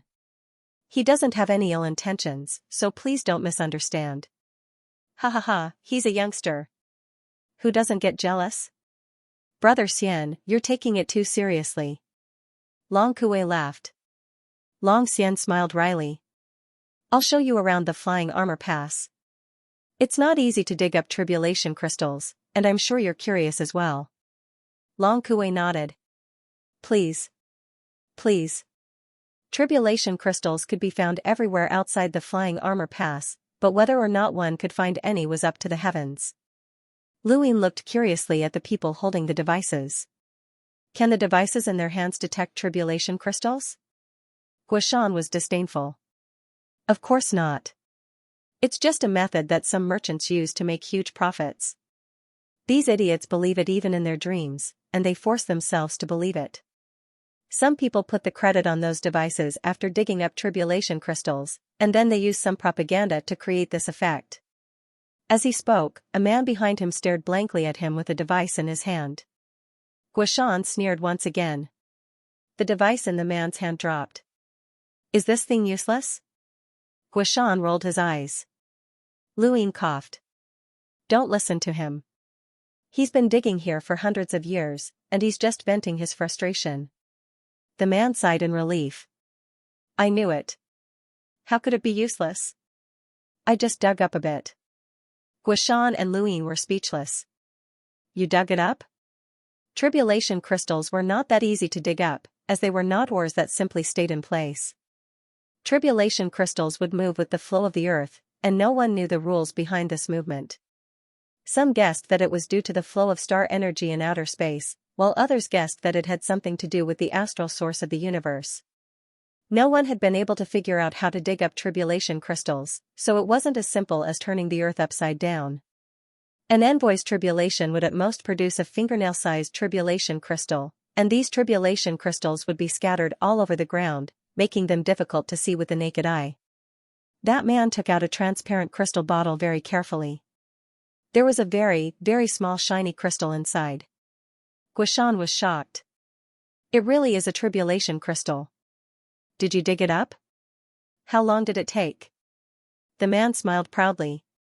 9 years. Luin was puzzled. Was it worth it to dig up so little after 9 years? It's worth it. You dug it up in 9 years and sold it to the White Dragon clan.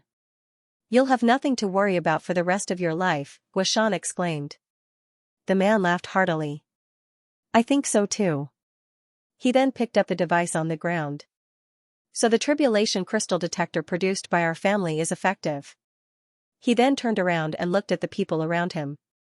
Isn't that right, everyone? It's effective. Yes, it's definitely effective. You dug up a tribulation crystal in 9 years. You won't have to worry about anything for the rest of your life. It's worth it. It's worth it. Quick, buy another one. I want a tribulation crystal detector. Guoshan and Luin were both stunned. They had been tricked and had helped someone advertise for free. That guy wasn't stupid. The man proudly placed the detector in Guoshan's arms. Thank you. He then ran off. Guoshan gulped. As a member of the 14th Gate, he was supposed to be a spy, Redback, and yet, he had been tricked here. How embarrassing. Lu Yin's face turned red as well. How embarrassing. He had been tricked. I'm going to kill him. Guoshan gritted his teeth and glared murderously at the man's departing figure. Luin covered his head. All right, let's go. It's our fault for being careless. Guoshan was indignant, but that man was just a Lamiter, and he couldn't be bothered with a junior like him.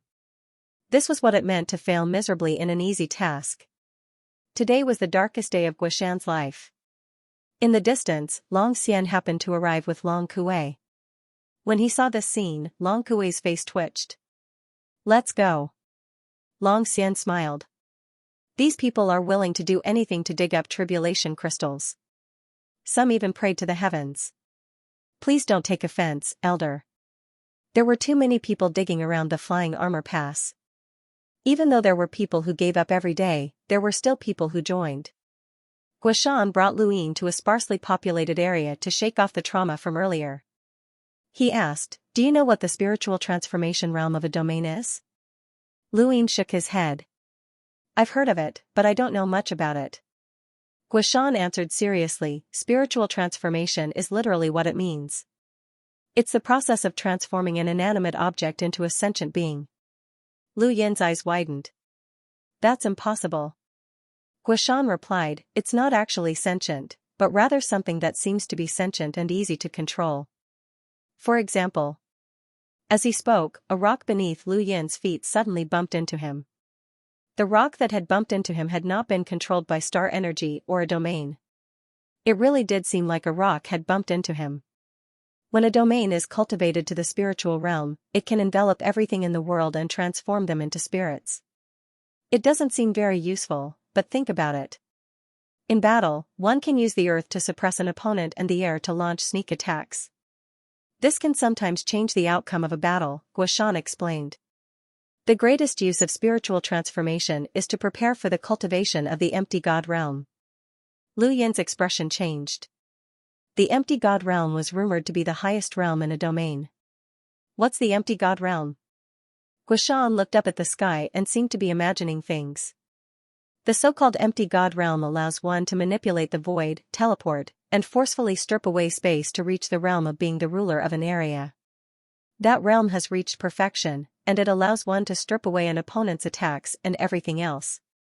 The most common explanation is that it's equivalent to a secret technique.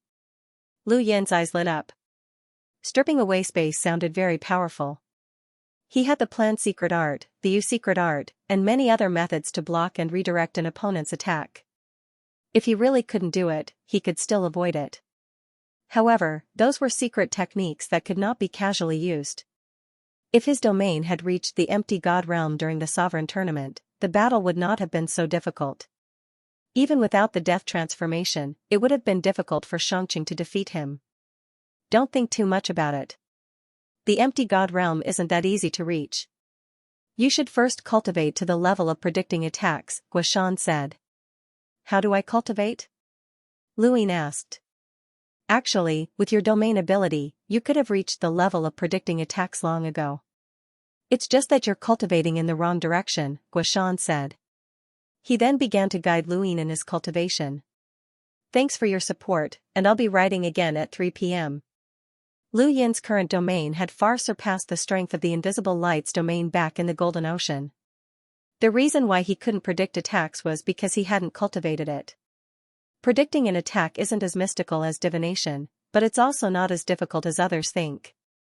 Of course, this is based on the premise that you've cultivated your domain enough, and you also need to have an extremely exquisite control over your domain and star energy. Guishan earnestly taught Lu Yin how to cultivate his domain. The direction of training in predicting attacks was like a piece of paper. It was easy to pierce through it, but it was very difficult to see clearly before that happened. Lu Yin followed Guishan's instructions and spread his domain across the ground. Every inch, every part, and even every corner was completely spread out, no longer releasing his domain like before. That release seemed to allow him to control all changes within his domain, but it was only a general direction. Now, he wanted to treat his domain as a part of his body. Just like that.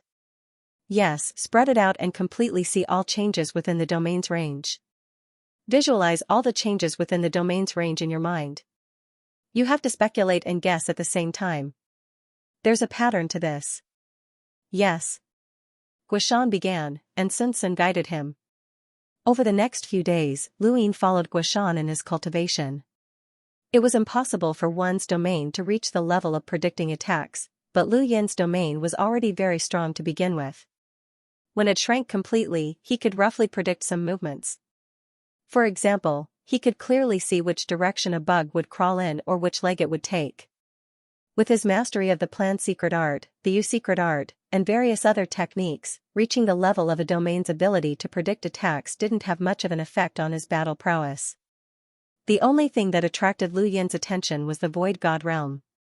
It was a method of using one's domain like a secret technique, but it didn't have the same restrictions as a secret technique. Guishan looked at Lu Yin in astonishment. Draw that bird's flight path. Lu Yin raised a hand and used his star energy to draw a trajectory. Guishan blinked. Barely passed. Lu Yin smiled. Thank you. Guishan was speechless. What kind of person was this? No matter how talented someone was, even if they grasped the correct method, it would still take them years to reach the level of predicting attacks. The average person might not even be able to grasp it after decades or centuries, and some people might not even be able to grasp it in their entire lives. But this kid had grasped it in just a few days. You've already grasped the basics of predicting attacks. Next, you can cultivate spirit form, Guishan said. Lu Yin looked forward to it. How far can one reach the void spirit stage? Guishan rolled his eyes. Don't bite off more than you can chew. Even I haven't reached the empty spirit realm yet. In the entire starry sky tree, the number of domain experts who have reached the empty spirit realm can be counted on one hand. They're all experts above the star emissary realm. Don't even think about it before you become an emissary. Lu Yin nodded. As if he felt that he wasn't being clear enough, Guishan continued, let me tell you, the difficulty of cultivating to the empty God realm is one aspect. Another aspect is the strength of your body and your ability to adapt to this part of the universe. Do you think that you can unscrupulously strip away the void after cultivating your domain to the empty God realm? In theory, that's true, but stripping the void puts a lot of pressure on one's body, especially if one wants to teleport through the void. It requires a very high physical strength, and I haven't reached that level yet. Lu Yin nodded. He had absolute confidence in this aspect. Are we going to cultivate here? Lu Yin asked. Although he wasn't in a hurry to complete the mission, he couldn't stay here forever. The trip to the ruler's realm was coming soon, and he had to find a way to participate. Otherwise, he would have participated in the sovereign tournament for nothing.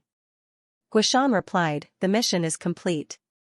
We have some time off. Lu Yin was stunned. Completed? When? Guishan replied, our mission was to attract the attention of the Flying Armor Army.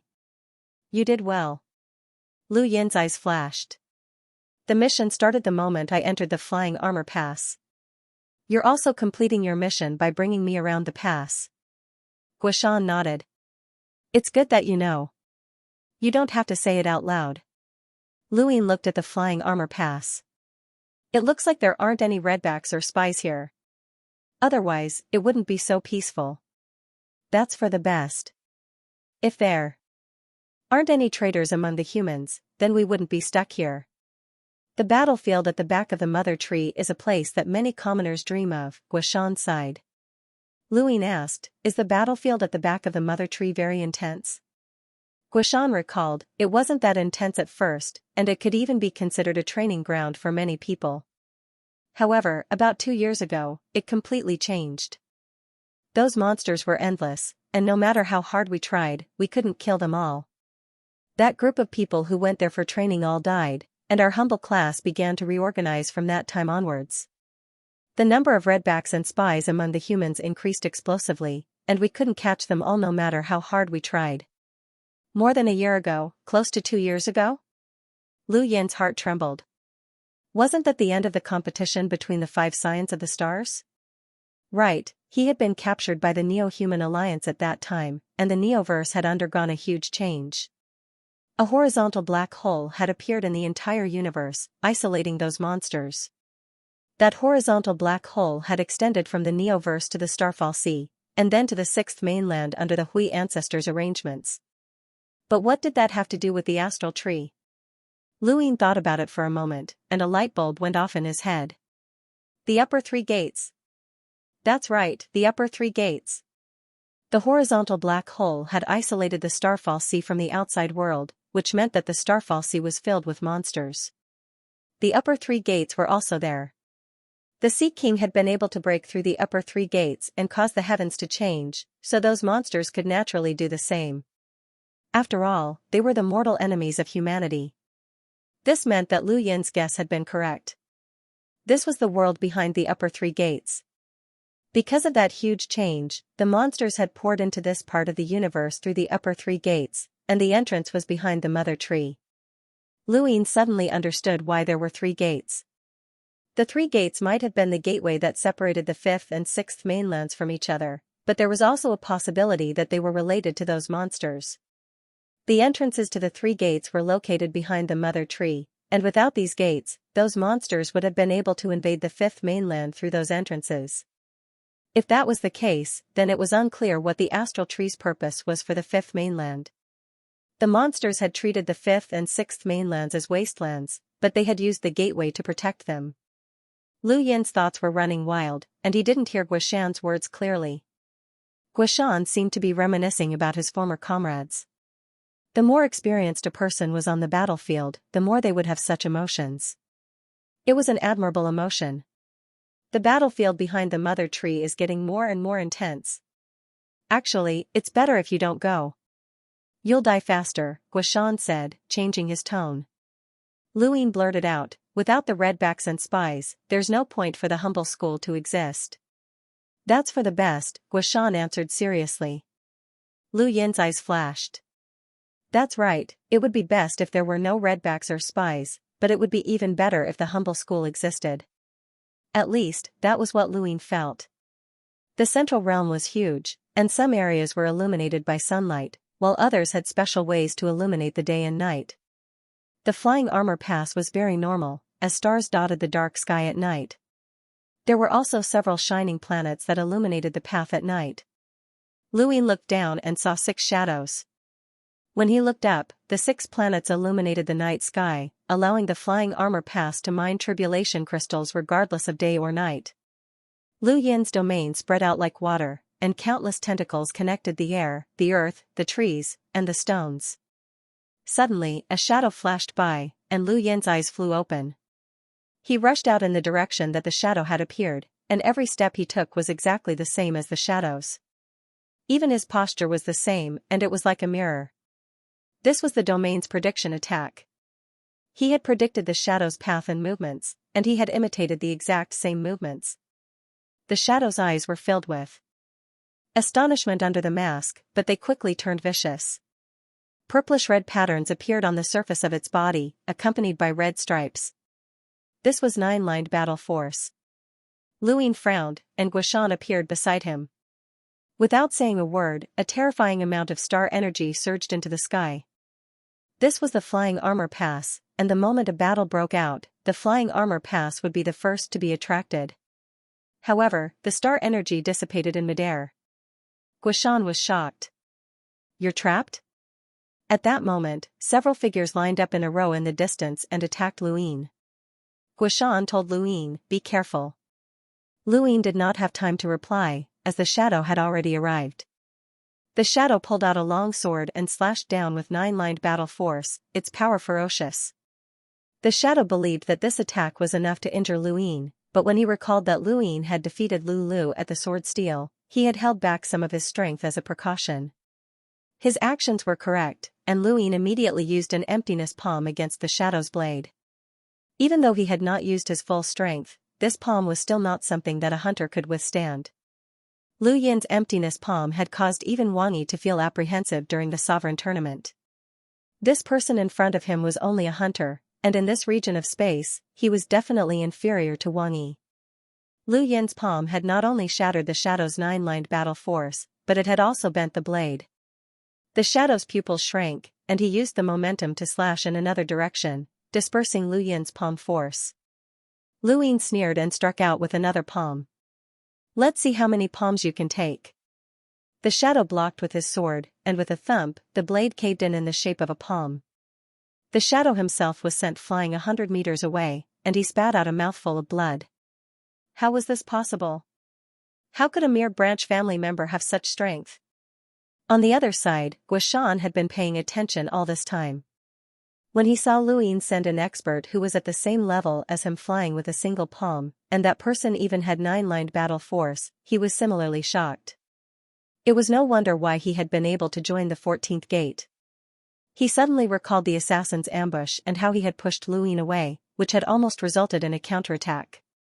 Now that he thought about it, that had not been a coincidence. This kid had hidden his strength extremely well. The shadow's blade shattered, and he stood on the ground and stared at Lu Yin.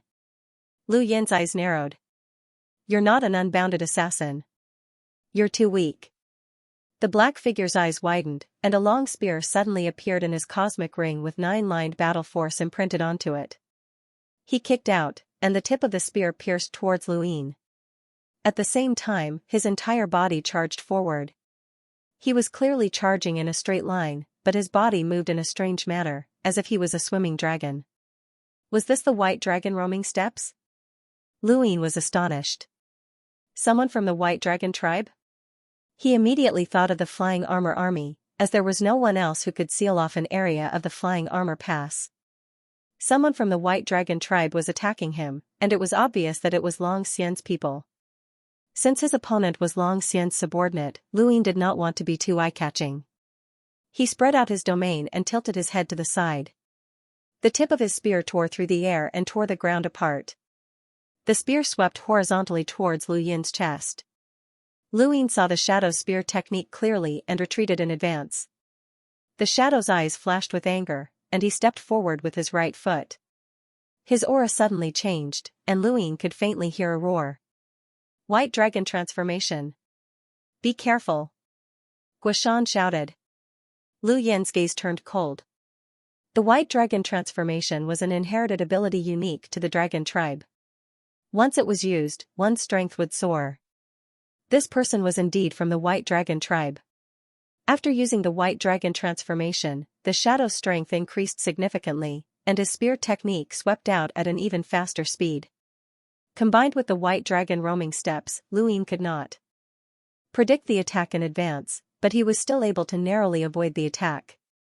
The shadow seemed to become anxious, and he immediately abandoned his spear and sent a palm strike towards Lu Yin. Guishan's voice came from afar. "Don't take it head-on." Lu Yin ignored him and sent out an emptiness palm, which collided with the shadow's palm strike. An intense sound exploded in everyone's ears, and a ferocious shockwave swept out in all directions. The ground completely cracked open, forming a gorge. Lu Yin and the shadow both retreated at the same time. The shadow was shocked. He had used the white dragon transformation, but he was still unable to gain the upper hand. This Draconic 7 was definitely not simple. Lu Yin was shocked as well, as Draconic 7 had actually blocked an emptiness palm that had nearly 200 stacks. Although Draconic 7 had not used any battle techniques, this palm strike was still not something that an ordinary hunter could withstand. Even an enlighter like Obscurus could not withstand this emptiness palm. This was the might of the white dragon transformation. Once it was used, one's physical strength would increase greatly. "Time's up," one of the people fighting with Guishan shouted.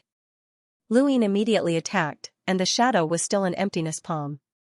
The invisible palm imprint caused the shadow to not be able to react, and his chest was struck by a palm strike. The shadow's body was sent a kilometer away, and blood stains of blood could vaguely be seen. He was Lu Yin's emptiness realm, but he did not continue attacking. The black shadow looked at Lu Yin with dissatisfaction before turning around to leave. Lu Yin didn't want to let him go, and he immediately chased after him. Guishan also chased after him. The black figure used the white dragon roaming steppes and left in the blink of an eye. If this had been the fifth mainland, this person would not have been able to escape, as a single plan would have been enough. However, Lu Yin could not reveal too much here, so he could only allow this person to leave. Looking at his palm, the faint red mark was gradually fading away. What a strong force. Did his strength increase after he transformed into a white dragon? "How are you? You're not injured, are you?" Guishan asked as he looked at Lu Yin's palm. Lu Yin shook his wrist. It hurt a little, he had sprained it. Guishan rolled his eyes. "I told you not to fight recklessly. The white dragon transformation is a unique ability of the white dragon tribe.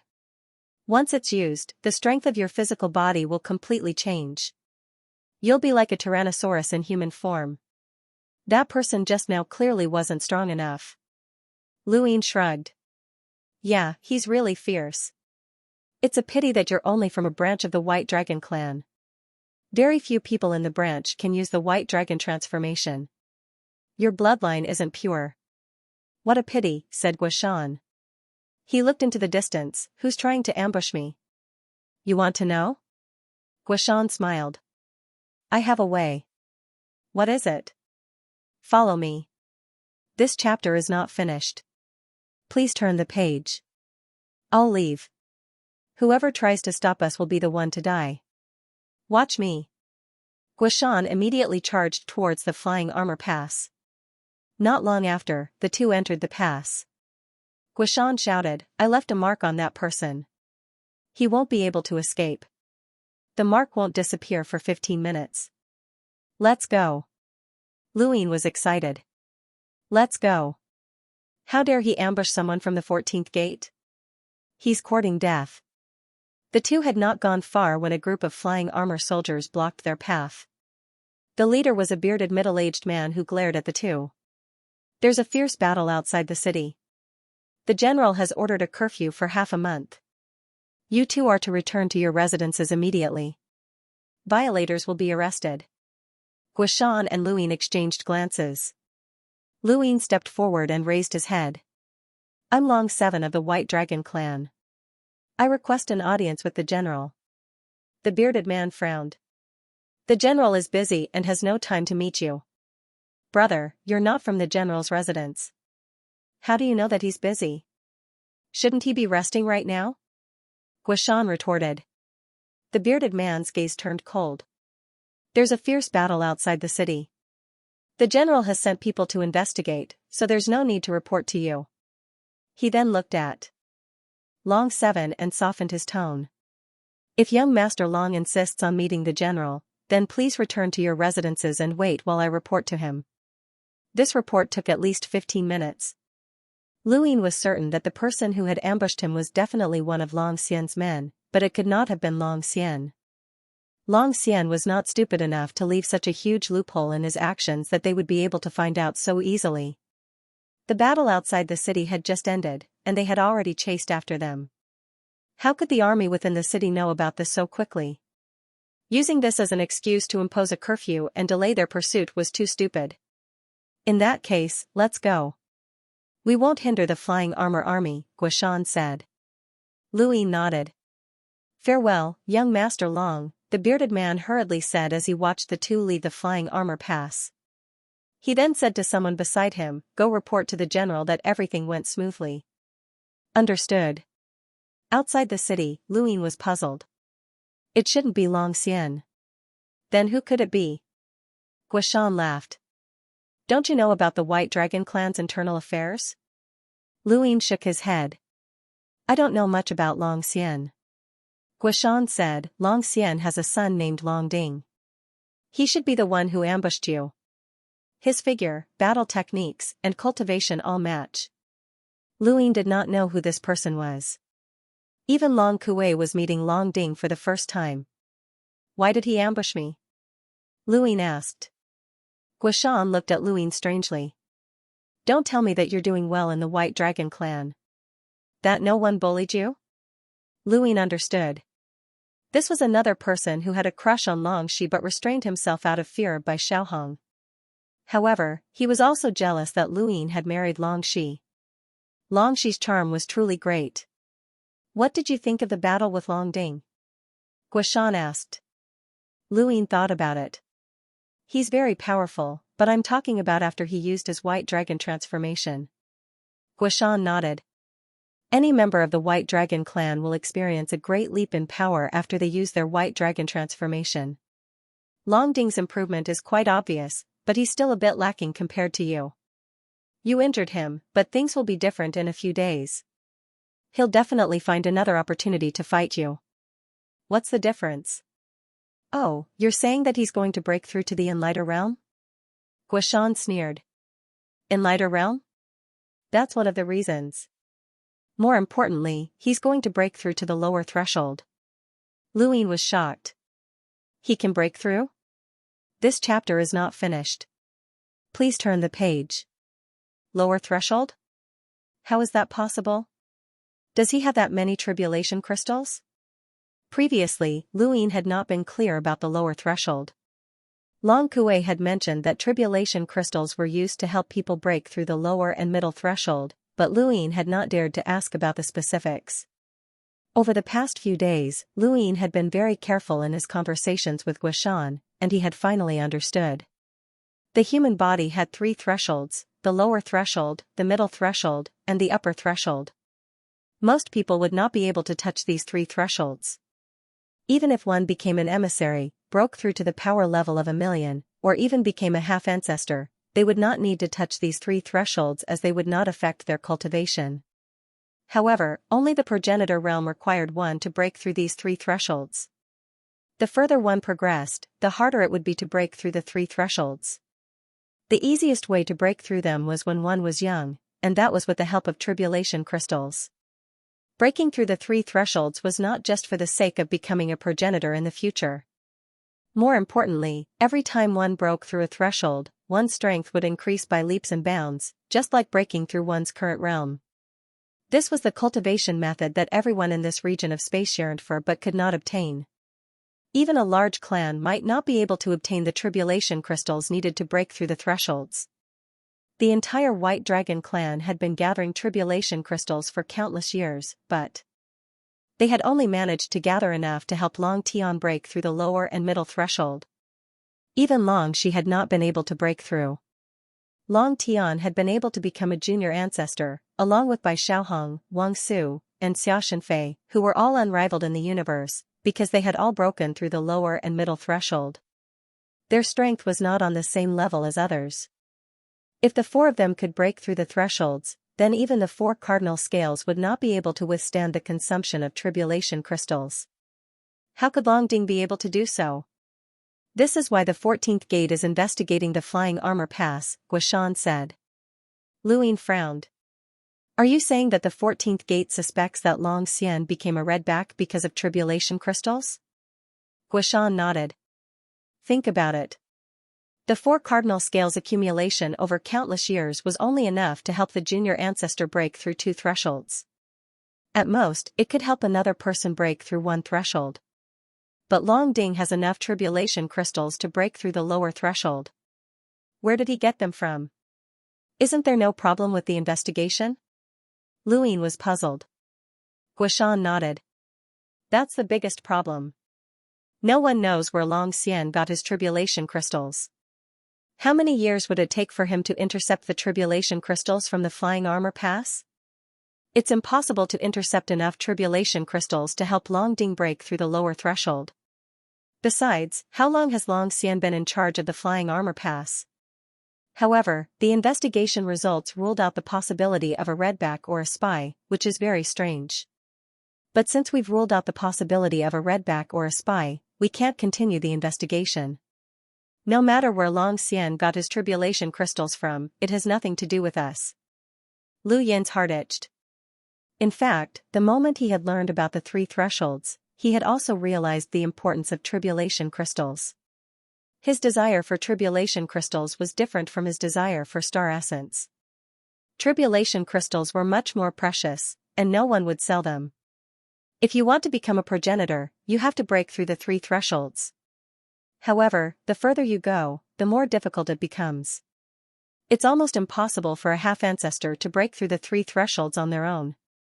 If you rely on tribulation crystals, the amount of tribulation crystals required is unimaginable. Even the 4 cardinal scales can't do it. Thus, if you want to break through the 3 thresholds, you have to do it while you're still young. Otherwise, you won't have the chance to become a progenitor, Guishan said enviously. The 4 junior ancestors had all broken through the middle finger threshold, and the final threshold, the upper intelligence threshold, could not be broken through with tribulation crystals. Only the origin item from the ruler's realm could break through. This was the reason why the junior ancestors had been born during the origin will sacrifice and why they had gone to the ruler's realm. Only after entering the ruler's realm would one know who had the highest chance of becoming a progenitor. This also showed how difficult it was to become a progenitor. Thank you for your support, brothers. I'll continue to update tomorrow. End of chapter. The night passed uneventfully, and the next day, the bearded middle-aged man who had blocked them the night before came looking for Luyin. He respectfully said, I've already reported this to the commander, and he's here to invite young Master Long to a gathering at the commander's residence. Lu Ying replied, got it. The bearded man left. Lu Ying muttered to himself. It seemed like Long Xian already knew about what had happened to Long Ding last night. What did he mean by inviting him now? Meeting with Long Xian would involve the internal strife of the White Dragon tribe. Lu Ying thought about it and decided to contact Long Shi in case he did something wrong and angered her to death. Her temper was not good. Soon, Long Shi's image appeared. Her amber eyes were beautiful, but there was a hint of nervousness in them. What did you do this time? Lu Ying was stunned. What did I do? Long Shi narrowed her eyes. If I didn't do anything wrong, you wouldn't have contacted me. Lu Ying was speechless. His image in her mind was really bad. Long Ding ambushed me last night. Long Shi raised her brows. Long Ding? Long Xian-san? Lu Ying nodded. Are you hurt? Long Shi asked.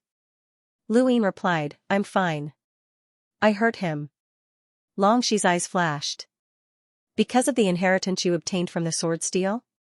Lu Ying nodded. Long Xian just invited me to the general's residence. Do you think I should go? Long Shi said, wait here. She then ended the call.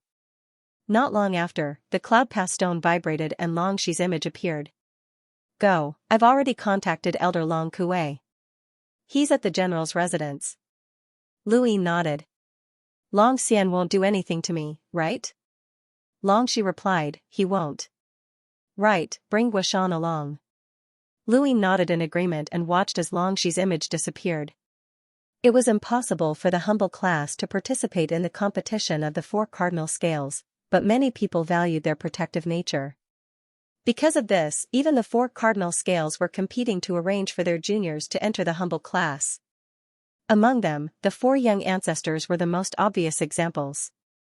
Among the humble class, the 14th gate was the most protective. Dragging Guishan to the general residence, even if Long Xian wanted to do something to Lu Ying, he could ignore Long Kuei, but he could not ignore the 14th gate. This was a hornet's nest. If it was poked, no one would be well off. The personality of the ancestor realm master behind the humble class was a headache for everyone. It was also because of his unreasonable protectiveness that the entire humble class could unite and develop so many masters. It would not be easy to drag Guishan into this. He was not stupid. He had just been attacked yesterday, and he had gone to the general's residence today. It was obvious that he was involved in the internal strife of the White Dragon tribe. But when Lu Ying had invited him, Guishan had agreed without hesitation. It wasn't that he was willing to help Lu Ying. In his own words, Long Xian wasn't stupid enough to do anything to Lu Ying. The previous day's attack had failed, and everyone knew who the assailant had been. Now that Guishan had dared to invite them to the general's manor, he either had to apologize or was confident in redeeming himself. If Long Ding wanted to redeem himself, then the only way was for Long Ding to fight Lu Ying in a fair and square battle, and he had to win. However, if he was absolutely certain of winning, then he would have to break through, either to become an enlighter or break through to the next realm. I've never seen anyone break through to the next realm before. This is a good opportunity to see it for myself, Guishan said. Lu Ying was curious as well, as he had never seen anyone break through to the next realm before. The Flying Armor Army General's manor was located in the center of the Flying Armor Pass, and it took up a large area. There were groups of Flying Armor Army soldiers patrolling the area, and the entire manor was tightly guarded. When Lu Ying and Guishan arrived, Long Xian personally welcomed them. There was a youth standing behind him who was glaring at Lu Ying. This youth wanted to disguise himself as much as possible, but he was unable to. This youth was Long Ding. The 14th gate, Guishan, and the 14th gate, Long Qi, greet General Long Xian.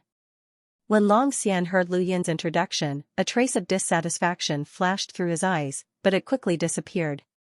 He smiled and said, Mr. Gua, please come in.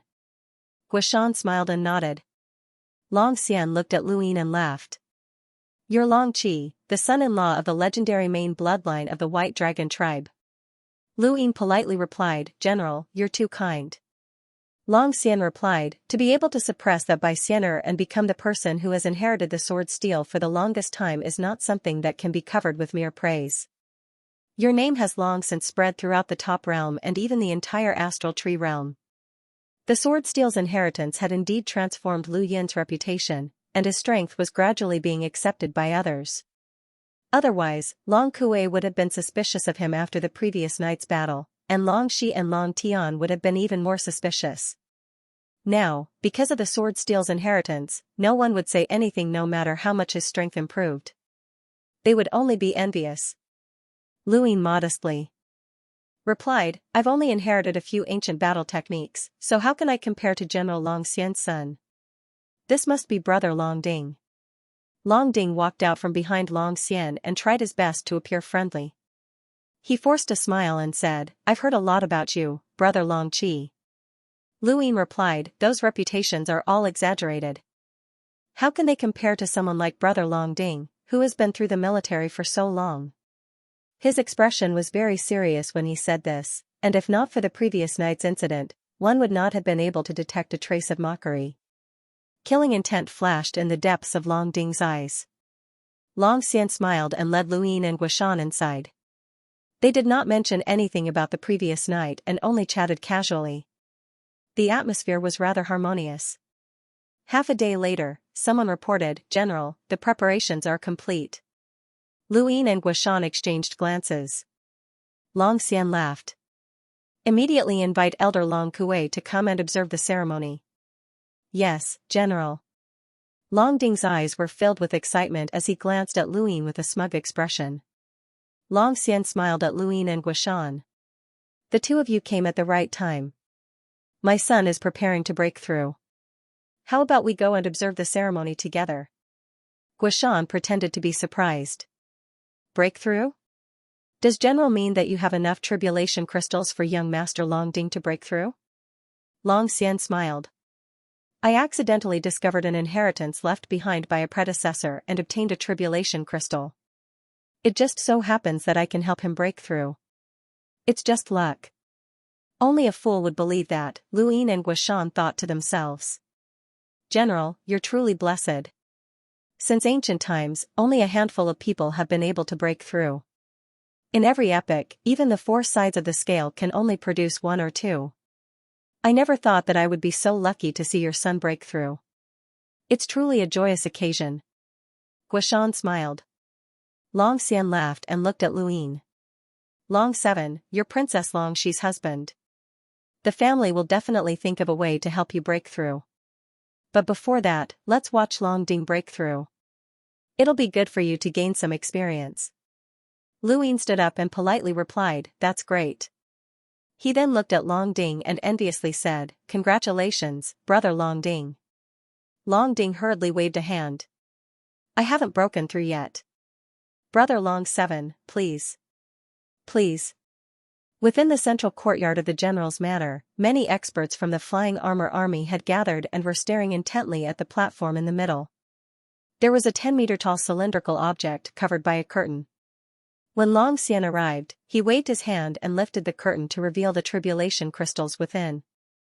Even though Guishan had been prepared for this, he was still shocked by the sight of these crystals. Normally, they would only be able to see a tiny amount of tribulation crystals, and the average person would not be able to see them with their naked eyes. Even that tiny amount was enough to ensure that a person would not have to worry about food and clothing for the rest of their life. Very few people would be able to see a tribulation crystal the size of a pebble, let alone this 10-meter-tall and 1-meter-wide crystal pillar. Were these the tribulation crystals needed to break through to the next threshold? That was too much. The person who had used them to advertise had only managed to dig out a tiny amount of tribulation crystals, which was enough to last a lifetime. How many times more was this pillar in front of him? There was simply no comparison. Tribulation crystals could only be produced when an emissary underwent an origin tribulation. How many tribulation crystals could an emissary produce? Very, very few, and some emissaries would not even be able to produce tribulation crystals. How many years of accumulation would it take to accumulate so many tribulation crystals? How many emissaries did this amount of tribulation crystals represent? Even Luin could not calculate. Long Ding's breathing quickened as he stared at the pillar. This was it. He had seen it once, and his father had not shown it to him after that. Now, he was finally able to see it again. This many tribulation crystals was enough to make the 4 cardinal scales go crazy. How many tribulation crystals could the 4 cardinal scales obtain in each epoch? This was enough to start a war. The pillar was made up of countless tribulation crystals, and it looked like an ore with a strange light flowing on its surface. From time to time, various forms of lightning would appear within it. It was like another world had been placed there, causing the void to distort and the sky of the flying armor pass to change. The endless sky above their heads seemed to have attracted something. It was the real universe. Long Xian's palms were sweating as he looked around. Many of the flying armor army's experts had fervent gazes, and some had even gone crazy. If he had not activated the flying armor array, these people might have done something crazy. Long Kuei arrived and stared at the pillar in shock. This? He had not known that Long Xian had so many tribulation crystals. He had just received an invitation to attend a ceremony, but he had not expected it to be a ceremony for Long Ding's breakthrough. Even with his status, he was shocked. Long Xian was pleased with himself and gave Long Ding a look. Long Ding leaped up and appeared on the platform. He approached the pillar step by step, and then the star energy on his body boiled as he placed his hands on the pillar. The first step to breaking through was to refine the tribulation crystal pillar and refine it into its smallest form before absorbing it into one's body to form the support for breaking through. The human body could not support the opening of the 3rd stage, and one could only rely on the power of tribulation crystals. As long as one opened the 3rd stage, they would be able to completely absorb the tribulation crystals according to each person's physique, and they would be able to stabilize the 3rd stage and completely complete the breakthrough. Opening the 3rd stage was equivalent to perfecting the human body's circulation, and one's strength would almost double. This was very terrifying. The human body was endlessly mysterious, and breaking through the 3rd stage was the most perfect cultivation method in the current cultivation world. It was also a necessary step to become a progenitor. Before Long Kuei could recover from his shock, Long Ding had already begun refining the tribulation crystal pillar. Brother Xian, what's this? Long Kuei was confused. Long Xian smiled. Elder, aren't you curious as to why the 14th gate targeted the flying armor pass? I can tell you that it's because of this tribulation crystal pillar. Thank you for your support, brothers. I'll continue to update at 3 p.m. Suifeng has already updated for 5 consecutive days, so I'll continue to write. Thank you for your support. Brother Xian, where did you get so many tribulation crystals? Long Kuei asked. Even he could not control himself when faced with so many tribulation crystals, but his rationality forced him to calm down. This was the flying armor pass, and there was Long Xian and the flying armor array. Even without these, stealing from someone from the same clan was punishable by death. Long Xian sighed. I accidentally obtained the legacy of a senior, and it just so happened to contain this tribulation crystal pillar. Long Kuei was not stupid. Although this reason made sense, it also made no sense. How many tribulation crystals could the 4 cardinal scales obtain every epoch? What kind of senior could possess so many tribulation crystals? A progenitor was more likely. If someone had obtained a progenitor's inheritance, then Long Xian would not be at his current level of strength. The 14th gate might suspect that the tribulation crystals came from those monsters, and their suspicions are not wrong. Fortunately, I'm not Redback, or the elders would not have been able to see the scene of my son breaking through. Haha. Long Xian grew smug as he spoke, and he deliberately glanced at Guishan. Guishan was not in the mood to listen to Long Xian's nonsense. He was completely focused on the platform, watching Long Ding refine the tribulation crystal pillar. It took Long Ding 2 days to refine the pillar, and it grew smaller and smaller until it finally turned into a thread that emitted light that could tear through the void. It was then absorbed into Long Ding's body. When the thread appeared, Guishan, Luin, the flying armor army, and even Long Kuei and Long Xian subconsciously wanted to obtain it. This was a cultivator's instinct. Can I steal it? Luin whispered to Guishan. Guishan was shocked. Are you crazy? This is the flying armor pass, and there's a flying armor array that can withstand a third or even fourth tribulation. Even Elder Long Kuei can't steal it, let alone you. He then looked at Luin strangely. What was this guy thinking? Steal? Even if he managed to steal it, how would he explain it to the White Dragon tribe? Guishan suddenly felt that Luin was not a kind person, and his thoughts were shocking. Luin had only asked casually and had no intention of actually stealing it. Long Xian had dared to let his son absorb tribulation crystals in broad daylight, so how could he not have made some preparations?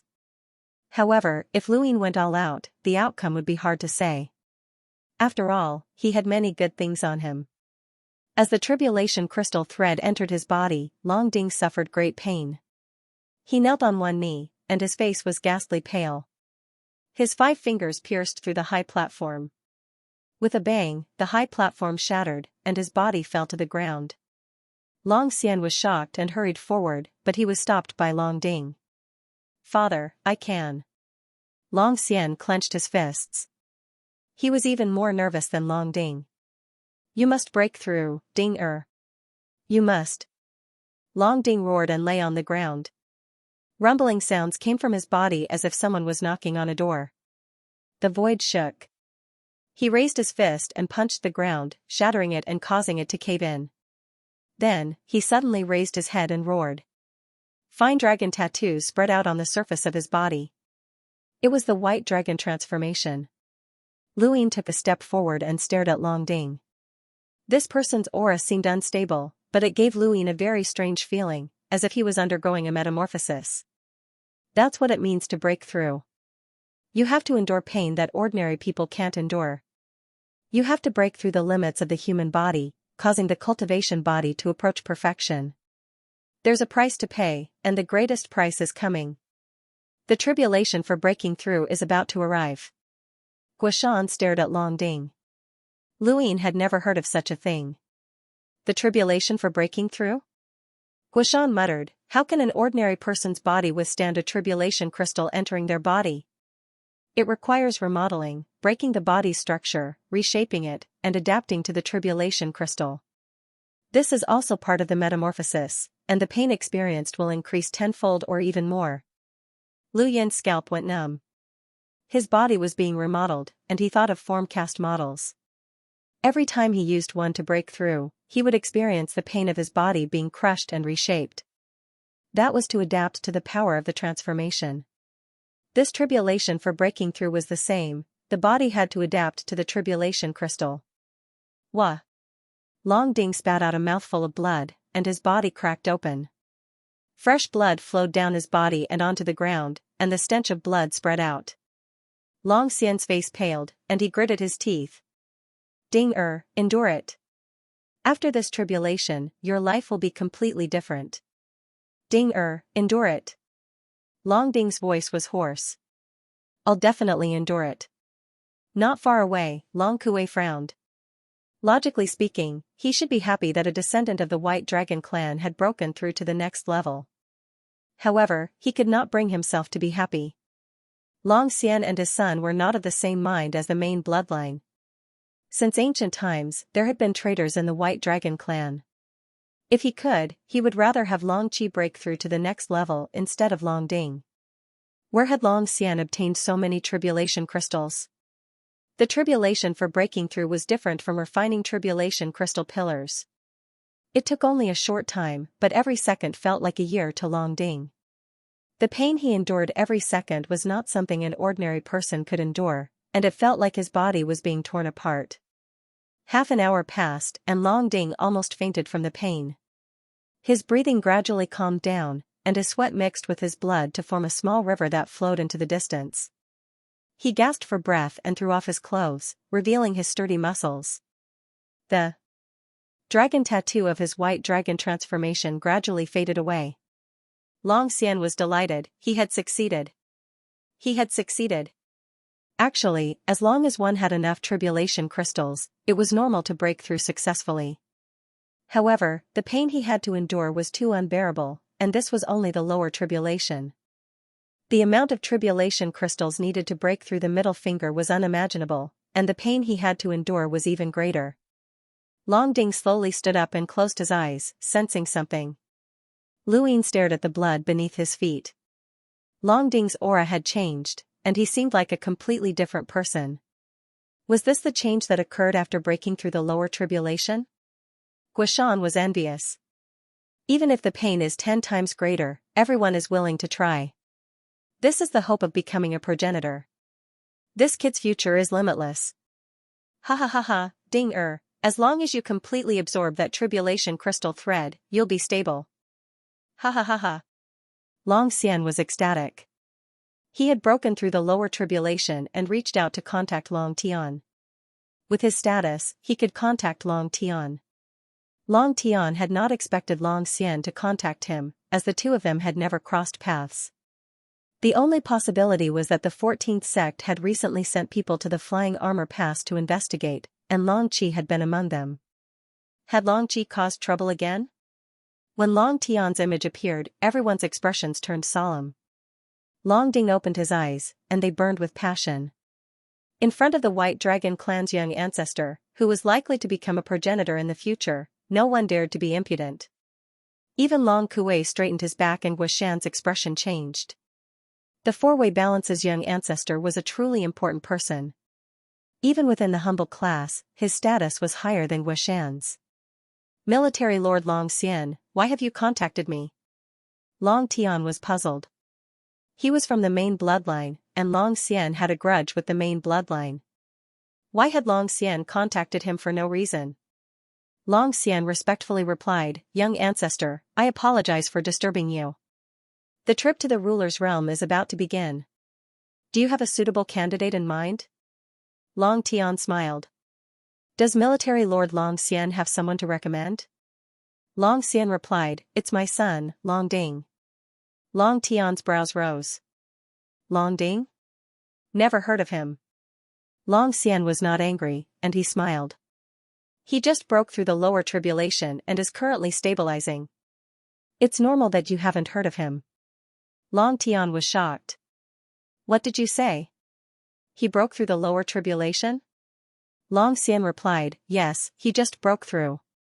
He then waved at Long Ding, who hurriedly walked over and bowed to Long Tian. Junior Long Ding greets young ancestor. Long Tian sized up Long Ding and then looked at Long Xian. His eyes flickered. Where did you get the tribulation crystals to help him break through the lower tribulation? Long Xian replied, I coincidentally obtained Senior's legacy. Long Tian did not believe such nonsense, and he looked at Long Ding. What's your strength? I'm a hunter, and I'll be able to break through to the Enlighter realm in a month, Long Ding replied respectfully, his tone full of confidence. Long Tian was shocked. You've broken through to the Enlighter realm and the lower tribulation, and you're also a member of the White Dragon clan. You do indeed have the qualifications to follow me to the ruler's realm. Long Ding was delighted. Thank you for giving me this opportunity, young ancestor. Long Tian smiled. You're the one helping me. As long as you help me obtain the origin item in the ruler's realm and break through the upper tribulation, I will not let you down in the future. Long Ding bowed deeply. It's my honor to be of service to young ancestor. Long Tian smiled. He did not care about the old grudges between the main branch and Long Xian, nor did he care about how Long Xian had obtained the tribulation crystals.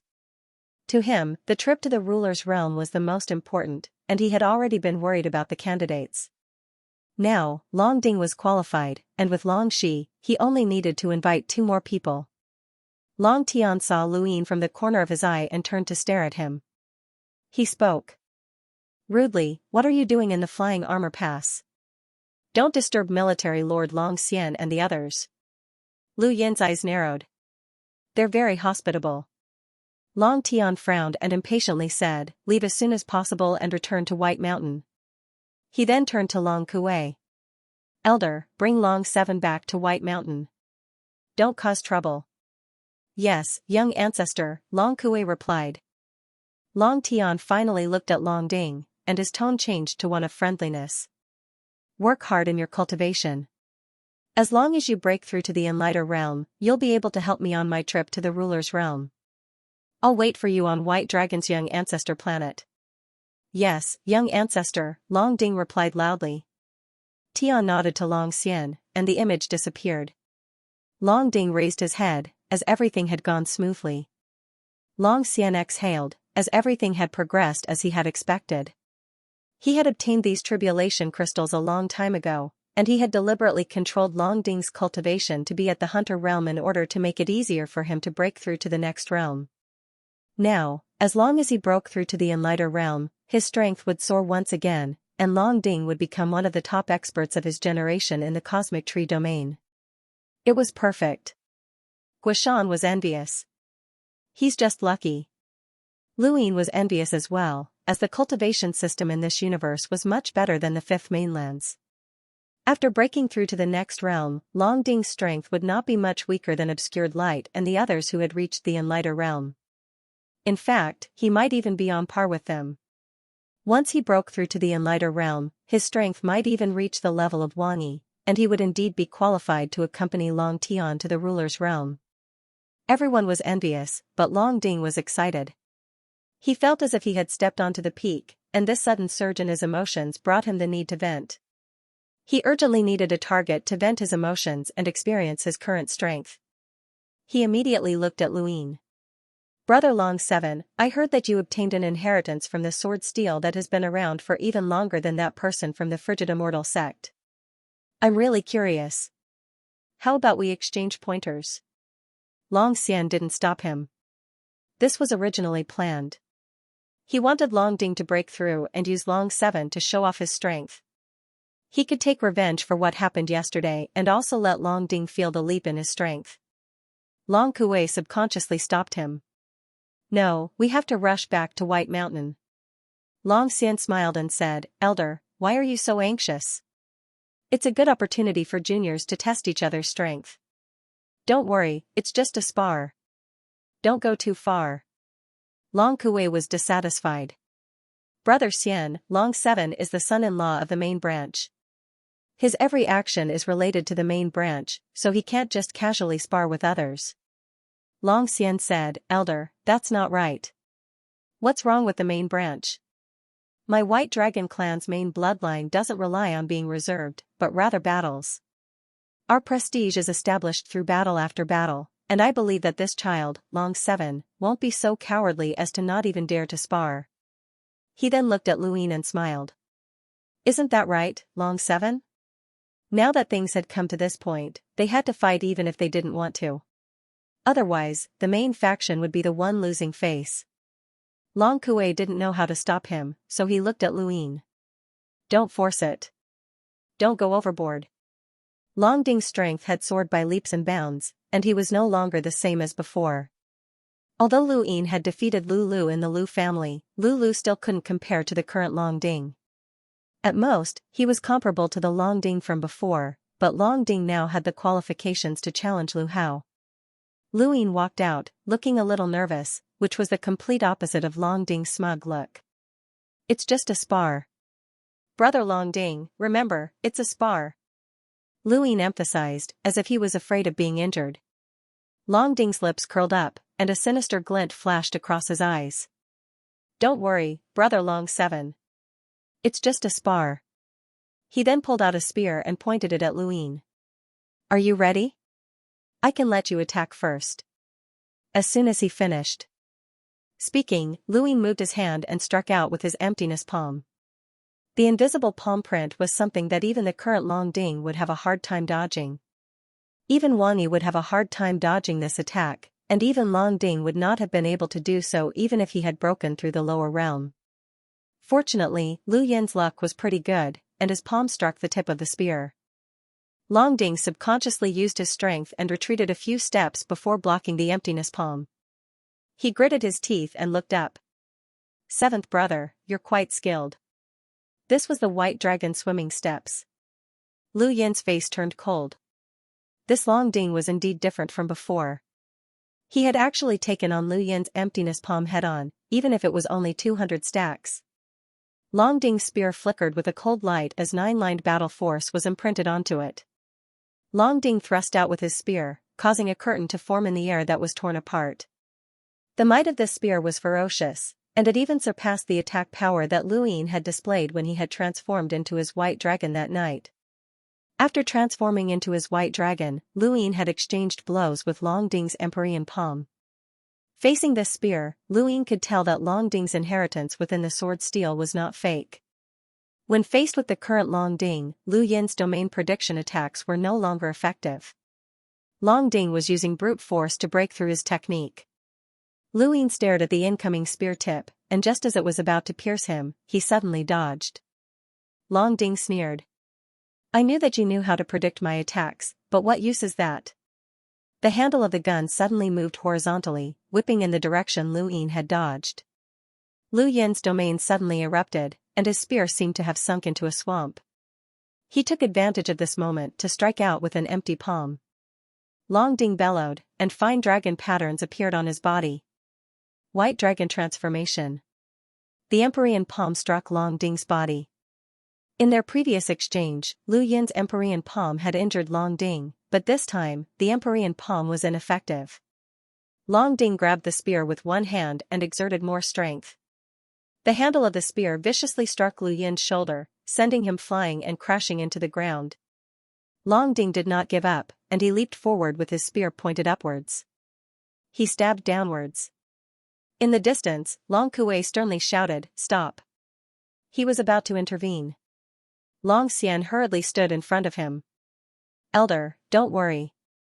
We're just comparing notes, and Dinger will not go overboard." Long Kuei was furious, and he looked at the battle in the distance. Long Ding's spear rapidly approached Lu Yin's neck, and it looked like he really wanted to stab Lu Yin to death. Long Xian's back was facing Lu Yin, and even if they did not have the guts to kill Lu Yin, they could still severely injure him. Long Xian could shirk responsibility because his back was facing Lu Yin, but Long Ding would definitely be protected by Long Tian. Given Long Tian's personality, he would not care about Lu Yin as long as Lu Yin did not die. The final outcome would be nothing. Long Ding's gaze was cruel. This was the moment he had been waiting for. Ever since he knew that Long Shi had married Long Qi from the Lianshan branch, he had waited for this moment for a long time. This spear strike was not only to take revenge for the previous battle, but also to vent his anger. There was one more thing that he had not even told his father, Long Xian, and that was that Yu Chen had looked for him after Long Qi had arrived at the Flying Armor Pass. This spear could become a bridge between him and Bai Xiaohong. The journey to the Sovereign Realm was fraught with danger, and even the junior ancestor could easily die there. Long Ding did not expect Long Tian to completely protect him, but with Bai Xiaohong's friendship, his chances of survival in the Sovereign Realm would increase. He believed that between him and Long Tian, Bai Xiaohong would definitely be more willing to protect him because Long Tian was the White Dragon clan's junior ancestor. This spear could increase his chances of survival in the Sovereign Realm, and Long Ding also wanted to use this spear, so he did not hold back. The tip of the spear rapidly approached, and Guishan stepped forward, only to be stopped by someone. The spear grew closer and closer, and Lu Yin could feel the cold glint. Just as the spear was about to land, the flow diversion diagram appeared, and the spear was completely restrained by the domain and the diagram. An incomparably sharp aura spread out and swept out in all directions, cutting through the ground. The flow diversion diagram dispersed the might of Long Ding's spear, including the power of his battle force. Long Ding was stunned, as he had never encountered such a power in any of his previous battles. Was this a sourcebox array? Who would have thought that someone from the Lianshan branch would actually comprehend a sourcebox array and even be able to block his spear? While Long Ding was still in shock, Lu Yin saw through the flaws in Long Ding's spear battle technique, and he reached out with both hands, bypassing the spear's shaft and pressing against Long Ding's body. He then unleashed a series of empty palms. Long Ding's pupils shrank, and before he could even react, Lu Yin's consecutive empty palms landed on his body without any obstruction. The unparalleled strength of the palms pressed his entire body into the ground. Long Ding could rely on his white dragon transformation and his ability to break through the lower realm to ignore a long-range empty palm, but it was impossible for him to ignore a long-range empty palm.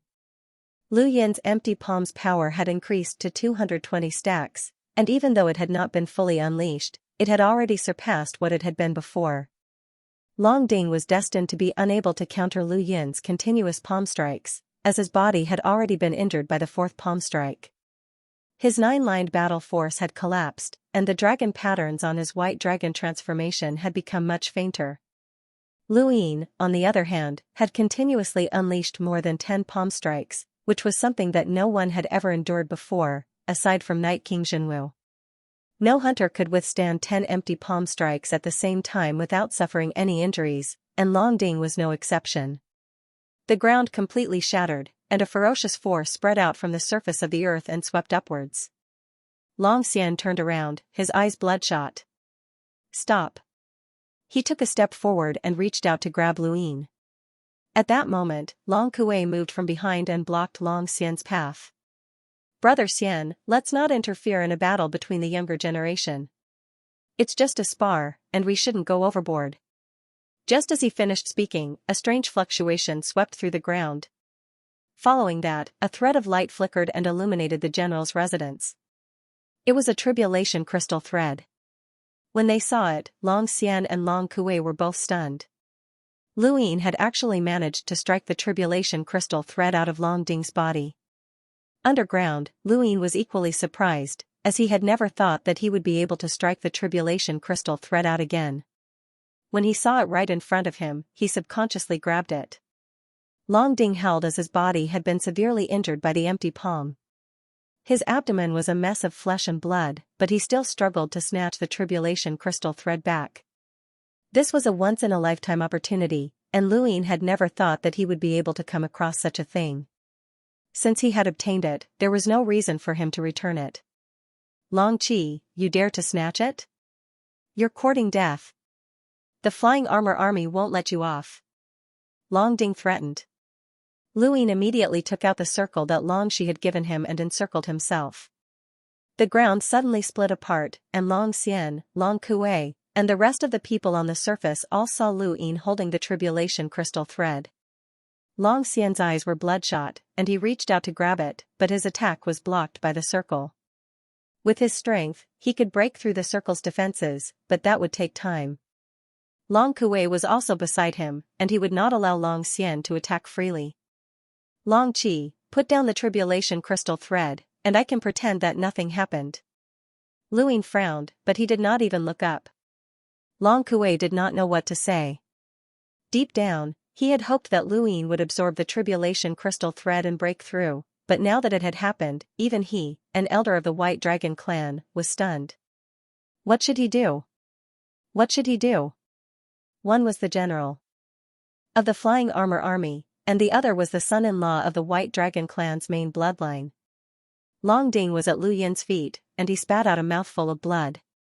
All he could see was blood, and he glared at Lu Yin. Long Qi, give me back my tribulation crystal thread. Long Xian roared, Long Qi, put down the tribulation crystal thread. Don't make a mistake. If you dare to steal from a member of the clan, the main bloodline will not let you off. He then stared at Long Kuei. Elder, say something. You're an elder of the White Dragon clan, and you know the rules. Long Kuei's lips were cracked, and he looked down. He did not know what to say for a moment, and the bias in his heart made it impossible for him to speak. The Flying Armor Army surrounded the area, exuding a cold, murderous aura. In the distance, Guishan was stunned. All he could think about was Lu Yin's previous question, can I steal it? Can I steal it? Can I steal it? Lu Yin really did steal it? What a lunatic. Lu Yin stood in the circle and looked up, but he did not look at Long Xian. Instead, he looked at Long Kuei. Elder, the bigger picture is more important. I'm the son-in-law of the main bloodline. If something happens to me, you won't be able to answer to Long Qi or the White Dragon clan. Don't forget how I became the son-in-law of the main bloodline. Long Kuei's heart trembled, and the frigid immortal sect suddenly appeared in his mind. Nothing could happen to Long Qi, or Long Qi would still have to face the threat of Bai Xiaohong. The frigid immortal sect coveted the White Dragon clan's ability to turn the situation around. Long Xian, the general of the Flying Armor Army, is suspected of being a redback. Anyone who helps Long Xian is going against the humble class. I, Long Qi, as a member of the 14th Gate, suspect Long Xian of being a redback. Who dares to help him? Lu Yin shouted. He did not really want to threaten the Flying Armor Army, and he could not do so. They were an army, and military orders were absolute. They would not be threatened by a single sentence from Luin. He was reminding Guishan that he was a member of the 14th Gate, and that he had the status, qualifications, and sufficient reason to deal with Long Xian. Thank you, brothers, for your support. I've been updating for 5 consecutive days. When Guishan heard this, he was speechless. The mission had clearly ended, and Long Xian's suspicion of being a redback had been cleared, but this brat was still doing this. However, there was one thing that Long Xian was right about: he was from the 14th Gate. Guishan then shouted, "Long Xian, you're suspected of being a redback. The humble class is investigating you. Put down your weapons and surrender immediately." Even he felt that something was off. The humble class had never asked anyone to surrender. They would either capture them or kill them. Furthermore, Long Xian did not have any weapons. Long Xian was enraged, and he didn't waste any more words as he attacked Luin. Long Kuei immediately tried to stop him, but Long Xian was forced back several steps with just one move. Long Xian's figure flickered as he shuttled between the void and the real universe. Luin immediately absorbed the tribulation crystal thread. Long Ding roared, "How dare you, Long 7? Long Xian was enraged. "Long Kuei, you've gone too far. This is the Flying Armor Pass. Flying Armor Army, activate the Flying Armor Array." The entire pass shook. Tian Ho leaped out from Long Kuei's shoulder, its body expanding as it roared at the sky. Its 2 large heads stared in all directions. The Flying Armor Army was terrified, as they could not deal with an emissary. At that moment, rays of light appeared around the Flying Armor Pass, forming a square that rapidly contracted and trapped Tian Ho. Tian Ho raised its claws and slammed into the square of light, but it was unable to break through it. All it did was cause the Flying Armor Pass to shake. Within the Flying Armor Pass, countless people fled in shock. However, the Flying Armor Array had been activated, and no one could enter or exit the pass. Everyone could only wait and watch as Tian Ho fought against the square of light. Within the general's mansion, Long Xian raised a hand, causing the void to distort and transform into square screens of light that enveloped Long Kuei. Long Kuei's expression turned solemn. This was the Flying Armor Pass, a place where the 4 cardinal scales competed, so its defenses were naturally not ordinary. Long Xian combined his 2nd origin tribulation strength with the Flying Armor Array to fight against a 3rd origin tribulation emissary, and he might even have the upper hand. Long Kuei and Long Xian both used the White Dragon transformation at the same time. Fine dragon patterns appeared on their bodies, and their pupils turned vertical. The dragon patterns covered most of their bodies, far surpassing Long Ding. Along with the Flying Armor Array's square screens, a 5-sided battle technique that looked like a token appeared around Long Xian, the White Dragon Heaven's inspecting mirror. "Long Kuei, are you really going to help him? I promise you that as long as you stop, I won't hurt a single hair on Long Qi's head. I'll send all of you out of the Flying Armor Pass, and I'll pretend that this never happened," Long Xian said anxiously. His figure became clear. Since the Flying Armor Great Formation was activated, the real universe could no longer be torn apart. Even the star envoys could not enter. Long Kuei raised his hand and a spear appeared. He could not let Luin be attacked by Long Xian. Even if Long Xian had no intention of harming Luin, as a main branch elder, if he did nothing when Long Xian attacked the son-in-law of the main branch, how could he maintain his standing in the main branch in the future? "Long Xian, you were the ones who started this battle." Long Ding attacked without any hesitation. "Why didn't you stop him at that time?" "Now, you only have yourself to blame," said Long Kuei loudly. Long Xian gritted his teeth, and his gaze was vicious. "Alright, since that's the case, don't blame me for not showing mercy to my fellow clansmen. You won't be able to escape from this Flying Armor Pass. Even if he absorbed the tribulation crystal threads, he'll have to spit them out." As he spoke, a long spear appeared in his hand as well, and he shattered the White Dragon Heaven inspecting mirror before thrusting it towards Long Kuei. Long Kuei's spear flicked upwards. Suddenly, the 2 envoys' powers collided above the Flying Armor Pass. Envoys used astral sources, and each collision caused the star energy within the Flying Armor Pass to boil. Countless people were unable to control the star energy within their bodies. This chapter is not finished. Please turn the page. Guishan looked up. How had things developed to this point? Wasn't it just a ceremony? Wasn't it just a spar? Hadn't they agreed to stop after a fight? Right, Long 7. Luyin looked down. Luyin was still in the circle, and his entire body was trembling. He had absorbed the tribulation crystal threads and was enduring the same pain that Long Ding had endured. No, it was even more painful because his physical body far surpassed Long Ding's. This was something that Long Ding could not even begin to imagine. The pain that Luyin was feeling right now was something that Luyin had rarely experienced ever since he had started cultivating. He could not help but cough up blood.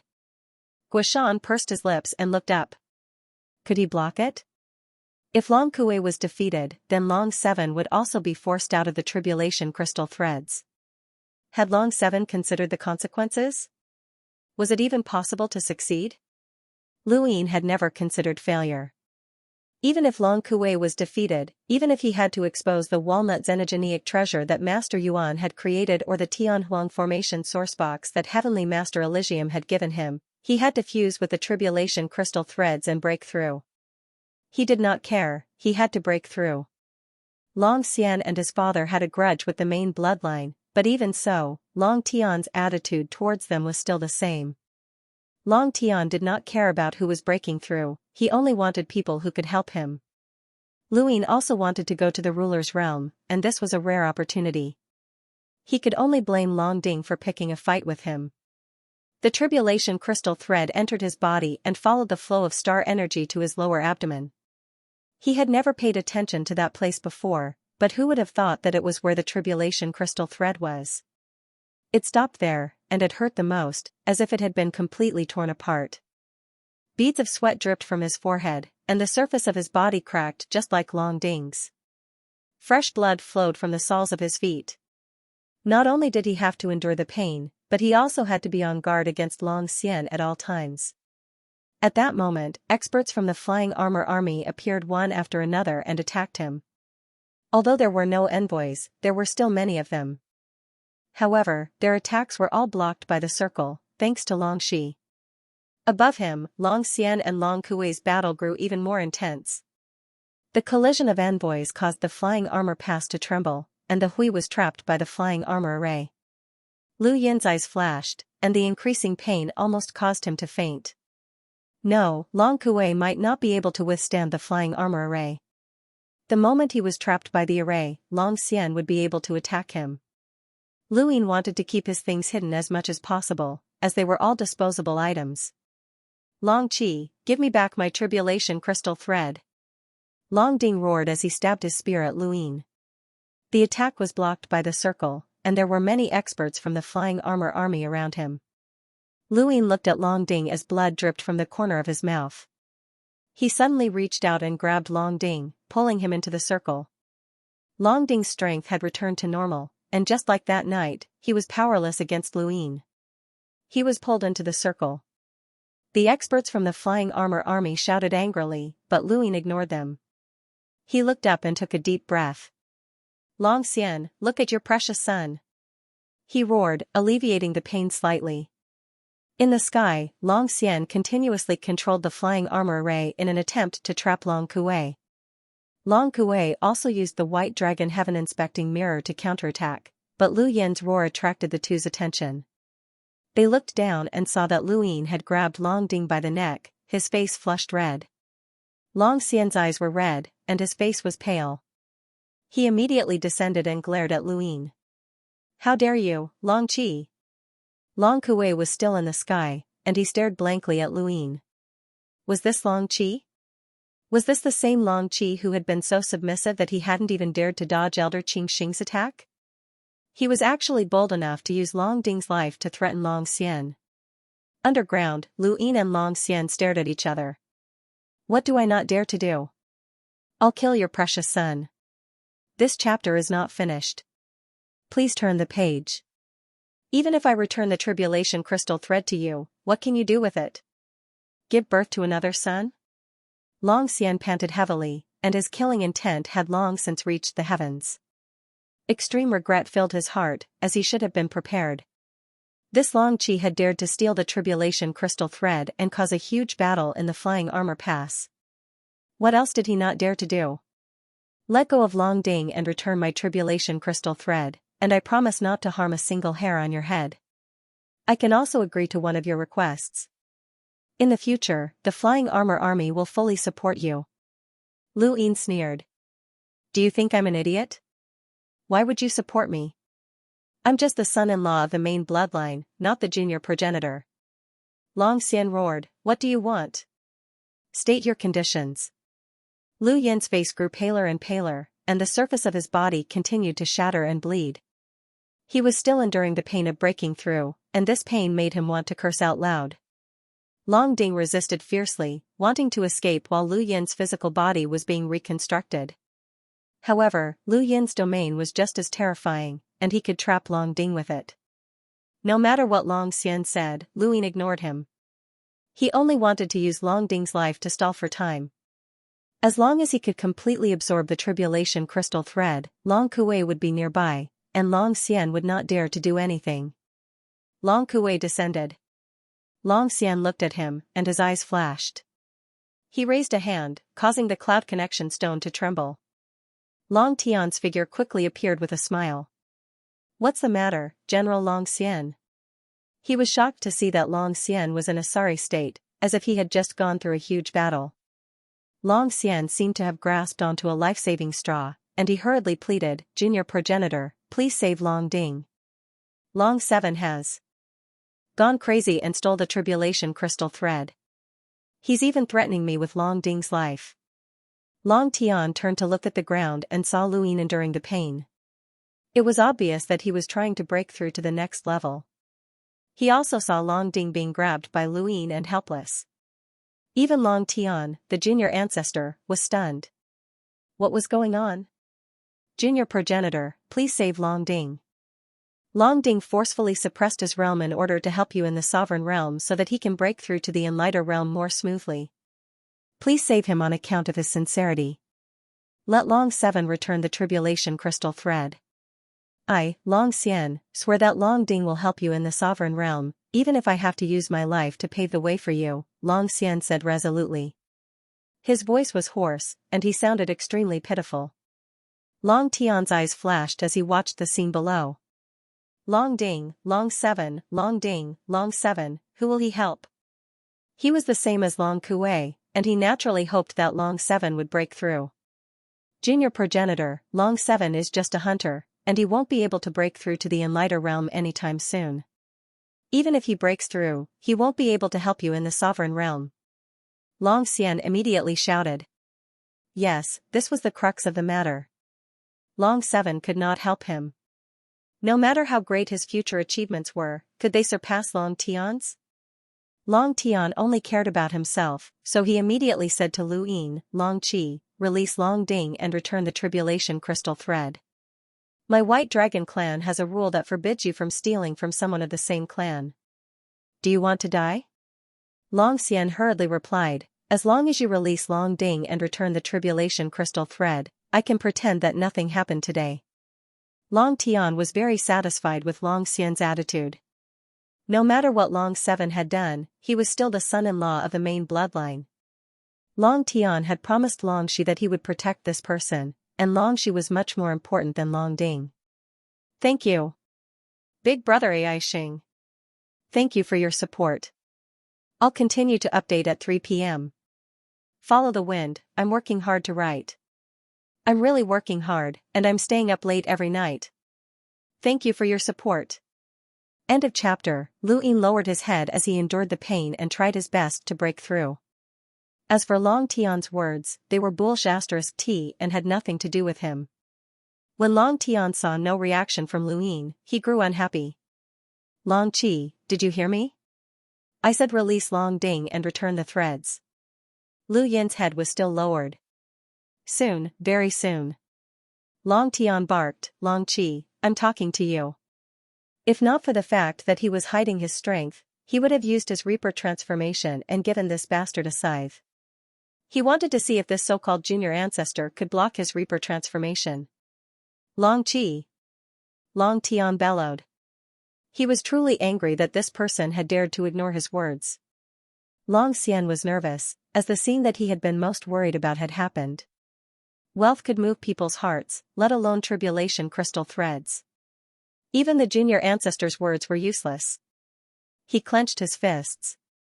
Long Tian's eyes widened, and he was about to speak again when a pleasant female voice came from nearby. "Elder brother, what's made you so angry?" Long Tian paused and looked to the side, where he saw Long Shi's image appear in front of Long Kuei. Her long blue hair fluttered in the wind, and her amber eyes stared at him. She was as beautiful as a painting. When he saw Long Shi appear, Long Tian barely suppressed his anger. This Long Shi is too arrogant. He actually dares to ignore my words. Long Shi glanced at the ground. She already knew what had happened. Such a huge incident had occurred in the Flying Armor Pass, and it had shaken the entire White Dragon tribe. Only Long Tian had been in seclusion, and no one had informed him. She had not expected Long Xian to find him first. When she heard about the battle in the Flying Armor Pass and how Long Qi had stolen the tribulation crystal threads, Long Shi did not dare to believe it, but she was not angry. Instead, she was inexplicably happy. Who would not want their husband to be an indomitable hero? Even though stealing from others did not sound good, this was a tribulation crystal thread. If Long Qi could successfully use this thread to break through, then his future would be completely different. Not just Long Shi, but even those from the main bloodline felt the same way. Of course, a portion of them also hoped that Long Qi would bring back the tribulation crystal thread so that he could find an expert from his own clan to break through and help Long Tian fight for the origin item in the sovereign realm. There were also experts from the same generation as Long Tian who were about to break through to the Enlighter realm, and Long Shi was not the only one. Unfortunately, there was not enough time, and even if they gave the thread to Long Shi, she still had not broken through. However, the clan had already prepared a tribulation crystal pillar for her. No matter what, the main bloodline would not be biased towards Long Xian. "What do you want Long Qi to listen to?" "Tell me about it," Long Shi said in a cold voice. Long Tian narrowed his eyes. "Tell him to return the tribulation crystal thread and release Long Ding." Long Shi laughed. "Brother, you're making things difficult for Long Qi." A cold light flashed in Long Tian's eyes. Long Qi is currently breaking through, and his physical body is being reconstructed. "How can he hear you?" "He's currently in pain," Long Shi said. Long Tian's furrowed brows relaxed. "That's right." He looked down and saw that Lu Yin's face was completely pale, and there was a pool of blood on the ground. This person was currently experiencing unbearable pain. Long Tian had experienced it before, and he had been able to endure it. However, Long Qi might not be able to do the same. How could Long Qi's physical body compare to Long Tian's? Perhaps he really could not hear anything. Long Xian accepted this explanation and forced himself to calm down. When he thought of this, Long Tian suppressed his anger. "Sister, once Long Qi has endured it, tell him to release Long Ding and return the tribulation crystal thread." "Long Shi, this chapter is not finished. Please turn the page." Her tone was cold. "Brother, are you saying that we should force the thread out of Long Qi's body?" Long Tian paused, but he did not refute. If he wanted to return the thread, he would have to force it out. Long Xian hurriedly said, "Princess, please rest assured. I won't be too heavy-handed, and I'll definitely compensate you. From now on, the Flying Armor Army will fully support the junior ancestor, and Long Ding will also help the junior ancestor and the princess in the sovereign realm." Long Xian's attitude was very proper, as he was afraid that Long Shi would not agree. Long Shi laughed and looked at Long Xian. "Whether or not you support my brother depends on whether or not you're a redback." Long Xian looked up in surprise. "What do you mean, princess?" Long Shi said, "The 14th gate is already investigating you." "Don't tell me you don't know." Long Xian clenched his fists. He was not stupid, and he could tell that Long Shi was obviously siding with Long Qi. "The 14th gate is only investigating how I obtained so many tribulation crystals.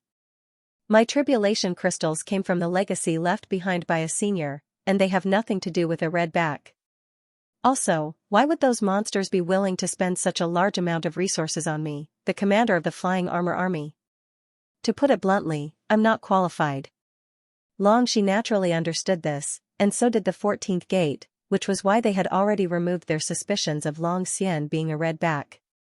However, this was just an excuse, and it had nothing to do with whether or not Long Xian was a redback.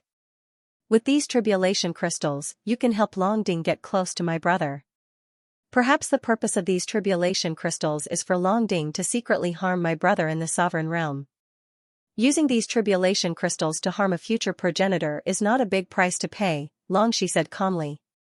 Long Xian was furious. Even if you're a princess, you can't slander your own race just to help your own husband.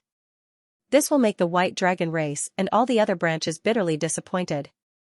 Long Tian shouted, "That's enough, little sister. You've gone too far."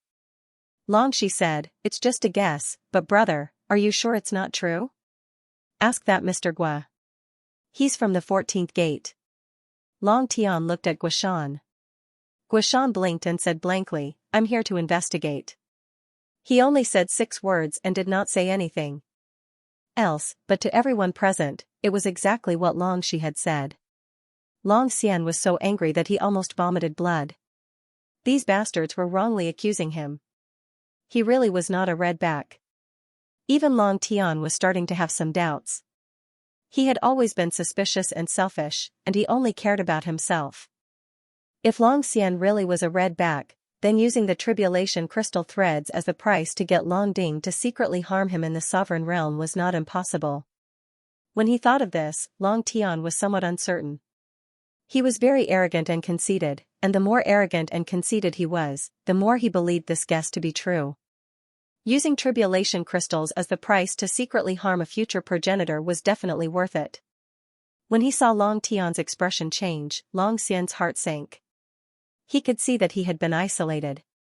The White Dragon race's main bloodline and the 14th gate were all targeting him. "Junior ancestor, heaven and earth can be my witness. I, Long Xian, definitely did not have any intention of secretly harming you. I'm definitely not a redback, no." Long Xian shouted, his voice shrill as he tried to get Long Tian's help. Guashan's heart skipped a beat.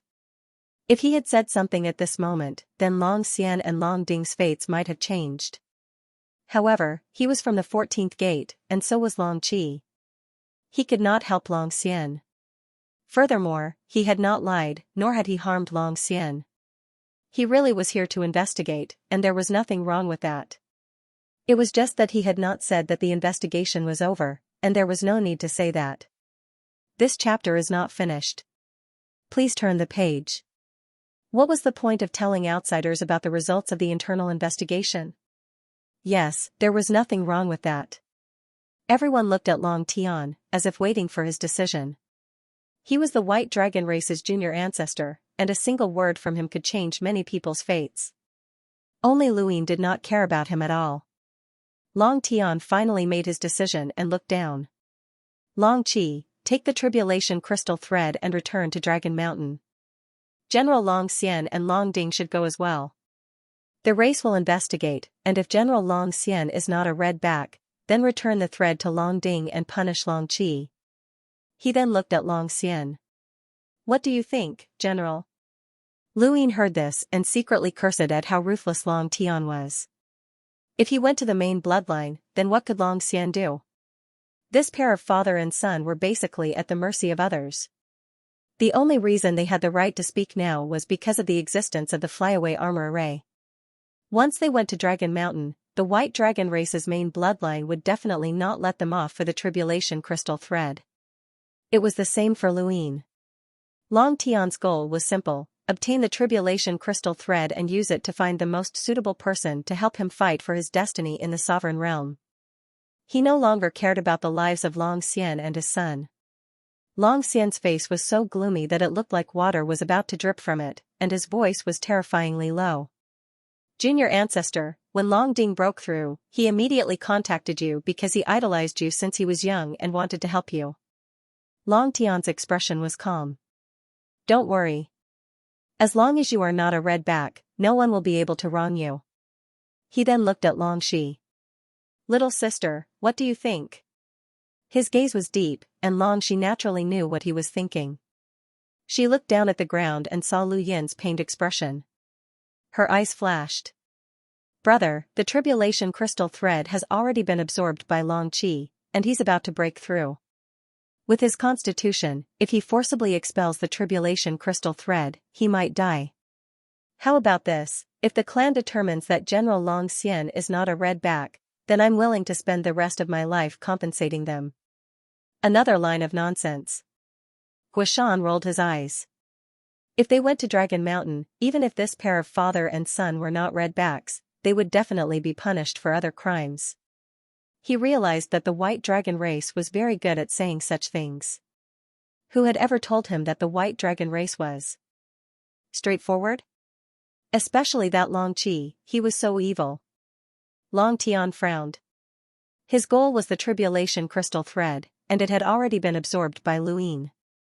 Why would he go through so much trouble? Long Xian smiled bitterly. Everyone was scheming against him. Long Tian, Long Shi, and even the 14th gate were all targeting him. It was useless, and there was no point in counting on these people. He took a deep breath, and his gaze turned sinister.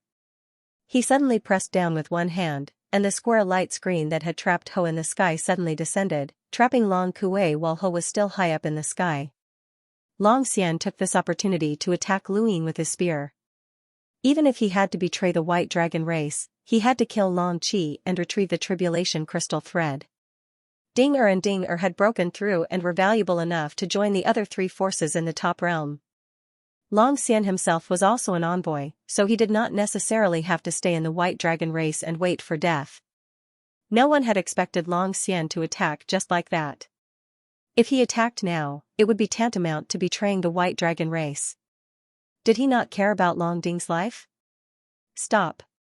Long Tian shouted. Long Kuei roared and tried to break free from the flyaway armor array. However, in terms of physical strength, he was not as strong as Ho. Even if his overall strength surpassed Ho's, he did not have an advantage over Ho when it came to resisting the flyaway armor array. Ho had been trapped for so long, and Long Kuei was in the same situation. Above him, Ho's 2 heads and 4 large eyes widened as he swooped down to grab Long Xian. End of chapter.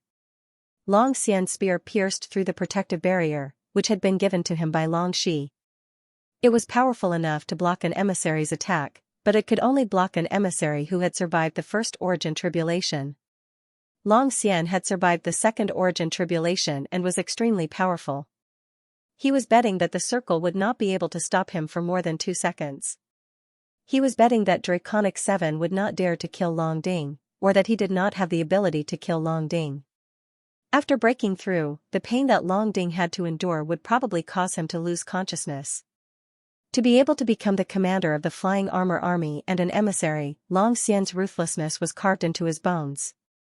Even if he was faced with a hopeless situation, he would still choose to die together with his enemy.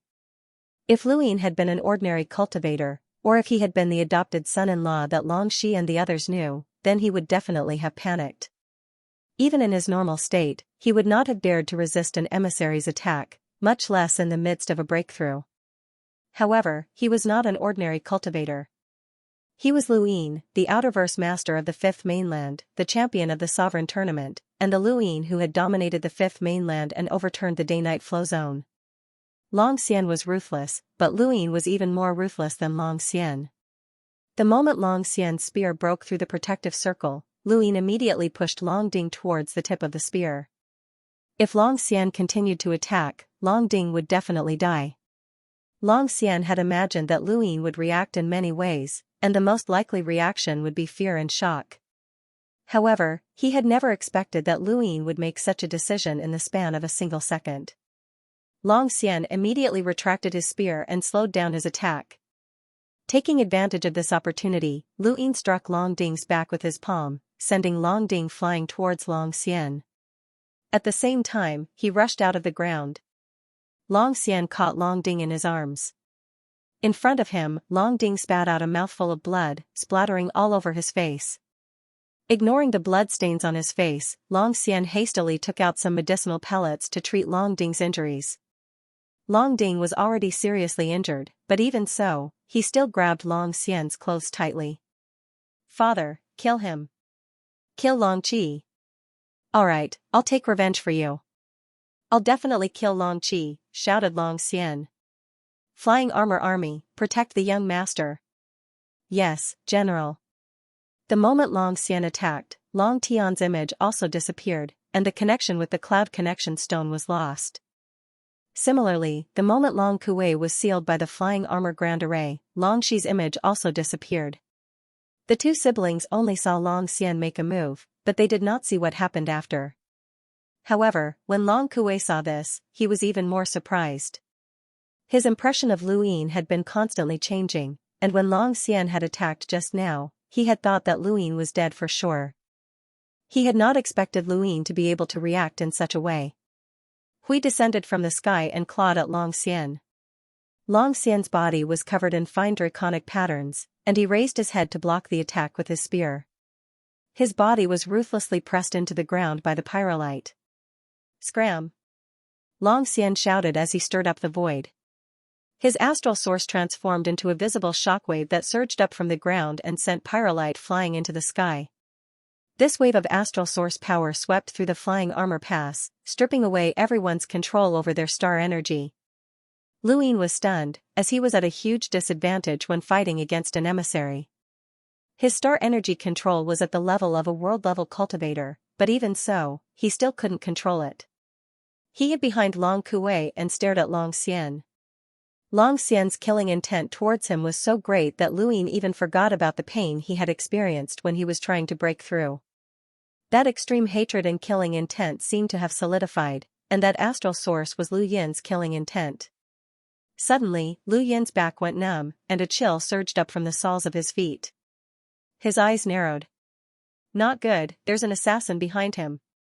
His expression changed, and a star chessboard appeared beneath his feet. At this moment, everyone had turned into chess pieces. Long Kuei, Long Xian, Guishan in the distance, the surrounding Flying Armor Pass soldiers, their battle techniques, and the distant assassin's attack. In that instant, Lu Yin saw the situation clearly. A cold gust of wind was only a few meters away from him, and it had come from an ordinary-looking old man outside the general's manor. That gust of wind should have been enough to kill Lu Yin, but the old man had also used astral source to attack him. He was an emissary-level assassin. The Boundless Realm's methods of assassinating Lu Yin were becoming more and more ruthless. Everything happened in an instant. Lu Yin's mind raced as he used the secret art of plan to divert that gust of wind, causing it to shoot towards Long Xian. Long Kuei's back was facing Lu Yin, so he did not see it. However, Long Xian saw it, and he was shocked. Was that a secret technique? Even in this part of the universe, secret techniques were rare. He did not know any, and neither did Long Ding. Even Long Kuei, Lu from the Lu family, and the others did not know any secret techniques. Long Xian would never have dreamed that Lu Yin had a secret technique. The boundless assassin had not expected this either. The gust of wind swept past Lu Yin and Long Kuei and shot towards Long Xian. Long Xian instinctively raised his spear, but Tian Ho's attack happened to land at the same time. The three astral source battle techniques clashed, causing cracks to appear in the void that was protected by the Flying Armor Pass array. Coincidentally, one of the cracks extended to where Long Ding was, splitting his body in two. Long Xian's face was drained of blood, and he looked like he had gone mad. Ding-er! The cracks in the void swallowed up the surroundings, and many Flying Armor Pass soldiers were torn apart. Guishan kept dodging, his face pale. In the distance, the boundless assassin's expression changed. This kid actually had a secret technique, and it was one that he had never seen before. This assassination attempt had failed again, and he retreated. The cracks in the void caused a flaw in the Flying Armor Pass array. Long Kuei took advantage of this opportunity to escape. He did not bother with Long Xian and grabbed Lu Yin. At the same time, he took Guishan onto Tian Ho's back and flew away. The flaw in the Flying Armor Pass only lasted for a moment, and it quickly recovered. Long Xian's advantage in the Flying Armor Pass was too obvious, and Lu Yin and Guishan would become Long Kuei's weakness. With Long Ding dead, Long Xian would have no qualms about betraying the White Dragon tribe. No one knew what he would do next. As the Flying Armor Pass grew smaller and smaller, Lu Yin could still Hear Long Xian's mournful screams. Lu Yin's gaze turned cold, this enmity was too great. Long Kuei raised a hand, and the cloud path stone trembled. Long Shi's image appeared, and she looked anxious. She heaved a sigh of relief when she saw that Lu Yin was fine. Elder, protect Long 7 as he breaks through. I understand. Don't worry, princess. What about Long Xian? Long Kuei asked. Long Shi said coldly, he betrayed the White Dragon tribe. Once Long 7 is safe, you can deal with him as you see fit. Understood. Long Kuei nodded. After leaving the flying armor pass, Lu Yin's attention returned to his own body. A wave of intense pain assaulted him once again, but fortunately, he had already endured more than half of it. Long Shi looked at Lu Yin with pity in her eyes, but her tone was resolute. Hold on and break through. No one will look down on you in the future, and you will be the pillar of the White Dragon tribe. You must hold on. Lu Yin growled, I know. Long Shi closed her eyes, and the image disappeared. The pyrolite traveled at full speed, and 4 hours later, Lu Yin was brought to a secluded mountain valley. The area was desolate, and the pyrolite's aura prevented many creatures from approaching. Long Kuei and Guishan quietly waited in the distance. Lu Yin continued to endure the intense pain by himself, and finally, after half an hour, the pain disappeared. His body had completely adapted to the tribulation crystals, and he had broken through to the next stage. It was an indescribable feeling. The moment he broke through, he felt the star energy flow within his body change slightly. It wasn't obvious, but it was this subtle change that made his aura much stronger than before. He could freely change the form of his star energy and casually attack. Every palm strike and technique was clearly different from before, and the most obvious change was in his physical body. Lu Yin could directly feel that his body had become stronger than before. His previous limit had been 250 stacks, but now, he might be able to reach 300 stacks. It was a pity that he didn't have the wisdom root T, so he couldn't extrapolate it. Still, even if he couldn't extrapolate it to 300 stacks, the increase in strength was enough to increase the power of 250 stacks. With his current strength, he could easily defeat Wang Yi, Wu Taibai, and the others. They had been evenly matched during the Sovereign Tournament, and at that time, Lu Yin's attacks had just reached the upper limit of what those two could withstand. Now, he had surpassed that limit, and once he surpassed it, he could rely on his various techniques to easily obtain victory. However, it still wasn't enough, and he was still far from reaching the power level he had when he was in the Reaper transformation. It would be great if he could reach the power level of the Reaper transformation in his normal state. Breaking through to the next stage had almost doubled Long Ding's power, but Lu Yin's body was already strong enough, so it couldn't be doubled. Once he broke through to the middle finger, his power would be doubled, and he might even be able to match the power of the Reaper transformation. Blood stained the ground beneath his feet, and Lu Yin felt some lingering fear. Breaking through to the third stage wouldn't be like this, would it? It was too painful. There were still tribulation crystal threads around the lower stage, and they would need to be slowly absorbed. Long Ding was too jumpy. If he had waited until he had completely absorbed the threads before fighting Lu Yin, none of this would have happened. Did you succeed? Long Kuei and Guishan stared at Lu Yin as he walked over, their eyes shining. Lu Yin nodded and clenched his fists. He deliberately said, I feel like I've become much stronger. It should be more than double. Fighting Long Ding will be much easier now. The two weren't surprised. Long Kuei smiled. Long Ding's physique is already above yours. The stronger your body, the less obvious the increase after breaking through. However, your potential will be greater. Congratulations. Guishan looked at Long Kuei in shock and then at Lu Yin. How much did the White Dragon tribe not understand this kid? Long Ding's physique was above his? This was ridiculous. Lu Yin coughed, stared at Guishan, and then coughed again. Since you've already broken through, you should stabilize here and absorb the tribulation crystal threads. Don't repeat. Long Ding's path, Long Kuei said, his tone gradually changing to one that carried a hint of killing intent. Lu Yin knew what he wanted to do. Long Xian's hatred for the White Dragon tribe could not be washed away, so Lu Yin had to eliminate them completely. Tian Ho will stay behind to protect you. Restrain your aura, and don't go anywhere until I return. Long Kuei leapt up and disappeared into the real universe, heading towards the flying armor pass. Tianho's huge body shrank until it was the size of a palm, and it jumped onto Lu Yin's shoulder to protect him. Lu Yin pursed his lips and looked at Guishan. Thank you. Guishan was taken aback. What are you thanking me for? I didn't help you with anything, and everything I said was true. Don't randomly thank me, or you'll die. Lu Yin smiled. I know. I've been writing for 6 days straight, and it's very tiring. I'll continue writing tomorrow. Thank you for your support. Alright, I have to go. I didn't think that the flying armor pass would be so risky. I'll probably have to reflect on myself when I get back, Guishan said helplessly. Do I have a mission? Lu Yin asked. Guishan replied, you might have before, but not anymore. What do you mean? Lu Yin was puzzled. Guishan enviously replied, you broke through the lower threshold and defeated Lulu. You might have a chance to go to the ruler's realm, so the sect shouldn't give you any missions for now unless it's confirmed that you're not fated to go. You should know that no mission is more important than becoming a progenitor. Lu Yin's eyes lit up. If even a humble student had confirmed that he had a chance, then Long Tian should have contacted him.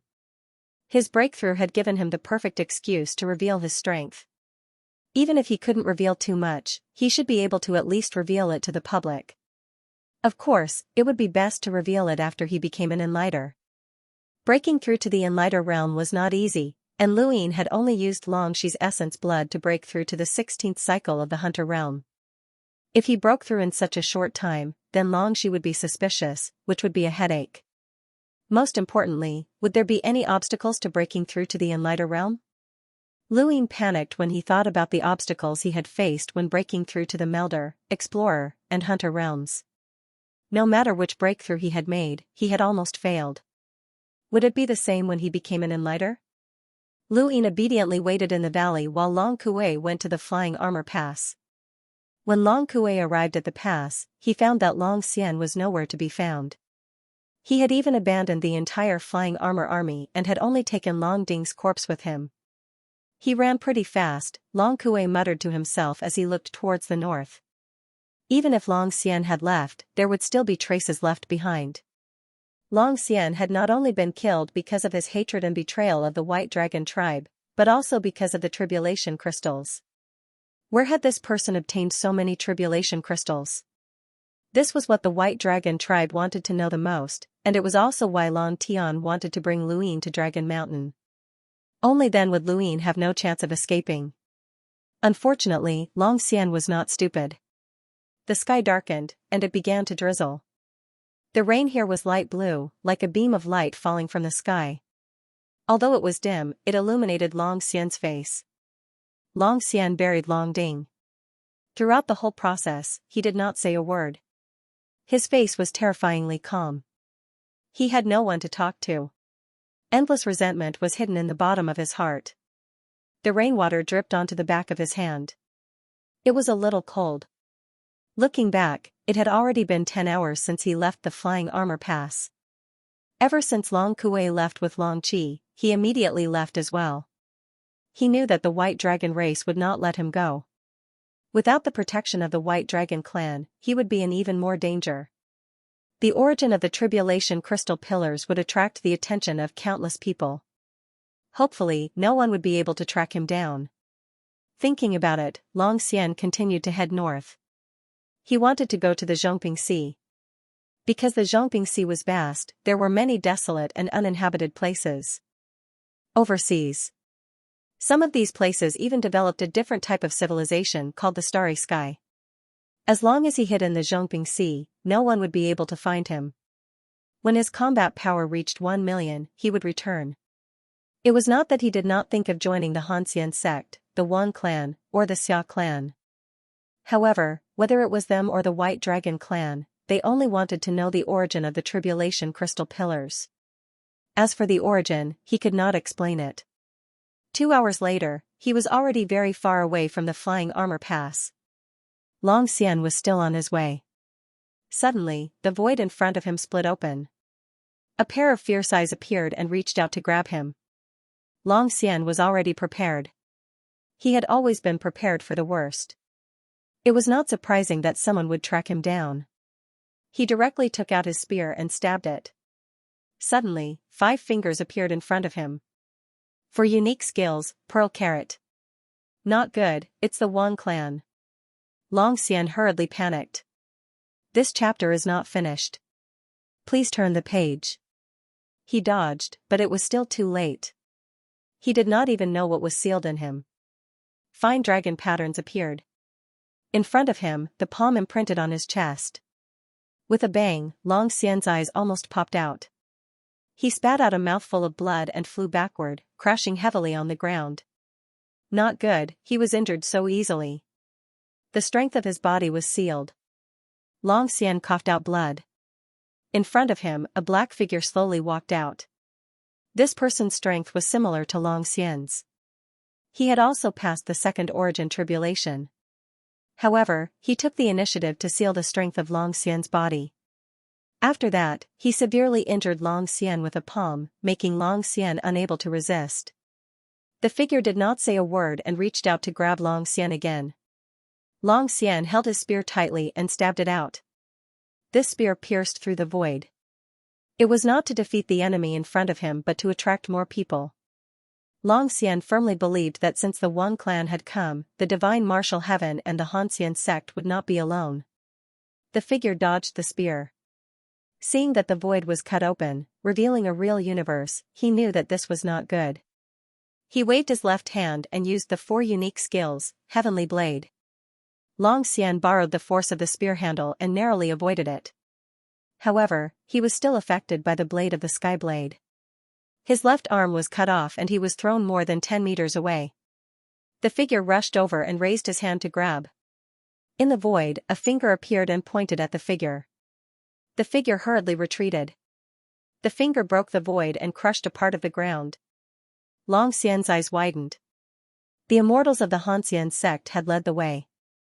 As expected, they had all come. With Long Xian as the center, 2 figures flickered and began a battle at the level of an emissary. Later, many more experts joined in. Long Kuei naturally rushed over and wanted to take Long Xian away.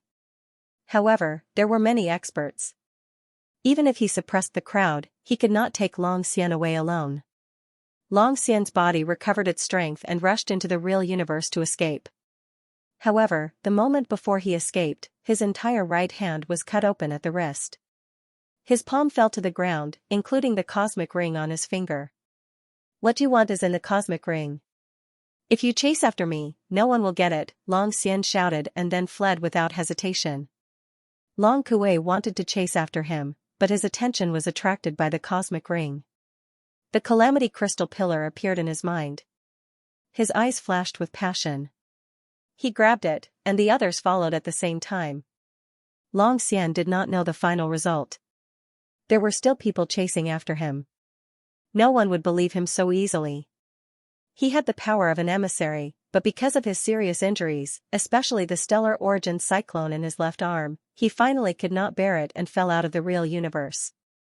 Behind him, several figures chased after him. Long Xian was miserable, as he had never imagined that the commander of the Flying Armor Army would end up like this. According to his plan, he should have been under the care of the White Dragon clan's main bloodline, and his son, Long Ding, should have been preparing to break through to the Enlighter realm before heading to the White Dragon clan's young progenitor planet to accompany Long Tian to the ruler's realm. Why had this happened? It was all Long Qi's fault, and it was because of him that Long Xian had ended up like this. Revenge, he had to take revenge. He could not die. He could not die. He had not avenged Dinger yet, so he could not die. In front of him, several figures descended, all of them wanting to capture him. These people had not said a single word since the beginning, and it was obvious that they were afraid of being exposed. Although Long Xian had been severely injured, the people chasing after him were not emissaries. Otherwise, he would have been captured long ago in the real universe. They were just a few enlighters. After a lot of effort and risking his life, Long Xian finally dealt with these people. He was panting heavily as his left arm and right wrist had been cut off. He had never suffered such serious injuries before. Did you think that they chased after you to capture you personally? Wrong, they only provided the location. The ones who actually captured you are the emissaries, an ethereal voice said. Long Xian was shocked, and he cut a sorry figure. There was blood at the corner of his mouth, and there was blood on the ground. This chapter is not finished. Please turn the page. There was a pool of blood on the ground. Who? Who's talking? Is the tribulation crystal pillar that I gave you useful? The voice spoke again, and this time, there was a mocking laugh. Long Xian's expression changed. It's you. You were the one who gave me that cosmic ring, and you were the one who gave me the tribulation crystal pillar. Who are you? Who are you? Sigh, you're really useless. I gave you the tribulation crystal pillar, but it ended up benefiting someone else. Who are you? Long Xian shouted. Are you trying to summon the 4 cardinal scales with such a loud voice? Will that do you any good? Long Xian's entire body went limp, and he collapsed to the ground. He looked around. Who are you? You actually have the answer in your heart, but you don't dare to say it. Then, I'll say it for you. That's right, I'm the mortal enemy of you humans, and you're also a redback. Long Xian's eyes were bloodshot. I'm not. I've never promised you anything, and I've never helped you do anything. What do you want? Why did you give me the tribulation crystal pillar? What use do I have to you? You've already done it for me. Otherwise, who do you think leaked the secret of your tribulation crystal pillar? Long Xian gritted his teeth. It was you. You were the one who told the humble school. Why? I only told the humble school. The humble school's investigation concluded that you weren't a redback or a spy. Everything that's happened now is your own fault. You and your son are useless, and they were destroyed by others. It has nothing to do with me, but the result is the same to me. Long Xian was confused. What mission? Ha ha ha, guess. Think about what you've done. Long Xian's expression changed, and he suddenly remembered the cosmic ring that he had dropped, as well as the item that had appeared with the tribulation crystal pillar. His face went pale. Was that a trap? You buried 4 young masters at once, and all you needed was a tribulation crystal pillar to break through to the next level. Was that a good deal? Long Xian's entire body trembled. It was over. It was all over. If it really was a trap, then the deaths of the 4 young masters would shake the entire starry sky of the trees. He would become the greatest traitor to humanity. Why? Why did you choose me? Weren't you very happy when you obtained the tribulation crystal pillar? What, are you regretting it now? Long Xian lowered his head and closed his eyes. There was still a glimmer of hope in the depths of his heart. He hoped that he could join the Hanxian sect, the Shenwu Heaven, or the Wang clan to take revenge on the White Dragon clan. However, he had nothing now. He would become the greatest traitor of the entire human race. No one would let him go. The moment you dropped your cosmic ring, you were already a traitor to humanity. You completed your mission very well, so there's no need to blame yourself. Join us. You have no choice. Long Xian raised his head. Bitterness, despair, regret, and all sorts of other emotions mixed together. So, this is how you develop redbacks. Many people didn't want to betray, but they were forced to do so. He was the same. He was the commander of the Flying Armor Army, but he hadn't even realized that he had helped these monsters complete their mission. Do you want to take revenge? These words flashed across Long Xian's mind like lightning.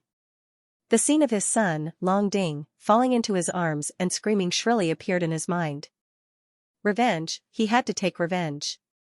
Long Qi, he wanted to kill Long Qi. He wanted to destroy the White Dragon tribe. He wanted to take revenge on the 4-direction scale. His many years of persistence had collapsed. Humans will always die of greed and hatred. In the end, victory will belong to us. But why is he here? Interesting, very interesting. Ha ha ha, the plan has to change. Humans, ha ha ha. End of chapter. The battle at the Flying Armor Pass had shaken the topmost realm. Although the people involved in the battle were not very influential, the implications were still quite serious.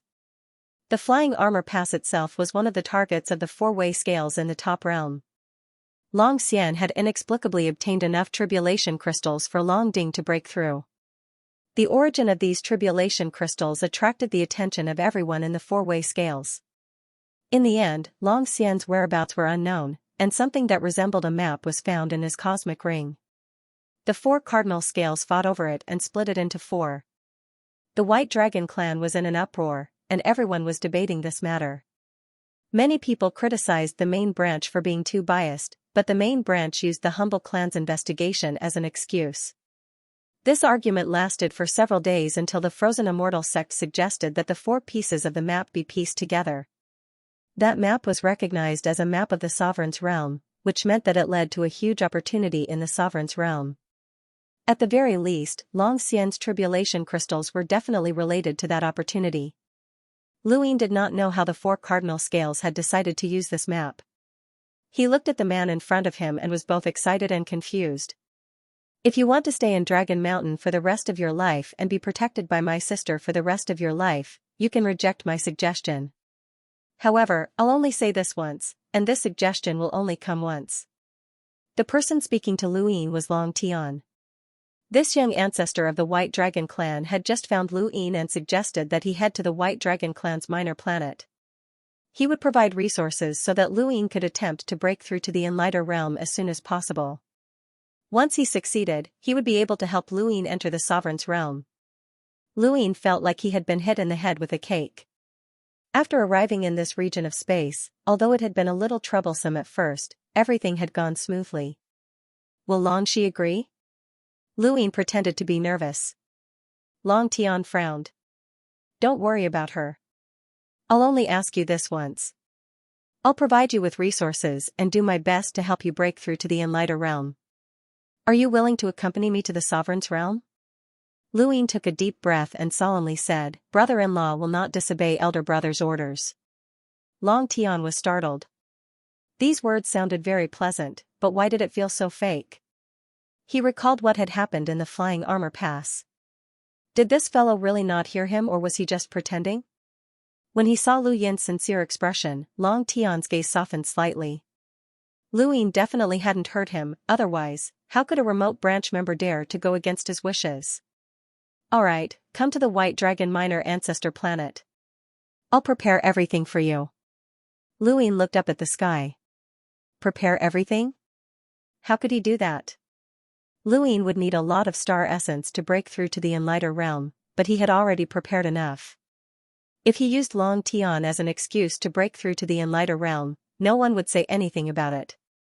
Since Long Tian was so confident about breaking through to the Enlighter realm, it proved that his preparations were not simple. The reason why Luin had come looking for Luin was probably because Luin had defeated Long Ding, who had just broken through to the next realm. Luin had also broken through to the next realm, and once he became an Enlighter, he would definitely surpass Long Ding's strength after he had broken through. When he thought about this, Lu Yin's lips curled up. The ruler's realm would definitely be very exciting, and he wondered how many familiar faces he would meet. Long Kuei had already gone to the boundary Dragon Mountain in the Peak realm, and before he left, he had specifically instructed Luin to stay put and wait. Based on Wuxian's words, Luin guessed that there wouldn't be any missions in the near future.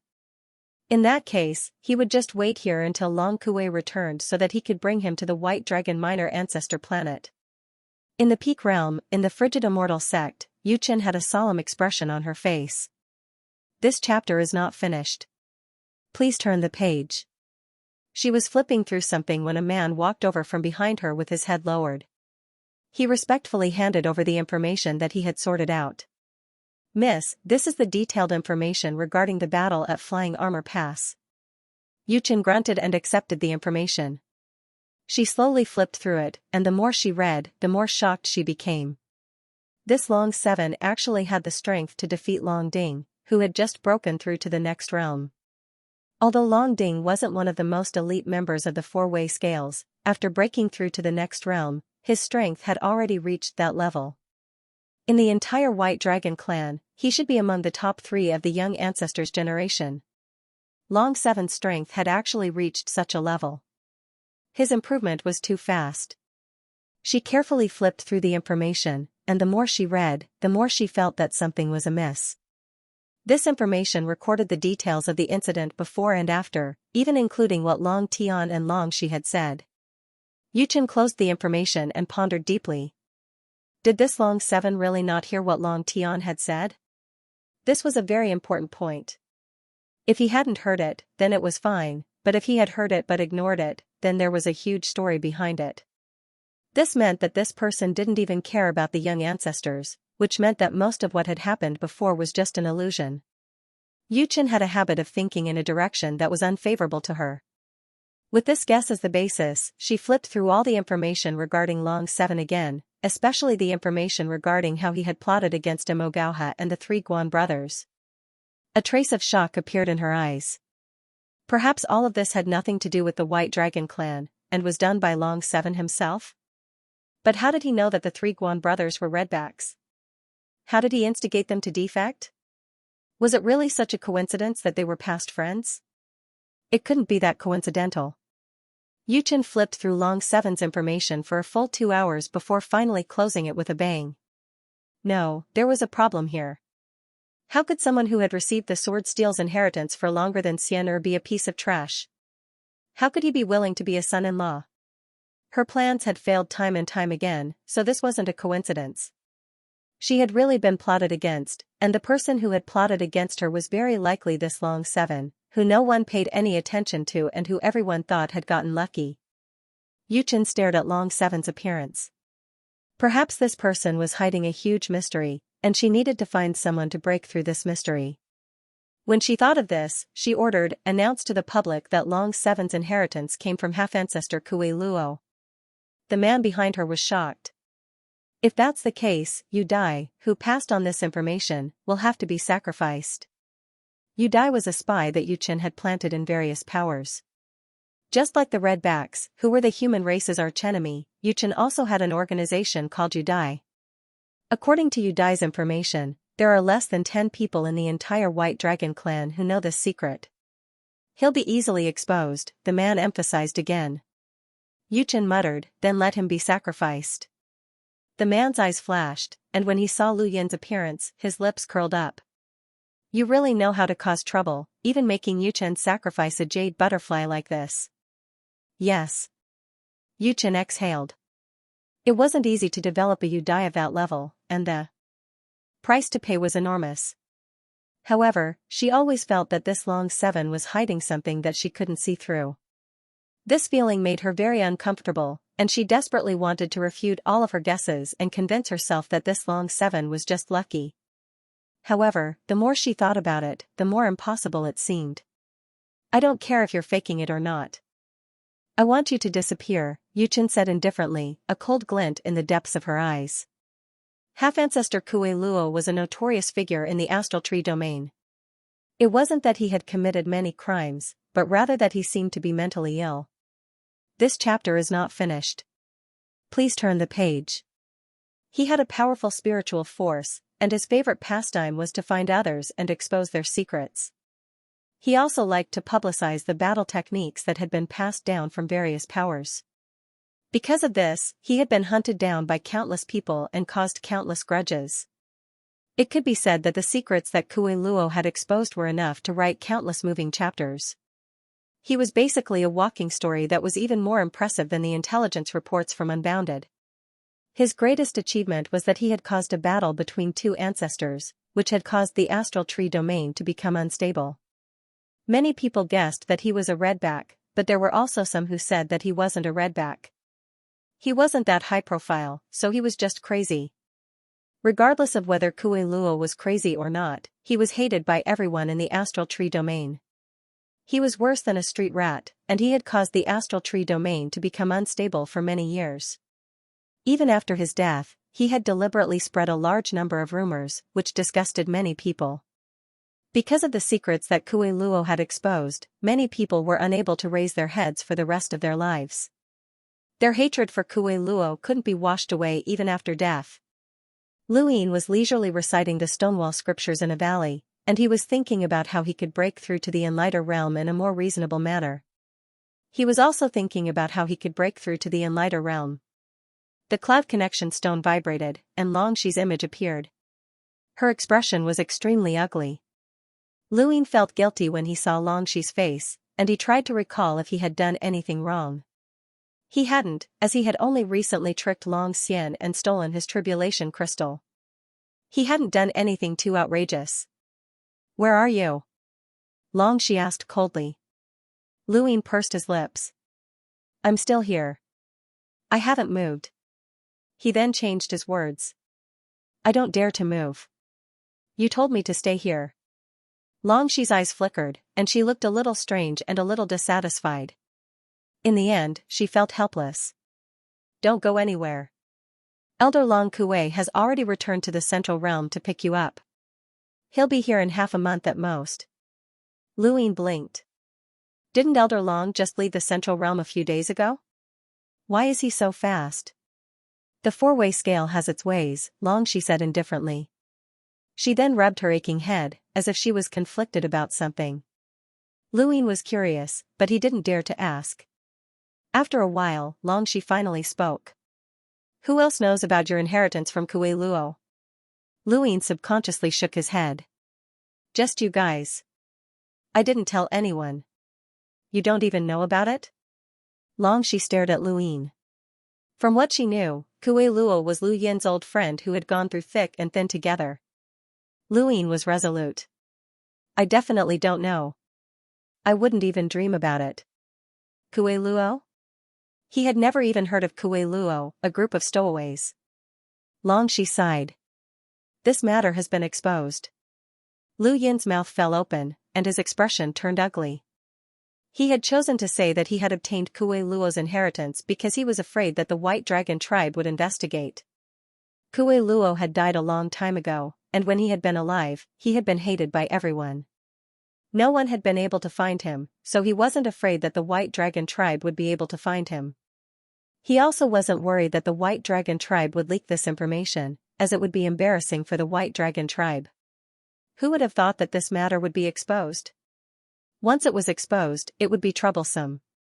Kuei Luo had offended too. Many people, so many that it was impossible to count them all. Even though a group of people had died due to the passage of time, the survivors were all old bastards. Luin broke out in cold sweat when he thought about the large group of old bastards chasing after him. "I'll continue updating at 3 p.m. I've been updating continuously for 7 days, and I'm too tired. I'll take a break. Thank you, brothers, for your support." End of chapter. How did you leak it? Are you trying to kill me? Don't you know that I'll be hunted down by a bunch of old bastards? More old bastards means more young ones, and... Luin was furious as he yelled at Longxi. Longxi knew that she was in the wrong, so she allowed Luin to yell at her without saying a word. Once he was done, she said, "He's the nephew of an elder in my family. Because of his outstanding performance, he's clear-headed enough to organize some of the family's information. I didn't expect him to be one of the frozen immortal sect Xianxia spies. He was the one who leaked the information." Luin was puzzled. Someone like that wouldn't leak information for no reason. He should know that once he does, he'll be in danger of being discovered. Longxi stared at Luin. "I'll have to ask you that. What did you do to make Yu Chen sacrifice such an important spy to deal with you?" Luin was stunned and gulped. It was still that woman. Was she crazy? He hadn't done anything, but she was willing to sacrifice such an important spy to deal with him. Was she crazy? Luin thought about it carefully, but he really hadn't done anything too outrageous. Back on the Fifth Mainland, he had overturned the day-night flow zone and unified the Outerverse, but here, he was already keeping a low profile. Longxi sighed helplessly. "Don't worry about that woman. What you need to do now is wait here for Elder Long Kuei to pick you up and head straight to White Dragon Planet." "You agree to let me go to White Dragon Planet?" Luin asked. Longxi frowned. "I know Big Brother made a promise to you. I didn't agree to it at first, but now that you have a special status, there are very few places in the starry sky where you can walk around openly and safely. Even in Dragon Mountain, there are many people who hate Kuei Luo and won't be polite to you. Only White Dragon's junior ancestor planet is an exception. That place belongs solely to the junior ancestor, and it's a reward for future progenitors. Only people of the same generation as the junior ancestor are allowed to enter. Lu Yi nodded. Alright. Actually, I don't really want to go to the ruler's realm.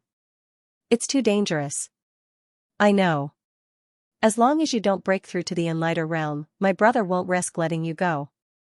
She seemed to feel that Lu Yi might misunderstand, so she continued, it's not that he's afraid of you being in danger, but that you won't be able to help him if you don't become an Enlighter.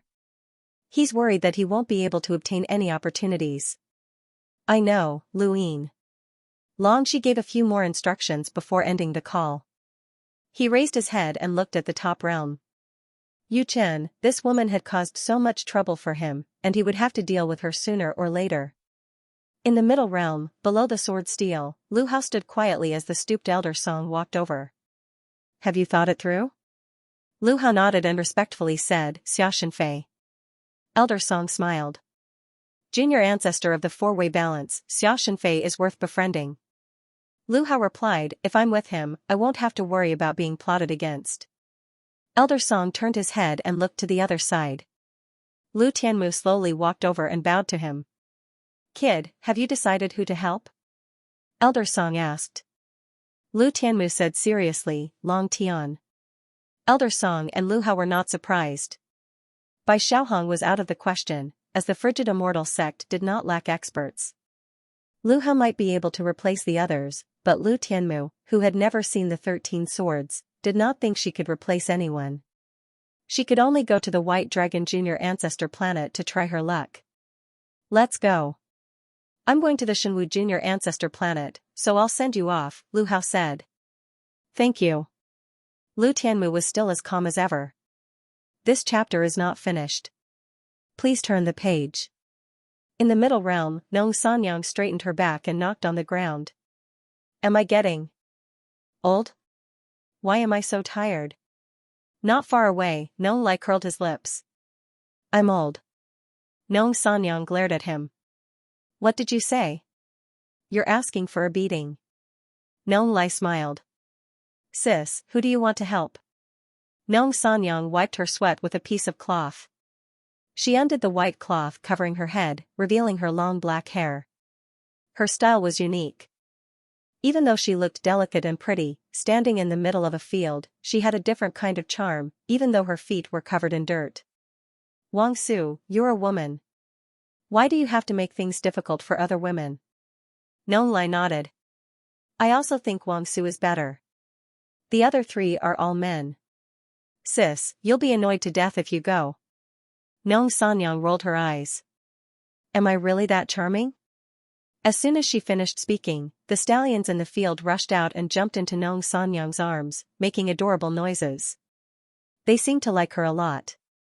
Nong Sanyang laughed happily. Far away, in another seed garden, Xiaoshi sat calmly on the ground as the golden wheat around her swayed in the wind. She suddenly opened her eyes and leaped into the golden wheat field. The golden wheat field suddenly closed and grew rapidly. The stars around Xiaoshi's body revolved, then transformed into Sirius's sword technique. With a slash, some of the wheat ears were cut off. Xiaoshi saw the scenery outside the wheat field, but it was only for an instant before the wheat ears grew wildly again.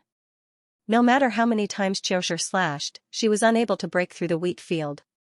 Furthermore, no matter where she went, the wheat field would move with her. However, it would not let her go beyond a certain range. This range was a circle. Ever since Xiaoshi had fallen here, she had been trapped in this strange circle. She knew that someone had done this on purpose, but no matter what she said, that person would not let her go.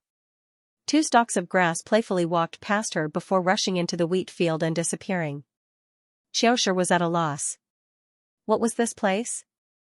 There were all sorts of strange creatures, but they were all very friendly. There was no fighting, so how was she supposed to get out? In the distance, above the rainbow bridge, the yellow color did not move. There were cities and armies on it. The entire rainbow bridge was under the control of the Shenwu plain. Xianxia looked up as a gigantic creature flew over and landed. Not too far away, a middle-aged man gestured towards Xianxia. With your strength, little brother, you'll definitely be recognized by the junior ancestor. You'll soar in the future, so please don't forget about me. Yao Xian smiled. I wouldn't dare forget your kindness. Ha ha ha, let's go to Shenwu's junior ancestor planet. One expert after another converged on junior ancestor planet. Although the journey to the ruler's realm was dangerous, it was an opportunity to become a progenitor in the future. Even if they could not become a progenitor, forming a relationship with the junior ancestor would allow them to live a carefree life. At the very least, some people wanted to go to junior ancestor planet to see what kind of outstanding elites had appeared so that they could avoid offending them. Luin finally set off after half a month, and Long Kuei's expression was ugly when he saw him. Ever since Long 7 and Long Shi had gotten married, more and more things had happened. Long Kuei had originally thought that Long 7 was an honest person, and all Long Kuei had to do was ensure his safety. Now, however, Long Kuei Luo's revelation had caused the entire White Dragon clan to become the target of countless people. Whether it was Long Shi or Long Kuei, there were always people asking Long 7 if he knew any secrets. Long Kuei was annoyed, and even Ho was being hinted at. But that was not the end of it. This chapter is not finished. Please turn the page. However, some of his old friends had suddenly cut off all contact, saying that they were no longer friends. Long Kuei truly experienced the might of half-ancestor Kuei Luo. Just obtaining a portion of his inheritance had led to such a situation. Long Kuei had been disgusted by this dead man, so it would be strange if he was in a good mood. And the main culprit, Long 7, was still carefree. The more Long Kuei looked at him, the more annoyed he felt.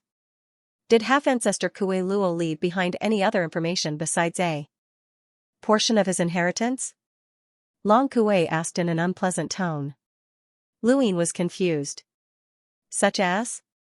Long Kuei lowered his voice. Some secrets. Luin immediately shook his head resolutely. Absolutely not. Long Kuei glanced at him. Are you sure? Many of my old friends are contacting me right now, and even the 4 cardinal scales are contacting my White Dragon tribe. They want to know what you know. If there are secrets left behind, don't tell them. Do you understand? Luin was speechless, and his heart was exhausted. Elder, there really aren't any secrets. I'm not lying. I only obtained some natural treasures and cultivation resources. Even the battle techniques I obtained were the very ordinary overlaying stacks path. Right, there were also some spiritual force cultivation techniques, but there's nothing else. Long Kuei looked at Luin. Perhaps our trip to Junior Progenitor Planet didn't go smoothly.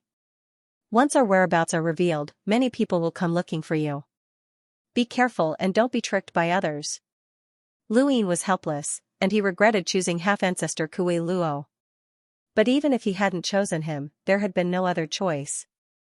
He couldn't explain how someone from a branch family not only had the strength of a hunter, but also possessed a spiritual force that could cause Lu Ke to sink into oblivion.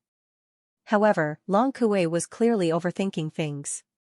The central realm was huge, and even if their whereabouts were revealed, it would take some time for others to catch up to them.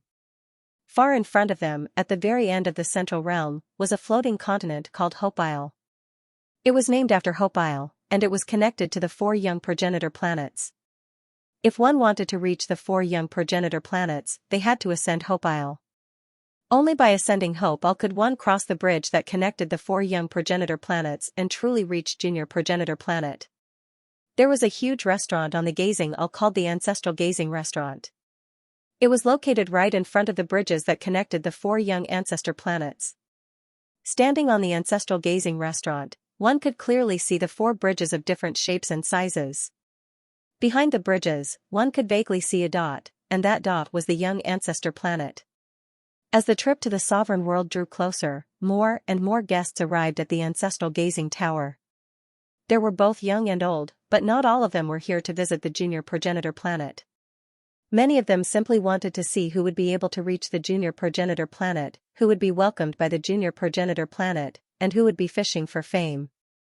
The Ancestral Gazing Restaurant was huge, and it had 7 floors. Each floor was 100 miles wide, and although it seemed very wide, it was easy for cultivators to see everything with a single glance. The ancestral gazing restaurant did not forbid battles, and the reason why it had not decayed or been damaged after so many years was because the materials used to construct it came from the sovereign realm, from the mother tree. The wood of the mother tree could not be damaged unless one was a half-step ancestor, but even a half-step ancestor would not be able to damage much of it. Because of this, the ancestral gazing restaurant had suffered very little damage over the countless years, even if there were battles happening every day.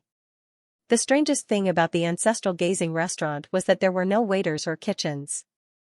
However, as long as someone came, there would be different dishes on each table, and different wines for them to taste. No one knew where these dishes and wines came from. Countless people had searched for them, but to no avail. Over time, they gave up. It's too tiring. I've been updating for an entire week. Take it slow. Thank you, brothers, for your support. Thank you. End of chapter. Apart from the ancestral gazing tower, the rest of Wangyu Island was filled with lush forests. There were no powerful beasts, and it was as simple as nature itself. Many people didn't like the liveliness of the ancestral gazing tower. They preferred to stay in this natural environment and wait for the best opportunity to enter Junior Ancestor Planet. One cultivator after another arrived at Wangyu Island, followed by all sorts of arguments and fights. On this day, a strange creature that looked like a piece of paper landed. It entered Wangyu Island without any obstructions and headed towards the ancestral gazing tower. Not long after, an old man and a young man got off the paper creature's back. The old man looked at the ancestral gazing tower and raised his hand. The paper creature overlapped and turned into a single piece of paper that landed in his palm. This is the ancestral gazing tower. It opens every epoch, and only when the junior ancestor is born will Wangyu Island and ancestral gazing tower appear. What you need to do is make a name for yourself in Wangyu Island and become one of the top elites invited by Junior Ancestor Planet. Are you confident? I'm confident. Don't worry, senior, the young man replied. The old man looked at him with a gentle gaze. You came from my nest. I don't care what you've done before, but as long as you enter Junior Ancestor Planet and follow the Junior Ancestor to the Sovereign Realm, all your past sins will be forgiven. You'll also be helping to make a name for yourself. Let's go.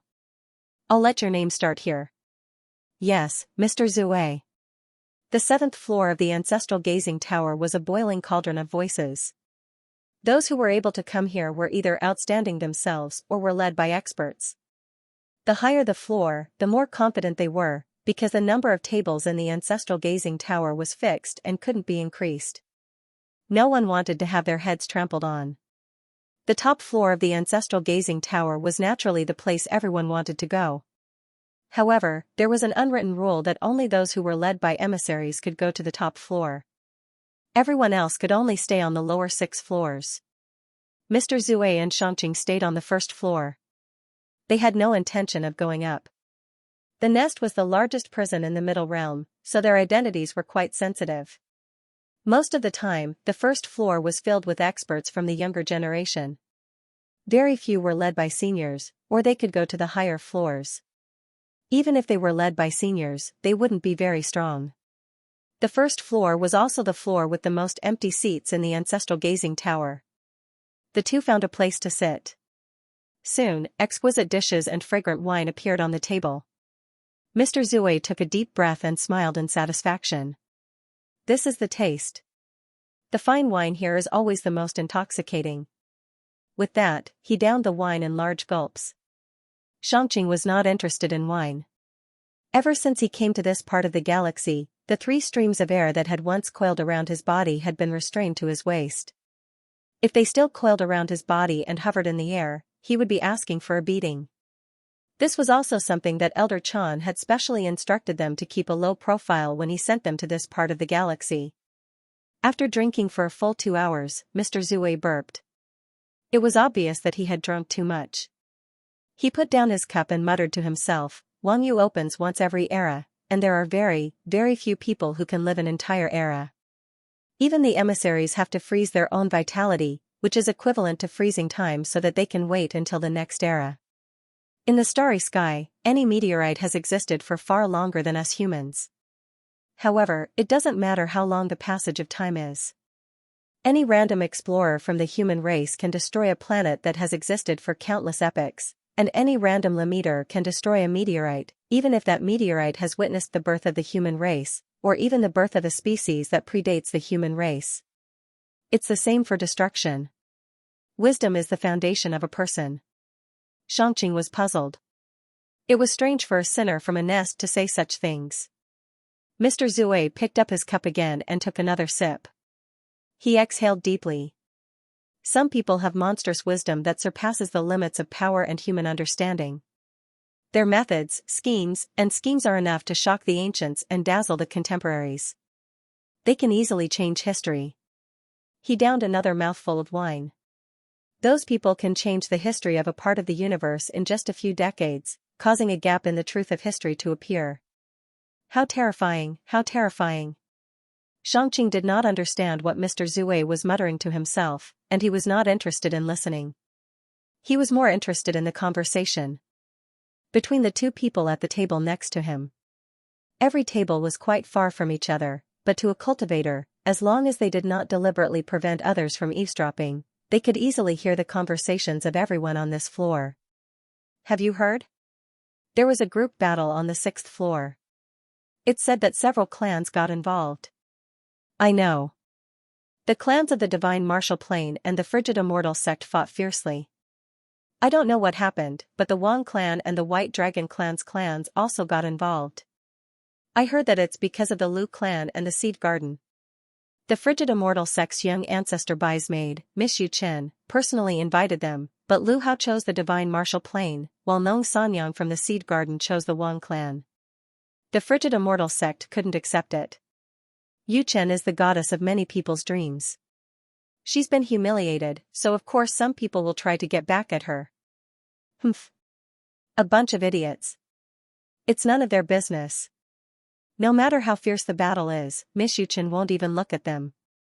On the other side, someone else was also discussing. I heard that Wan Wu went to the White Dragon clan's young ancestor planet. That's right. The King of Adventure personally sent him there. I never thought that the King of Adventure would come to the Middle Realm. He's the treasure of the Root organization. He's always been crazy about the lower realms. Nobody knows more about the lower realms than him.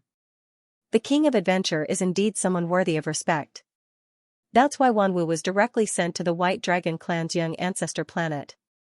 That's where you're wrong. Wan Wu wasn't able to enter the White Dragon clan's young ancestor planet because of his status as the King of Adventure. He's already an enlighter, and he's been training in the lower realms all this time. When he goes to the ruler's realm, the White Dragon clan's young ancestor will have to rely on him. That's true. The Prime Clear One muttered to himself. Wan Wu was a disciple of the King of Adventure in the lower realms. Eh? Someone from the Root organization has gone up again. These people aren't to be trifled with. They've been fighting in the lower realms all year round, and they all have killing intent. Humph, so what if they have killing intent? The truly powerful people in our region are all in the 4 cardinal scales. The rest are either subordinate to the 4 cardinal scales or have been eliminated. Shoo, don't spout nonsense. Do you want to die? Did I say something wrong? Isn't the alliance of just as he finished speaking, a bamboo skewer shot over from afar and pierced through that person's neck, causing blood to spill onto the ground. The man clutched his neck and unwillingly fell to the ground, dead. Many people looked at the entrance as an old man walked in. His eyes were cold, and golden flames occasionally spread out from his body, burning the void and distorting it. One could faintly see cracks in the void. This was an envoy-level powerhouse. Nonsense. You deserve to die. The old man didn't even look at the people on the first level as he walked straight up. The first level was silent as everyone looked at the dead man on the ground, but they didn't feel any sympathy. What did it mean to survive in this region of space? Everyone knew what to say and what not to say. This person definitely had a grudge with the 4 cardinal scales, or else he wouldn't have been so aggressive. That senior just now was from the Zijin family, right? That's right. It's too easy to recognize someone from the Zijin family. That means that Jin Feiyuan should be arriving soon. Jin Feiyuan is an expert from Shenwu Plain who can head to the ruler's realm. We'll be able to catch a glimpse of the Zijin family's young master. Mr. Zue was still drunk, and he didn't even notice that someone had just died. When he heard Jin Feiyuan's name, he put down his glass and asked, "Is this person confident?" Xianxia replied calmly, "I'm not sure how strong he is, but he should be confident." "If he loses, you'll die," Mr. Zue said calmly. Xianxia fell silent. In the distance, a purple-gold undying bird soared through the sky and descended. Inside the ancestral gazing tower, countless people looked on enviously. It was Jin Feiyuan, destined to accompany the young master of Shenwu Plain to the ruler's realm. In front of the ancestral gazing tower were 4 different shaped bridges. One of them was like a chain that led to Shenwu Planet. On the bridge, the young girl Xianxia looked up. "You're here. How dare you put on airs in front of me? Watch how I'll teach you a lesson." The purple-gold undying bird flew towards the bridge on Shenwu Planet. Suddenly, as if it had been attacked, it looked down and saw Xianxia walking out of the ancestral gazing tower. It glared fiercely and swooped down. Xianxia looked up. This should be his first real battle in this part of the universe, so he shouldn't reveal his 3 sons' ancestral chi. No one had expected that Jin Feiyuan would be attacked. Although the Zijin clan's reputation wasn't as great as the Lu clan or the Seed Garden, it was second only to the Lu clan and the Seed Garden in the Central Plains. They had pledged allegiance to Shenwu Plain, and Jin Feiyuan had been recognized by everyone as an expert who could enter the ruler's realm. An hour later, in the ancestral gazing tower, countless people stared blankly. Even Xiaotai couldn't believe her eyes. Jin Feiyuan had been defeated, and he had been defeated rather miserably. His opponent hadn't been injured at all. No matter how Jin Feiyuan attacked, he couldn't harm him at all. "How dare you!" roared the old man who had used the bamboo stick to kill Xianxia. He took a step forward and pierced through the void to grab Xianxia. Mr. Zue looked up but didn't attack. Xianxia didn't look panicked at all. Just as the old man was about to attack Xianxia, an unparalleled power swept out, distorting the void and pushing the old man 1,000 meters away. "Since when did you have the right to be so impudent on Gazing Isle?" A huge voice reverberated throughout the area, causing everyone's hearts to tremble. This was an absolute powerhouse. Every junior progenitor planet was protected by an absolute powerhouse. Junior progenitor planet was a planet that the cosmic tree of trees had freely provided support to future progenitors, including a powerhouse with a power level of 1,000,000, 2 envoys, and at least 10 enlighters. These people hadn't been forced, but rather had volunteered. They had either reached the limit of their cultivation or were nearing the end of their lifespans. Only by following the junior progenitor and waiting for him to break through to the progenitor realm could they be given a new life. They were incomparably subservient to the junior progenitor and truly treated him as a progenitor. The person who had attacked was the junior progenitor planet's junior progenitor planet, who had a power level of over 1,000,000 and had undergone 6 origin tribulations. The old man from the Zijin clan trembled. "Senior, please forgive me. This junior has been impudent. Please forgive me, junior progenitor." Those from Shenwu Plain would naturally be dealt with by Shenwu Plain. Only those from Shenwu's junior ancestor planet could attack, anyone else would be seen as a provocation.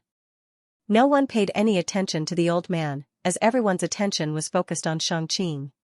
When had such a powerhouse appeared in the Middle Plain? He had defeated Jin Feiyuan without being injured.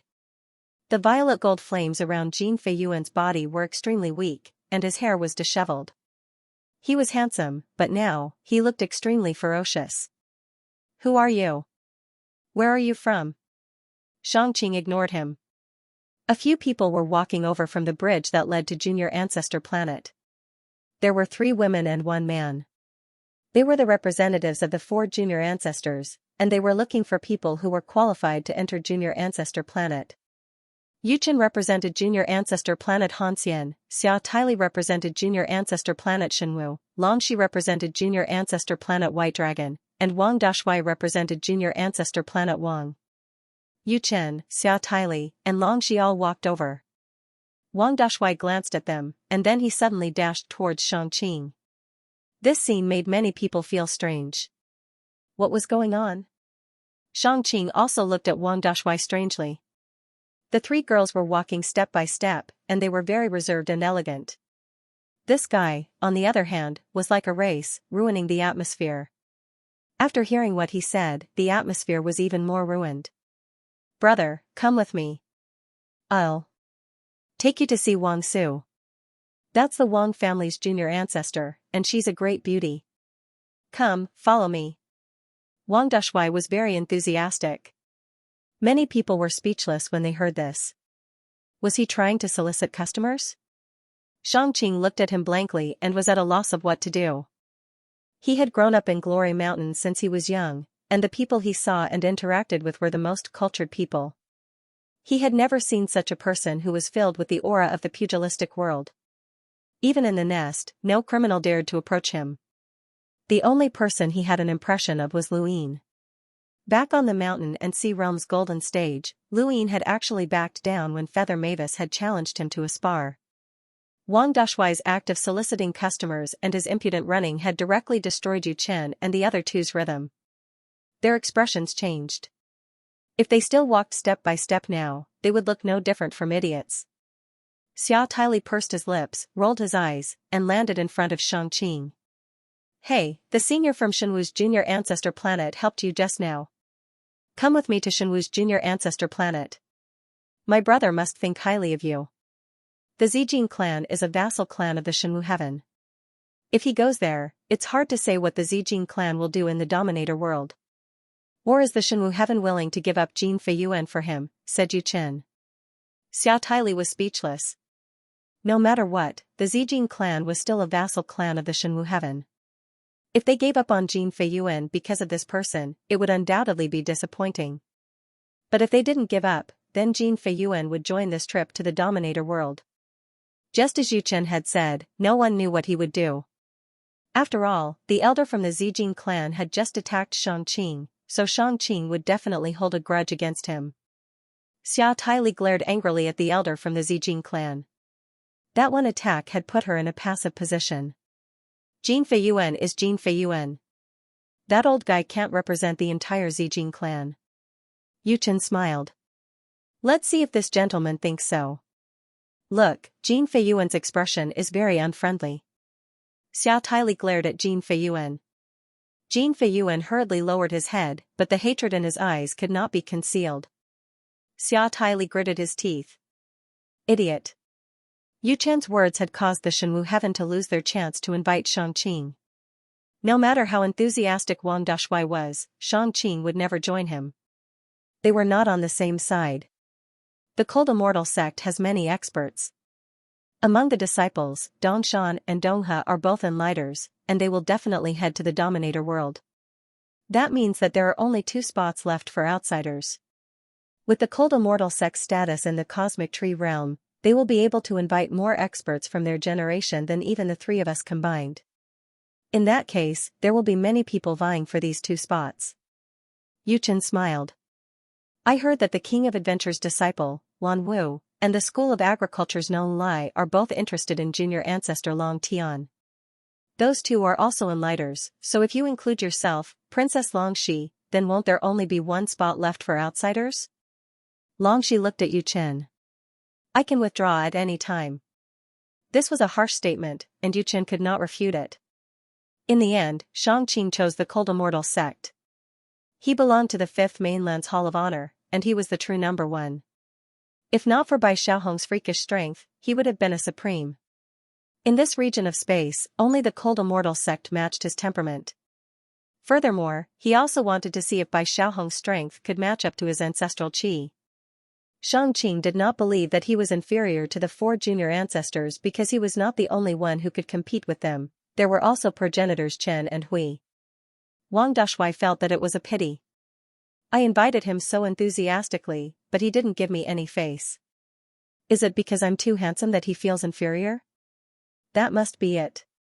Longxi glanced at Junior Ancestor Planet without any expression and returned to the bridge. Xia Taili stomped her foot and grumbled angrily. It was not only because Xianxia had gone to Junior Ancestor Planet, but also because she had been completely suppressed by Yu Chen and could not even retort. Jin Feiyuan gritted his teeth and bowed to Xia Taili. I was careless this time, but I won't lose the next time I meet him. Xia Taili turned around and glared at him. Nonsense, you can't beat him. Jin Feiyuan wanted to say something, but Xia Taili waved him off impatiently. Alright, stay here and recuperate. Once you're healed, you can go see my brother. Don't make things difficult for him. She then turned around and returned to the bridge. Jin Feiyuan was sullen, and blood seeped out of his mouth again. He thought back to the battle just now and wondered why his attacks had been useless against this person. He could not figure it out. The elder from the Zijin family walked over from afar, his face still pale. Young master, let's return to the ancestral gazing pavilion first. Once you're healed, you can go see the junior ancestor.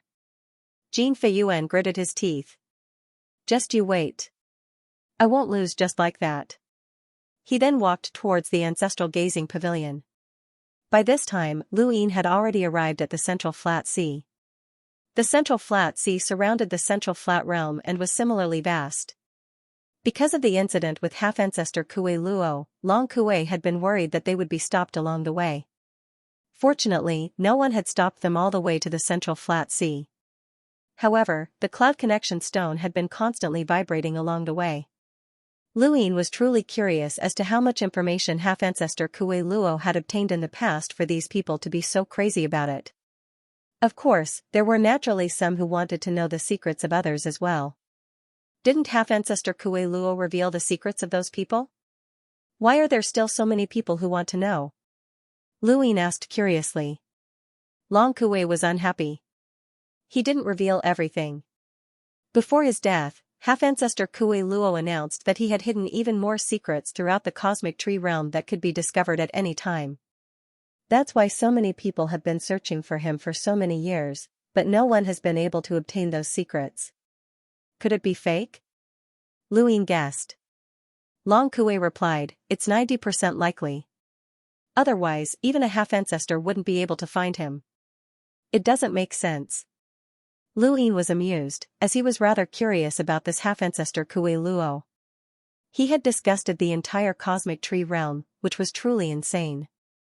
Lu Yin didn't know what the man's intentions were, but if he really was insane, then there shouldn't be any ulterior motive. Jin Feiyuan was actually defeated.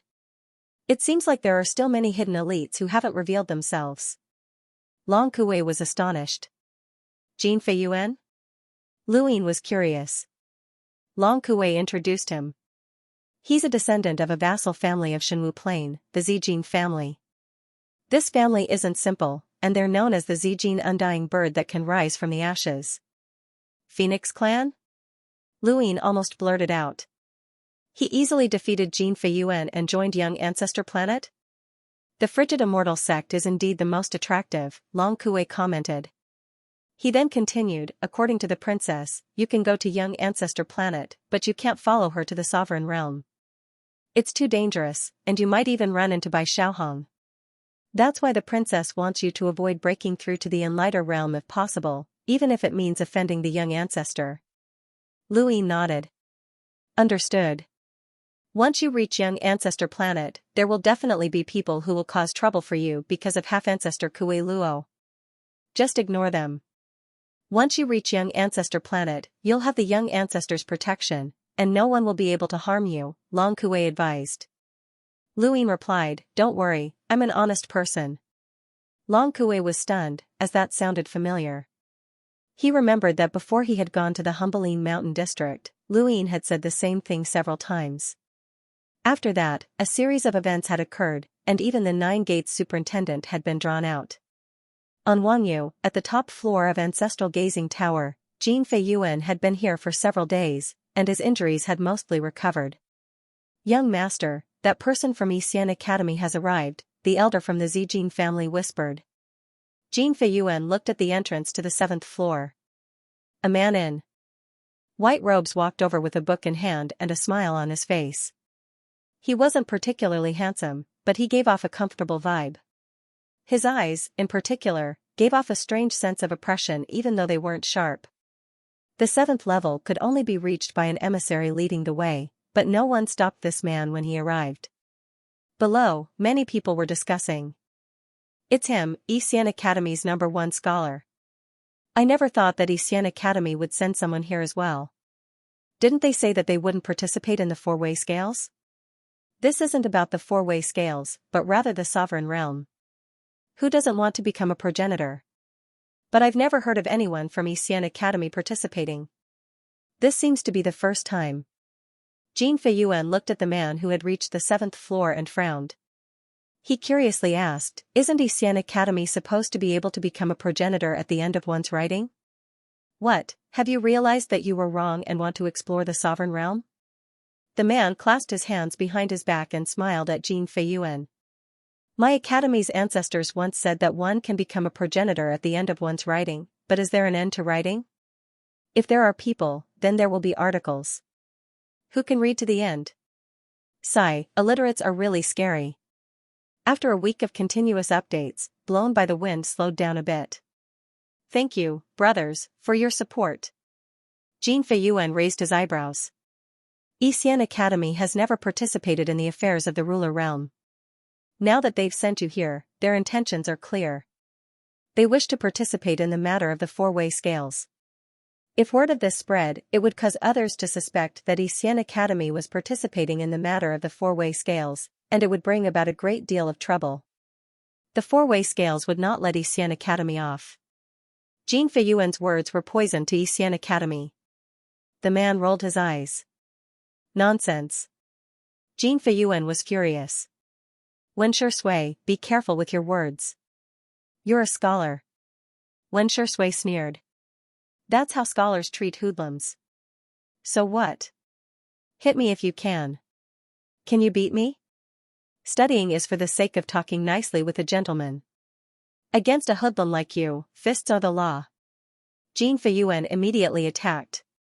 He could not win an argument against Wen Shui, but Wen Shui was not afraid of him. The purple-gold flames and all sorts of strange characters clashed on the 7th floor.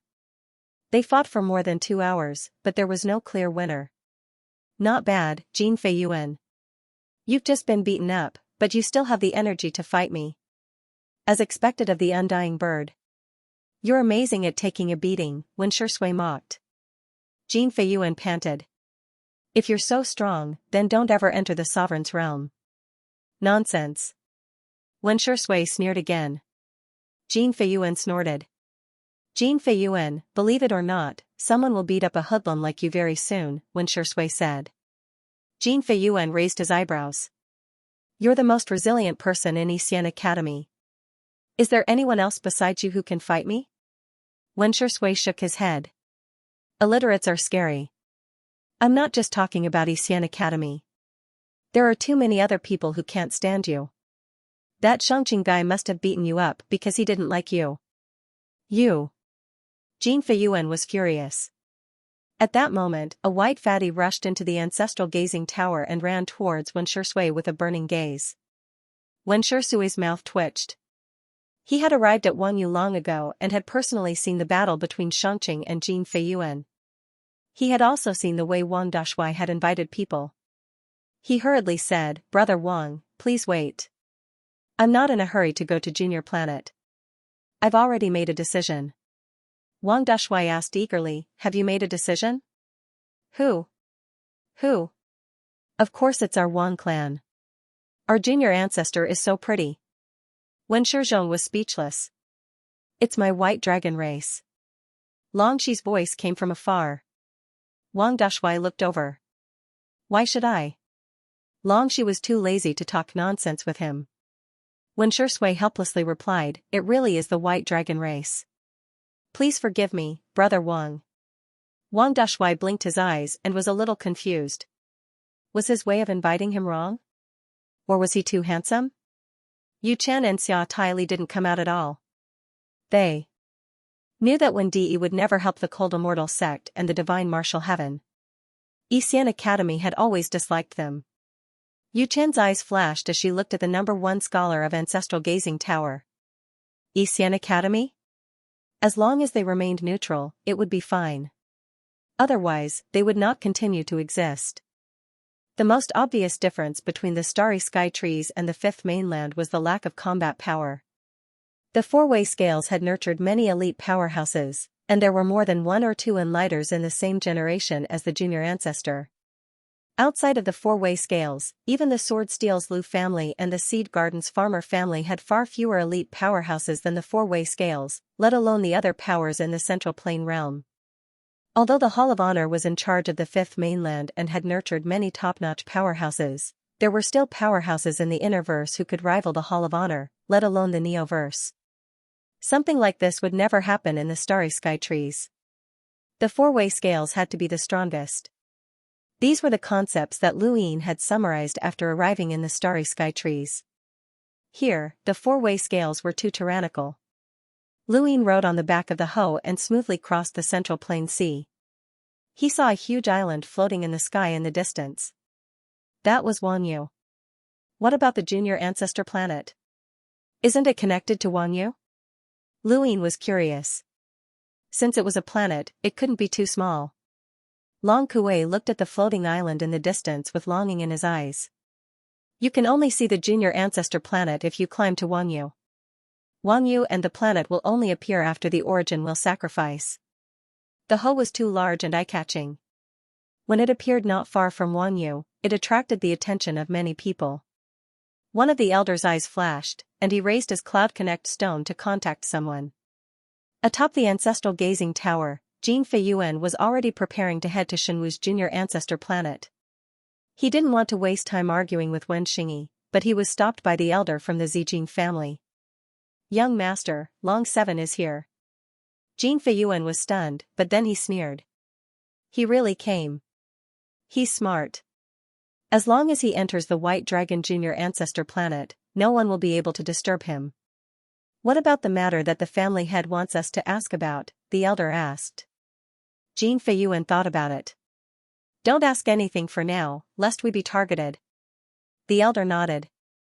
Understood. Wanyu was huge, and the ancestral gazing tower was very conspicuous. Ho's huge body quickly shrank and landed on Long Kuei's shoulder. Long Kuei looked up at the tower. He was finally here again. He still remembered that the last time he had been here, the scene was completely different from what it was today. Let's go.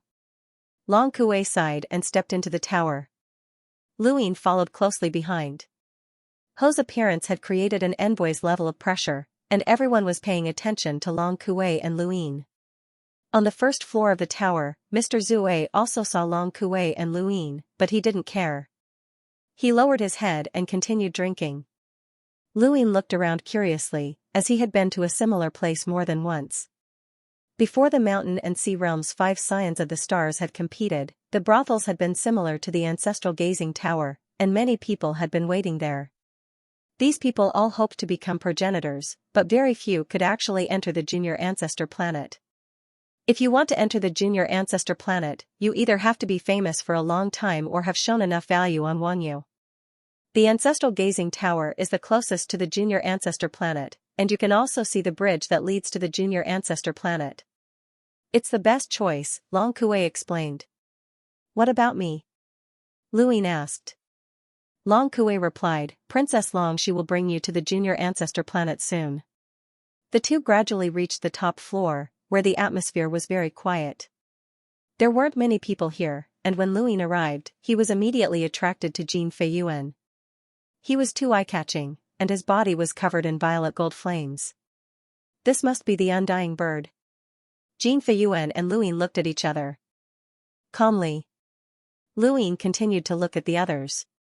The elders present were all envoys, and the youths who followed them were all elites. The two of them found a table by the window, and Luine turned around to look. He saw 4 bridges of different shapes, and he blinked. Were those really bridges? Strictly speaking, they could be considered bridges.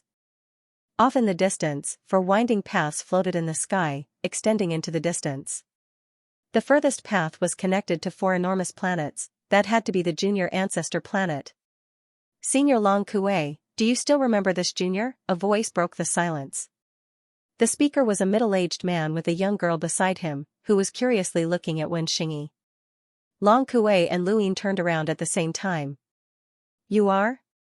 Mr. Lui? Long Kuei wasn't sure. The middle-aged man smiled. I didn't think that Senior Long Kuei would still remember this junior. I'm deeply honored. Long Kuei solemnly replied, who in the Central Realm doesn't know about Flying Willow? He's a legend. The two of them worked together and helped the humble school capture Redback, who had crossed 5 origin tribulations. That was a great contribution to the human race. Mr. Lui smiled bitterly and shook his head. Senior, you're too kind. We were just stalling for time until Senior Xianxia arrived. Our contributions were actually very little. He then turned to the young girl beside him and said, Go and greet Senior Long Kuei. The young girl hurriedly stood up and bowed. Only then did Jin Feiyuan and the others notice him. They hadn't paid much attention to him before. There were too many experts in the cosmic tree realm, and there were quite a few envoys. It was unlikely that they would know each other, but now that they heard that this middle-aged man was Mr. Liu Yi, things were different. Just as Long Kuei had said, Flying Willow was a legend in the Central Realm. Both of them had crossed 3 origin tribulations, which meant that their power levels were over 700,000. If they worked together, they could fight against an expert who had crossed 5 origin tribulations. There were very few experts who had crossed 5 origin tribulations in the cosmic tree realm, so their combined strength was equivalent to that of an expert who had crossed 5 origin tribulations. Junior Hoqing greets the seniors. The young girl walked up to Long Kuei and Luyin and bowed. Long Kuei nodded and glanced at Luyin. His meaning was clear, he wanted Luyin to return the greeting. Luyin looked down. Return the greeting?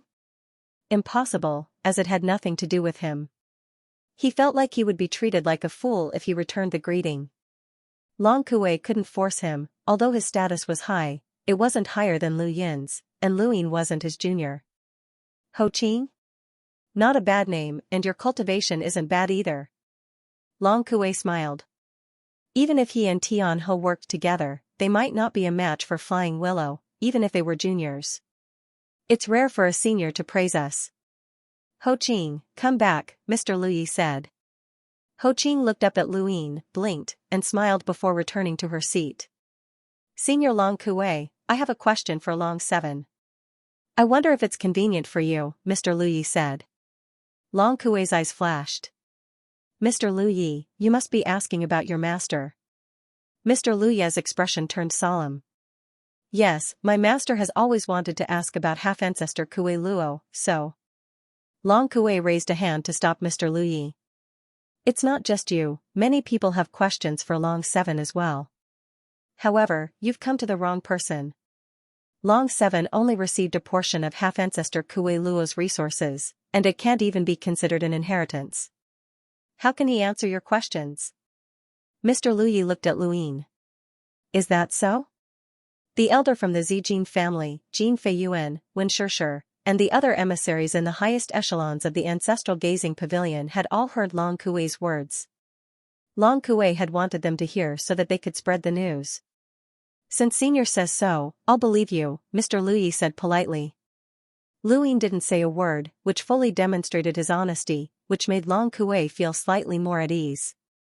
End of chapter 14:11. Don't forget to subscribe, like, and share the video to support the channel.